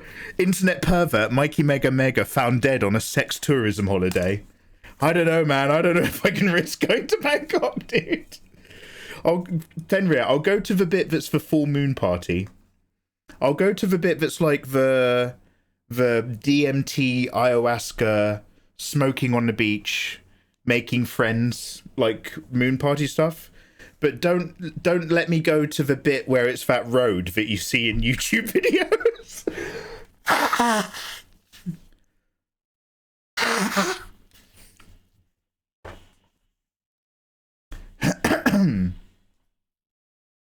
Yeah, we can go to the islands. Also, Fenrir, I'd like to go to that shopping mall you went to that had like all those really good meals that you were showing off after you were in Japan. I promise we won't jump you. Yeah, that's the thing. You just come with us. We're going to show you a really good time. And your wallet's in that pocket, is it? And you've lost your mates? Okay, great. Come with us. I don't know. Oh, do you know what, dude? Honestly, I actually had a little mini dream. I know we're going to a conversation topic that we had like 8 hours ago, but I had a little mini dream about spending a month in Thailand. And doing one of those like really fucking intense Thai boxing courses out there. But it's very easy to have that fantasy when you're sitting down in a chair.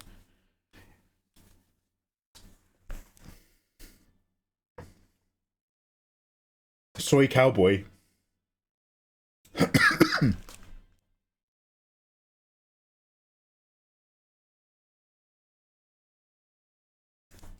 Santan Flats. That's your brother's place. The saddle bar seats. Oh, your brother's got a bar. It's got live fires and s'mores. Holy shit! Oh, fuck yeah. Anyway, Homongchi. Let me finish my tea. Elden Ring mechanics are similar to all of the other DS games, Dark Souls games, but the bosses are really more aggressive. The iframes aren't immediate either, and that trips me up.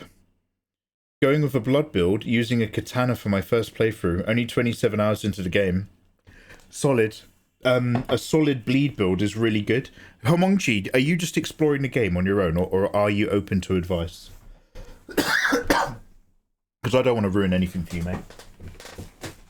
Because it really is such an amazingly put together world that if you enjoy exploring it, there's so much to explore. Excuse me coughing up and being disgusting. It's all those vape pens I kept thinking about.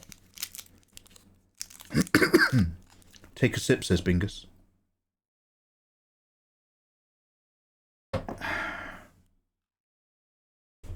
Yeah. Internet pervert illustrator Mikey Me Game from Georgia found dead and swollen on a beach in Bangkok.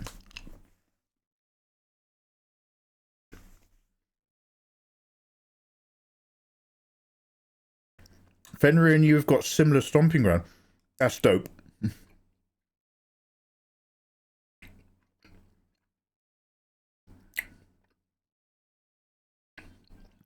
Advice is welcomed. Homongchi, if you're into big katanas, there is a place in the vaguely starting area of the game, you know, the nice bit next to Kaled, somewhere south-ish, along one of the paths, there's a giant fallen over tree. Like, if you Google this, you'll find it.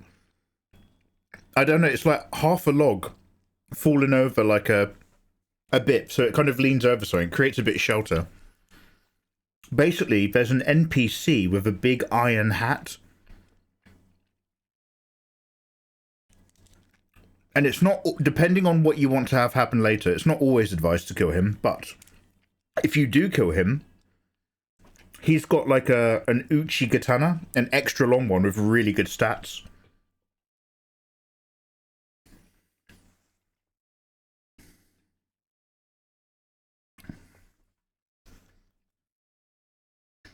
Oh man, this time-lapse video is going to be so bad.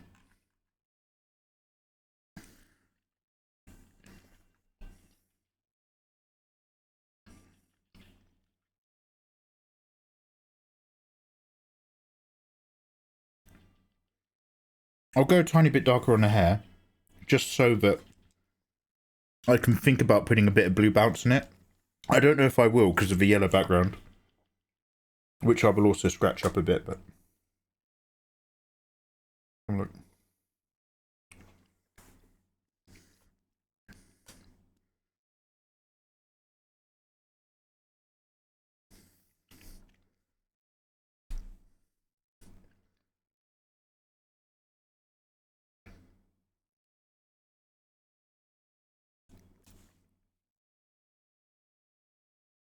Damn, you're all gymming as well. Drink for the chalice. For the chalice? Keep talking.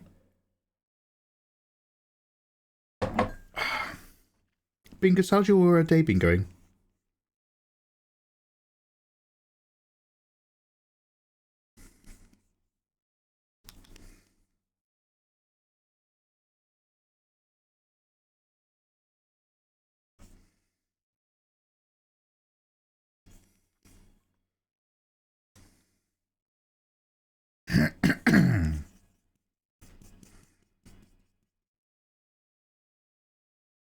Wait, who's directing the new Superman movie?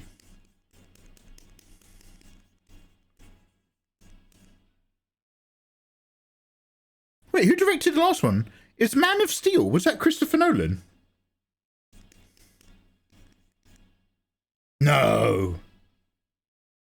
No, oh, fuck me, dead. Snyder. Sorry, ignore me. That's what I'll be saying to the lady in Thailand. I need some disclaimers in chat, seriously.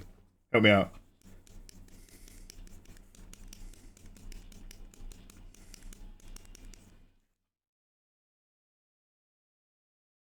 There we go.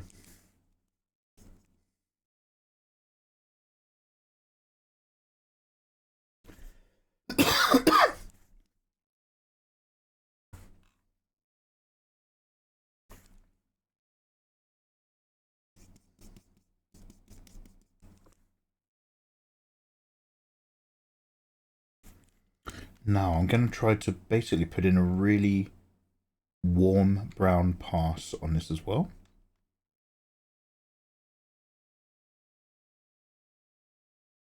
Just going to start here, but I'm just going to try to go like... That's not saturated enough, is it? Oh, you got to be careful though. It's got to be a lighter value. Otherwise you get in trouble.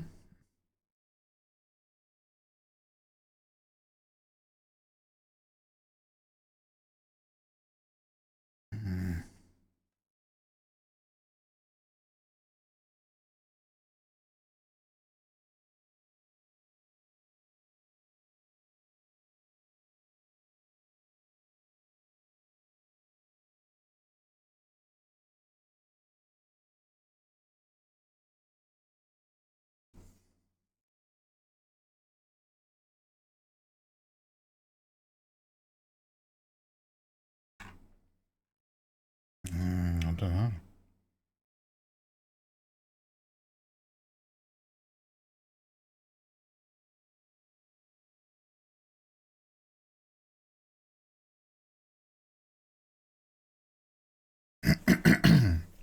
I'm just going to have a really quick try of a Covenant soundtrack. Just because it's got one interesting bell noise. And then we'll come back to Nolan.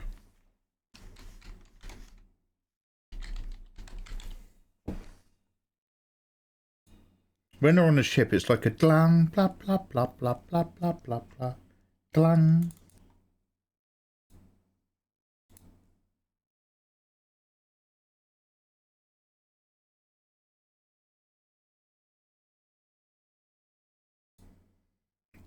A covenant is a contract between man and God, right? Which is why it works, because David is trying to play God, isn't he? As well as our relationship with the engineers. There's a clip of a comedian doing crowd work. He's a guy named Zach. And oh, I've seen it, Bill! I've seen it! Yeah, because Zach, he's sitting at the front. And during his skit, he's like, what about you, sir? And because he's Zack Snyder and assumes the guy knows he's Zack Snyder. Or in with them. Oh. He's studying us. Well. Welcome. Chrissy Carson Art. Hello there. Thank you very much for the raid. Welcome on in. Chrissy, I jumped into your stream real quick to have a snoop at what you were doing. You were doing people enjoying bedroom time. I wouldn't know about that, Chrissy. I'm Roblox Orthodox. Thank you very much for that raid. Welcome in, guys. My name is Mikey. I'm an illustrator from England. We're currently drawing some Nikkei girls, blank and noir. I'm a bit behind on artwork, so I'm just putting in some late hours. So if it doesn't look like I'm working very hard, it's because I'm super tired. But we're just doing our grind and doing our thing. How was your stream? How was your beginning of your week? Do you happen to have any slightly more safe for work artwork that we could take a look at? I'm happy to look at like your Instagram or your Twitter or something if you'd like to drop a link. But it needs to be a link to safe for work content because it's Twitch, you know what I mean? But let me know and we'll drop you a permit. For sure. Yeah. Chrissy, let's take a look. How you doing, Chrissy? Hi, welcome. Normally I'm louder and happier to see everybody. But and I'm very happy to see you. I'm just super tired. It's that little, it's such a subtle motif. But that ba really gives me that alien feel. Although this section of the music is borderline ripped directly from the first film anyway. Without 7 bells and all's well. Ba.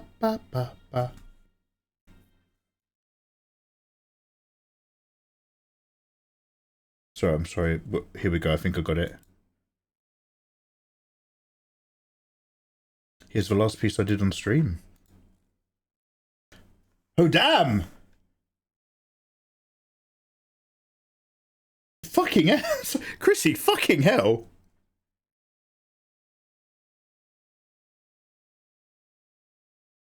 Before I even talk about the characters, can we talk about your fucking environment art? Holy shit. Oh, Chrissy, you're not kidding. You're not fucking around, are you?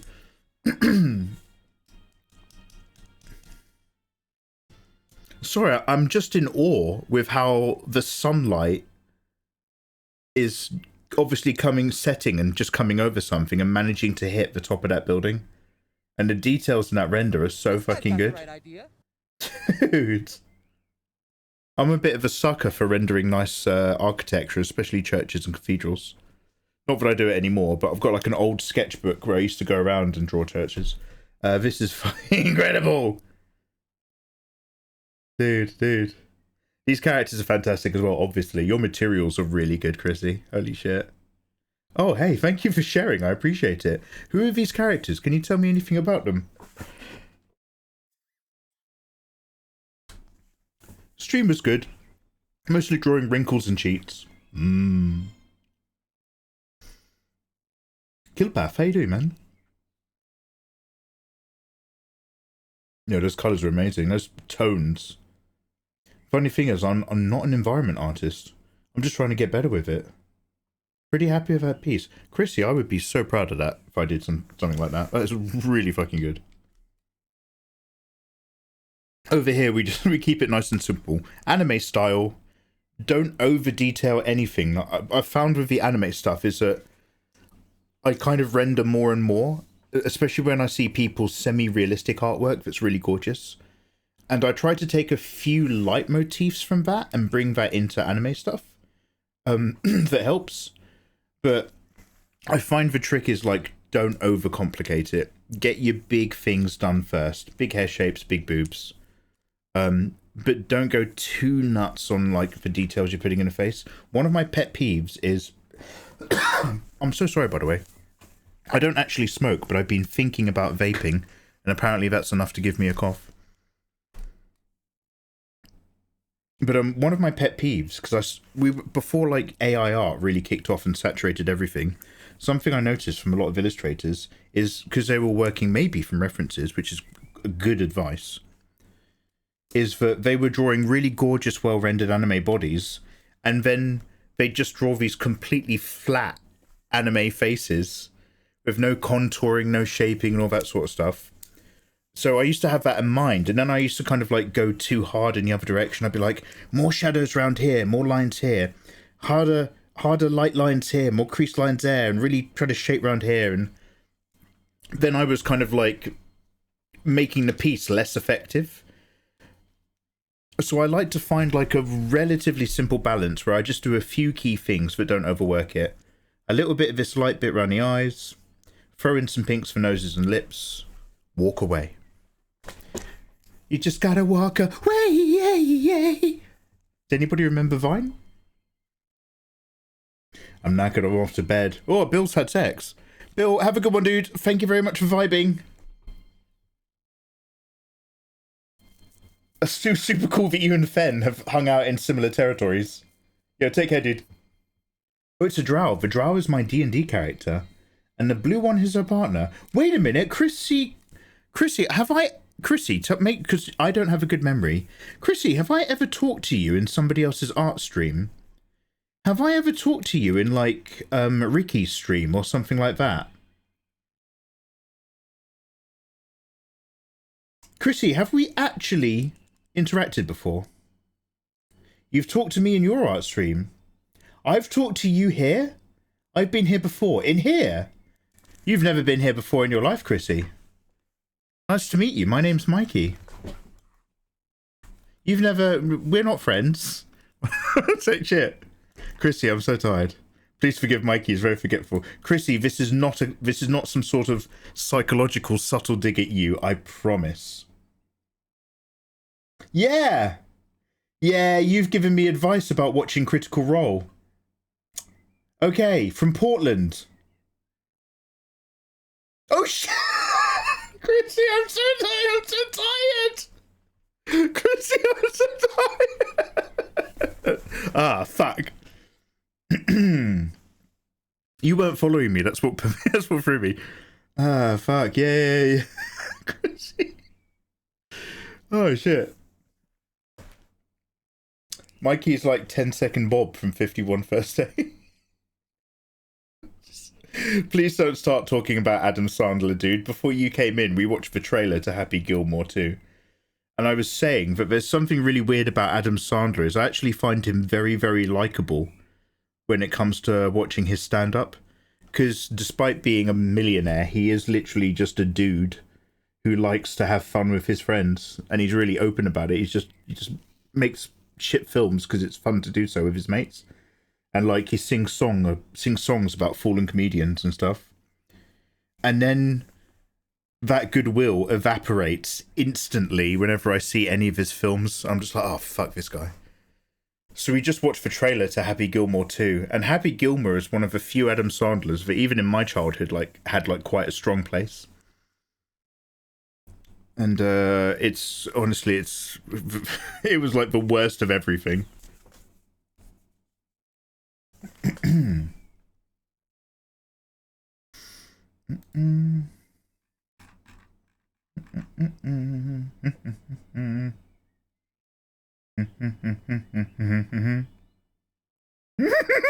Chrissy, I'm clicking on a thing that's got like history. So me and Chrissy Carson Art have actually been chatting to each other since 2021. Oh my god, Chrissy, I'm so tired. Chrissy, I'm so tired. I'm so tired. Oh fuck. Oh, just Chrissy, take me out back. Just take me out back and get me to look at the sunset. I want you to just stroke the back of my head and go, there you go, Mikey. See the sunset, Mikey? I'd be like, yeah. So I want you to look at that sunset, Mikey, and I want you to imagine that you're doing some fan art with the biggest boobs in the world. Go look at the sunset, Mikey, and imagine you're drawing a big pair of boobies. And I'm like, yeah, sunset and boobies. And then Chrissy, I want you to open up that shotgun you got under your arm. I want you to feed a couple into them chambers. Just let me be free. Just let me be free.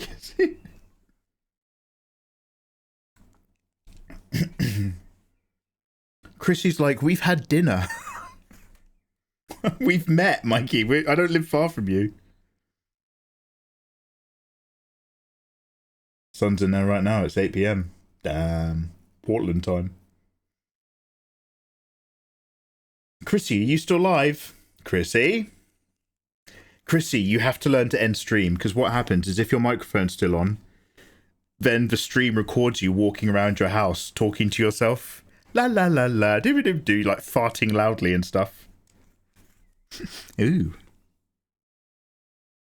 And there's always somebody who lingers in your stream. I've had many a stream when we've raided, and not everybody's gone on a raid, and I haven't turned off OBS. So it's me just being like, bye everybody, thank you very much, wow, I really enjoyed it. And then we raid in someone's stream, and then I completely die in the face, and I'm just like... And I'm in someone else's stream being like, yeah, we had a great night, thank you very much. Ah, yeah, no, I just wanted to see what you're up to. And then on my stream, I'm still there on camera, and I'm just like...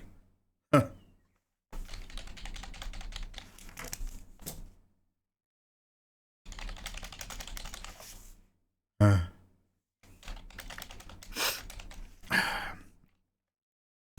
And then you see me clicking around a bit, and then I get some lotion out, and I'm just like... So you got to be really careful. Leaving that stream on's dangerous, man. Demon Lord, how you doing? Shakuri, hello there. I don't like listening to audio through headphones, so I do at least unplug the mic. Ooh, thank God, thank God. It's also really creepy if you don't realise your microphone's turned on when you start stream. If like your stream intro starting soon still playing, and you're just sitting here like getting all your buttons and your stuff, and then people are like, I can hear movement, I can hear him, I can hear him right now, he's there. And it's like, oh.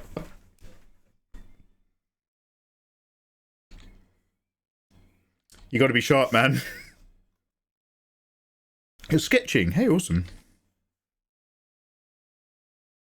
Do you know what? I really have not paid attention to the soundtrack. In Prometheus. Sorry, in Covenant. And I think it's because I regard Covenant as being a beautiful, schlocky movie. Excuse me. It's like the world's best looking B-movie. But some of this is really great.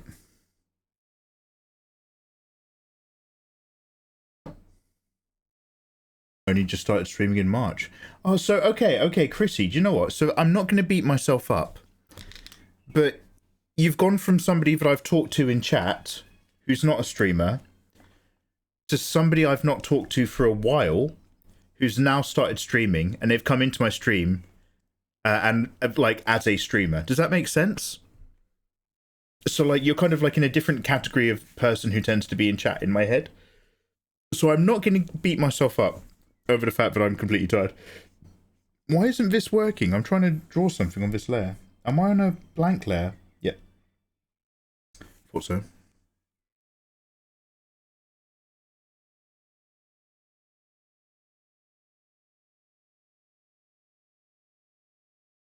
Okay, this just sounds like it's one of the early Star Trek movies. This literally just sounds like Star Trek 1. The search for something exciting.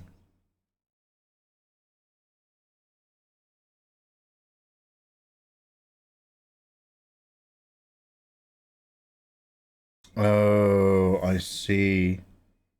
I'm gonna have to erase. No, I can just swap layers, can't I? There we go. There we go. Oh, I am tired. It's just taken me like 20 minutes of talking to you guys to switch 2 layers to make something work visually.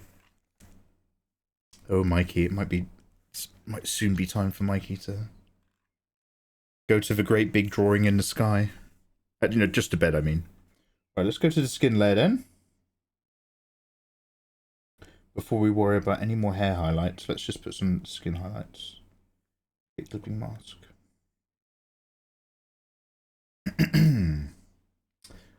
Bunnies indeed. I hated Covenant when it came out, but now it's grown on me a bit. Do you know what? I'm a bit similar. I hated Covenant not because of the film Covenant. I hated Covenant because it wasn't a follow-up that was kind of promised in Prometheus. Prometheus had Shaw and getting answers from the makers and all this sort of stuff. And then all of these particular scenes were just summarized in clips that you had to watch on YouTube. And then all of that's gone. And all this David stuff is going in a different direction. And all the stuff that's on screen in Covenant, I kind of enjoy. I think the fact that it tries to do Alien 1 in the space of 10 minutes at the very end is like a bit weak. But I enjoy it as an action schlock sci-fi movie that's actually beautiful to look at. It's very good with some pizza. But I think I really gave it a hard time because it just wasn't the sequel that Prometheus was promising to be. And then what really, because then they were just like, oh, well, people didn't like Prometheus and then they didn't like Covenant, so we'll make Alien Romulus just an Alien movie again. And that was even worse because Alien Covenant has one of the best endings in any Alien movie. And it's set, this is the, do you know what, I was about to try to remember what music it was set to. We are listening to the soundtrack right now. The end of Alien Covenant, if you've seen it, is fantastic. And it is a nightmare for the person who's going to bed. And it's played, so like, I was going to say it's like Wagner or something, but what is it played to? I just want to see if there's like the end song somewhere.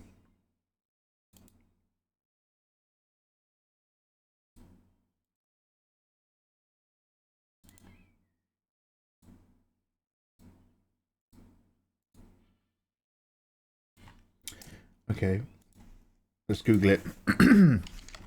What song does a certain character.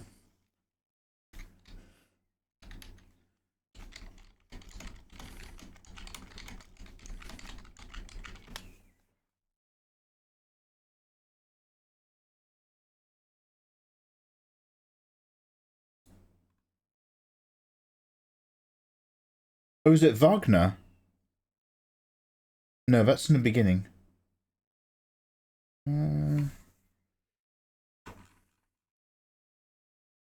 Mike, I am see the full piece. Hey, Mizugi Kanho-san? Oni honjin desu ka?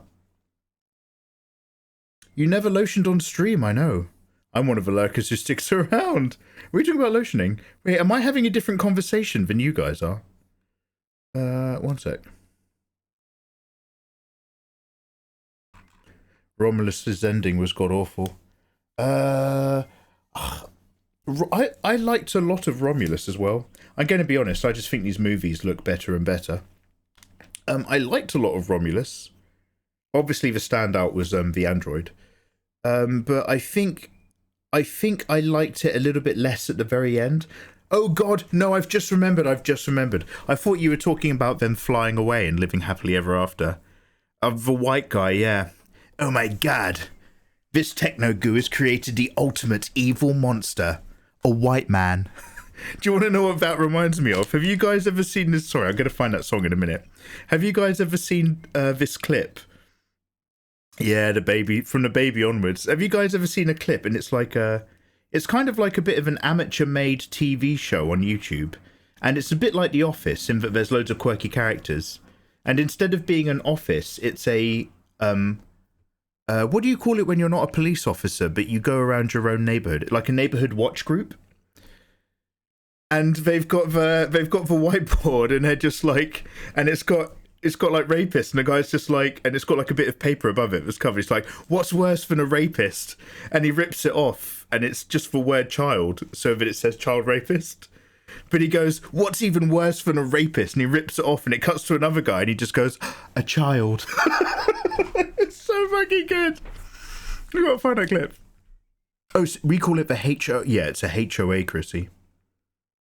Chrissy hasn't got time for the HOA. She's drawing people kissing in bed. Yeah, sorry. Everything from that bit onwards, I didn't actually like that at all. I actually found it very difficult to watch. But even before they get that, I think by the time they're up and down the lift shaft, I think by about then, I think just too many different action scenes have happened involving aliens interacting, and I kind of started zoning out a bit. I was just sort of like, it's a bit, there's just too much. I didn't need that much. How do I even explain my feelings to you guys when I'm this tired? What are we looking for? What's worse than a rapist? A child.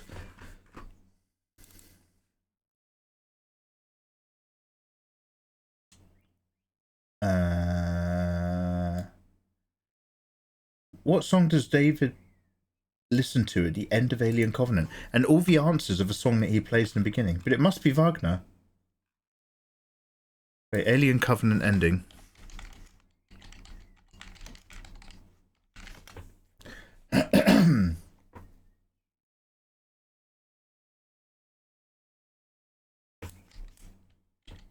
Honestly, I literally just want to find this song. And then I'll hum it into Google. I'm not going to play the actual ending itself, so there won't be any spoilers. I just want to find something.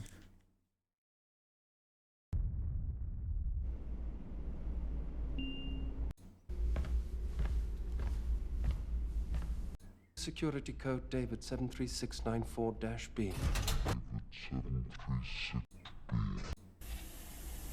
Welcome. How may I help you? How about some music, Mother? Selection. Richard Wagner. Das Rheingold. It is Wagner. I should have followed my gut instincts. Das Rheingold.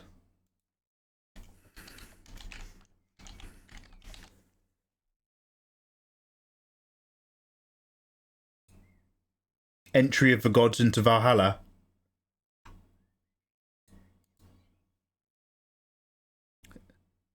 So when he's walking around with all this business going on, It is so good. I don't know if it's this one. Is this the song?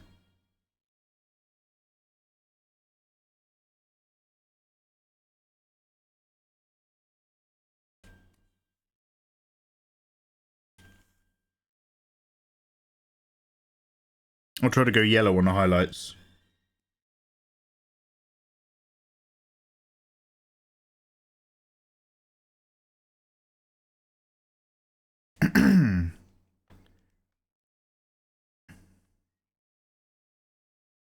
Like, how does it catch her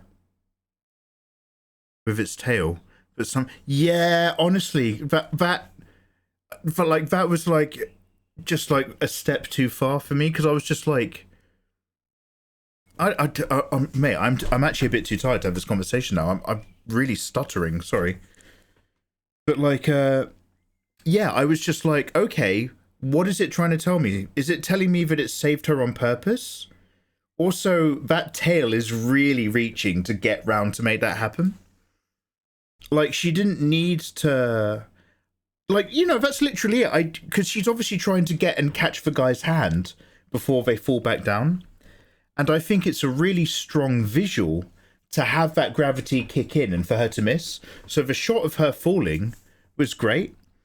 But it then kind of feels like what they did in the day was like, we want to have this shot in the storyboard of her falling because the gravity turns back on, because it looks really good. And it will probably go in the trailer.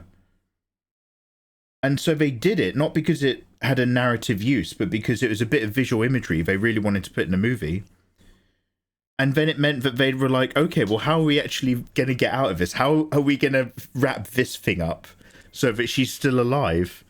And they were like, well, she either hits the floor and dies, or she grabs onto something, or something catches her.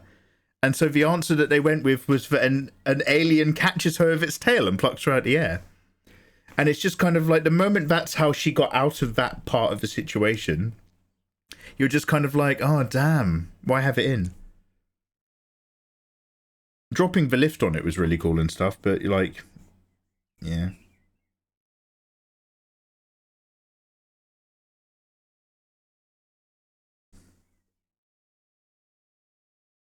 I did like all the little things, though. No spoilers for Alien Covenant, but if you've already seen it, you know that a certain someone has enjoyed some drugs, a certain type of drug, a very dark drug. So when she's on the intercom with the android, I like it. I like how because the android, he's already got an idea what's going on. So he's trying to convince her to leave the station, because he knows that if she goes back to the planet, that bad things will happen. And the chances are that everybody on the colony will die. But it means, regardless, that a sample of that alien is going to be accessible for the rest of the company. And so he's just like, your friends are already gone. You can't help them. Get on the ship and escape. I'll help you escape with the ship. I'll put it on autopilot. And you realise, just like that, he's happy to kill because out of all likelihood, they're not going to contain it. He's happy to make that decision to let everyone on a colony die, because it means there's more science to have. Alien, Prometheus, and Covenant had too many plot devices. It's so weird. I mean, even the marketing didn't help, because they were like, we're making another Alien movie, and then Ridley Scott's just like, no, it's not an Alien movie. It's we're looking at the jockeys now and all that sort of stuff. And it kind of, you know, it felt like they were just trying to be one or the other. And there's a really weird set thing that bothers me, and I've talked about this before, but let me moan right now. The jockeys, or the engineers in Prometheus, are too small. You'll notice that they're smaller than the ones in Alien. And the reason why is because when they built the set for Alien 1, with the space jockey with the burst out chest in that kind of room, in order to increase its sense of scale, all of those scenes when they're walking around in their spacesuits exploring that area before they find the eggs are actually, they're not people. Sorry.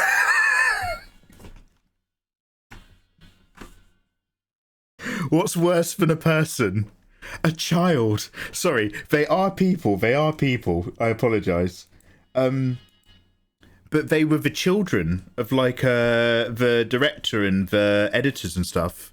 They got their kids and they put their kids in scaled down spacesuits. So for all of the wide shots where they're investigating the jockey makes the jockey look even bigger. And this actually drives me insane because what they then did when they did Prometheus is they took the set measurements of the jockey and they were like, oh, the space jockey's this big, completely forgetting that they were filming it in a scene where humans are only like half or 2/3 as tall. So like they just completely forgot the ratio. Mate, so you get to fucking Prometheus and it's, number one, they had to make them people shaped, and number two, you're just like, it's too small.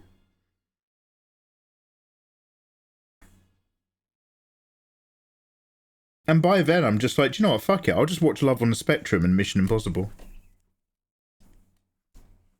At least they know what's going on. Anyway, long story short, short story long. I'm really tired. My words have gone wrong.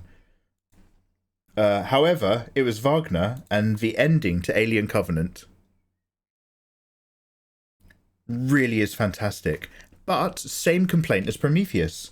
What that ending promises is so fascinating that we don't get it.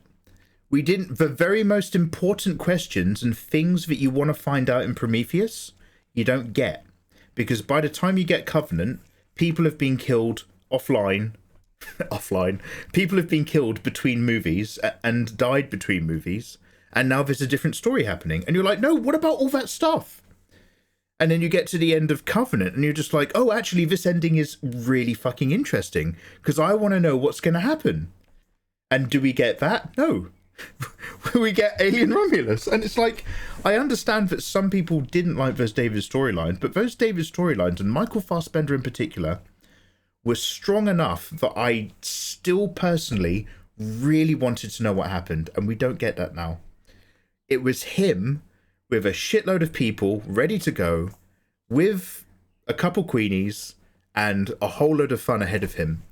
And it was like, what is the next movie going to be? Is the next movie going to be set like even maybe separate generations in the future where you go to this Weyland-Yutani planet and there's like, it's like, you know, it becomes like a Dracula movie where they've got all the settlers who are like one generation deep that have started populating a particular area in a habitable zone. But, you know, there's that old log mansion over there where the android lives and people kind of go missing from time to time. And it becomes like a villager versus a vampire, like, spook story, but with aliens. Or, like, is it going to happen when he literally lands? He's just not going to wake anyone up or so. Like, what's David going to do? What is David going to do? I'll tell you what he did. He did the fingering. And then we never saw him again.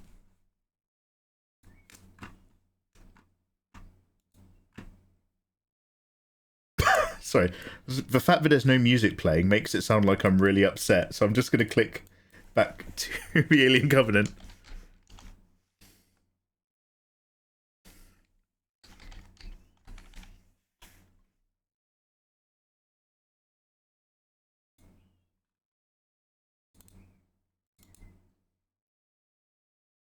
I think we're around here somewhere.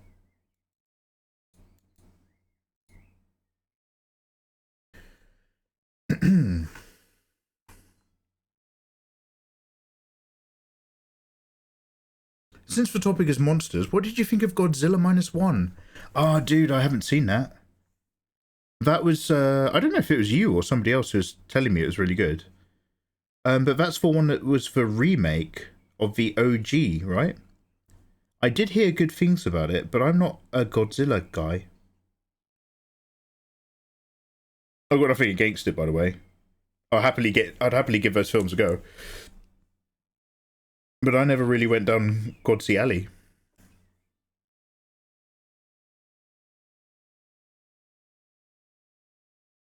He's got deadlines. He's trying to be productive. Thanks for tolerating me, especially when I'm running on fumes. This was a triumph. I'm making a note here. Huge success. Wait, what? Sorry, I've completely missed something. Yeah, the size difference bothered me. They died off screen. Reminds me of a Thing remake. Have you seen the behind the scenes to the Thing remake? Where it turns out they had everything practical on set. And they had like those giant animatronics of the two guys melding together. And then after they'd done all of that, they decided to CG on top of it. And a load of the on-the-set effects artists, the animatronics guys, didn't know that everything had been handed off to 3D post-production until the screening. And it was just like, oh. And it was like, the whole point of the Thing is it's one of those legacy films of practical effects. And that how, like, you know, blah, blah, blah, Rob Bottin. And they also actually had help from the other guy who's really famous, who does those other creature productions. And again, I'm too tired to remember.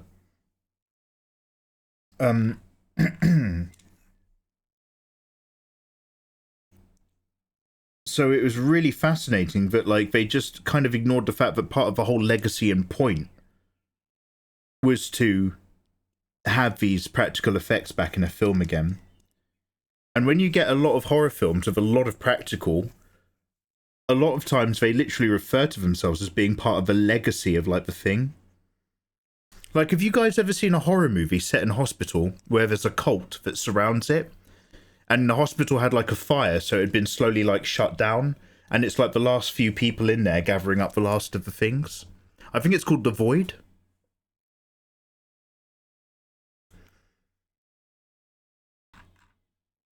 Fenrir, go have a lovely dinner, dude.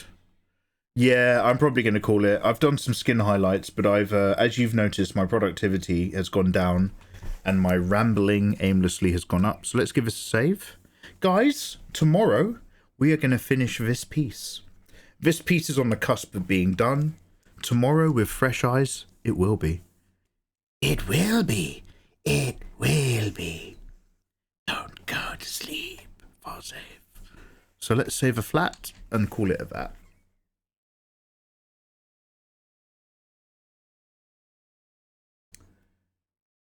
Killing off screen a protagonist was really disingenuous.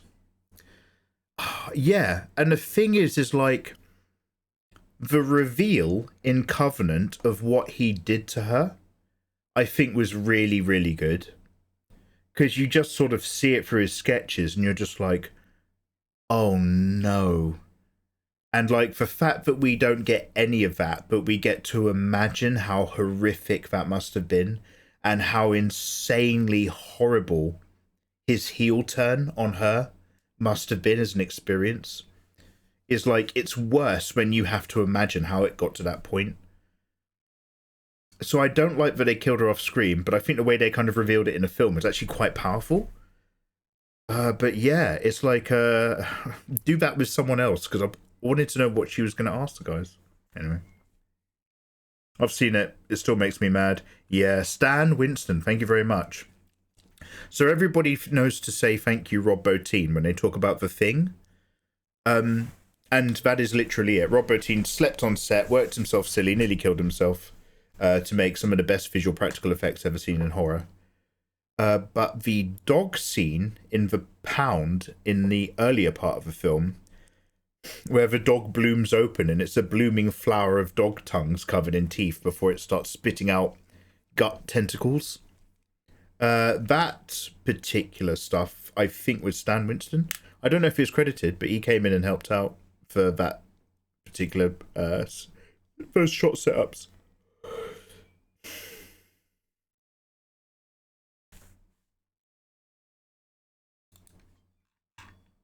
Heyo, Tetsudo. Tetsudo, Onihonjin desu ka? Tetsudo-san desu ka?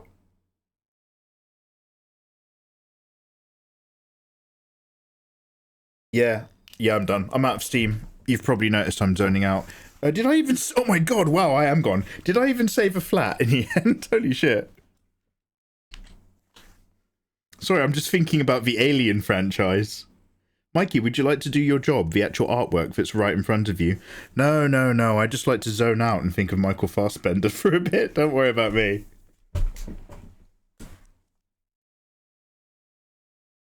Yeah, let's come back to these ladies tomorrow, guys. Thank you very much again. Please, my delicious friends, one and all, follow me on Twitter. I always tweet before I'm live. I'm live on and off at the moment. I'm trying to reach a point. Now, basically, I don't want to force myself to be a full-time streamer. I really enjoy streaming, and the best way to hate it is to have to do it every day. But I will try to stream as often as possible in a very general sense when I'm not doing my other jobs. So I do like to say that I try to be live every day except for Monday or Tuesday. However, I've got so much work to do, I'm going to be here all week. But you never know when, so follow me on Twitter. Both accounts.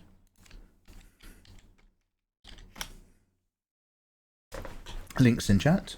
And I'm going to jump you guys into somebody else's stream. Let's see who's on.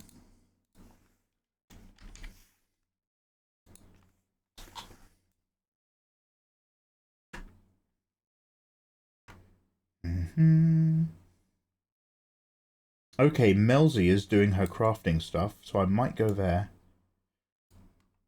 Did we ever actually raid her last time? I can't quite remember if I raided her recently. But Melzy is working on a she's crafting one of those one of the cage hat things from Dark Souls 3, I think, or Bloodborne. But let me just see who else is on. I'm not usually up this late, so it's always worth having a quick look around to see if there's somebody I appreciate but rarely get to see.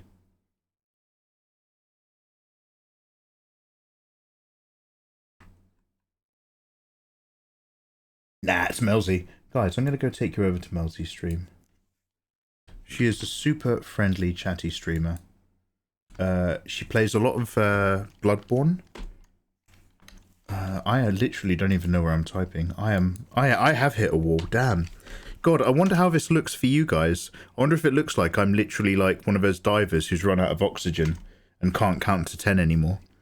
Because for me, I'm just literally not performing any functions. I've hit the wall so hard. So / raid Melzy. Guys, go say hello to Melzy. She's super friendly. She plays Bloodborne and some other dark gothic games. She's super friendly and chatty. She has the best eyebrows on the platform, and she's also a creative soul. She's currently making the helmet, hat, mask, cage thing from Dark Souls 3 / and or Bloodborne. I'm too tired to remember. All my brain sugars have gone. Allow me to rest and sleep the sleep of running dreams. And I will see you in a brand new dawn where we will come back and draw hot anime hotties. So you guys take care. Thank you very much to the moderators for their moderation. Mostly Fenrir working really fucking hard whilst he's getting his own evening done, so I do appreciate it. All the subs, the resubs, people I haven't seen for a while popping back in for a hello, people I haven't even known forever, from the YouTube days popping in for a hi and giving me updates. Congratulations to people passing their degrees and all that sort of stuff. It makes me feel very old. And everybody who tolerates my dumb chats and everybody who helps me out with the interesting chats. You guys make it all fun, but of course my favourites, the lurkers. I'll never know who you are if you don't want to talk to me, but I bloody love you. Thank you very much for supporting, bumping the stream, and getting your own work done in the background, as I do mine. Let's go say hello to Melzy's guys. Good night. Bye bye bye bye bye.